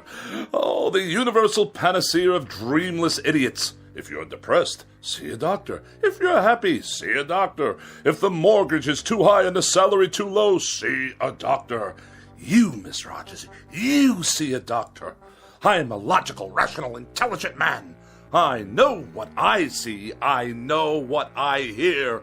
And for the past 3 months, I've been sharing this house with a collection of wheezy Frankenstein monsters whose whole purpose is to destroy me. Now, what do you think of that? I think you're terribly ill. I think you need medical attention. You obviously haven't heard a word I've said. I think you've got a very bad case of nerves from lack of sleep. By no choice of my own, I assure you. And I think that way down deep, you yourself realize that these things are nothing more than delusions. Now I know what you really think of me. That I'm to be pitied. That I'm a poor wretch, not in my right mind. That... Think what you like. Now where are you going? You don't need company, Mr. Finchley. You need analysis. You're no better than a cogwheel robotic machine yourself. You haven't an iota of compassion or sympathy. Mr. Finchley, please, let go of my arm. I'll let you go when I get good and ready to let you go. Mr. Finchley, let's not make an ugly scene here. Now, come on, let me go. Mr. Finchley, let go of me! Get out of here, and don't come back! With distinct pleasure and manifest relief. Don't ever come back. I'll send you your check. I will not be intimidated by machines, so it follows that no empty-headed little secretary with a mechanical expression is going to get away with anything either. Mr. Finchley, in this conspiracy you're suffering, this mortal combat between you and the appliances, I hope you get licked. Good riddance! What? More typewriting? Oh, you think you'll turn yourself on any time you feel like it, do you? Let's see what you've written. Get out of here, Finchley. Get out of here, Finchley? Who are you to tell me to get out of my own house? You're a machine, a silly machine, an inanimate object. All right, that's it. This is war. You're not going to intimidate me. Did you hear what I said? You're not going to get away with it, you machines.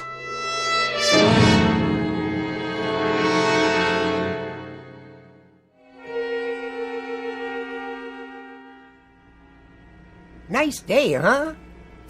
Define your terms. I was only making conversation, Mr. Finchley. Just see to it that this elevator takes me all the way to my destination without a mishap. 19th floor. I'm surprised I got here in one piece. Pardon, sir? No matter. You wouldn't understand. You couldn't, since you choose to collaborate with these infernal contraptions all day long. Yes, sir. Good afternoon, Mr. Finchley. Is it? I just meant... I know what you meant. The warm, languid weather outside, fluffy white clouds scudding across a pale blue sky.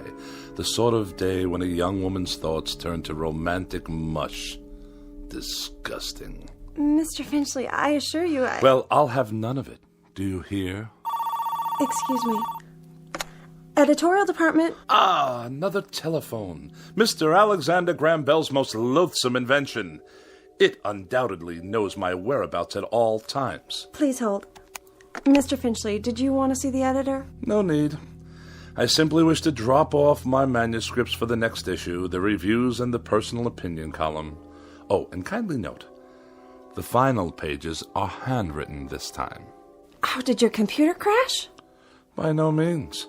My typewriting apparatus is in the shop. Actually, I prefer this method. It allows me to make last-minute revisions directly from my hand to your eye, as it were. I'll tell them it's here. Then I shall take my leave. Out into the blinding white heat of the cruelest month. Reflux Publications? Iron Gourmet Magazine? Just a moment, please.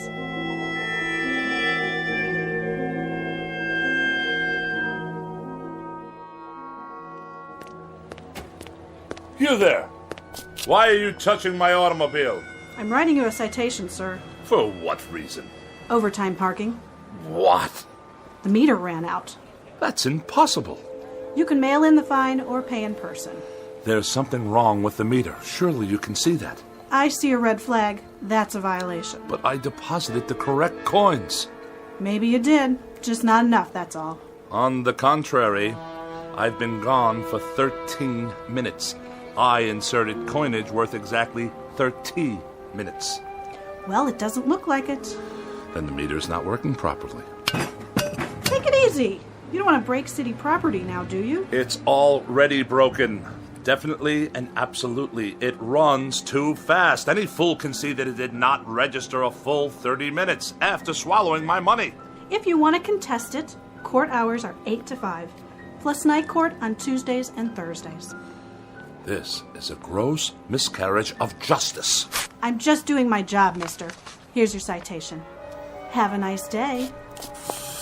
One more mechanical abomination designed to make my life a living hell.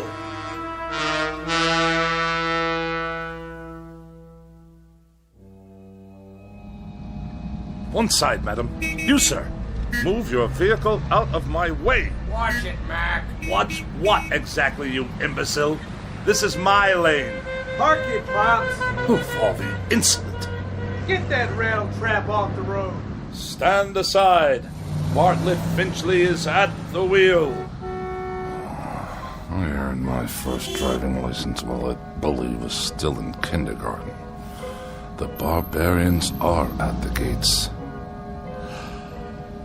Yet another red light, waiting for some mother and her toddler to cross the street. Oh, look at them, stuffed to bursting on cheeseburgers. What's wrong with you? Are you blind? I did nothing. Simply placed my foot on the brake pedal. On the gas, you mean? The car moved forward under its own power. Yeah, sure. You trying to kill somebody? I saw the whole thing. He did try to kill you. On the contrary, the motor car obviously malfunctioned. We're in a crosswalk here. Get his license number. You do that. The light is now green. Do I have your permission to proceed? Get that piece of crap out of here. Gladly.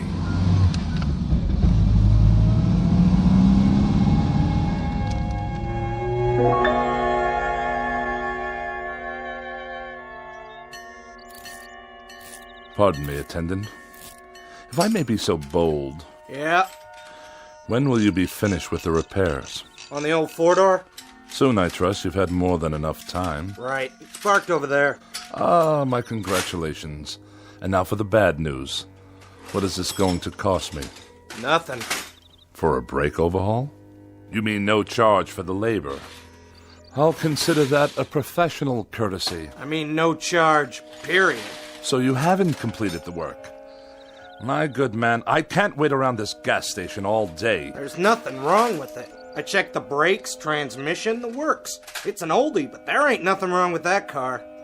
Nothing? She's a classic. You know, you could sell that baby for good money if you want. But I distinctly felt the machine roll forward under its own volition. All the same, it's working perfect. Real cherry set of wheels you got there. I know a collector looking for something like that. I'll give you, say, $900. $900? The hubcaps cost more than that. Okay, $1,000. Give me the keys. If you say so. Here you go, Mr. Finchley. But she's not gonna last forever, you know. You ought to get back what you put into it. Buy yourself a nice new car. If you can hang on a minute, I'll call the guy. And waste even more of my precious time? Good day.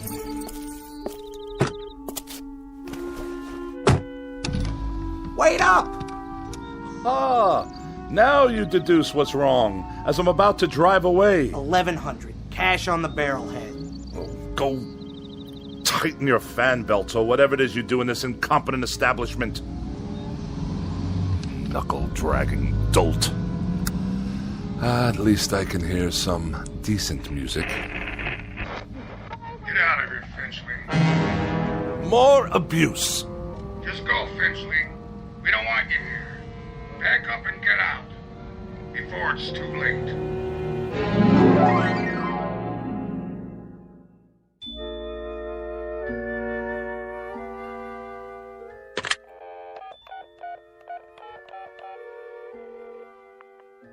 Miss Moore, please?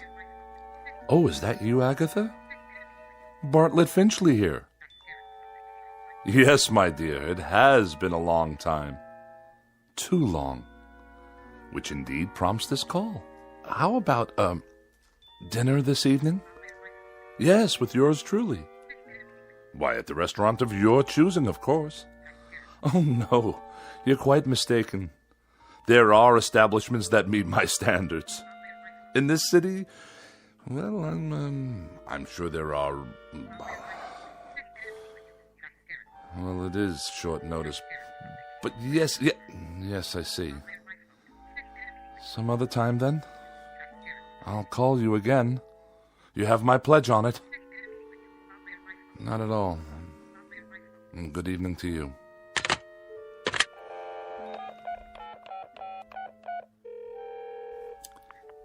Mrs. Donnelly, please. Pauline, is that you? Oh, and how's my favorite young widow this evening? Bartlett. Bartlett Finchley. You remember? Yes. I'm tip-top. And you? Splendid. Say, listen, Pauline, I was wondering, sort of spur of the moment and all that, but oh... I see. I see. Yes, perfectly. That's quite all right. No, I hadn't heard the good news. Well, I'm delighted for you. Truly delighted. In June. I'll send you a wedding gift. Of course. Good night. It's the telephone. I'm sure of it. Distorting my voice, twisting my words. What other explanation is there? An army of forces dedicated to embarrassing me, inconveniencing me, and generally making my life as miserable as possible.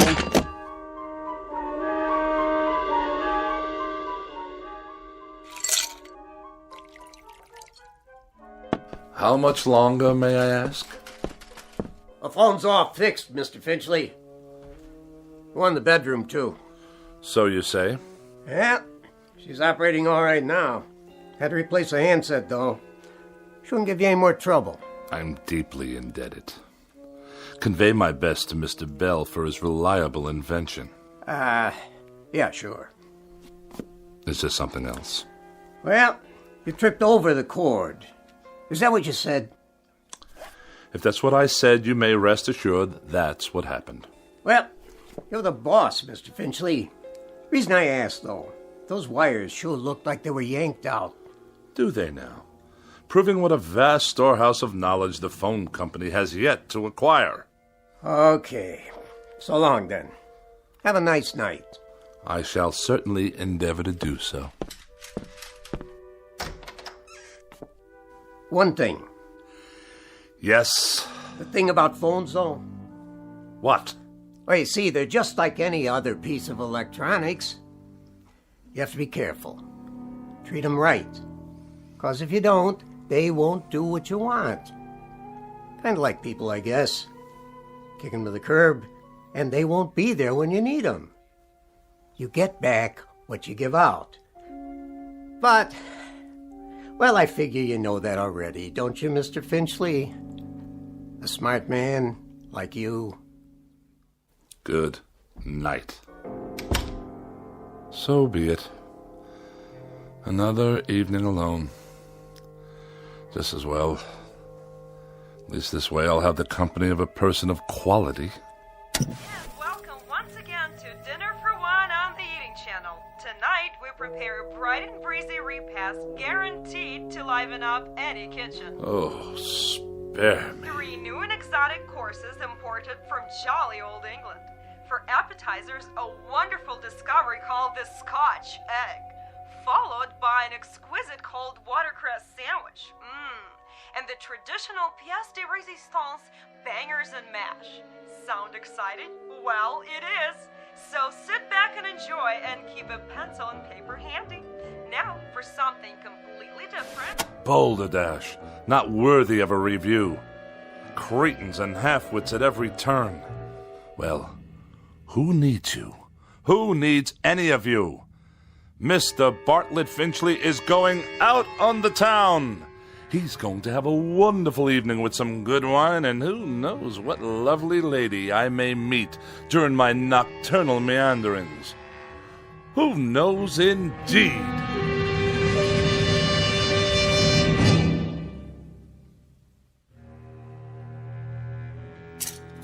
Dinner jacket, white shirt, and the red cravat. No, the blue.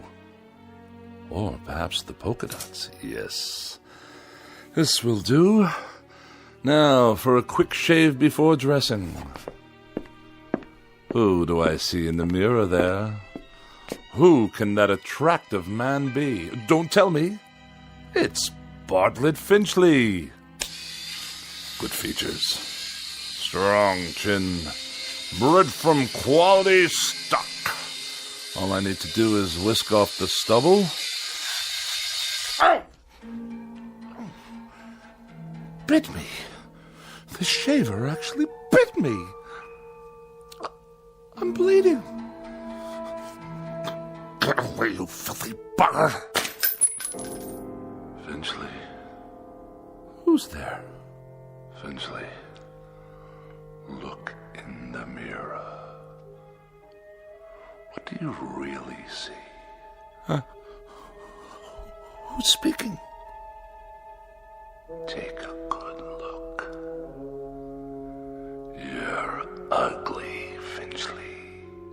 It's not my face. It can't be.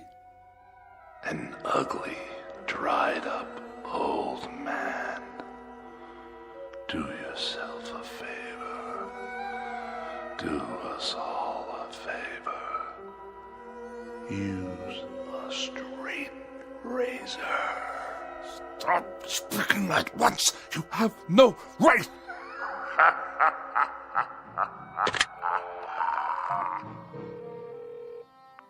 Hello, operator. Get me the police. Someone's in my house. Hello? Hello? Finchley, get out of here. Stop this! You Finchley? Oh, thank God you're here, officer. Your car? What?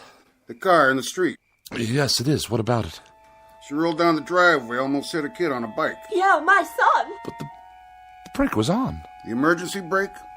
You better get it fixed. I just did this afternoon. Don't you believe him, officer? Car rolled right down the driveway and into the street. You're lucky you didn't hit somebody. Then you'd really be in hot water. Got the keys? They're in the other room. Better get them then. Might want to put on some clothes while you're at it. Look at him standing there in his underwear. I have a robe on, madam. Some robe? It's called a dressing gown. And tie it shut. I'll write you up for indecent exposure, too. Oh, yes, of course. All right, fella, you better pull her back in the garage. I'll give you a warning this time. Have those brakes checked first thing in the morning, understand? Perfectly. There is another matter I'd like to discuss with you, officer, now that you're here. And what's all the noise in his house? He's always throwing stuff, yelling at the top of his lungs. That true? No, I fell, that's all. Tripped and fell on the stairs. That why your face is bleeding? Precisely. What's the other matter? Matter? You said you have something to discuss. It's difficult to explain. You wouldn't understand. Evening then, Mr. Finchley. So is he going to move his car or what? In one moment, madam. For now, you may remain on my property until I return with the keys. At that time, I should like you to be out of my yard. Otherwise, I shall solicit the aid of this gendarme to forcibly eject you. Idiots! I need a drink.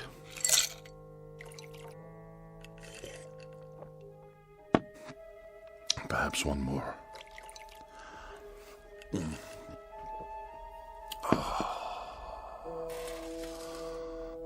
That's better. But if the car can't be trusted, how can I go out this evening? I'm a prisoner in this madhouse. Miss Rogers? Edith? Is that you? Yes, of course. You had second thoughts, and now you've come back. Where are you? But if you're not here, then who's typing? Get out of here, Finchley. Get out of here, Finchley. Is that all you can write, you infernal machine? Who turned you on? Get out of here, Finchley. Get out of here, Finchley. No. You get out of my television set. What's that? The clock. I smashed it this afternoon. Smashed it to smithereens. And you. I destroyed you too. Oh, you won't get me. You won't get me. I won't let you.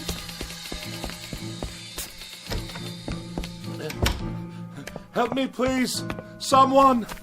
It's Bartlett Finchley, your neighbor. Let me in. It's that crazy man again. Don't let him in, Mom. He tried to kill me. I didn't. The car did.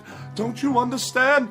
Open your door. You get away from here.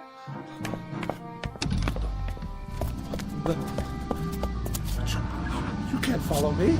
You're only a car. My car. Stop.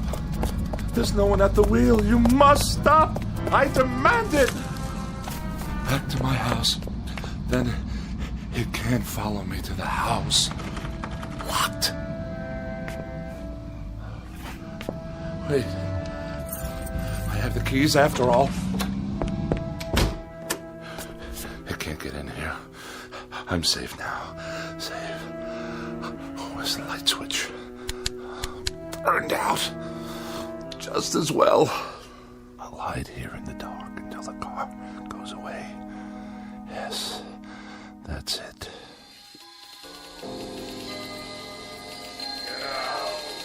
Get out of here. Get out of here, Finchley. Now! Away! I'll sneak away. Go somewhere, anywhere out of this town, far, far away. What? Those lights. Blinding.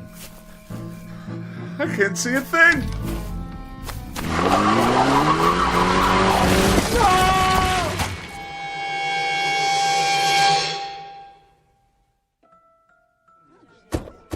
I have your 1019 on Woodlawn Drive. What is the status? Cancel that call for backup. Paramedics have arrived, waiting their decision. Do you have a positive ID? Finchley, first name B for Bartlett. Stand by, 10-4. That man. He was running in his bathroom. Never saw anything like it. What's his condition? Flatline. He's gone. I'll put him down as DOA your arrival. Heart attack? That's what it looks like. What happened here, you know? Neighbors said they heard him shouting about something last night. He sounded scared. What about? Yeah, whatever it was, he took it with him. Was he out here? Right here on the porch, slumped down against the door, eyes wide open like he saw a ghost. I figured he was on his way to his car. Which one? At the curb. Never got to move it like I told him. He must have been drunk. You can smell it on him. Good thing he forgot his car keys or he might have done some real damage. Yeah, not now though. Poor old guy. He was a royal pain, let me tell you. That's all over now. Maybe he did see something. Who knows? Maybe so.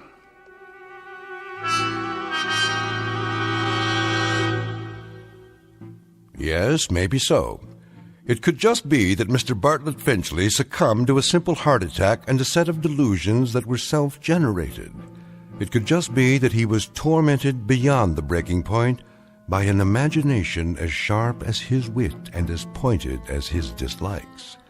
But as reported by those in attendance, this is one explanation that has definitely left the premises with the deceased.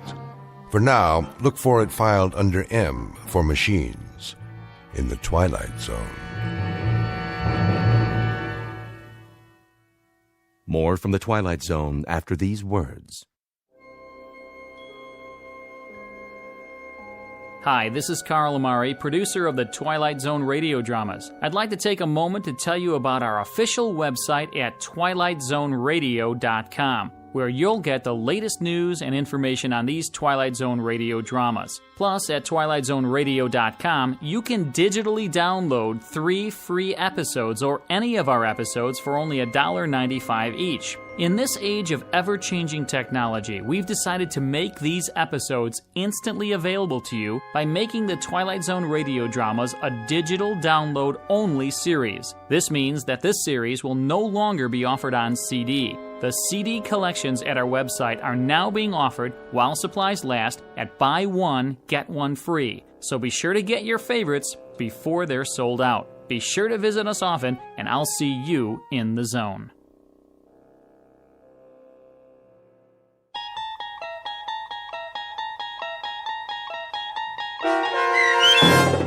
A Thing About Machines, starring Mike Starr, with Stacy Keach as your narrator, was written for The Twilight Zone by Rod Serling and adapted for radio by Dennis Etchison. Heard in the cast were Doug James, Peggy Roeder, Rich Kominick, Turk Muller, Guy Burrill, Larissa Borkowski, Irene Olson, Heath Corson, Lynn Foley, Natalia Reed, and Peter DeVito. To learn more about the Twilight Zone radio dramas and to obtain audio cassettes and CDs of these programs, visit our website at twilightzoneradio.com. The producers of The Twilight Zone wish to thank CBS Enterprises, Carol Serling, Dennis Etchison, Dick Brescia Associates, Claire Simon Casting, Don Longo, Terry Jennings, the American Forces Radio and Television Service, our sponsors, and our radio affiliates for helping make this series possible. This copyrighted radio series is produced and directed by Carl Amari and Roger Wolski for Falcon Picture Group. Doug James speaking.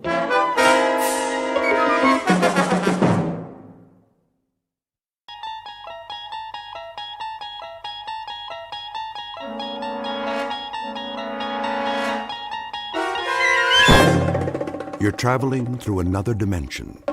A dimension not only of sight and sound, but of mind. A journey into a wondrous land whose boundaries are those of imagination. Your next stop, the Twilight Zone.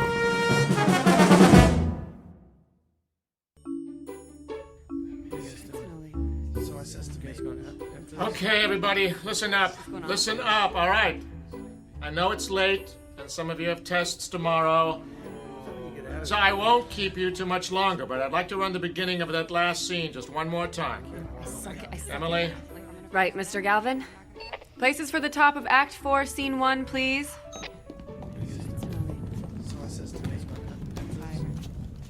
What's going on? Hey, Diane. What? Do you want to get some coffee when this is over? Rick, we're not going to get out of here before midnight. And your point would be? Wait a second. Phil, you might want to be ready with the drop in case he decides to run the scene change. Okay. From the top of the scene, please. Sound. Ready. Go.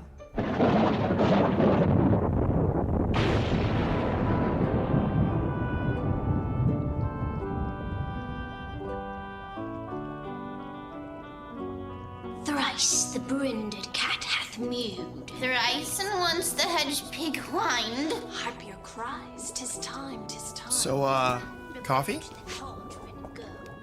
Oh, why not? I won't be sleepy till... Hey! What's the matter? Ow! Ow! Don't grab that bare-handed! Here, let me...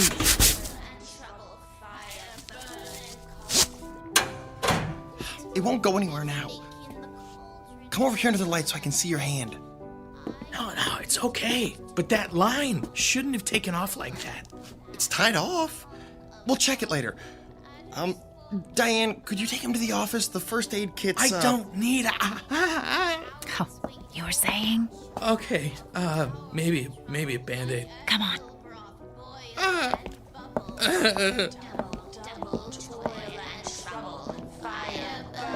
Cauldron Bubble. Scale of dragon. Tooth. It hurts when I touch it. Easier to see out here. Ow! Ooh, you did get a rope burn there, didn't you? Yeah, I guess so. Hey, Mr. Galvin's not going to be looking for you, is he? No, he's just running the witches scene. Lady Macbeth's got nothing until... Oh! Didn't mean to startle you. I didn't know you were here, Glenn. Came in at 11, same as always. What'd you do to your hand, Phil? Grabbed a running line. Without your gloves? Well, everybody does it once. It's the ones who do it twice that you want to watch out for. Right. Trouble, fire burn and cauldron bubble. Cool it with the baboon's blood, then the charm is firm and good. Good. That's it. We'll pick up from there tomorrow. Sounds like you're done. I'm just gonna help Phil with his hand before we go. That's a good idea. All right, Toby. Just a few more minutes. Leave the office open when you're finished, will you? It needs a good vacuuming like nobody's business. I will. Thanks. Come on, Toby. Hey, how do you suppose he got him to let him bring his dog to work? Well, he's been the janitor here since forever. That probably helps. And there's nobody else here most of the time. No need for that. She means well, just doesn't know as much as she thinks she does, that's all. All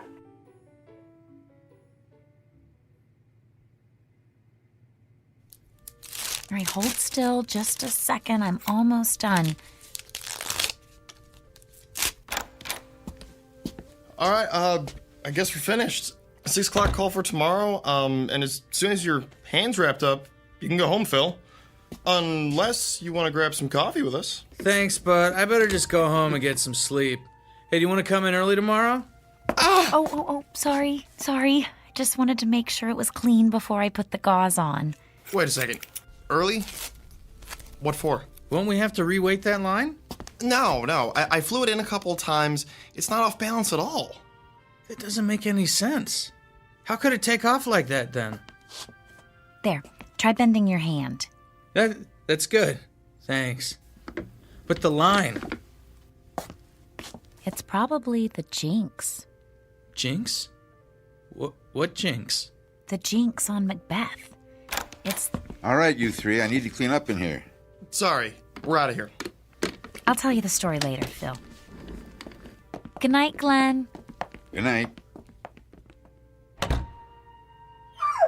It's okay, boy. Like I said, she just doesn't know as much as she thinks she does. Now, let's get to work,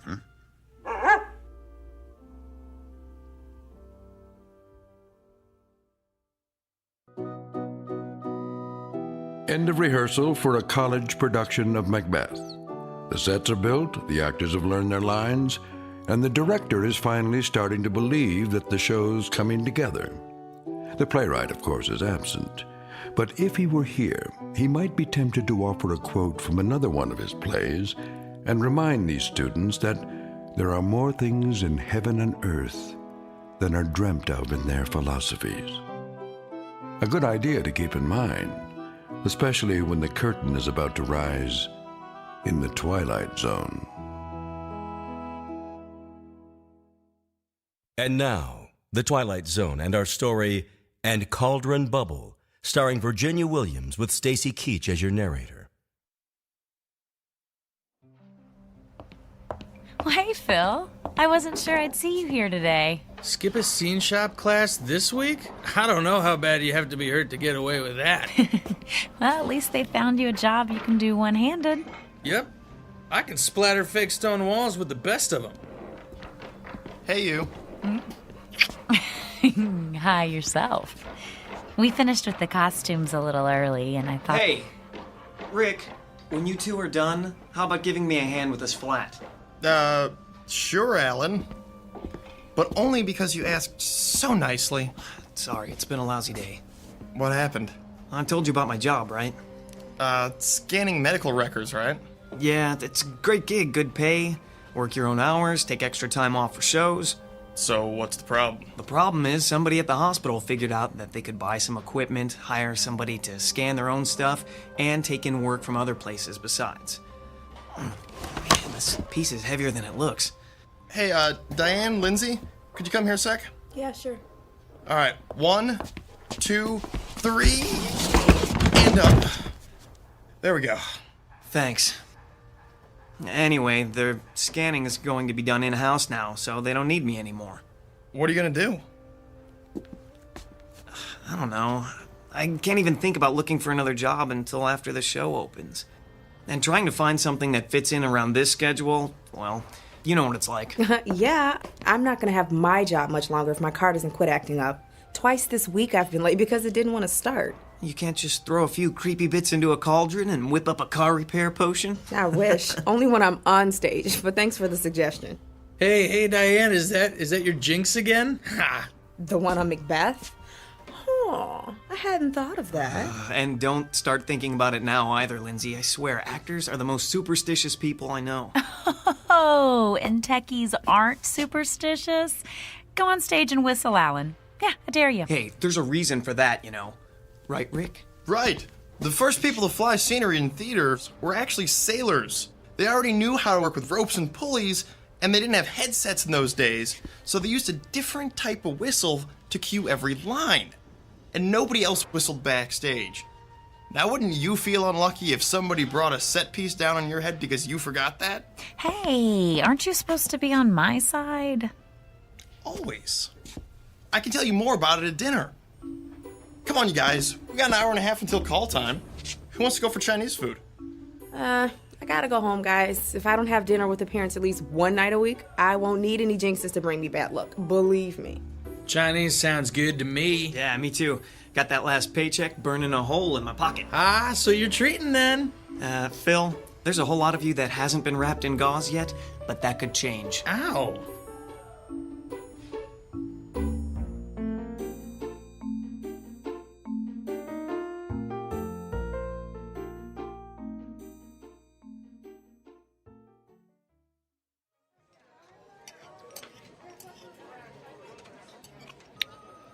Oh, here. There's still some Kung Pao chicken left. Oh, not for me, thanks.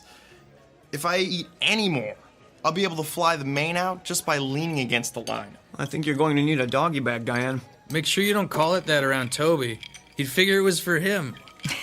He's a smart dog, Phil, but I don't think he's that smart. I wouldn't bet against it. Have you ever seen him fetch tools for Glenn? He's the only dog I've ever seen who can tell a screwdriver from a crescent wrench. I've got a better one than that, Alan. Glenn had to come in during the day once when somebody else was out, sick, and Toby came over to where he was working and scratched at the door, like he wanted to be let out. So? Our old dog did that, and he was so dumb he used to forget his name. So, Glenn tells him, "I'm busy. Go take a walk." And Toby goes to Glenn's toolbox, picks up a leash, and walks off with it in his mouth. He was still carrying it when he came back. I guess they both figured that if he had a leash, he didn't have to be on a leash. I still can't figure that guy out. I know he's been working at the school for a long time, but does anybody know what he did before that? Or anything about what he does when he's not at work? I keep forgetting this is your first semester. You haven't had time to hear all of the stories yet. Some people say Glenn used to be a teacher somewhere, but he got tired of dealing with all the paperwork. Or that he was a roadie and all the partying finally caught up with him. Now that's something I'd love to see. Glenn partying, it boggles the mind. But my favorite one is the one where he's writing romance novels under an assumed name and keeping the day job. The night job for the, benefits. Oh, speaking of writing, Phil, I never got a chance to tell you about the jinx. Oh, here we go again. Oh, hush, Alan. Read a fortune cookie or something. Here's the thing, Phil. Shakespeare may have been a genius, but he wasn't above borrowing things here and there. He was a plagiarist? Ordinary writers are plagiarists. Shakespeare was, well, Shakespeare. So when he wanted to borrow something, he did. I am shocked. Alan. She won't stop you now. Beg pardon. Do go on. Thank you. Okay, it turns out that when he needed incantations for the witches in Macbeth, he lifted sections out of a 16th century book on Scottish witchcraft. All those speeches are really parts of spells. But what does that have to do with being a jinxed show? Magic is a lot like electricity, Phil. It's power.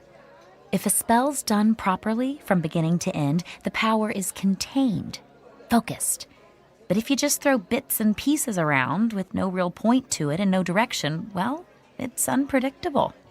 It's the difference between a light that comes up on cue and one that shorts out and arcs all over the place. See what I mean?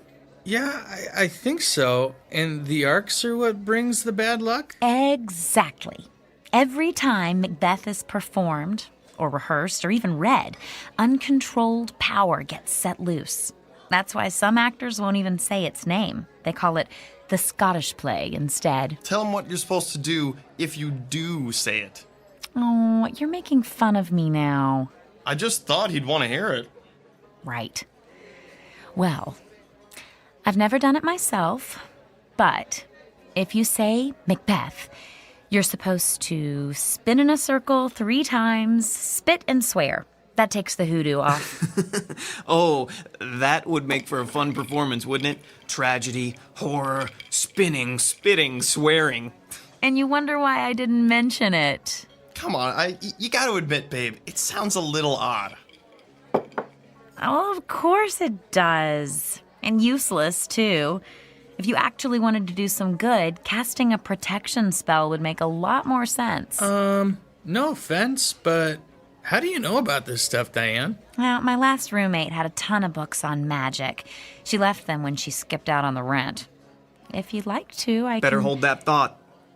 We've got to go soon, Lady Macbeth. Uh-oh. You know what I have to do now, don't you? I know that if you do, I am going to take a picture and use it for my screensaver, especially since you don't believe in any of this anyway. Hey, I'm not saying I couldn't be convinced. I just haven't been, yet. Well, I hope this isn't the show that changes your mind. Me too. That's a cue, Phil. Let's get the check and head out of here before they realize they've stopped arguing.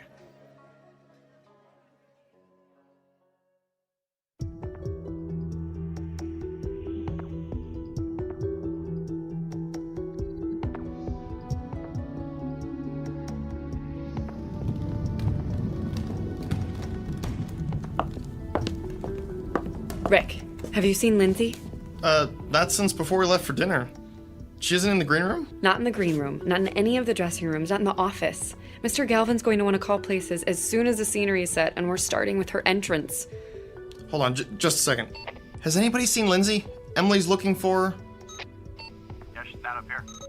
Sorry, nobody's seen her yet. Oh, this is going to be ugly. You know how Mr. Galvin gets when somebody's late. I sure do.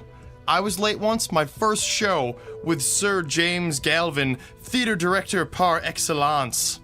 I thought he'd get me kicked out of school before he was done. Emily? Here we go. I hope he doesn't decide to shoot the messenger. Phil? Yes? The floor's clear. Go ahead and bring in the drop. Okay. She's not here. Oh boy, I think I'm going to find a set piece to hide under and stay there. Chicken. Rick, did you know Lindsay's not If she's not answering her cell, try calling her parents. Maybe they know where she is. Oh, yeah. Everybody knows. I hope she's okay. Diane?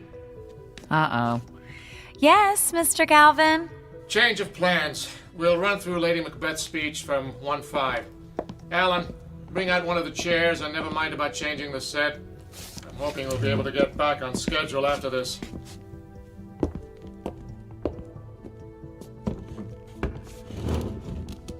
All right, that's fine. All right, Diane, from your entrance. Go. They met me in the day of success, and I have learned by the perfectest report they have more in them than mortal knowledge. When I burned in desire to question them further, they made themselves air into which they vanished. Mr. Galvin? Whilst I stood... Stop! Emily, why would you... Emily, what's wrong? I didn't get an answer at Lindsay's parents, so I tried her cell again. Her father answered it this time. They're at the hospital with her in the emergency room.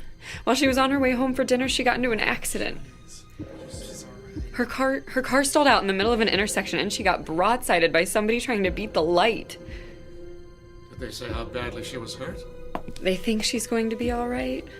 Her left arm's got a bad break, and her mom says she's one big bruise. But it could have been a lot worse. All right, then. Can I have everyone on stage, please? Quiet, please. Now, most of you probably just heard that Lindsay Morgan was involved in a car accident this afternoon. From what her parents told Emily, she should make a good recovery. However, I know that the show must go on is a cliche, but it's true all the same. Laureen. Yes, sir? You've been understudying Lindsay. Do you know Hecat's lines well enough to work off book? Sure. The rest of you can take a break while Laureen and I go over some of the blocking. Then we'll pick up where we stopped last night, at Hecat's entrance. We shouldn't be long.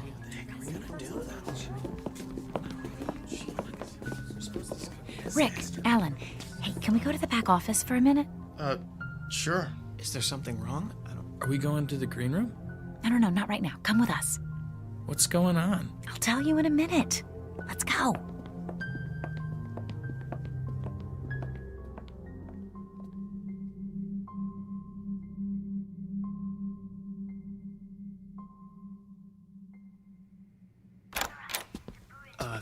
Diane?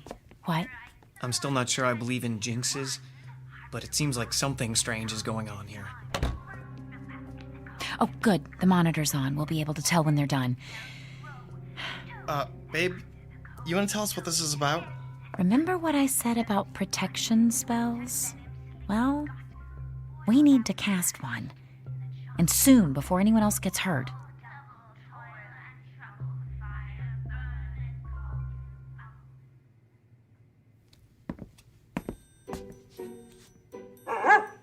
Settle down, Toby. It's still early. Don't you want your dinner? I know. But there's time yet. Don't worry.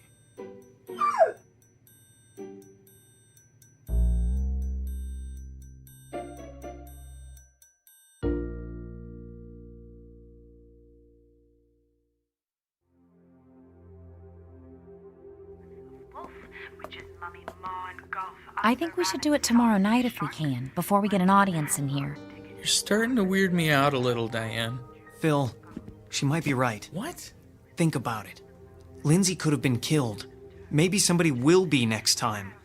There are a whole lot of things you don't want to have happen when you've got a stage full of people. Exactly. And that's another thing. If I am right, this is going to get even worse because the witches' scenes are going to be rehearsed so much more now with Laureen taking over Lindsay's part. Are you sure you can do this? Cast a spell and make it work? Yes. Yes, if you'll help me. I don't know how much help I'll be, but I'm not gonna let you try this by yourself. Count me in. Me too, then. But I'm still a little weirded out, you know? I know. Okay, I think they're finished. We'd better go. All we have to do is find a way to have the place to ourselves for a little while after the rehearsal tomorrow night. And it'll be okay. I'm sure of it.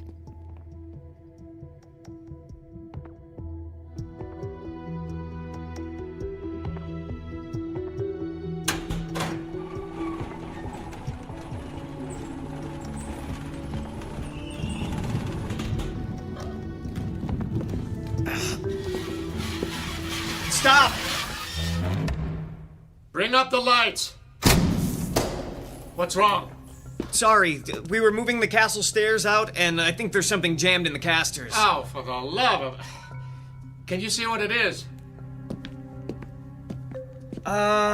It's somebody's sword. Well, it was. I mean... Can you move the unit now? Yes, sir. All right, get it into place. Rick. Yes, Mr. Galvin. Bring the drop in. And then I want everyone to stop whatever they're doing and listen for a minute. Shit, I'm glad I'm not the one who dropped that sword. Well, I don't know how anybody could have dropped it. What do you mean? People, I'm assuming that you're all aware that tomorrow night's our dress rehearsal.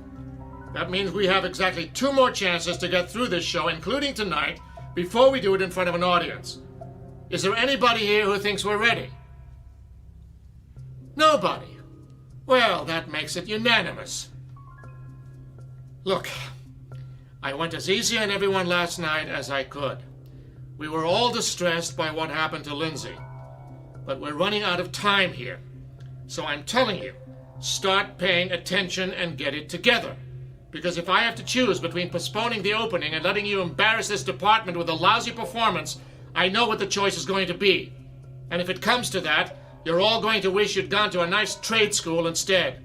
Do I make myself clear? Yes. Yes, sir. Yes, sir. Good. We'll pick up where we stopped. Emily? Places for the top of 5-1. Lights 78. Stand by. And go. I have 2 nights watched with you, but can perceive no truth in That sword shouldn't have been there. I think everybody would agree with you. No, that's not what I mean. They're only brought out for the fight scenes, Mr. Galvin insisted. Rise from her bed, throw her nightgown upon her, unlock her closet. Well, somebody must have been goofing around. It couldn't have gotten there all by itself, right? I don't think I have an answer to that. Well, not one I want to think about right now anyway. And besides, we have to talk about it later. My entrance is coming up. Just go out there and break a leg, then. But not really, okay? Huh? I'll do my best.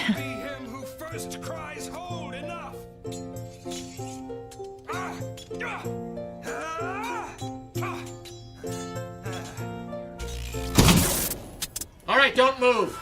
Everyone stay right where you are. We should have backup lights in just a moment. There, can you all see? Yep. Yes. Good. Yes, sir.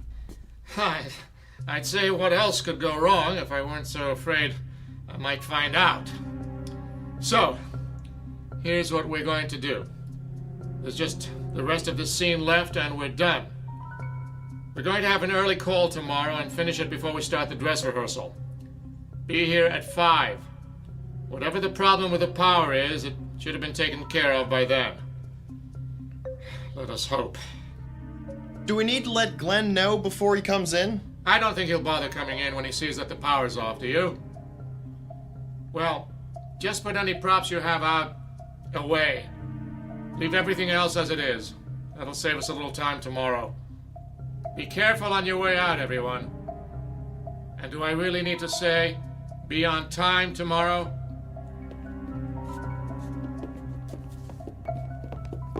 Rick, I'm gonna wait behind the castle drop. Can you catch up with Phil and Alan and bring them back here? I think we finally caught a break, if nobody notices that we've stayed.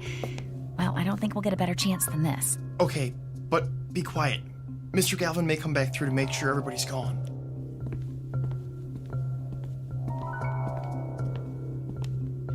Hey, guys, have you seen Mr. Galvin? Oh, yeah. He said something about making sure we closed the door behind us and took off. I think he had it. Oh, so we're the last ones here. Yeah. We hadn't seen you or Diane, so we figured you must still be back here. Okay, let's get started. I want the power going out to be the last shot that jinx gets at us. Sounds good to me. What do we need to do first? I brought this book. Oh, but I need more light, and we have to get enough room to stand in a circle. Let's go further downstage.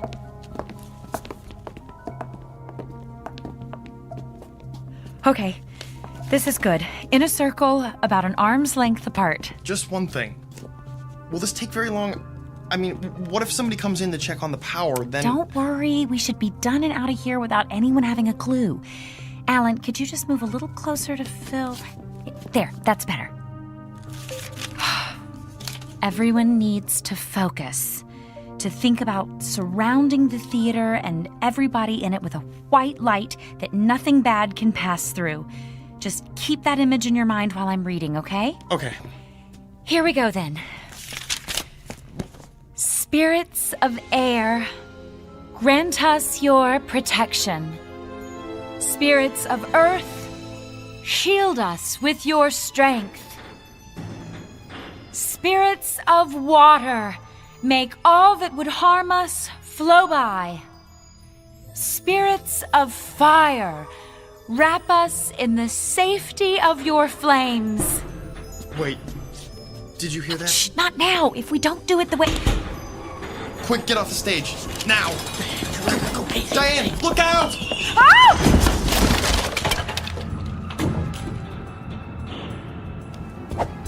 Ow. Come on, babe.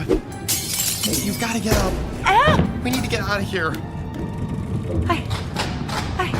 I can't. It's all right, Diane. We'll help you. You can do it. Oh! Diane, something really bad is happening. We can't stay here. My side hurts. I think she's bleeding. Oh! Ow! We'll have to carry her then. Let's just pick her up. Ow! Help! Hey, the lights are...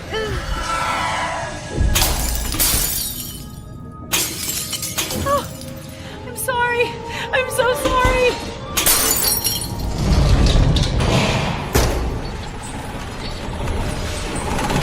Hold!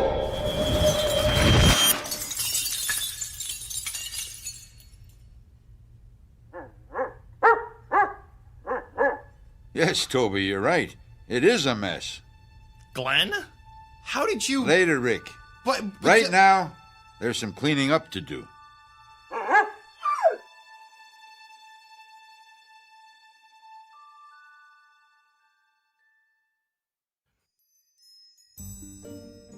But, Glenn... Have a little patience, Rick. That's half your trouble, all of you. Not an ounce of patience among you.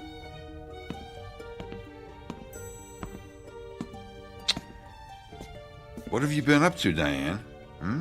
Glenn, I got hurt. Yes, I can see that. Looks as though a piece of that wall flat caught you on the side when you fell. Glenn, can you help us get her to a hospital? No need for that. Just... there.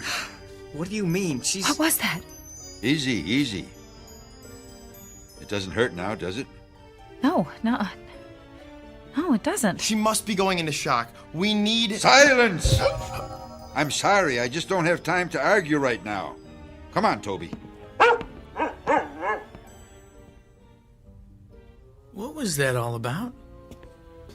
I couldn't talk. Couldn't make a sound. Rick, could you help me up, please? No. Babe, don't try to stand up. But I'm fine. See? A little quiet, please. Thank you. All that is broken, be whole again.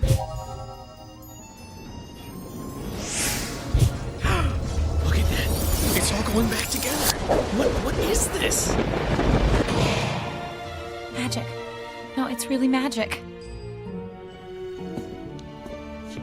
All that has fallen, rise. It really is.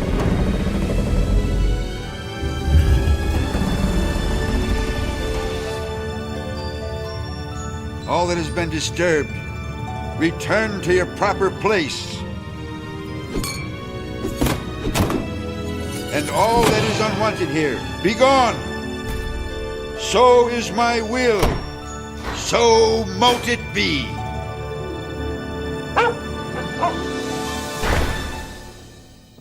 Thank you, Toby. That was just the extra push it needed.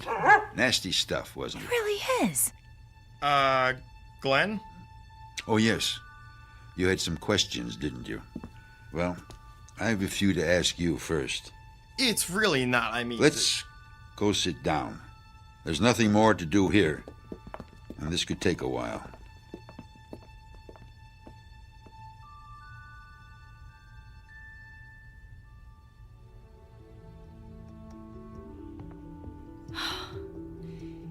And that's all I was trying to do. I just didn't want anybody else to get hurt. But you haven't learned enough yet to protect yourself, much less anyone else. No. Overreaching. Everybody does it once. It's the ones who do it twice that you want to watch out for. I'll remember that. No, you won't. But that's all right. Glenn? Who are you? Really, I'm a janitor, among other things. What other things? Not a romance writer, I'm guessing? Is that the story they're telling now? Well, I've been accused of worse. Glenn, seriously. Seriously? Oh, why not? It won't matter anyway. I'm a magician. A wizard. A warlock. Whatever you want to call it, Diane, that's what I am. And have been for a very long time. I've learned to adapt to my station in life. I'm sorry, but a wizard? It just sounds unbelievable. Does it really? After what you've seen tonight? He has a point, Phil. Okay, but you have these, let's call them powers. We've all seen them. Why would you waste your time working here? You could do anything. You think so? Sure. Why not?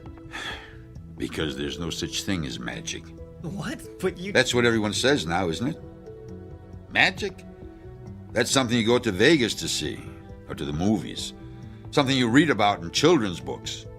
If it's something real you're after, you go to a scientist, an astronomer, a physicist. It's only the scientific marvels that matter now. The age of magic is past. Hush, Toby. A man's entitled to a good grouse every century or so. Every century? Glenn, how old are you? Old enough to have seen Shakespeare's plays when they opened, and to have been written into his last one. You're 400 years old? Nearly 5. And you know, I still haven't forgiven that wretched scribbler for what he did to me. Not that it wasn't my fault, too. Vanity. All vanity. I knew who he was, and was dumb enough to be flattered when he sought me out. Someone had told him that if he was going to write about trafficking with spirits, he should talk to me.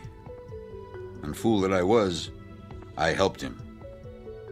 Then I went to the first night of the Tempest and saw myself on the stage. You're Prospero? Oh, he used another name, I'll give him that. But no one who knew me could have mistaken that character for anyone else. I left the city the moment the curtain went down and never returned. It wasn't easy, but I did it. Made a new life in the colonies. Kept to myself and moved on often enough that no one got suspicious. And I'm not ready to do it again just yet. So we have a little problem, don't we? No problem. He's right. We wouldn't tell anyone. You would, though. Sooner or later, you wouldn't be able to help yourselves. You're not going to turn us into toads or anything, are you? Magic is the same as any other kind of power. You don't use any more of it than you need to get the results you want. Toads. Well, what are you going to do? Just a little thing. Forget.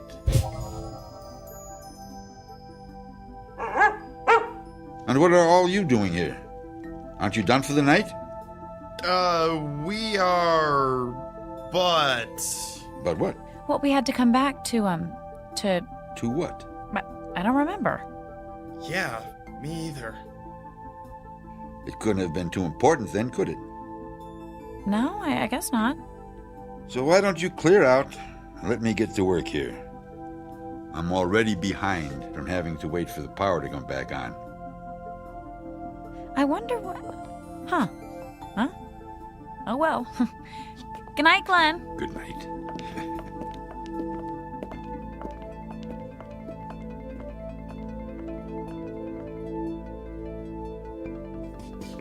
Toby, I think we've done a good night's work already. What do you say we do this the easy way? Just this once.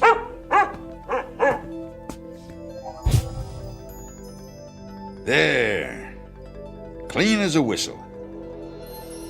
Let's go.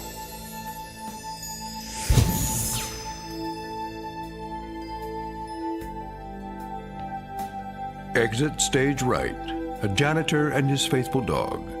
Both good actors who know very well how to play the parts the world around them expects, and how to slip into very different roles when a casting call comes from the Twilight Zone.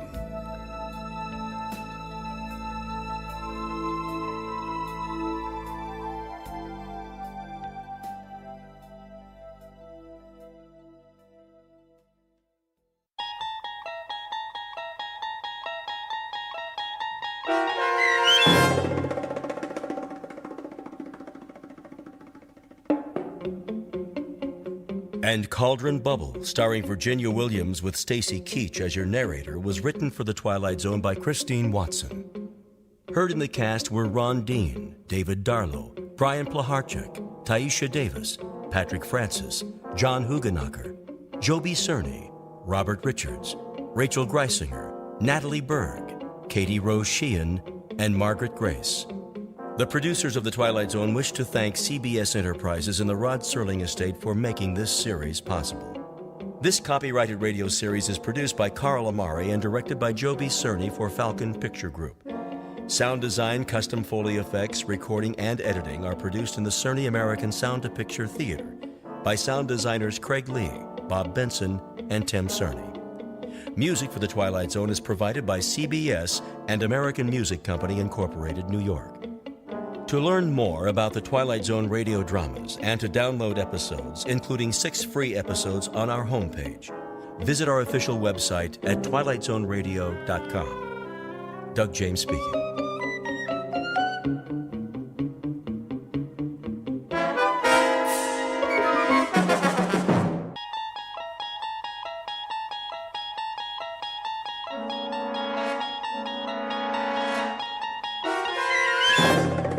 You're traveling through another dimension. A dimension not only of sight and sound, but of mind. A journey into a wondrous land whose boundaries are that of imagination. That's the signpost up ahead. Your next stop? The Twilight Zone.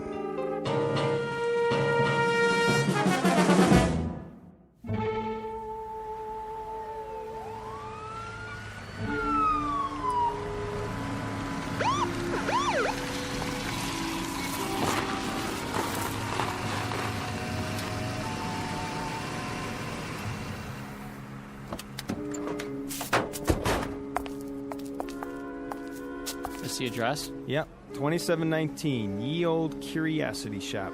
This is it. Oh, officers, I'm so glad you're here. You the one who called, ma'am? That would be my husband. Jensen, the detectives are here. How do you do? Mr. Brown, what seems to be the problem? Appalling. Absolutely appalling. They broke in through the storeroom. That was the first thing we saw this morning. The back door off its hinges. My husband almost had a heart attack. All right, take it easy. Was anything missing? A number of items, I should say. The sense of violation. Our entire stock will have to be re-inventoried. For the insurance, you know. Quite a number of items. A large number. Well, then I guess we'll have to take some pictures. Dust for prints. I consider it a personal invasion. The complete and utter disregard for boundaries for one's private space. You folks have a list of what was taken? Oh, we wouldn't know where to begin. So many things. A Queen Anne chest. What was in it? I don't know. We could never get it open. I was going to have a key made. Hard to say what could have been in it. Almost anything. Jewels, family heirlooms. We bought it as is at an estate sale. What else? A Louis XIV washstand. Our pride and joy. 2 antique children's chairs, 5 vases. 6, Ming Dynasty. 2 hand-carved teakwood cigarette cases with platforms. Approximate value? $100. He means 200. A tray of rings, 3 sapphires, 3 rubies, 3 emeralds. All genuine? Well, the rubies are actually... All genuine. And there was a 19th century silver service for 12. Isn't that right, Jensen? And a dining room chair made in 1778. Let me see. 3 paintings in frames. Early Picassos? Huh, that right. What about the stuff that was in the window? Oh, nothing of real consequence. Don't forget the other tray of rings, dear. Remember? The Native American baskets and the camera. One camera? A very special camera. One of a kind. Make? Well, it didn't have a name on it. At least we never could make it out. Foreign lettering, indecipherable. Probably ancient. Never saw one like it before. It was here when we bought the shop. It was imported. Very rare. Very, very rare. At least 100 years old. Okay, let's see what we got here now. Let's see. Okay, 6 vases, 5 ceramics, a Native American basket, jewelry.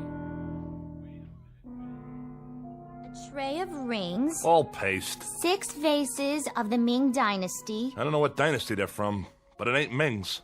They're from a rummage sale and they're worth a couple of shucks apiece. Chester, will you pipe down and let me read the article? Larceny. Plain no good larceny is what it is. That's nothing but a list for their insurance company. Why those crooks? Police theorize that the thieves broke in sometime during the night. Mr. and Mrs. Jensen T. Brown, the proprietors of the antique shop, listed the following additional items as among the goods stolen. A Louis XIV candelabra. A phony candlestick holder. For Liberace. 2 antique children's chairs. 2 thrift shop chairs for midgets. And a set of U.S. Navy surplus tableware. Plus a chest worth maybe $25 tops. Hey, listen to this.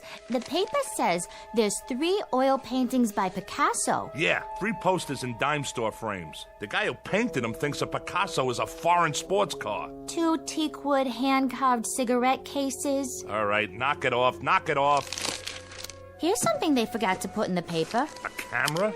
Big deal. Well, it looks like an antique. When I was a kid, you could have bought this in a 5 and dime. But now, I get it as part of a heist. Perfect. The whole haul is worth maybe $50. A fence will give us 10 if we're lucky. I could have shot pool for half an hour and made more. Oh, come on, Chester. Want to take my picture? You think that thing works? Well, let's give it a try. Even if there's film in it, it'd be so old by now that... What do you got to lose? Huh, Chester? Please. Please.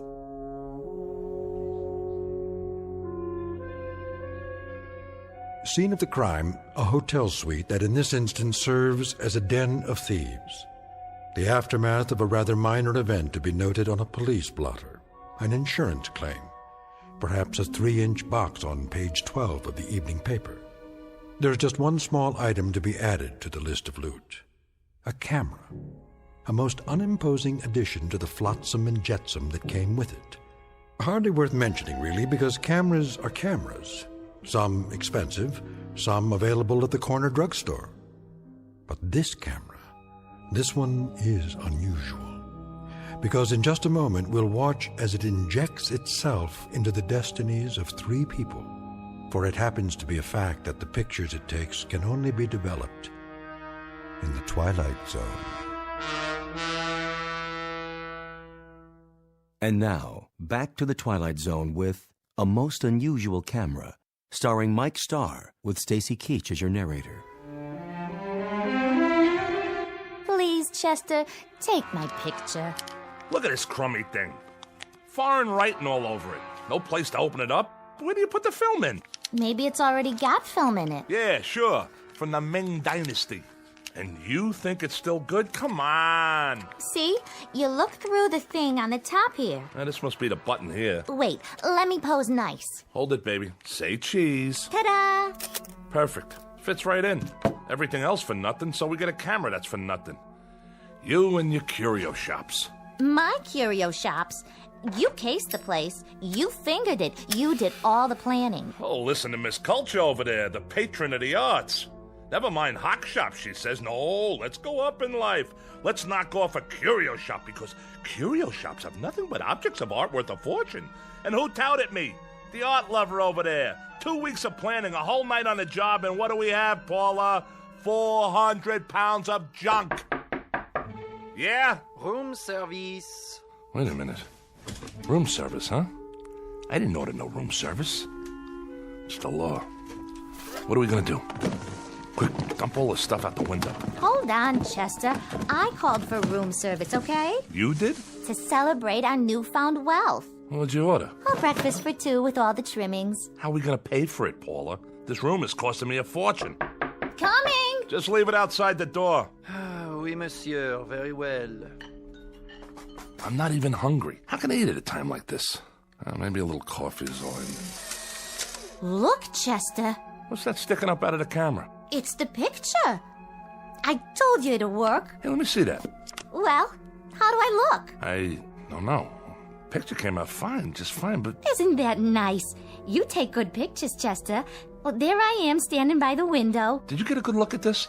And so clear. No flash or anything. And look how clear it is. Oh, wait a minute. Let me think. What's the matter with you? What's the matter with me? Paula, go over to the mirror. What? Go ahead.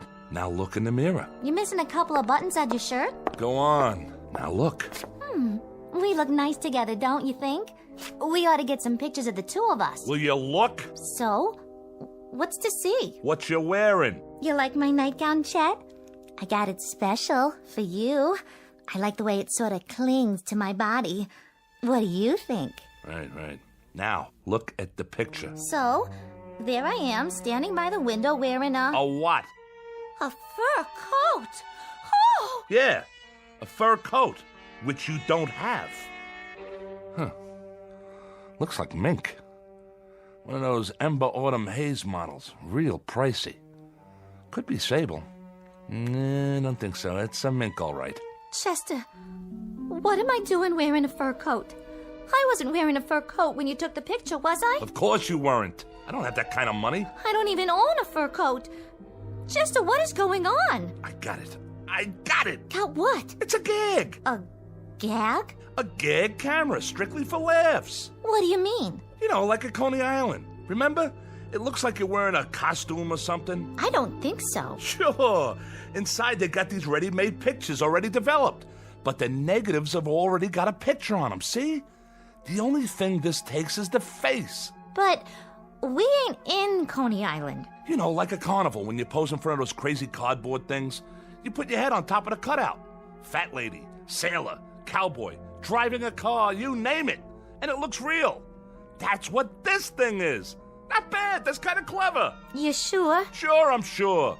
Well, we might as well clear up the rest of this junk. If you say so. What are we going to do with it? Who cares? Stuff it down the garbage chute for all I care. Except for these phony Ming flower pots. Chester, what'd you do that for? Now we got to clean it up. No, we don't. Leave it for room service. We're paying enough. There's one thing we didn't open yet. Yeah? That little chest over there in the corner. Did it come with a key? No. You'll have to open it in your own inimitable style. There ain't a lock ever made I can't, Jimmy. Anybody ever tell you had a lousy disposition? If I have a lousy disposition, it's because I'm married to a nickel and dime heister who can't tell a real diamond from a baseball diamond. Baby doll, this suite is costing an arm and a leg. Delivered and paid for by Mrs. Diedrich's son Chester from profits collected during a slew of years when you weren't even in the picture. So happens that I need you like I need a 3-time conviction. Well, aren't you the clever one? Let's see what's inside.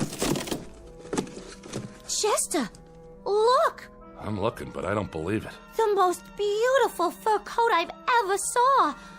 Full length, too. Oh, so we scored something after all. We sure did. And don't start giving me any of your cheap pizzazz about taking this to offense. I wouldn't dream of it. Don't argue with me either. This is for little old Paula. Look at these, stripes. Different colors, all mushed together. How do they do that? I think it's called Ember Autumn Haze. Like the one in the picture. Right. Exactly like the one in the picture.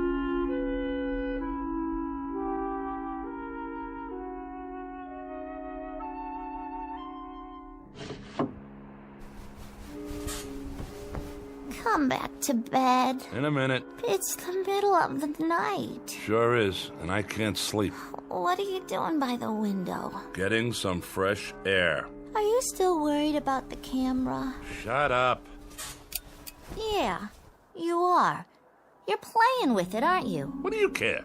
Leave the light off. It's hot in here. It's not hot. We got air conditioning. What's it to you? You can't just let it go by, can you? You want me to forget about it? Is that it? So it's a crazy camera. So it takes dopey pictures of things that aren't really there. That's not the point. Oh, yeah? What is the point? Sure, it takes dopey pictures. Pictures like things that haven't happened yet, but do happen.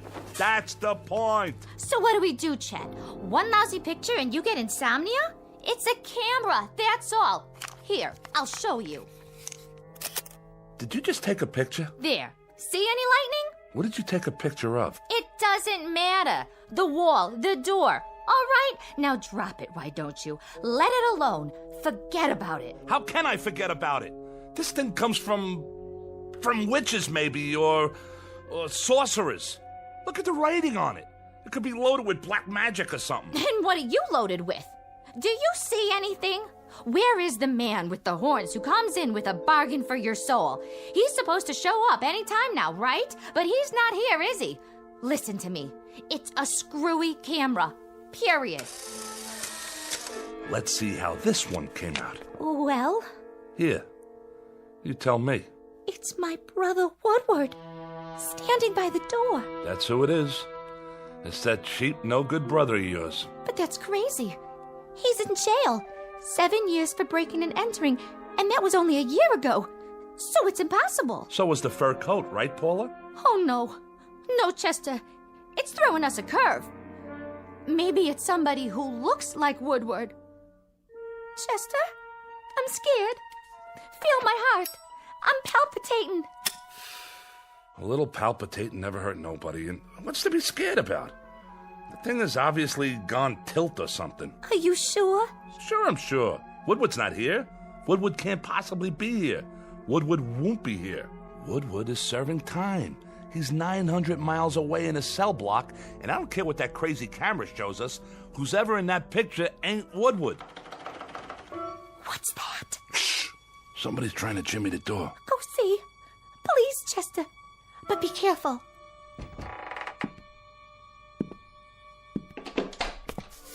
Woodward. Hi, Paula. Hello, Chester. I didn't want to wake anybody, so I just, use the old lockpick on the door. Hope you folks don't mind. Mind? Why would I mind? But you're in jail, aren't you? I broke out. Me and another guy. Hid in the laundry truck. Nice, huh? I thought maybe I could stay with you for a few days. If you really don't mind. You don't, do you? I was thinking, maybe if I was around, you two wouldn't fight so much. You still all the time fighting? Hey, what you got in your hand there? A picture. Yeah? Let me see. Well, will you look at that? Yep, there I am, standing right by the door. Wearing just what I'm wearing now, too. Same clothes. Ain't science wonderful? Do you know what you're saying? Sure I do. I think it's great to be able to get a picture of... Wait a minute. Wait a minute. Yeah? If I was outside the door... Uh-huh. And you was in here... That's right. But you already have this picture of me. Right. Standing right here.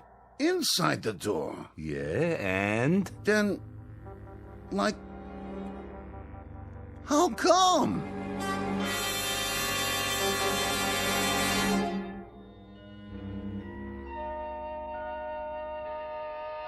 Sleep well, Woodward? Yeah.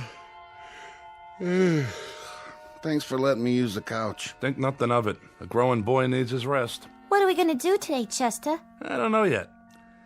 But I got a feeling it's going to have something to do with that camera. I still don't see how we can use it. Neither do I. As far as I can see, it's strictly for laughs. Well, maybe we could sell it.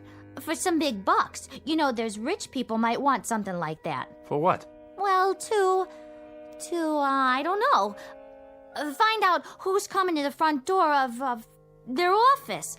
Like a hidden camera. See who's robbing them blind, in advance. Try selling them an item like that. They throw you out on your duff. Or some company. They could take it apart and see how it works and make new ones. No way, you'd never get in the door. They'd say you were off your rocker or burn you at the stake, one or the other. What do you think, Woodward? Oh, good call, Paula. Ask the intellectual in the crowd. We could sell, like, tickets. Yeah, that's it. Set up a place, like a stand somewhere, to take pictures. Like at a carny, right? Or maybe we could, like that. Thank you, Einstein. Now look, I'm gonna lay it on the line. What are we? What do you mean? I asked a question. What are we? What are we, Chet? You mean us? Well, we're people, I guess. Sure. But what kind of people? We're 3 minor league heisters, grifters, con artists. Am I right or am I wrong? Yeah, that's it. Well, now we finally got something here that maybe might do good for somebody else. Like who? Science. Science could use something like this. For what? For people, you lughead. We got something here for humanity. Who? Human beings. The world. I'm not so sure we shouldn't just give this to humanity and do something good for the first time in our rotten lives. You got a leak in your attic? What's humanity ever done for us? Sure, Paula, sure. That's what I mean. Just what you said. What'd I say? That's the way we are. Everything for us, not for anybody else. Yeah, we're family. Little, petty, selfish, mean. That's us. Well, I've risen above all that now. I say let's give this to the world. Here, world, a gift from Chester Diedrich. And his wife. And me too, Chet. Don't forget me. Yeah, and Woodward. So here's a gift for humanity. A gesture's all, maybe. Just a gesture.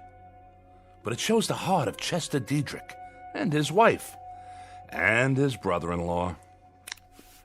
How do we... Woodward, do me a favor. Breathe through your nose. Huh? Why don't you go watch TV? Isn't there something you want to watch to occupy that brain of yours? Oh, yeah. Sure. How do we know the things medical science could do with this? How do we know how valuable this'll be as a scientific discovery? They'll name a building after us. Throw big society balls and charity stuff for us. I can see it now.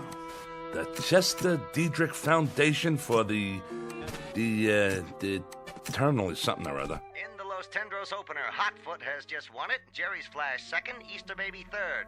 This was Hotfoot's second win in 3 days. He paid $24.90, $15.80, and $6.70. We now move into the second race. Shut that off. I'm making plans. Oh, sure, Chet. Anything you say. Oh, where was I? High society. I can wear my mink coat. Of course, I'll need a couple new dresses and some matching shoes. Hold on. Well, maybe just one dress to start with. You know, a real evening gown with... I got it. You sure do, Chester. I never would have thought of that. I got it. Got what? I got it. The TV set. Woodward, you're a genius. I am? This camera takes pictures of things that happen, but haven't happened yet. I guess. Read my lips. It took a picture of Paula with a fur coat. 5 minutes later, she had a fur coat. It took a picture of that door with nobody standing in front of it. And then you were standing in front of it. Follow me? No. All right, boys and girls. Now get this. We go to the racetrack, right? I'm starting to get it. We take a picture of the winner's board at the track before the race. I think I get it. The winner's board before the race. That's a great idea. But I don't get it. Hold on now. We take a picture of the winner's board, and then we look at it and... Oh! Chester! Woodward, are we getting through to you yet? We take a picture of the winner's board. It's empty, see? Because the race hasn't been run yet. But that camera, that little old bugger over there, it takes pictures of things that happen 5 minutes later. So the picture we get will have the winning numbers on the board. We know what horses come in and what they paid. Now I get it. Come on, everybody, get your coats. Woody, my boy, grab one of mine. And put on a tie so you can be in disguise. Oh, Chester, this is so exciting. That was the first race. We can get there in time for the last 4. How much dough has everybody got? I got a 20 and a 10. That's 30. I know it's 30. I got 2 10s and 3 20s. Come on. Okay, and the old insurance, my $100 bill. That makes 180 and 30. You got anything for the pot, Woodward? Yeah, I got 10. $220. Is that enough? There's bound to be at least one long shot. Why, we can parlay this into $1 million if we work on it long enough. We can't lose, Paula. We simply can't lose. Come on, everybody ready? Chester, what about humanity? Humanity? Like you said, baby, what did humanity ever do for us? Let's get going.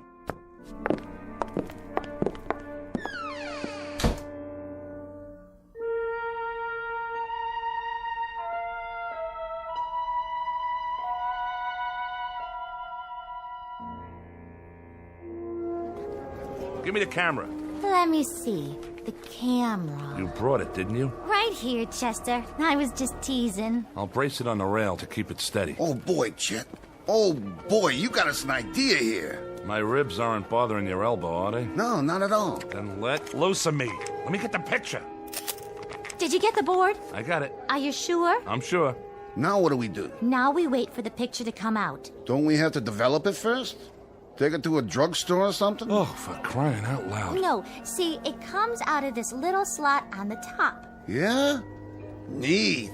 Sometimes it takes a little while. How long? The race is gonna start pretty soon. All things come to him who waits. Oh. Which horse do you like? I don't know which one I like yet. On account of I haven't looked at the picture yet, okay? Uh-huh. I like the number 5 horse, Tinky Beggar. It suits you. Peanuts, hot dogs, get your red hots here. Over here! Oh, no. Wait 5 little minutes and you can buy all the hot dogs you want. Right now, everything we have goes on the horse. Which one? Well... Look at it. 6, 3, and 11. And look what 6 pays. $47.60 to win. Hand me the racing form. Here you go. Number 6. Tidy 2, that's number 6. Okay, kids, we bet our money on Tidy 2. I don't like the looks of that horse. He's walking real slow. Will you get it through that thick skull of yours? We can't lose. Stay right here, and don't let anything happen to that camera.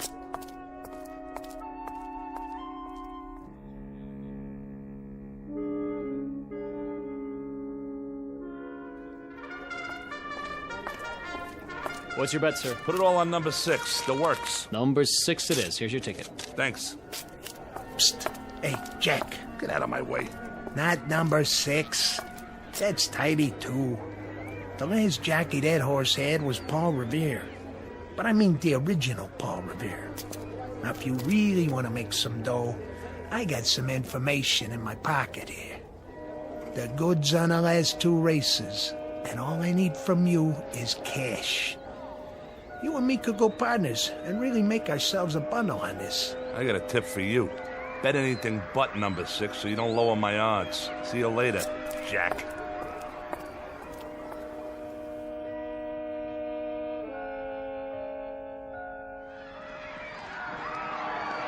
Rounding the far turn, it's Tinky Beggar, Sir Midas, Pink Gloves, Bart Jr., Lady Deck. Coming in the stretch, Tidy 2 coming up very fast on the outside. Now in the stretch, Tinky Beggar, Sir Midas, and Tidy 2 is third. Tidy 2 moving up. Tinky Beggar and Tidy 2 neck and neck. It's Tidy 2. It's Tidy 2 all the way. We did it! Now, just you feast your eyes on the numbers. 6, 3, and 11. Just like the picture said. Are we rich yet? We're getting there, Junior. We're getting there. Now, let me set up the camera before the next race. Paula, you 2 go cash in. Here's the ticket. And don't drop it. Okay, Chester. I sure hope you got enough film for that camera of yours. Why, you know, Woodward? That's a very intelligent comment. Film. I wonder where you go to get film for a camera like this. Oh, but I wouldn't worry about it. Chester will figure it out, I'm sure.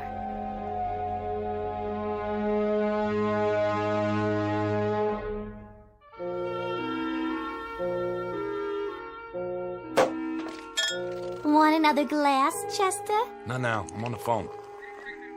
Yeah? Yeah, but when can I get a delivery on something like that? No. I don't want the black one. It's gotta be yellow with black upholstery.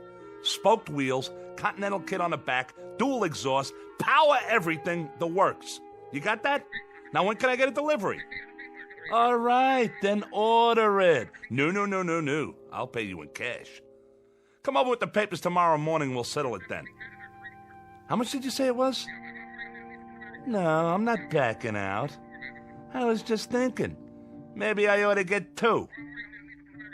Huh? Well, you bring the papers. Fine. So long. It's the room service waiter. Are you done with your snack, Woodward? I ate the steak, but I can't finish all the chicken. I guess that'll hold me till dinner, though. Yes? I came for the dishes, madame. Right over there on the coffee table. Can you bring a couple of more bottles of champagne on the way back? Yes, madame, I can easily do that.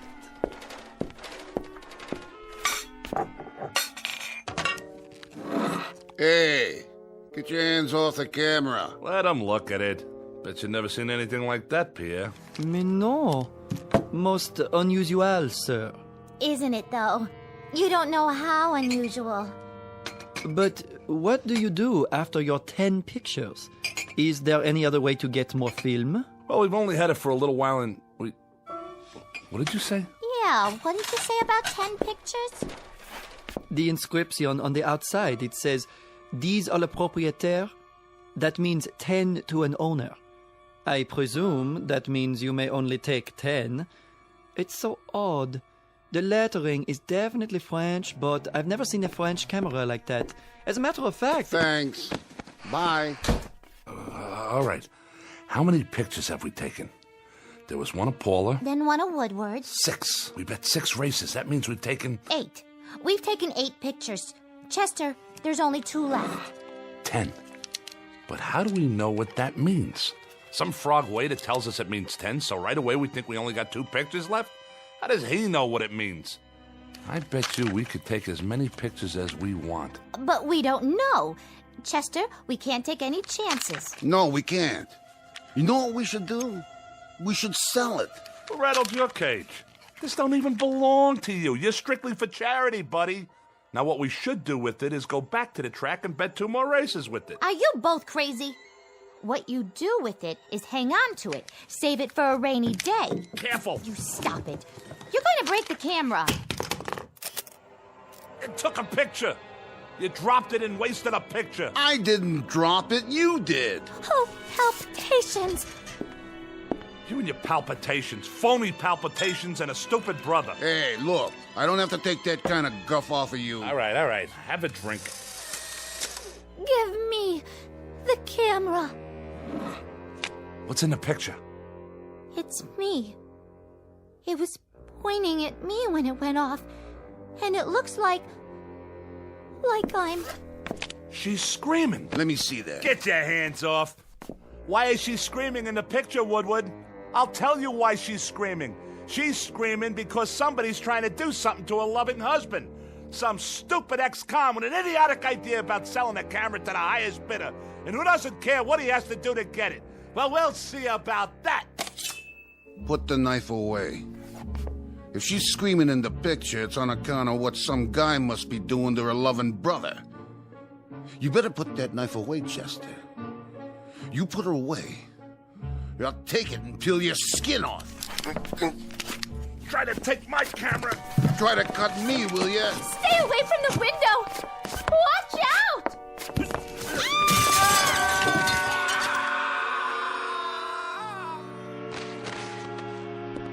Oh, Chester! Chester, my poor darling husband! And Woodward! Woodward, my brother, my flesh! My very own flesh! I'll die! I will simply die! There's nothing left for me now!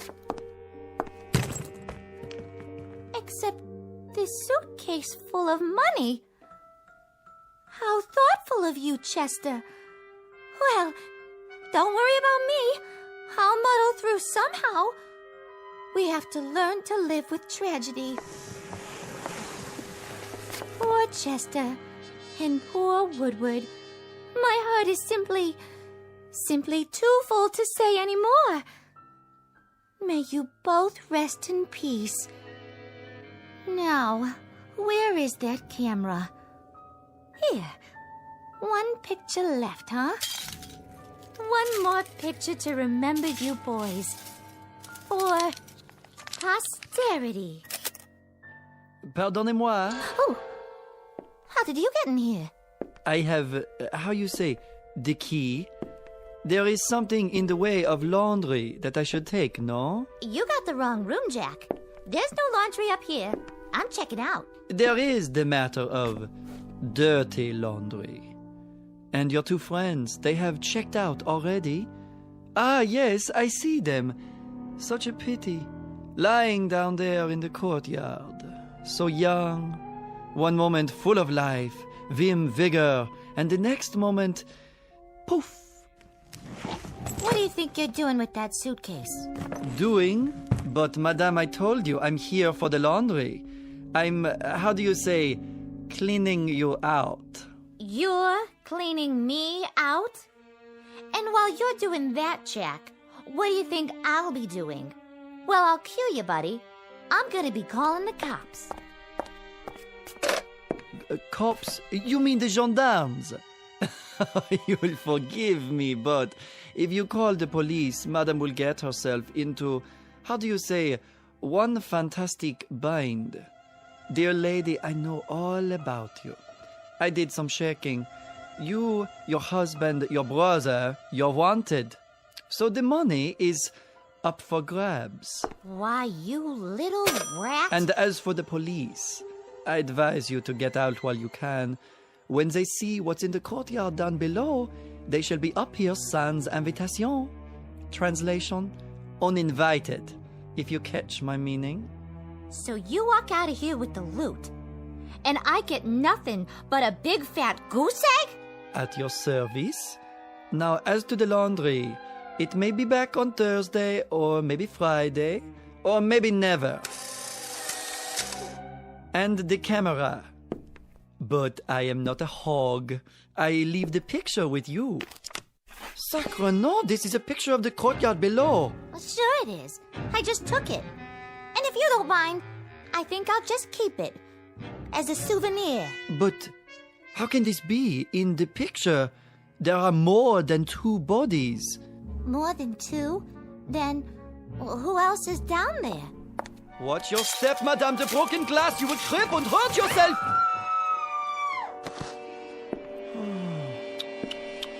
Yes, there are more than 2 bodies, just as the picture shows. 1, 2, 3, 4.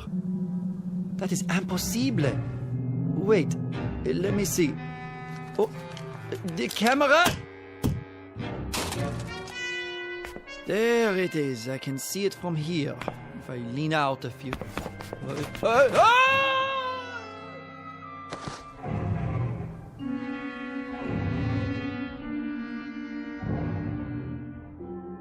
Object known as a camera. Vintage uncertain. Origin unknown.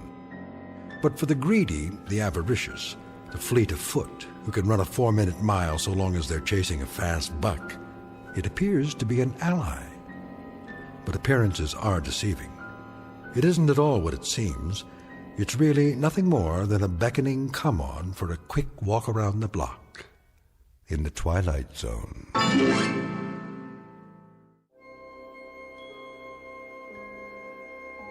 Hi, this is Carl Amari, producer of the Twilight Zone radio dramas. I'd like to take a moment to tell you about our official website at twilightzoneradio.com, where you'll get the latest news and information on these Twilight Zone radio dramas. Plus, at twilightzoneradio.com, you can digitally download 3 free episodes or any of our episodes for only $1.95 each. In this age of ever-changing technology, we've decided to make these episodes instantly available to you by making the Twilight Zone radio dramas a digital download-only series. This means that this series will no longer be offered on CD. The CD collections at our website are now being offered while supplies last at buy one, get one free. So be sure to get your favorites before they're sold out. Be sure to visit us often, and I'll see you in the zone.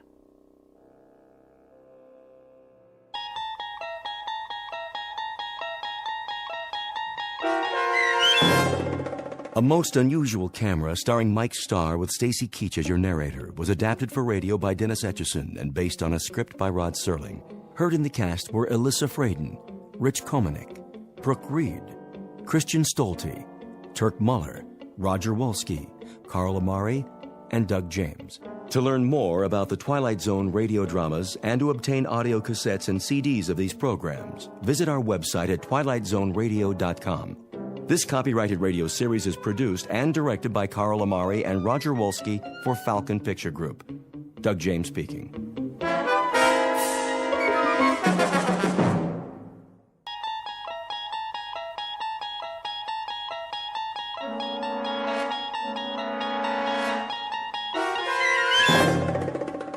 There is a 5th dimension beyond that which is known to man. It is a dimension as vast as space and as timeless as infinity. It is the middle ground between light and shadow, between science and superstition. It lies between the pit of man's fears and the summit of his knowledge. This is the dimension of imagination. It is an area we call the Twilight Zone.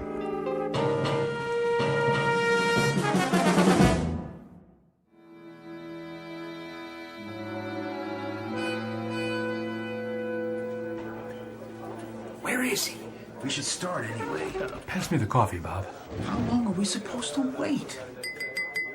Gentlemen, I called you here for a meeting, but I don't have all day. You try my patience, Mr. Williams. Yes, sir. I want the figures on the account now. I'll try to reach him again, sir.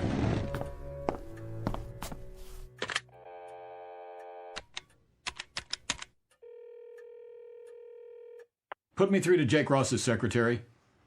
Yes, I'll hold. Williams, we're still waiting for your Mr. Ross. I'm trying to get him now, sir. Is this Jake's office, Joni?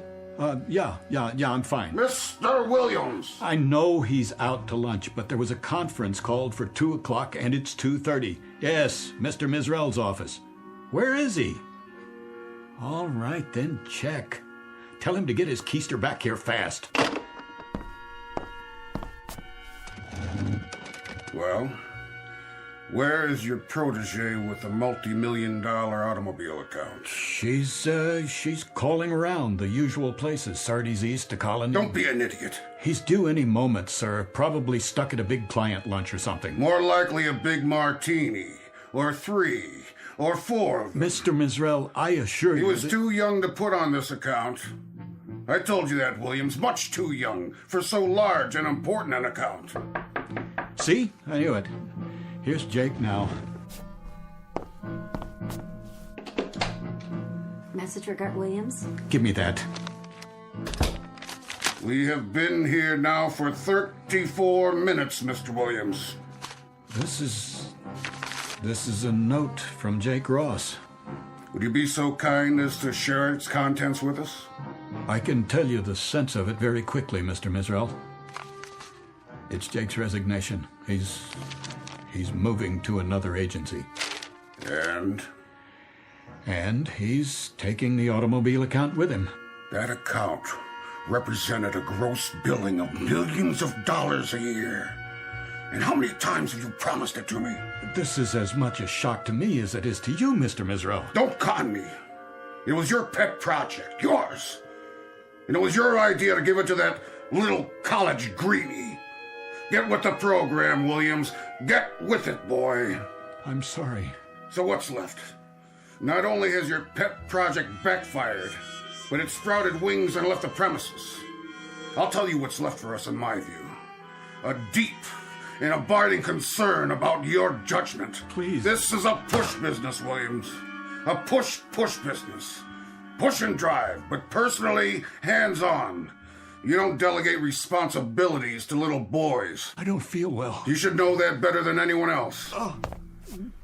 I have to leave now. It's a push all the way, all the time, right down the line. Hey, you don't look so hot. What's the matter with him? Why don't you just shut your mouth, fat boy? And who precisely are you addressing? Who do you think, you ugly, bloated, self-important old...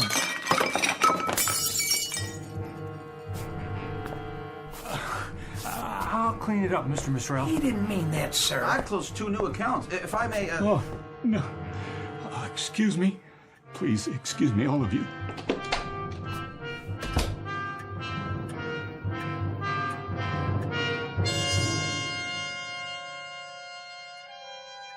This is Gart Williams, age 38, a man protected by a suit of armor all held together by one bolt. Just a moment ago, someone removed the bolt, and Mr. Williams' protection fell away and left him a naked target. He's been cannonaded this afternoon by all the enemies of his life. His insecurity has shelled him. His sensitivity has straddled him with humiliation. His deep-rooted disquiet about his own worth has zeroed in on him, landed on target, and blown him apart. Mr. Gart Williams, ad agency exec, who in just a moment will undertake a desperate search for survival in the Twilight Zone.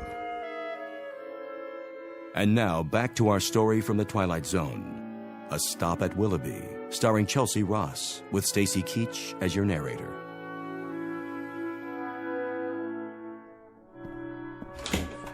Oh, hi, Mr. Williams. You have some messages. I put them on your desk. Thank you, Helen. Are you okay, boss?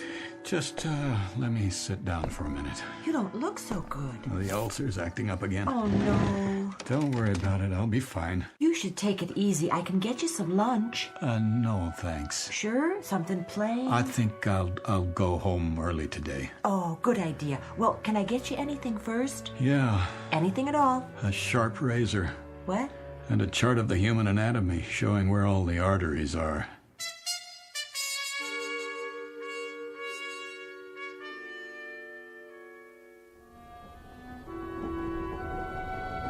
Tickets, please. Ticket? Oh, right here. How are you tonight, Mr. Williams? In the absolute pink. Cold winter this year. Seems to get darker earlier than it ever has. That's the way of the world. The rich get richer and the days get shorter. Isn't that the truth? Here's your ticket. Enjoy the ride. Tickets, please. It's a push business, Williams. A push business. You gotta get with it, boy. A push business.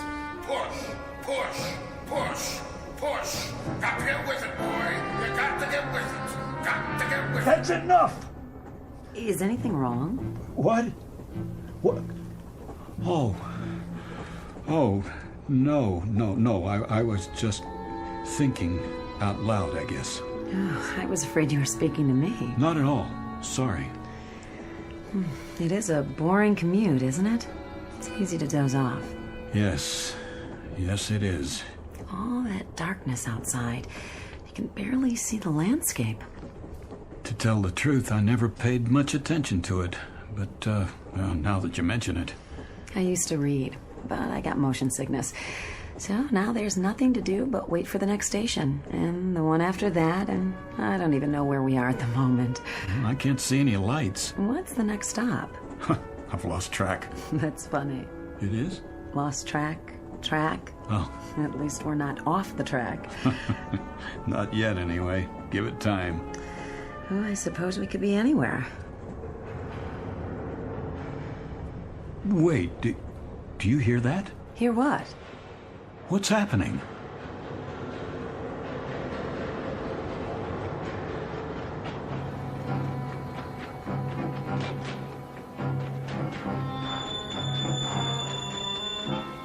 Miss? Where are you? Willoughby! This stop is Willoughby! What do you mean, Willoughby? Where's Willoughby? That's Willoughby, right outside. There's no place called Willoughby on this line. I've taken this train hundreds of times. Where's the woman I was talking to a minute ago? Woman, sir. This car's empty. And the light. Why is it so bright outside? Well, why wouldn't it be? Sun's out. The sun? It's summer. That's what she is. Mid-July. And a real warm one, too. No, it's not. It's November. What is going on? Why are you dressed that way? That ridiculous old hat, the uniform. Where's the regular conductor? Willoughby, 5-minute stop. Wait. What is this place? Already told you. Willoughby. But that's impossible. Take a look for yourself. But those clothes... The horses. What is this, a practical joke? No, sir. It's Willoughby, July 1888. Nice place, don't you think? And there's the woman I was talking to. Where did she get that parasol? You'd have to ask her. Getting off? Well, this isn't my stop. Miss, you there? Why, hello, Mr. Williams. Good day to you. Hold on. Can you tell me... Shall I open the door? No, You ought to take a look around sometime. Peaceful, restful, where a man can slow down to a walk and live his life full measure. If you're not getting off, you'd best take a seat. Yep, right on schedule. All aboard!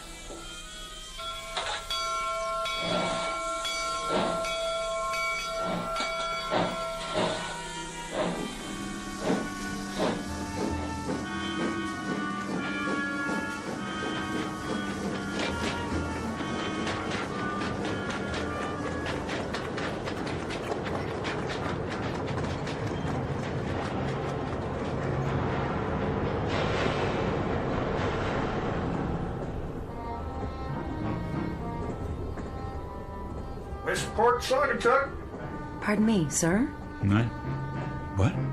Oh, what did you say? I didn't mean to bother you, but I didn't want you to miss your stop. Is this it? No, that's all right. You got back on. I did?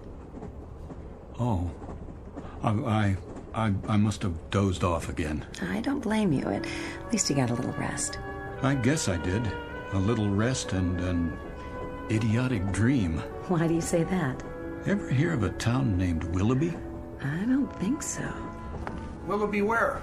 Willoughby, Connecticut, I guess, or Willoughby, New York. Not on this run. Are you sure? There's no Willoughby on this line.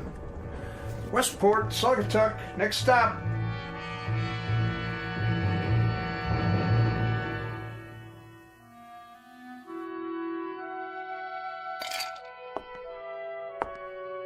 Hello, Gart. Jane? I didn't hear you come home. That's all right. I figured you'd notice sooner or later. Oh, I see. So that's how it's going to be. If you say so. What are your plans this evening? Do you care? So you're going to get quietly plastered and sing the old college songs. No songs. I'm all sung out. Then you're just going to get drunk while I sit here and watch. You can join in if you like. No thanks. I don't have anything to celebrate. Neither do I. It was just one of those days. I guess it was. How would you know? Bob Blair's wife phoned. She said he'd been in a meeting with you. You got hysterical or something. She called to find out how you were.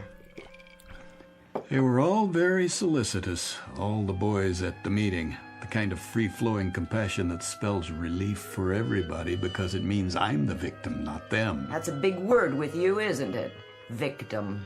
Pour me another drink, will you, Jane? Would you spare me your little homilies for once and just give me a simple, honest answer?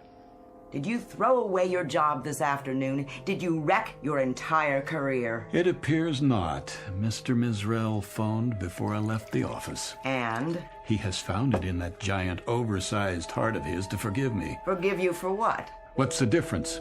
That gracious, somewhat obese gentleman will allow me to continue in his employ simply because he's such a human-type fella. Real people person. And one small additional reason. If I were to go to a competitive agency, I might take a lot of business with me. Go on. That's it. That's all of it. I'm tired, Janie. I'm tired and I'm sick. Then you're in the right ward. We specialize in people who are sick and tired. Gart, I'm sick and tired of a husband who lives in a permanent state of self-pity. A husband with a bleeding heart sensitivity. He unfurls like a flag whenever he decides the competition is too rough for him. Some people aren't built for competition, Janie, or big, pretentious houses they can't afford like this one, or rich communities they don't feel comfortable in. Comfortable? Let me get this straight. You're not comfortable here? That's the one thing. Country club memberships that they wear like a badge of status. And you would prefer... I would prefer, if anyone cares, a job, any job at all, where I could be myself. And who's that? You know, where I wouldn't have to climb on a stage and go through a masquerade every morning at 9 and mouth all the dialogue and play the executive and make believe I'm the bright young man on his way up, because I'm not that person, Janie. You've tried to make me that person, but it isn't me. You're right. It isn't. It isn't me at all. And I'm not very young. I'm a soon-to-be old, very uncompetitive, rather dull, quite uninspired, average type of guy with a wife who has an appetite that won't quit. And where would you be if it weren't for my appetite? I know where I'd like to be. And where is that?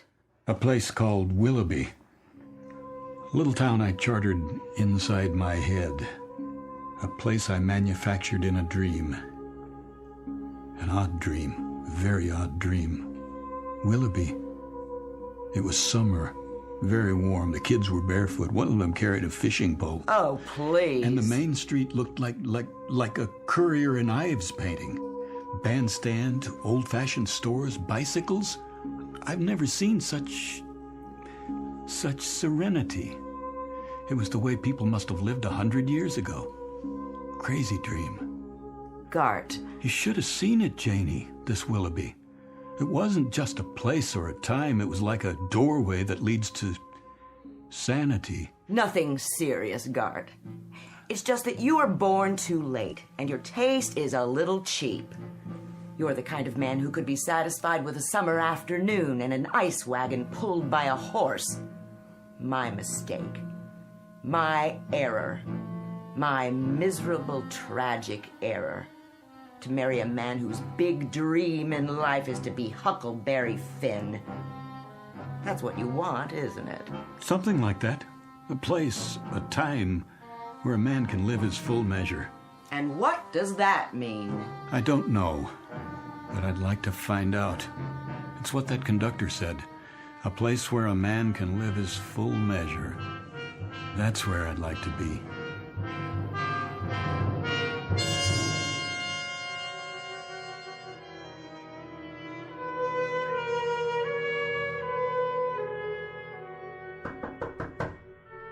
Yes? Mr. Williams? Yes, Helen. You've got a 2 o'clock, a 2:30, and a 2:45. Is that right? So I was wondering, should I cancel the 2:30 or the other one? What? The 2:45. Which?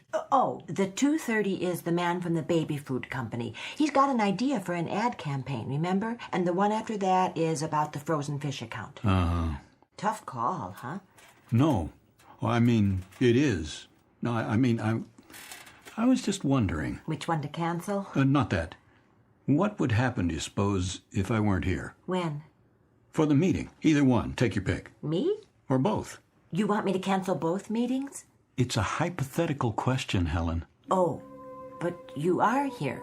Of course I am. But what if one fine day I just wasn't? Well, I guess they'd have to wait around till you got back. And if I didn't come back? Then they'd reschedule. And if I never came back? Never? Ever. Not in 100 years. Well, in that case, somebody else would get the account. Is that all that would happen? And I'd miss you. You would? We all would. It's almost 2, so should I tell them you're not back from lunch yet? Who? The 2 o'clock and the 2:30. No, I'm here. You have their files? Somewhere. I brought them in. I'm sure you did. But if you haven't had time to look at them yet, maybe I should tell them to reschedule. That would be a lie. Not exactly. I can say you were at a long lunch. No more lies, Helen. Not in this office. I don't have the stomach for it.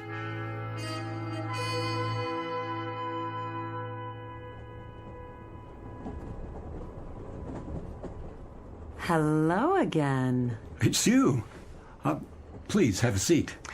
You look like you caught up on your sleep. Feeling better? Oh, tolerable. And you? No complaints. It is a bit of a grind, though, isn't it? These long commutes. Well, actually, I only take this train for the scenery. Some view. Mm-hmm. The scenic route. If you like miles and miles of pitch-black fields, you can't even see the towns. So there's nothing much to do but grin and bear it. It's an opportunity. It is? For conversation. Do you know I've never spoken to another soul on this train?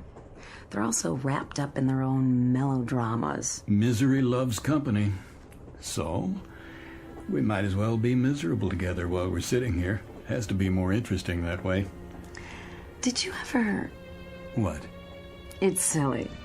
But did you ever want to get off at a stop where you've never been before, just to see what it would be like? Which stop are you thinking of? Oh, I don't know. It doesn't matter. Pick one and see what happens. Well, you'd be on your own. Nobody waiting. No car. I wouldn't mind. There's nobody waiting for me anyway. Would you? Not anymore. Forgive me. Did I say something wrong? Oh, it's just a... This is going to sound strange. I didn't mean to get personal. I think we're having the same dream. What? Well, sharing the same fantasy in a way. Remember the last trip when I dozed off? We spoke and I asked you about the next stop. I was afraid you'd miss your station. You see, I dreamed we came to a station I'd never seen before. You got off as if you lived there. I saw you outside walking around. In the dark? It was a bright summer day. I'm beginning to like this dream. And did you get off the train so we could have an adventure? That's the problem. I wanted to, but I didn't. Why not? I wish I knew. Willoughby. What did you say? Well, last week you asked me about a town called Willoughby, Mr. Williams. Oh, yes. I looked it up. No such place as far as I could see. You're sure? Every old timetable I could find. Nothing with that name. Not even close.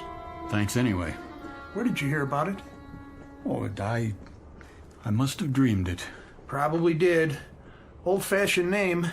Sounds nice, though. It does, doesn't it? Nice place to visit, maybe. Don't know if I'd like to live there. You never know. No, you don't. Take it easy now, Mr. Williams.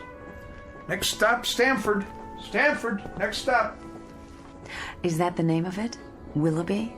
It was. You know, it seems familiar. They used to have different names, these towns, a long time ago. It could be you read about it in a book. It could be we both did. I don't have much time to read.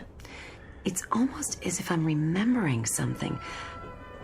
Don't tell me you believe in past lives. That's nonsense. No, it's not that.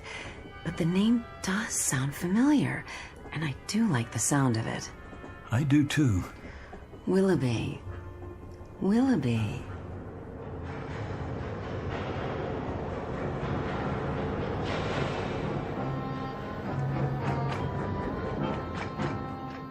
Willoughby. What did you say? Next stop, Willoughby. The woman who was sitting there. Woman, sir? In that seat. Where is she? No other fares in this car, sir. But it was only a minute ago. Good day to you. Day? All out for Willoughby!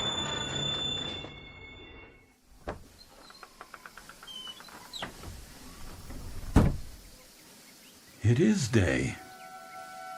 Getting out, sir? Quick, what year is this? Why, 1888, sir. What else would it be? I don't know. I've been away for a while, have you? Lost track? Yes, in a sense. How long is the stop at this station? Long enough to drop off and pick up. You have a ticket for Willoughby? No, Then you'd best take your seat. Though it is a fine, balmy day. A place where a man can live his life full measure. Yes. Hello there. Hi. You did it. You got off. Of course. This is where I live. It's such a lovely afternoon. And I do believe I'll take a walk in the park with some of my friends. You're quite welcome to join us if you'd like. All aboard!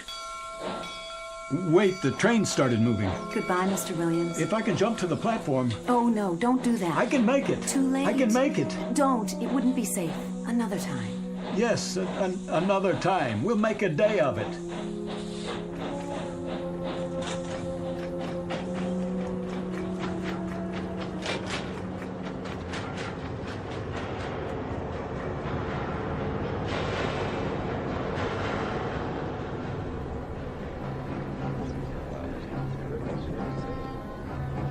All these people.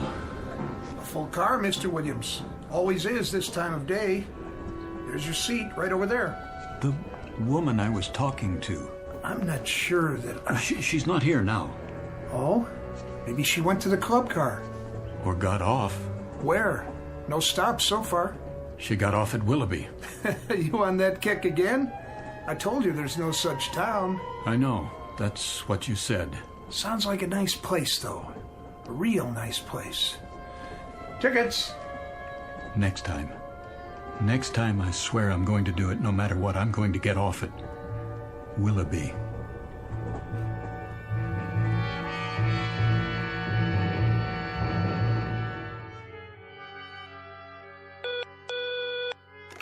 Yes, Ellen. It's the big man on line 1.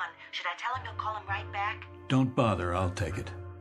Mr. Misrell, morning, sir. I wanted to remind you, Williams, what we need here is an ad with pizzazz. Real entertainment. We've got to take the audience by the ears and give them a yank. Rock 'em and sock 'em. Give them the old push, push, push. My thoughts exactly. Got to be bright, Williams. Bright with patter, hipness, and the whole thing push, push, push, push. That's what the client wants. I'm working on it. Tomorrow morning, I'll need at least a preliminary storyboard. You know what I want. A solid format with some pops for the product, leading up to one big pop at the finish. And not just any pop this time. Light, color, explosions. I see it as a field artillery attack. We shell the audience with mortar fire, lay down some tactical air support, and establish a beachhead in their cerebral cortex. Then we send in ground troops and occupy the territory. There. What do you say to that? I'll do what I can. Do more than you can. With me, Williams, aspire. Dream big and then get behind your dreams big time. Push. Push. Well, I haven't seen the ratings on the show. No, but it was the time slot the sponsor wanted. Hold on a second, will you? Yes? They were what? No, wait. Helen? Yes? What film outfit did the commercials on the Bradbury account? The negatives are all scratched. They're screaming bloody murder at me. I'll send a fax. Oh, and Mr. Misrell would like to see you in his office. I'm going to have to check it out for you, okay? Mr. Misrell, sir, he got disconnected. He seemed rather insistent. Are you all right? You look so pale. Oh, I'd like to be alone now. Not the ulcer again? Oh, please, just go. I'll be right outside if you need me.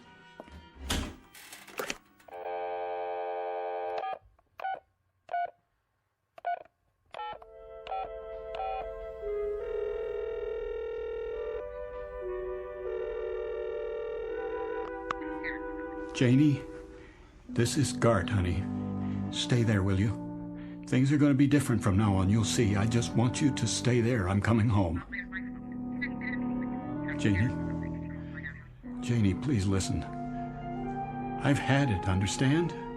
I can't go on for another day, another hour. This is it. I've got to get out of here, Janie. Janie, help me, will you? Please? Please help me. Janie? Janie?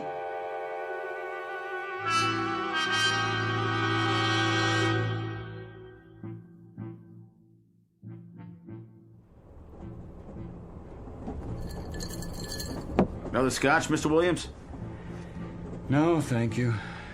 Pretty empty in here today. Well, that's because it's too early. Most people don't hit the club car till after work. Wait till the commuter run. They'll line up like kids in a candy store. I bet they do. You going home early today, Mr. Williams? Yeah, my wife's waiting for me. Oh, she is, huh? That's nice. At least I think she is. You call her and tell her? That I did. I just hope she got the message. Oh, I bet she did. Gonna take her out for dinner and everything? If she's there. Well, if she's not, you can just kick back and watch the game. Have the place to yourself. You win either way. That's right. I'm the winner, not the loser. That's the way to look at it. Let me ask you something. You know that woman? Which one? She rides the train the same time I do. Except today because I'm running ahead. Uh-huh. What does she look like? Well, she wears an old-fashioned long dress and she carries a parasol. In here? Oh, no. No, I'm sorry. Not in here. That's not what she wears on the train. Only in Willoughby. Willoughby? Where's that? That's just it. I don't know. Oh, forget about it. I don't know what I'm talking about. I just thought she might have come in here. Just till she gets to her stop. Not many women in here today. So I see. You okay, Mr. Williams? A1. Top drawer. See you next time. Sure thing. If there is a next time. Oh, you changing schedules? I might take some time off. Good deal. Vacation, huh? That's right. A vacation. A long one.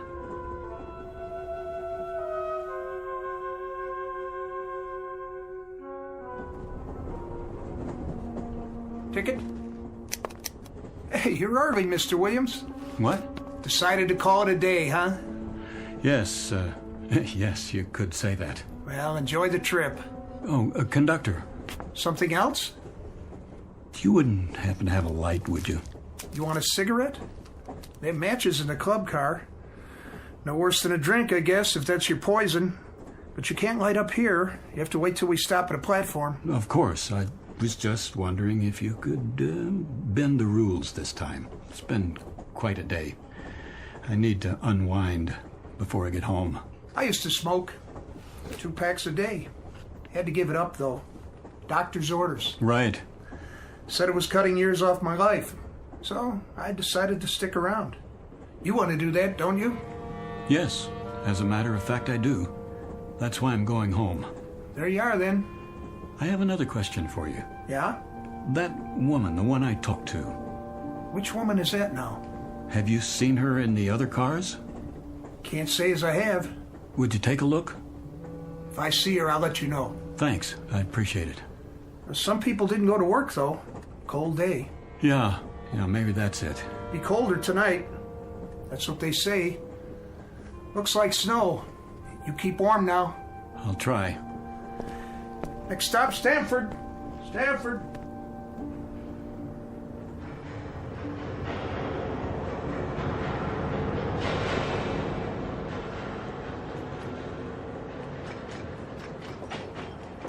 Willoughby, next stop. Next stop, Willoughby. This is where I get off. Stop the train. Yes, sir. That's your station, Willoughby.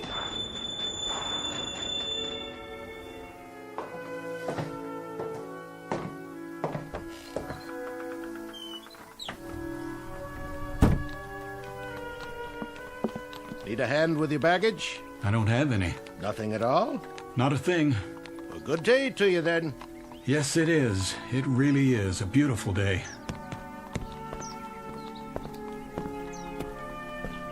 All aboard!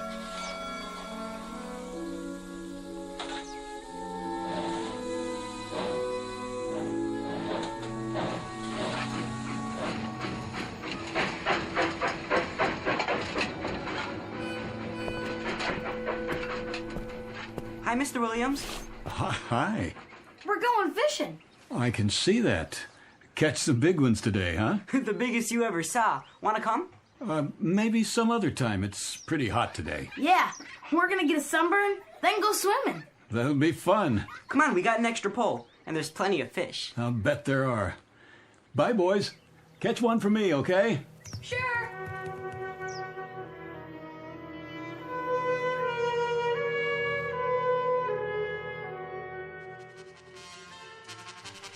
Such a lovely day. Too nice to stay indoors. I want to hear the band. Yes, the band. I love the sound. So do I. Beautiful. Did you say something? Not really. It's you. Hello. Oh, it is you. I'm glad you decided to join us. I was on my way down to the park. Where? Oh, that's right. You just got here. Come with me. It's not far. I'll introduce you to all my friends, just as I promised. Then they'll be your friends, too. I'd like that. I feel as if they already are. Then later, perhaps we'll take a stroll by the lake. It's truly splendid with the moon and the stars and... I like it here right now, with you. The trees, the stores. The shops are my weakness, I must confess. You've got some wonderful antiques here. Antiques? That beautiful grandfather clock in the window, for example, a classic. Wonder how much they're asking. It's quite reasonable, I'm sure, even though it's new. But it can't be. Come along now. We'll be late.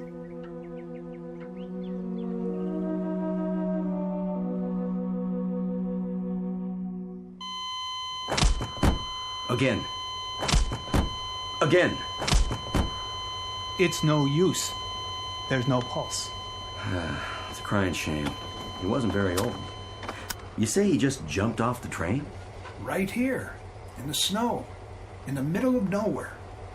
Never saw anything like it. Poor Mr. Williams. He shouted something, ran out, opened the door, and that's the last I saw of him. Thought he went to have a smoke or something. Well, a heart attack, probably. Yeah, if the fall didn't get him. Well, he must have died instantly then. At least he didn't suffer. Look at his face. Like he's at peace. Yeah, that's the way to look at it. All clear. Let's move it out. Where should we take the body? The local mortuary for now. Willoughby's funeral parlor? That's the one. They'll hold him till somebody contacts the family. All right, let's put him on the stretcher. Okay, you ready? 1, 2, 3, lift!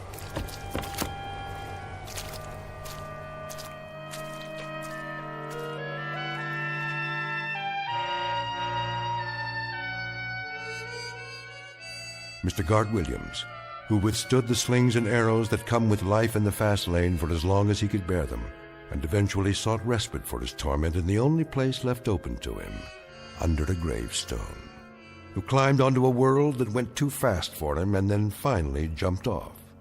Mr. Gart Williams, who might now tell us what really awaits us in the great beyond, because this too is very much a part of the Twilight Zone.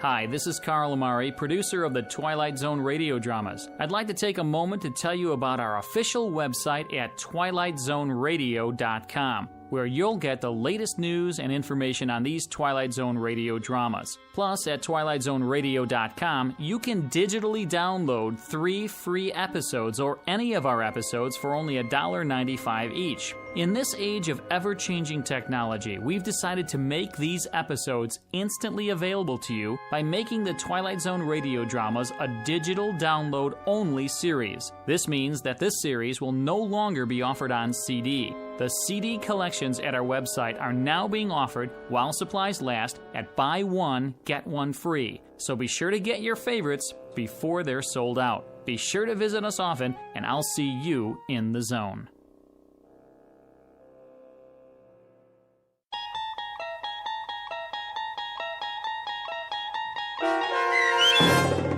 A Stop at Willoughby, starring Chelsea Ross, with Stacy Keach as your narrator, was written for The Twilight Zone by Rod Serling. and adapted for radio by Dennis Etchison.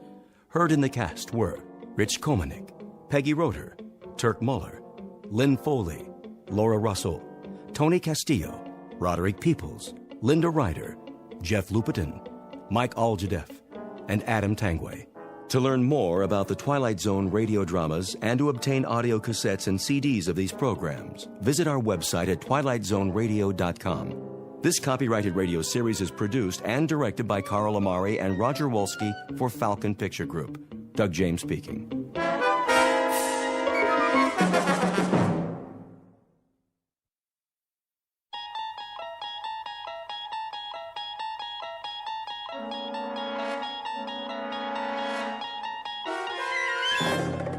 You unlock this door with the key of imagination. Beyond it is another dimension, a dimension of sound, a dimension of sight, a dimension of mind. You're moving into a land of both shadow and substance, of things and ideas. You've just crossed over into the Twilight Zone.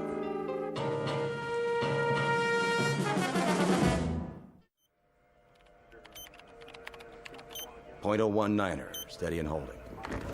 Fuel consumption, normal. On course, X6. Hold coordinates. Oxygen supply? Check. How does she look? Beautiful, General. Just beautiful. Flight path? Right on the button, sir. No corrections? Hardly any. Couple of degrees starboard pitch right after takeoff. And the crew? A-okay, sir. A little cramped on the ship, but that's about it. Good. The White House will be pleased.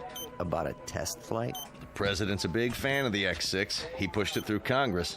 Hey, then maybe I'll have a job next year. You will, Billings. You will. Count on it. This is the first step. She makes it back in one piece, and it's all systems go. General, I've got the telemetry report.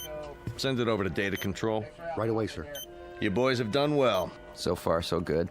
Bring her in smooth, and you can take tomorrow off. Oh, you got it, General. Couple more hours, and she's headed back home. Patch me through to the ship, will you? I'd like to thank the crew personally. No problem. Set frequency. Roger that. X6, calling the X6. Do you read? Try again. X6, do you read? This is flight control. X6, calling the X6. Must be some electrostatic interference. Keep trying. Yes, sir. I want to thank those boys for a job well done and tell them we'll be waiting with bells on.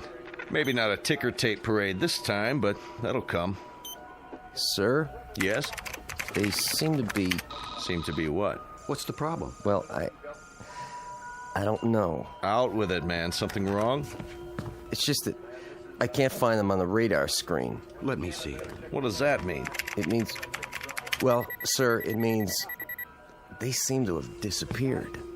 What? Could be a tower malfunction. I'll switch to backup. Nope. Main system's working. Clear skies, no commercial flights in our airspace. There's nothing. Absolutely nothing. Give me missile tracking. This is General Carstairs at Flight Control. Yes. Do your instruments show a crash? Not just in the desert, anywhere in North America. Are you sure? Then do this. If you register an impact, call me on the secure line. No, I don't expect one, just a routine check. Yes, I'm positive. We have nothing here. Not a thing. What's going on? It's not on the screen. It has to be somewhere. Still sweeping, sir. Where did it go, sir? If you had the X6 on the screen and you spoke to the men on board... Less than 5 minutes ago. Then where are they? A spacecraft doesn't just disappear, vanish into thin air, does it? Well, does it? No, sir. No, sir. Then in heaven's name, where is it? As you may have gathered, the name of the ship in question is the X6. Her type, a new experimental craft on a high-altitude test above the Earth's atmosphere. Purpose? To gather data for the construction of the world's first space station. Recent history? Unknown, at least to those who weren't on board. But in short order, we're going to meet the crew and hear the story from their point of view, and a very unusual story it is, of a flight that departed from its course long enough to pass through the Twilight Zone. And now, The Twilight Zone, and our story, And When the Sky Was Opened, starring Barry Bostwick, with Stacy Keach as your narrator. Well, Doc? Just a minute, Colonel. What's the verdict? Pulse is fine. On the slow side, in fact. Correct me if I'm wrong. We went through this yesterday, didn't we? You know the Air Force. Check and double check. They've got a big investment in the X6. So there's a little glitch. Probably an O-ring. A little glitch? The hydraulics froze and the soft landing chute didn't deploy. You are lucky to be alive. That's what all the flight training was for. Relax your arm. Doctor. Hold still, please. I want to ask you something. Don't move your arm. 115/80. Not bad. Told you, Doc. I could have phoned it in. All right. That's all for now. Get yourself some breakfast downstairs. Hey, go easy on the cholesterol, okay? How's the Colonel? Who? Jack Harrington. You're the only Colonel I've seen this morning.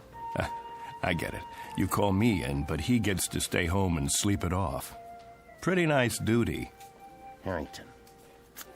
Where have I heard that name? You have a heck of a sense of humor. Did you have a question? It can wait. I want to, check with someone first. Well, look, try not to worry about anything. You may be a little disoriented for a day or two. Need any, medication while you're here? Sleeping pill? Muscle relaxant? Me? Never felt better in my life. If you experience any headaches, neck pains, that sort of thing, give me a call. Forget about me. Gart's the one with the busted leg. He's still on the 3rd floor. Yeah, he'll be in a cast for a while. He's healing fine, though. 3rd floor. Room 14, wasn't it? Well, you should know. Gonna stop by? I was thinking about it. Go ahead. Give him a hard time, just not too hard. Tell him I'll be by on my rounds. Oh, and congratulations, Colonel Forbes, to both of you. What? Haven't you seen the paper? You're heroes. We flew the course, nothing special. Well, the force is proud of you just the same. The nation is. Just doing our job. Here, take this with you if you like. I've already seen it. Then give one to Major Gart. They've got copies all over the base. But they're going fast. Colonel, come here. Can I ask you something? If it's not classified? Yes? What happened up there? How do you mean? When they lost you on radar. If I could tell you, Doc, I would. You and the General and everyone else. All I know is we must have lost pressure because we blacked out. For quite a few hours. The next thing I knew, we were down and the chopper was airlifting us out of there. That's it. End of story. But you made it. That's what counts. Yes. Yes. I guess it is.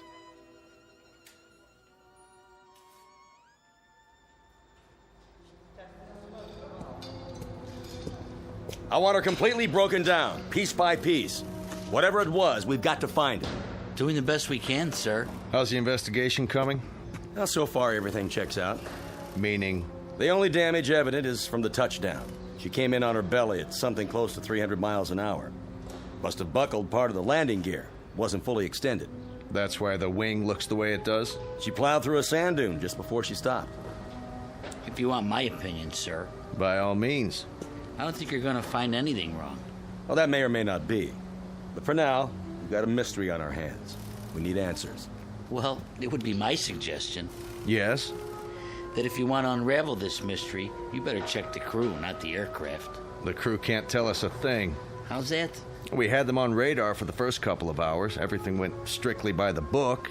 Then they disappeared for 24 hours. Oh, until they crashed down in the Mojave Desert. They must have lost consciousness because they don't know anything. The only way we're going to get answers is to dismantle the aircraft. Unless one of the crew members gets his memory back and fills in the blanks. So far, they're not talking. I'll be that as it may. I want to see every nut, bolt, and screw laid out on the hangar floor in order. Every wire, every piece of insulation. If there's anything wrong with this baby, anything at all, we're going to find it. Yes, sir. On the double, sir.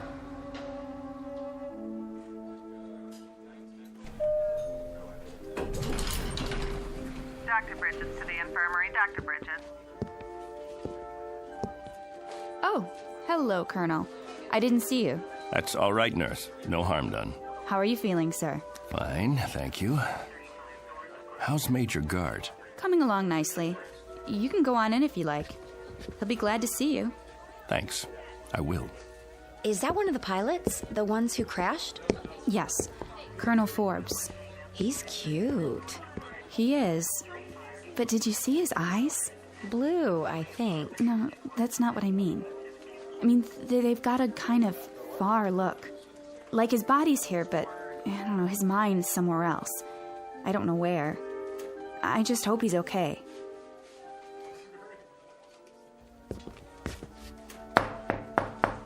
Come in. There he is. And there you are, prodigal colonel. Not disturbing you, am I?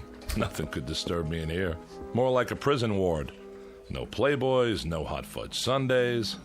I was on my way out. Can't stay away, huh? Doc wanted to see me. Nothing serious, I hope. Me? No, just routine. I'd offer you a drink, a shot of straight orange juice. How's that leg? Can't feel a thing, which is good. One more thermometer, and I'm going to absent myself from this establishment without official leave. Pull a chair over here by the bed. Take a load off, Colonel. Sure. Now, go ahead, tell me. What's it like in the outside world? Great, Bill, just great. I can't wait to get out of here. Talk to any of the guys? Yes. What about the ship? Did you look her over? It's under wraps. They've got everybody but the president's cabinet checking it out.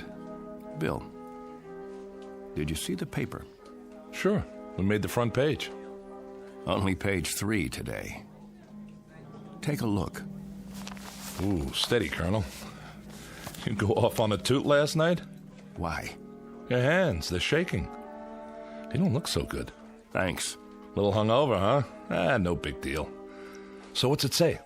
Bill, I wanted to talk to you about that. They spell our names right? First, I've got to get oriented. If you don't mind, I'd like you to answer some questions. Shoot. When did I leave here? Huh? When did I get discharged from the hospital? Yesterday morning? Don't you know? I don't know anything anymore. Easy, Colonel. All I know is I need to verify a couple of things. Now, that shouldn't be very complicated. Around 9:30 yesterday morning, I walked out of here, didn't I? About that time, I guess. And who did I walk out with? Are you kidding? How am I supposed to know who you walked out with? Some nurse you picked up in the hall, probably. What's the matter? Can't remember a name? I mean, when I left the room, this room, who was with me? Nobody. That's just it. You say nobody. I'm pretty sure I was awake, yes. If you remember it differently, What's today's paper say? Go ahead, tell me. What's it say? 2 astronauts crash in Mojave Desert. Over a picture of you and me before the flight. What else? And in effect, it says that 2 intrepid voyagers into the unknown returned from the unknown in one slightly dented spacecraft. Sounds about right. What about the picture? I've seen better. What's in the picture? Look, if this is a literacy test, I can assure you that even though I'm not a West Point graduate, I can read and write, count up to 10. Gart, don't get wise with me now. What's it say under the picture? Read it. Colonel Clegg Forbes and Major William Gart just before their historic flight that ended in a mysterious crash. That's what you remember? I don't... You and me. The X-6 taking off. About 2 hours up, we black out, and 24 hours later, we come to in a crashed aircraft in the desert. We don't know where we've been or what's happened. Right so far? You remember something different? Bill, there were 3 of us in that craft. There was you, me, and another colonel named Harrington. What? Jack Harrington. Don't tell me you've never heard the name. He was 36 years old. He was my best friend. I'd known him for 15 years, and you'd known him for 5. That ship took a crew of 3, and we were the 3. Now, I want you to listen very closely because, Bill, I swear I can prove it to you. I've got to, or I'll lose my mind.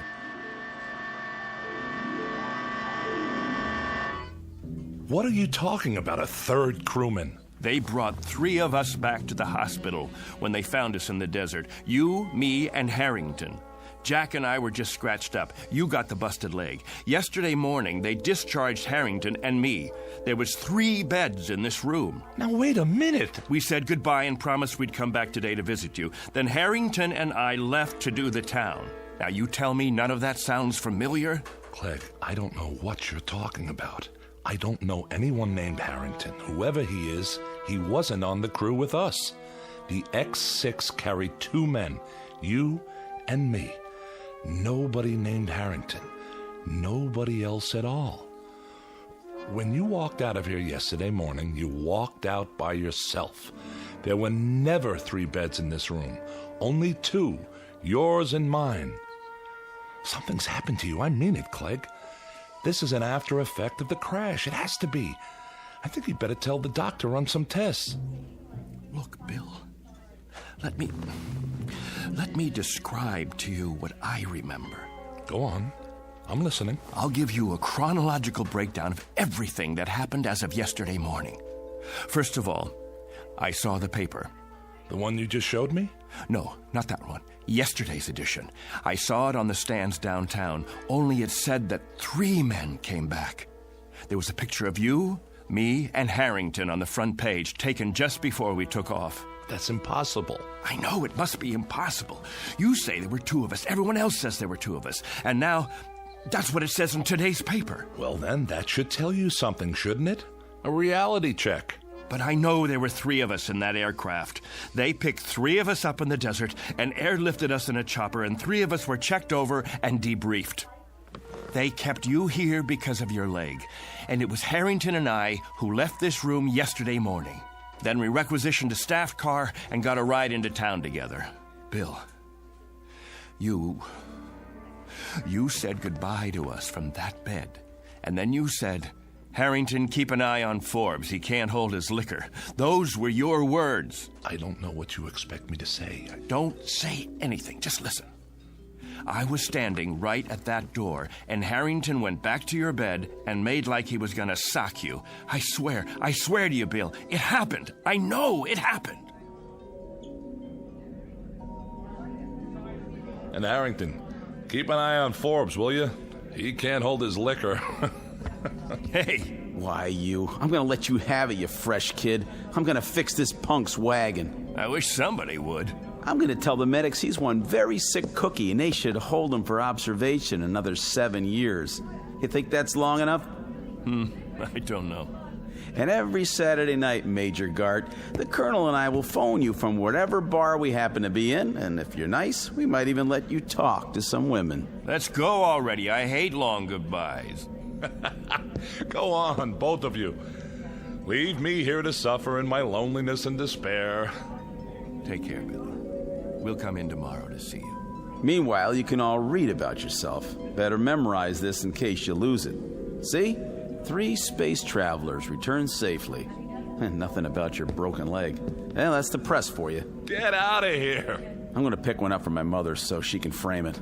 One time, a fortune teller in a carnival in Des Moines said I'd be famous. It doesn't say anything about you, though. Out! And did you pick up a paper on the way out? Why? You said you had proof. I should have kept it, but it wouldn't make any difference now. If you could show me in black and white. Hold on. There's more to the story. When we got to town, Jack and I hit the bars. The first one was the Plush Monkey on 11th. You know the place, don't you? Yeah, a dive. Beer signs and bar girls. And a big mirror behind the bottles. We walked in trying to keep a low profile, but the blondes spotted us. That's them. No, it's not. It is. Don't stare. Give me your hairbrush. Welcome, gents. Take a load off. With pleasure. Say, aren't you the 2 guys who was up in space? Not that far, just the ionosphere. I thought so. That and a couple of bucks should get us a beer apiece, right? You bet your life. But never mind the $2. This is on the house. Why, thank you, my good man. Very kind of you. I don't get many celebrities in here, so go ahead, boys. Drink hearty. You earned it. I don't even mind you cracking up the ship, and I'm a taxpayer. I like your attitude. Got a match? Not since Superman. A light from my friend here. Sure, pal, sure. Anything you want. Evening, ladies. Hi there, Captain. Colonel. Oh, sorry. She's new in town. Care to join us? Hold that thought. I'll ask my friend. You do that. We ain't going nowhere. Hey, Jack. Something wrong? No. Look at yourself in the mirror there. Not exactly a happy camper. I was just thinking. About what? I'll tell you after I taste the beer. To happy landings, whenever and wherever possible. I'll drink to this. Sorry. Something is wrong. That's okay. Ain't the last glass of draft in the house, let me tell you. It just slipped out of my fingers. Don't worry, I'll clean it up. Get you another one right away, Colonel. You're sick, Jack? No, I'm not sick. I just got this funny feeling. What kind of feeling? I don't know. Odd. Never felt anything like it before. Maybe we should go. Don't worry, I said. It was just for a couple of seconds there. It was like I didn't belong here. Like if I were to let myself go, You'd what? Like I'd disappear. Here you go. Thanks. Happy landings. You don't like it? I want to call my folks. Good idea. I should call Amy, too. Where's the phone? All the way in the back. You sure you're okay? Yeah. Be right with you.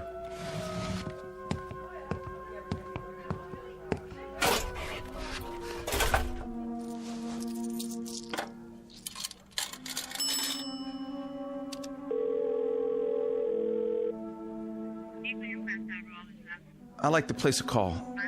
Collect, please, to Des Moines, Iowa. The residence of Mr. James Harrington. That's right.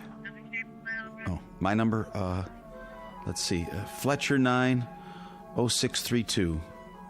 That's what it says here.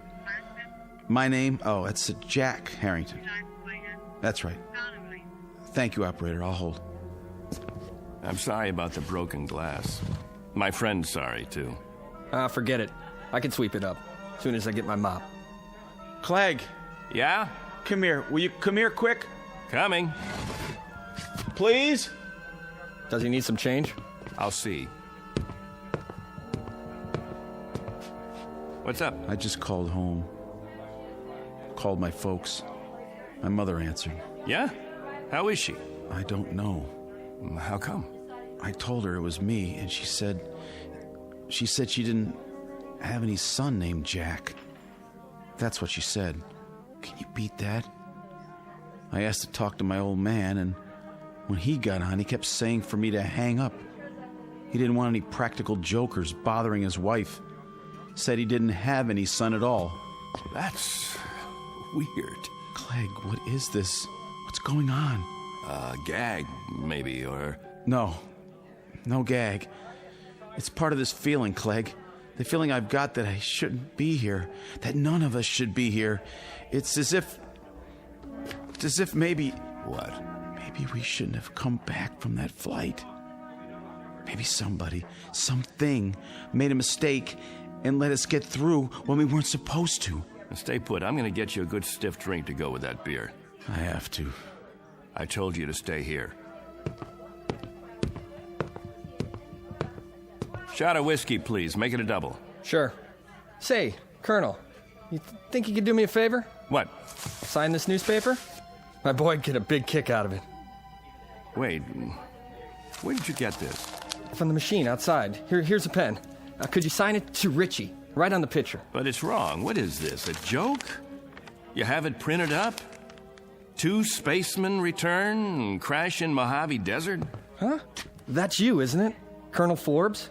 The other guy's still in the hospital, right?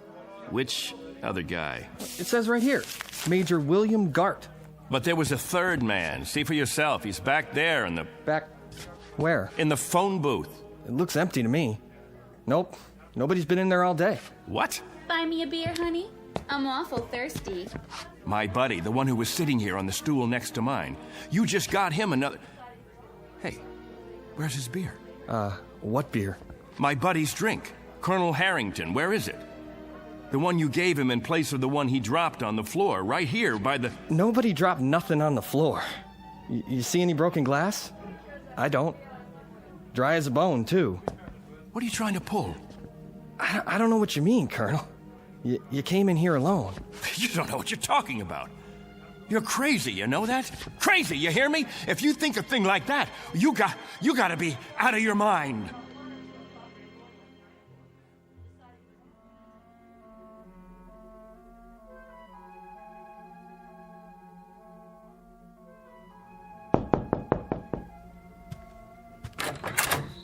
What do you want?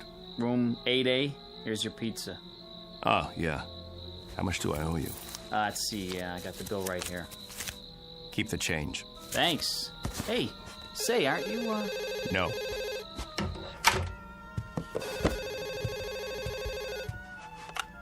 Yes? Ready with your call to Des Moines. Thank you, operator. Hello? Hello? Who is this? Mr. Harrington, this is Clegg Forbes. Who? You remember me, sir? I had Christmas dinner with you and your wife last Christmas. You and your wife, and Jack. Jack who?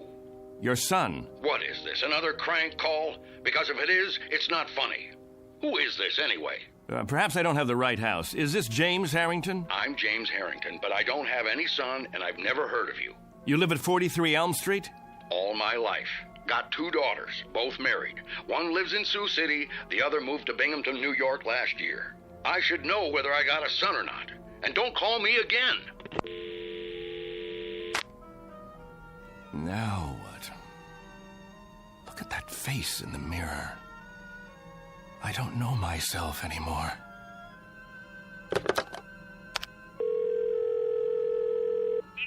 Operator, I'd like Anderson Air Force Base, please. Commanding officer's residence. That's right. Call me when you get through.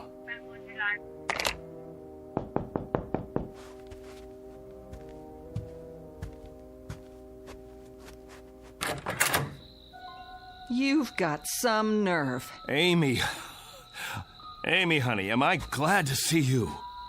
Keep your hands to yourself. You, Colonel Clegg Forbes, are a devious, miserable, two-faced, two-timing... Amy, you won't understand this, but I need your help. You send me a telegram that you're getting out of the hospital in the morning and that you'll meet me at the station at 2. Well, I was at the station at 2. Amy, listen to me, please. I was also there at 3, and I was still there at 4. I could have had my pick of several Marines and an elderly gentleman who owns 25,000 shares of AT&T, but there was a missing Air Force officer named Forbes who didn't have the simple courtesy to leave a message or even a number where he could be reached. I can explain. Do you have any idea how many bars I've been to? How many hotel lobbies? Did it ever occur to you to... Amy, please! You look terrible, by the way. All right, Clegg. What kind of trouble are you in? And what are you doing in this motel? Are you hiding out? Oh, I don't even know where to begin. I sent you the wire because I did get discharged from the hospital that morning. Jack and I... The wire. It was in the telegram. What was? I told you that Jack and I were getting out. Wait. I wrote down the message when I sent the telegram. That'll prove it. I wrote it on a piece of paper. Now, where? Wrote what? Here it is. I wrote it right down here. See? It says, Dear Amy, I'm getting out at 9. No. I was sure of it. I wrote down that Jack and I were getting released from the hospital. Both of us, understand? Jack and I were... Am I missing something? Who's Jack? Don't you know? I don't know any Jack. Who is he? There were 3 of us in the ship. Gart, me, and Harrington. Jack Harrington. And I was with him, and he just disappeared. But you know him, Amy. You know him. You've met him 100 times. We've eaten dinner together. We've gone to dances together. We've double-dated. Clegg, what is happening to you? I don't know. I swear to God, I don't know, but... Yes. Put him on, please. Hello, General. This is Clegg Forbes. Yes, sir. That's right. General, about Jack Harrington. Harrington, sir. Well, you know Jack. We were in your wing at the field. We were there for your... Harrington, sir. Jack Harrington. We were on the X6 together. Jack Harrington! Stop it! Jack Harrington. Jack Harrington. You need help. If you'll tell me who to call. No, I know. I know this is a put-on. That's what it is. A big, earth-shaking, highly complicated, practical joke. He's still back at the bar. Of course he is. Amy, that's where he is. He has to be at the bar. Clegg? Clegg?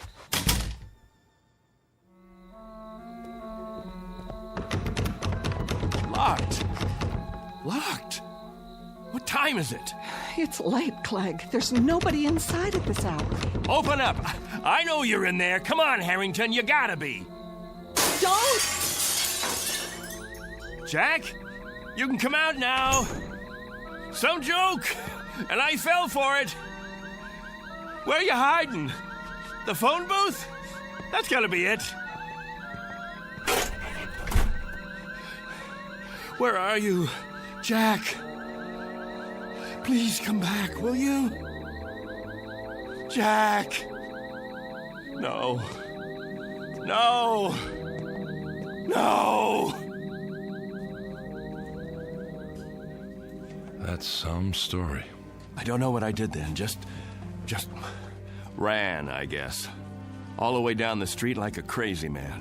I left Amy standing there. I don't even know what happened to her after that. And I don't know Jack Harrington. I never heard of him before now. He's an illusion or something. He has to be. He's not an illusion. For some reason, he's been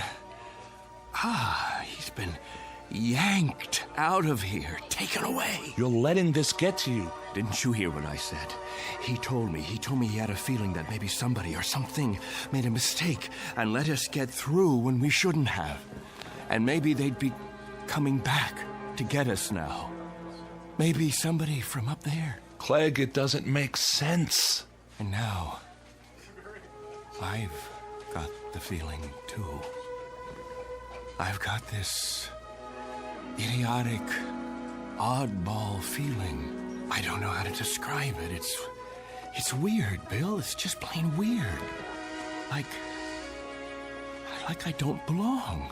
I don't want it to happen, you hear me? I don't want it to happen to me, too. Clegg! Oh, I gotta stop him. Somebody get him! Somebody! Hey, did you want something? Where is he? Where did he go? Who? Colonel Forbes. Colonel... I saw him run into the hall. When? Just now. I didn't see anyone. He has to be here. He can't just... What are you doing out of bed, Major? You know, you shouldn't be walking yet. If the doctor saw you... Somebody's got to help Colonel Forbes. Somebody's got to help him right away. Grab a hold of my shoulder. Now, come on. I'm talking about Forbes. You know, Colonel Forbes. He was brought in here with me. In here? That's right. In the other bed, next to mine. Look, this is a private room. What? There's no other bed but yours. No. You see? All right, now, lie down. Now, raise your cast. That's it. What do you mean there's... Oh, no. Dear God. What happened to the other bed? Okay, try to rest. I'll call the doctor. Here, would you like to look at the paper? You're a hero. Do you realize that?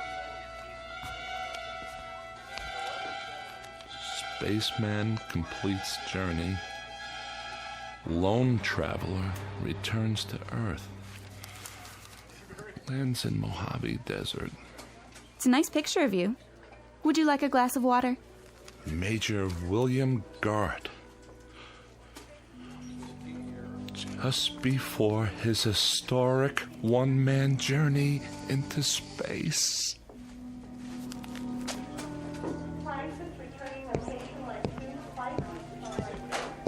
Hey, Doctor. I was sorry to hear about that crash. What did they call it? The X6? Yeah. Well, we do the best we can when they come back. Sometimes it's out of our hands. Mm-hmm. At least it was an unmanned flight. Well, that's the one consolation, I suppose. Anyway, I wanted to check the ward. How are we fixed for beds? I've got some men in the infirmary. Let's see. 2 open rooms at the moment, Doctor. Great. Oh, and number 14's empty at the end of the hall. It can take up to 3 if we move some beds in. Well, that should do. Order some beds up from QM, will you, nurse? Yes, sir. Right away. Once upon a time, there was a man named Harrington, a man named Forbes, and a man named Gart. All were officers in the United States Air Force, trained for experimental flights into the upper atmosphere. They used to exist, but don't any longer. Someone or something took them somewhere. At least they're no longer a part of the memory of man. As to the aircraft, the X6, it's still supposed to be housed in a hangar on the base, or it will be one day. For the record, it hasn't been built yet. It's still on the drawing boards. But be careful. Don't let anyone hear you arguing about the reverse, or they might question your sanity. If you have any questions about the aircraft or the men who flew her, be sure to speak softly and only in the Twilight Zone.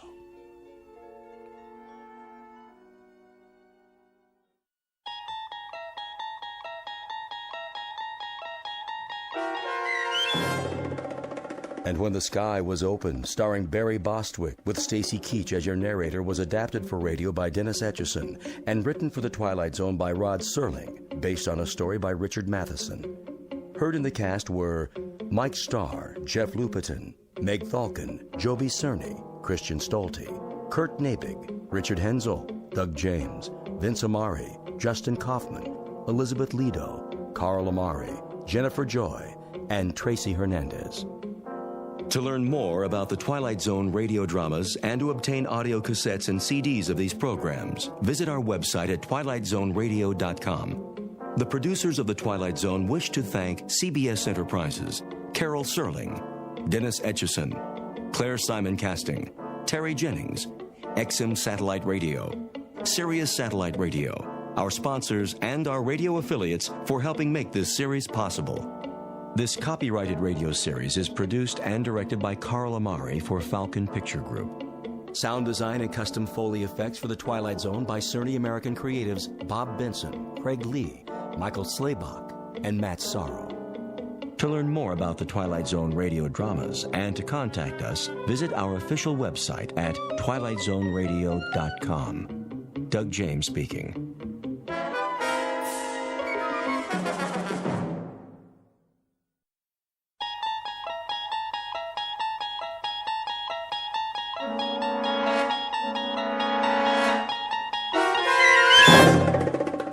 You're traveling through another dimension. A dimension not only of sight and sound, but of mind. A journey into a wondrous land whose boundaries are that of imagination. Your next stop? The Twilight Zone.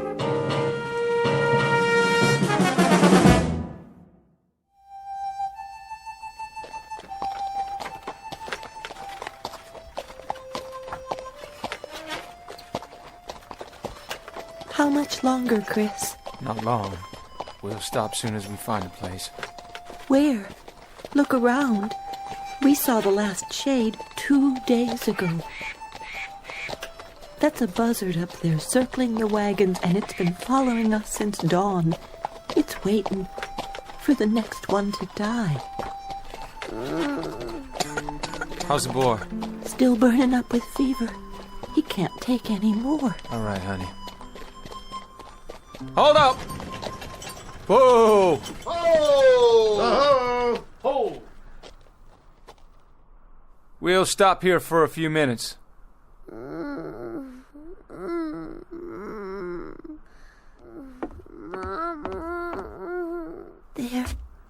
There. Still the fever? poor little thing is burning up. If I could just use a damp cloth. Try my handkerchief. Can we spare it? If he needs it, we can. Here, put this on your forehead. It'll make you feel better. How's that, son? This is the 11th day, Christian. 11 days of fever. He can't go on much longer. Hey, you said that on the 3rd day, and then on the 4th. He'll take more, just as we all will. This is Arizona country. We've got 400 more miles, and we've already traveled almost 2,000. We'll do what we have to do. All of us. How's the boy, Mrs. Horn? About the same. Thank you, Charlie. Figure that Apache country is just due south. That's what you said we were looking out for, ain't it? That's what we've been looking out for. We travel due west, close together and button up tight at night. No fires if we can help it. Bad Indians down there, Chris. That's what we heard. And they travel in big parties, don't they? And we got 5 rifles. 5 rifles, Chris, and a sick child, and 4 wagons, and 7 dead, tired men and women. We was dead tired a week ago, and a month ago, and a month before that. And there were war parties back in Kansas, and we near froze to death in Colorado. And we was out of our minds with thirst last month. And we've kept on going. We've always kept on going. We always... It's this way, Chris. We've been doing a lot of talking and a lot of thinking. And? We figure we ought to turn back. Turn back? That what you all want? Turn back? Chris, we're about at the end of our rope. We're hungry and we're sick. We figure we better do it now, or we're gonna die out here. You turn back and I guarantee it. You turn back and try to go over 1,500 miles of St. Louis again, and you'll leave your bones bleached in one of those deserts between here and there. Or have your scalps taken off. Or you'll freeze to death in a mountain pass. And if you go on, what's going to happen to that beautiful child of yours? Listen, those 1,500 miles are behind us. They're all gone. The heat and the cold and the misery. You can look back at them as things that have happened, not agonies you're going to have to live with. How do you know there's not going to be more days and weeks and months like it? How can you be so blamed sure? I figure there's only about 400 to 600 miles more to go. 400 to 600 more miles, friends. And then we made it. We can't stop now. Listen, if we stop, we're dead. That's gospel. We're dead. Could be we're dead anyway. Okay, just give me one more week. 1 week. I'll get us through. I promise you. I'll get us through. What about water? We're almost out of water. I'll get water. I'll find some. How, Chris? With a divining rod? I don't know how, but I will. I swear. The year is 1847. The place is the territory of New Mexico.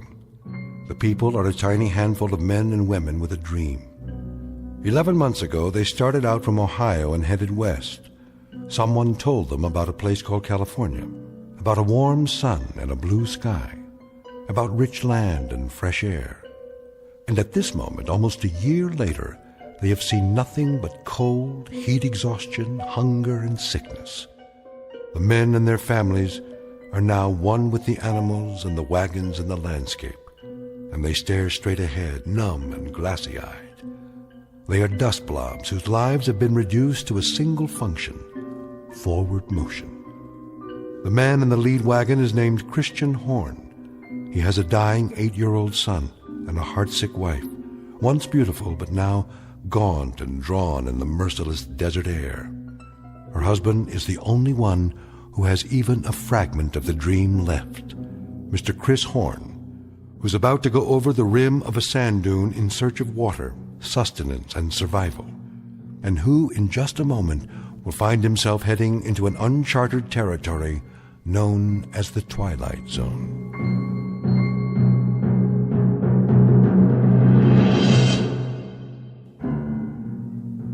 And now, back to our story from the Twilight Zone, 100 Yards Over the Rim, starring Jim Caviezel, with Stacy Keach as your narrator.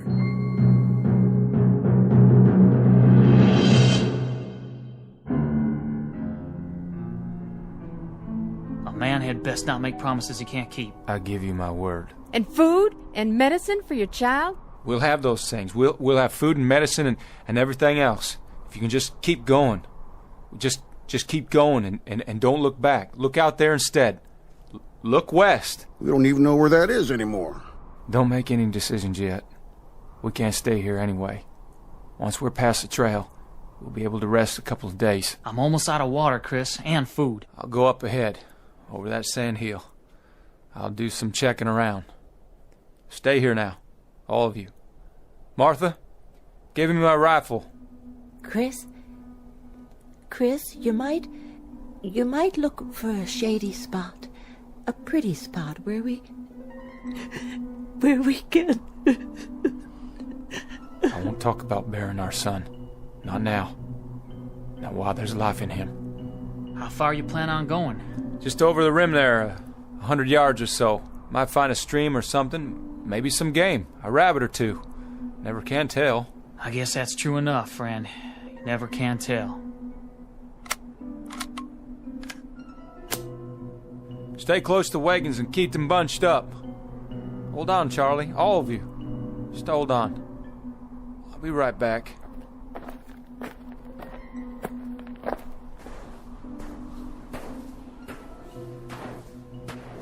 What in God's name? Hey, everybody, look what's over here! There's a road! Down on the other side, a road! Look! Martha? Charlie? Hey! Hey! Where's the wagons? Where'd everybody go? Must have got turned around there. Go on. Go up again and see. Yeah. See which way I'm looking.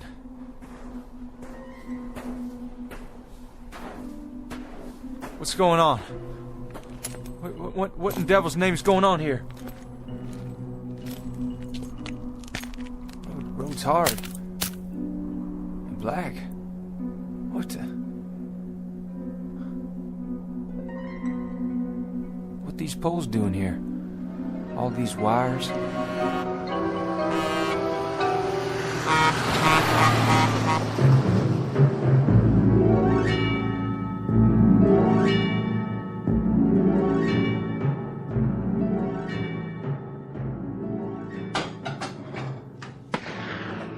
Joe? Yeah? What was that? Backfire. What? Truck backfired. Oh, you sure? I thought I heard a gun go off. Not likely. Might be one of those local boys shooting your sign. Well, if it was, I'll get the sheriff out here, but that didn't sound like any 22 to me. Look, Joe. Who's that? Some guy with a rifle. Go in the other room. But, Joe... I said get in back. I'll take care of it.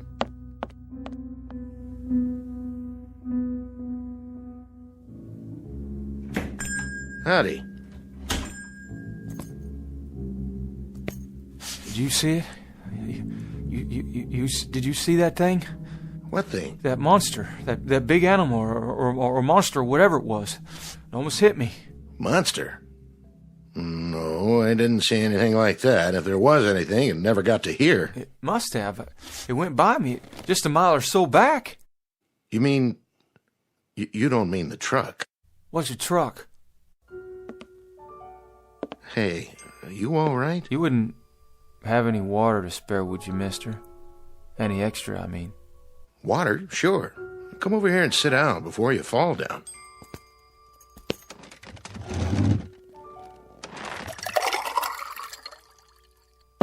There you go. Is all this for me? Sure. On the house. Well, thank you kindly.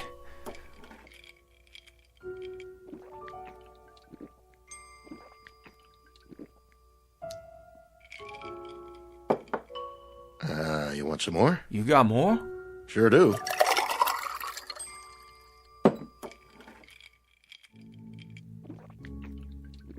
Whoa, now.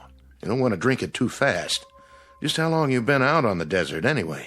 How long? Well, almost a year. Well, at least almost a year of traveling. Started from Ohio. I had 6 wagons to start with. One of them was burned by Indians, and one turned back. Indians? Wagons? What are you talking about? Say, mister, what happened to your arm? You're bleeding. Oh, yeah, I am. Well, I guess I did it to myself when that thing come at me. I rolled out of the way. Thought it was a mirage, then the gun went off. Just a flesh wound, though. Not too deep. I'll have Mary Lou look at it. She's my wife. She used to be a nurse's aide. Mary Lou? Everything okay, Joe? The fella here, he shot himself in the arm. He did? By accident, he says.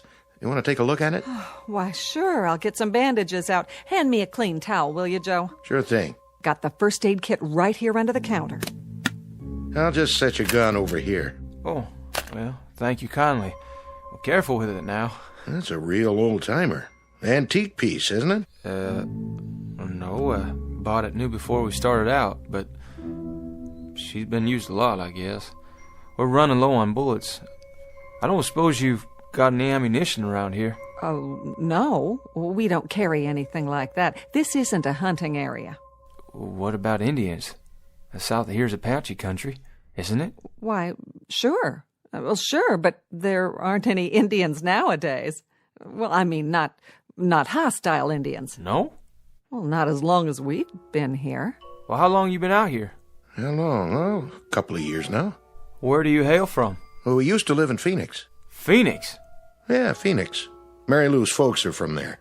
I worked for her old man when we were first married, and then I bought this place here. Restaurant isn't doing so well, but the truckers are starting to come in now with the interstate.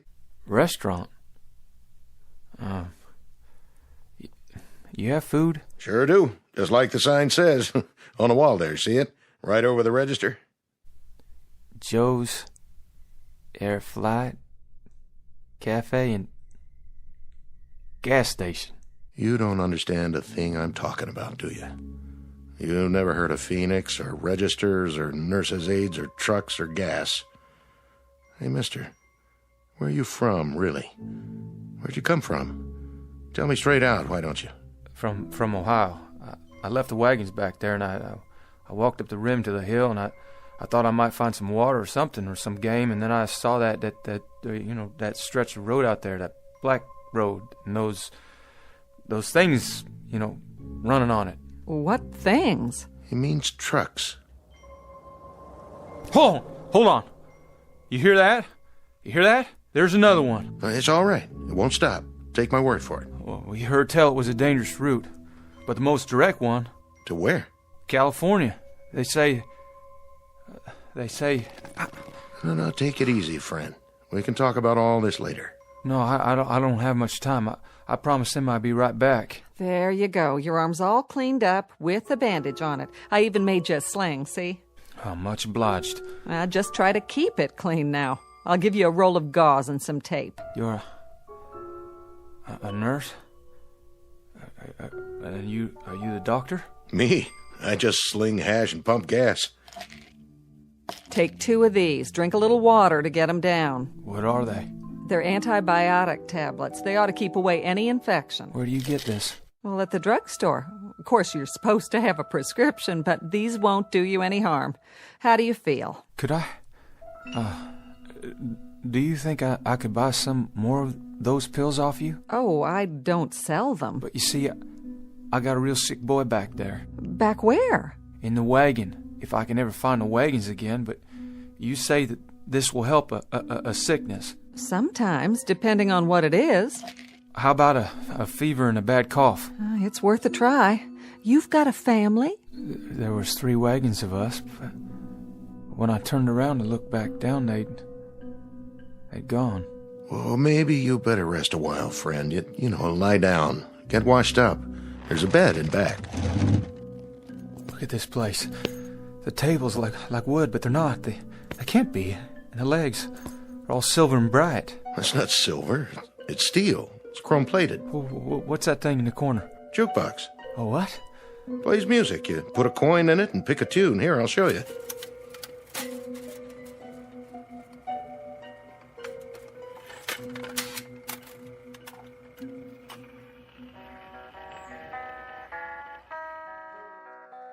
Hey, where's that coming from? From inside. Didn't you ever see one of these before? You got a man inside? Playing his guitar on my account? You let him out of there right now. Turn it off, Joe. There. That's better. It was a bad idea. All these things. Where am I? What is this place? Come with me. I'll show you where to wash up. Wait a minute. That picture. Where'd you get it? The calendar? Pioneer West Insurance Company. That's a picture of my covered wagon. Look just like my wagon. Oh, well, that's just an old lithograph. The date. That can't be right. It says April. But the year's all wrong. This is the year of our Lord, 1847. But this calendar says it's not even the same century. Oh, my dear God. How could that be? Easy now. What's going on here? Who are you people? Where am I?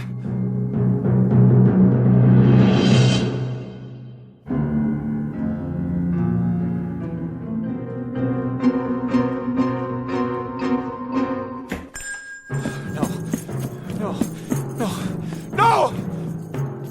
You better stop him, Joe. He'll get himself killed.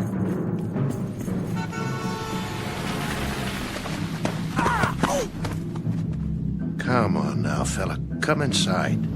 Please. Somebody tell me where I am.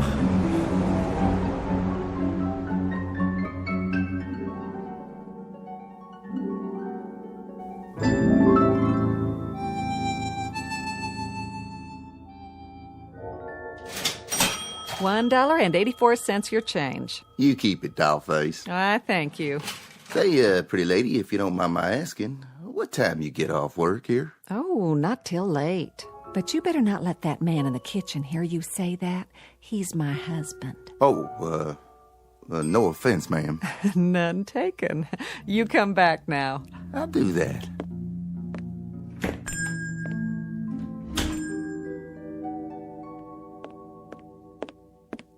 Doctor still in back? He is. Been a while now. I made a club sandwich for the fella. You think you want some soup, too? You better ask Doc first.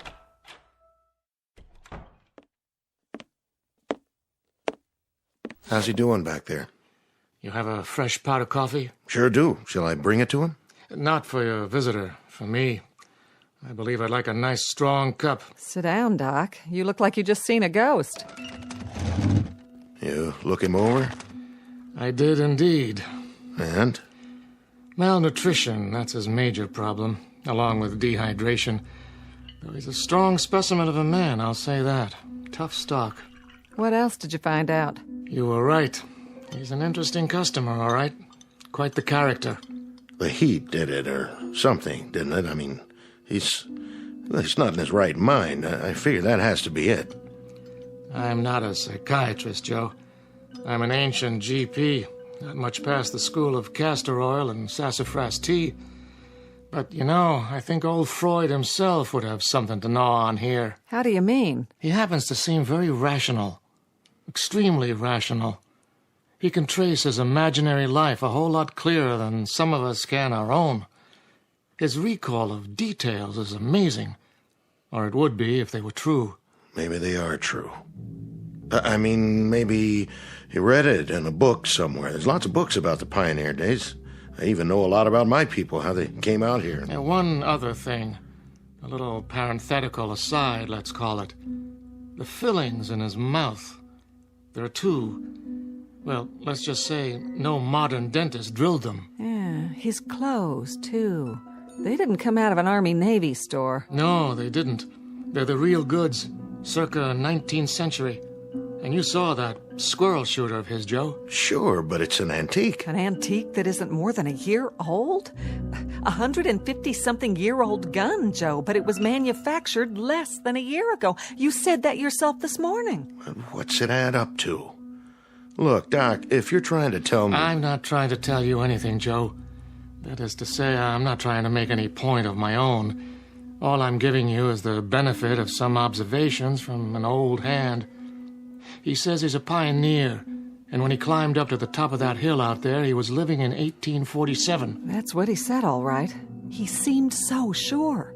Well, we're three normal, rational human beings here, and we know that sort of thing doesn't happen. So he's suffering from some kind of delusion. but it's a delusion of the purest form. Frankly, I've never heard anything like it.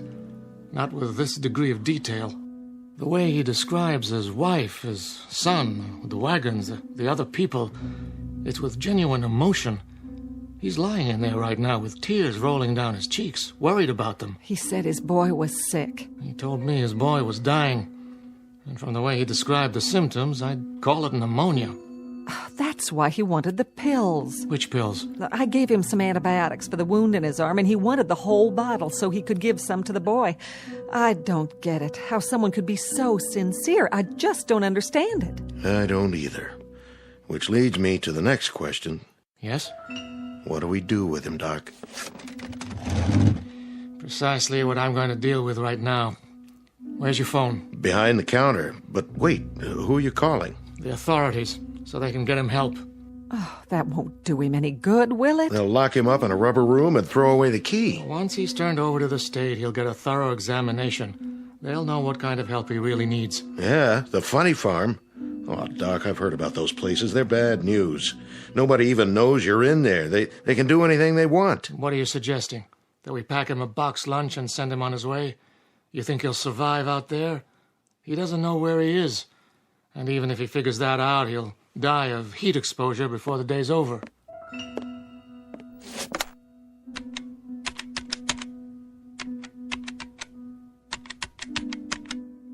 I want the sheriff's office, please. Oh, it just doesn't seem right. Yes, is the sheriff there? Oh, in his car? Well, that's even better. Can you radio him to get over to Joe's Diner as fast as he can? We've got a man here who needs looking after. No, not violent, but he should get here real fast anyway. Yeah. Thanks. Oh, Joe, I hope we're doing the right thing. So do I. Well, at least he's calm now. Or as calm as any man would be if he suddenly woke up and thought he was past his time. That's enough, Doc. Well, hello, Mr. Horn. This book, it was in my bedroom. Well, that's the encyclopedia. I was looking through it. I found something. What? Well, this here. Horn Christian Jr., M.D., famous for his early work in childhood diseases, pioneer in vaccine research, born 1839, died 1914. That was my son. That's Chris Jr. So I guess I'm either crazy or the world is turned upside down. But I think I got put here for a reason. Oh, you did. I just know it. For an important reason. What are you doing? You've been gracious and kind, and I appreciate it.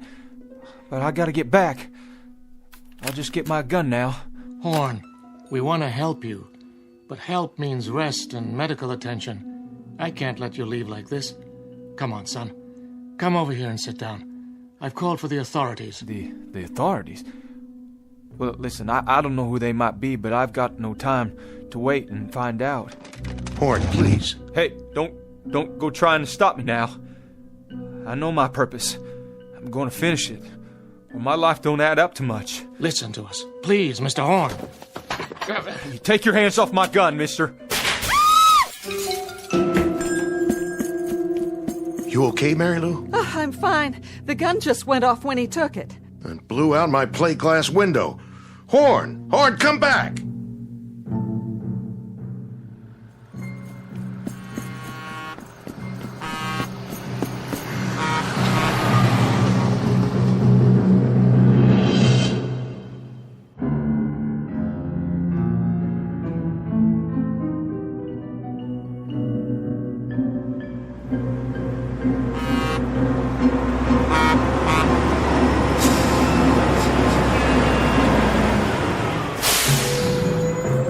Hey, get out of the road! Oh, I'm sorry, mister. What's the matter with you? Horn, wait up! Are you all right? Those people, they're trying to stop me. Yeah? Where are you going? I have to get back to the Arizona territory. You do? Well, that's an easy one. Don't just stand there. Get in.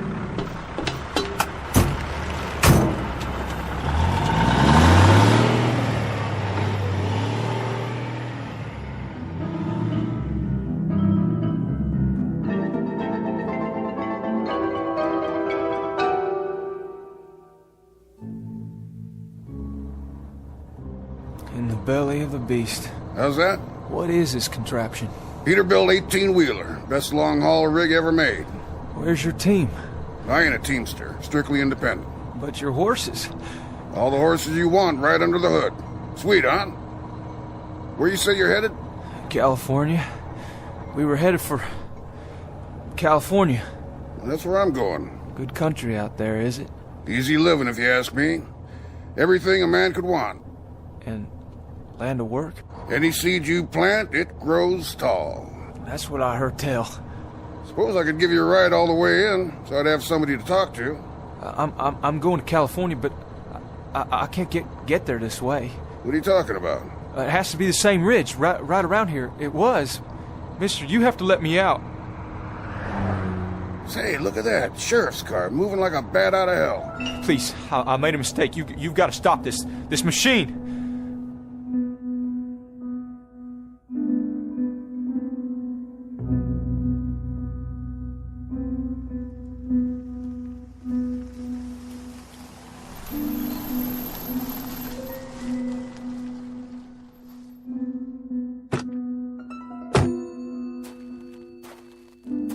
Hello, Doc. What's this emergency you got? Not exactly an emergency, Sheriff, but since I called, it might have turned into one. Sheriff, you gotta stop him. That's right. He won't make it out there. Hold on now. What you trying to tell me? Mr. Horn, Sheriff. Horn, is it? He's the man I examined. It's a long story, a pretty strange one. The point is, now he's run off. Well, where? He headed for the ridge, where he came from. So, he came in out of the desert? And now he's going back, about a mile up the road. Well, don't worry. I'll find him.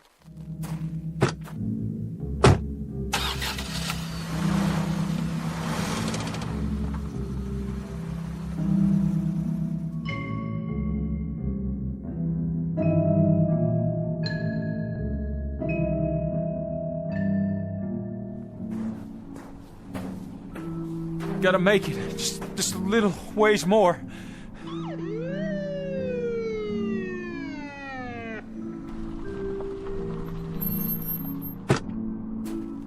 You there! Hold it! No, you don't. Not now. Drop the gun, son. I said, drop the gun. All right, now come on down real slow. The pills. I dropped the pills. That's it. Now put your hands in the air. Got it! I said halt! Halt, son, or I'll shoot.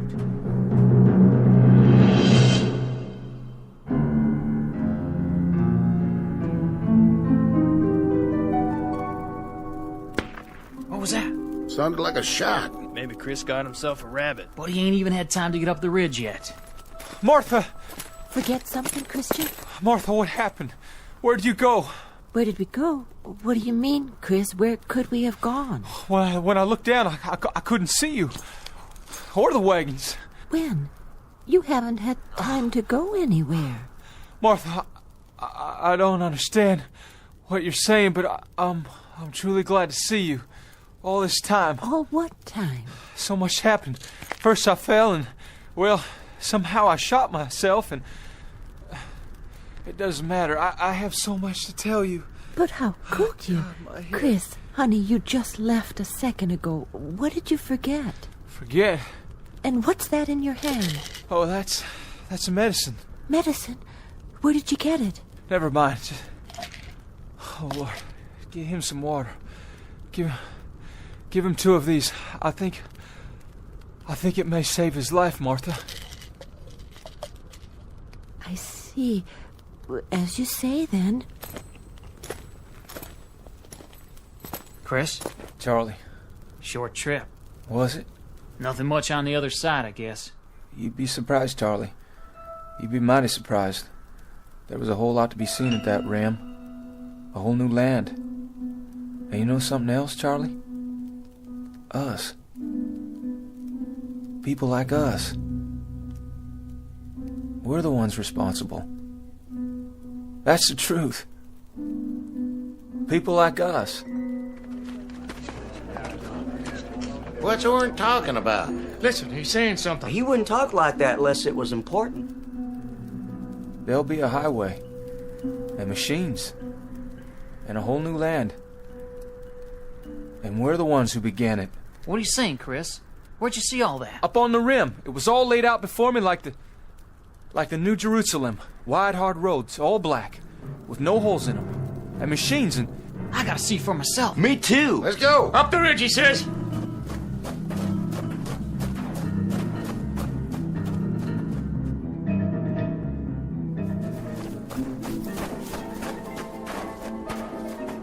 Chris, there's nothing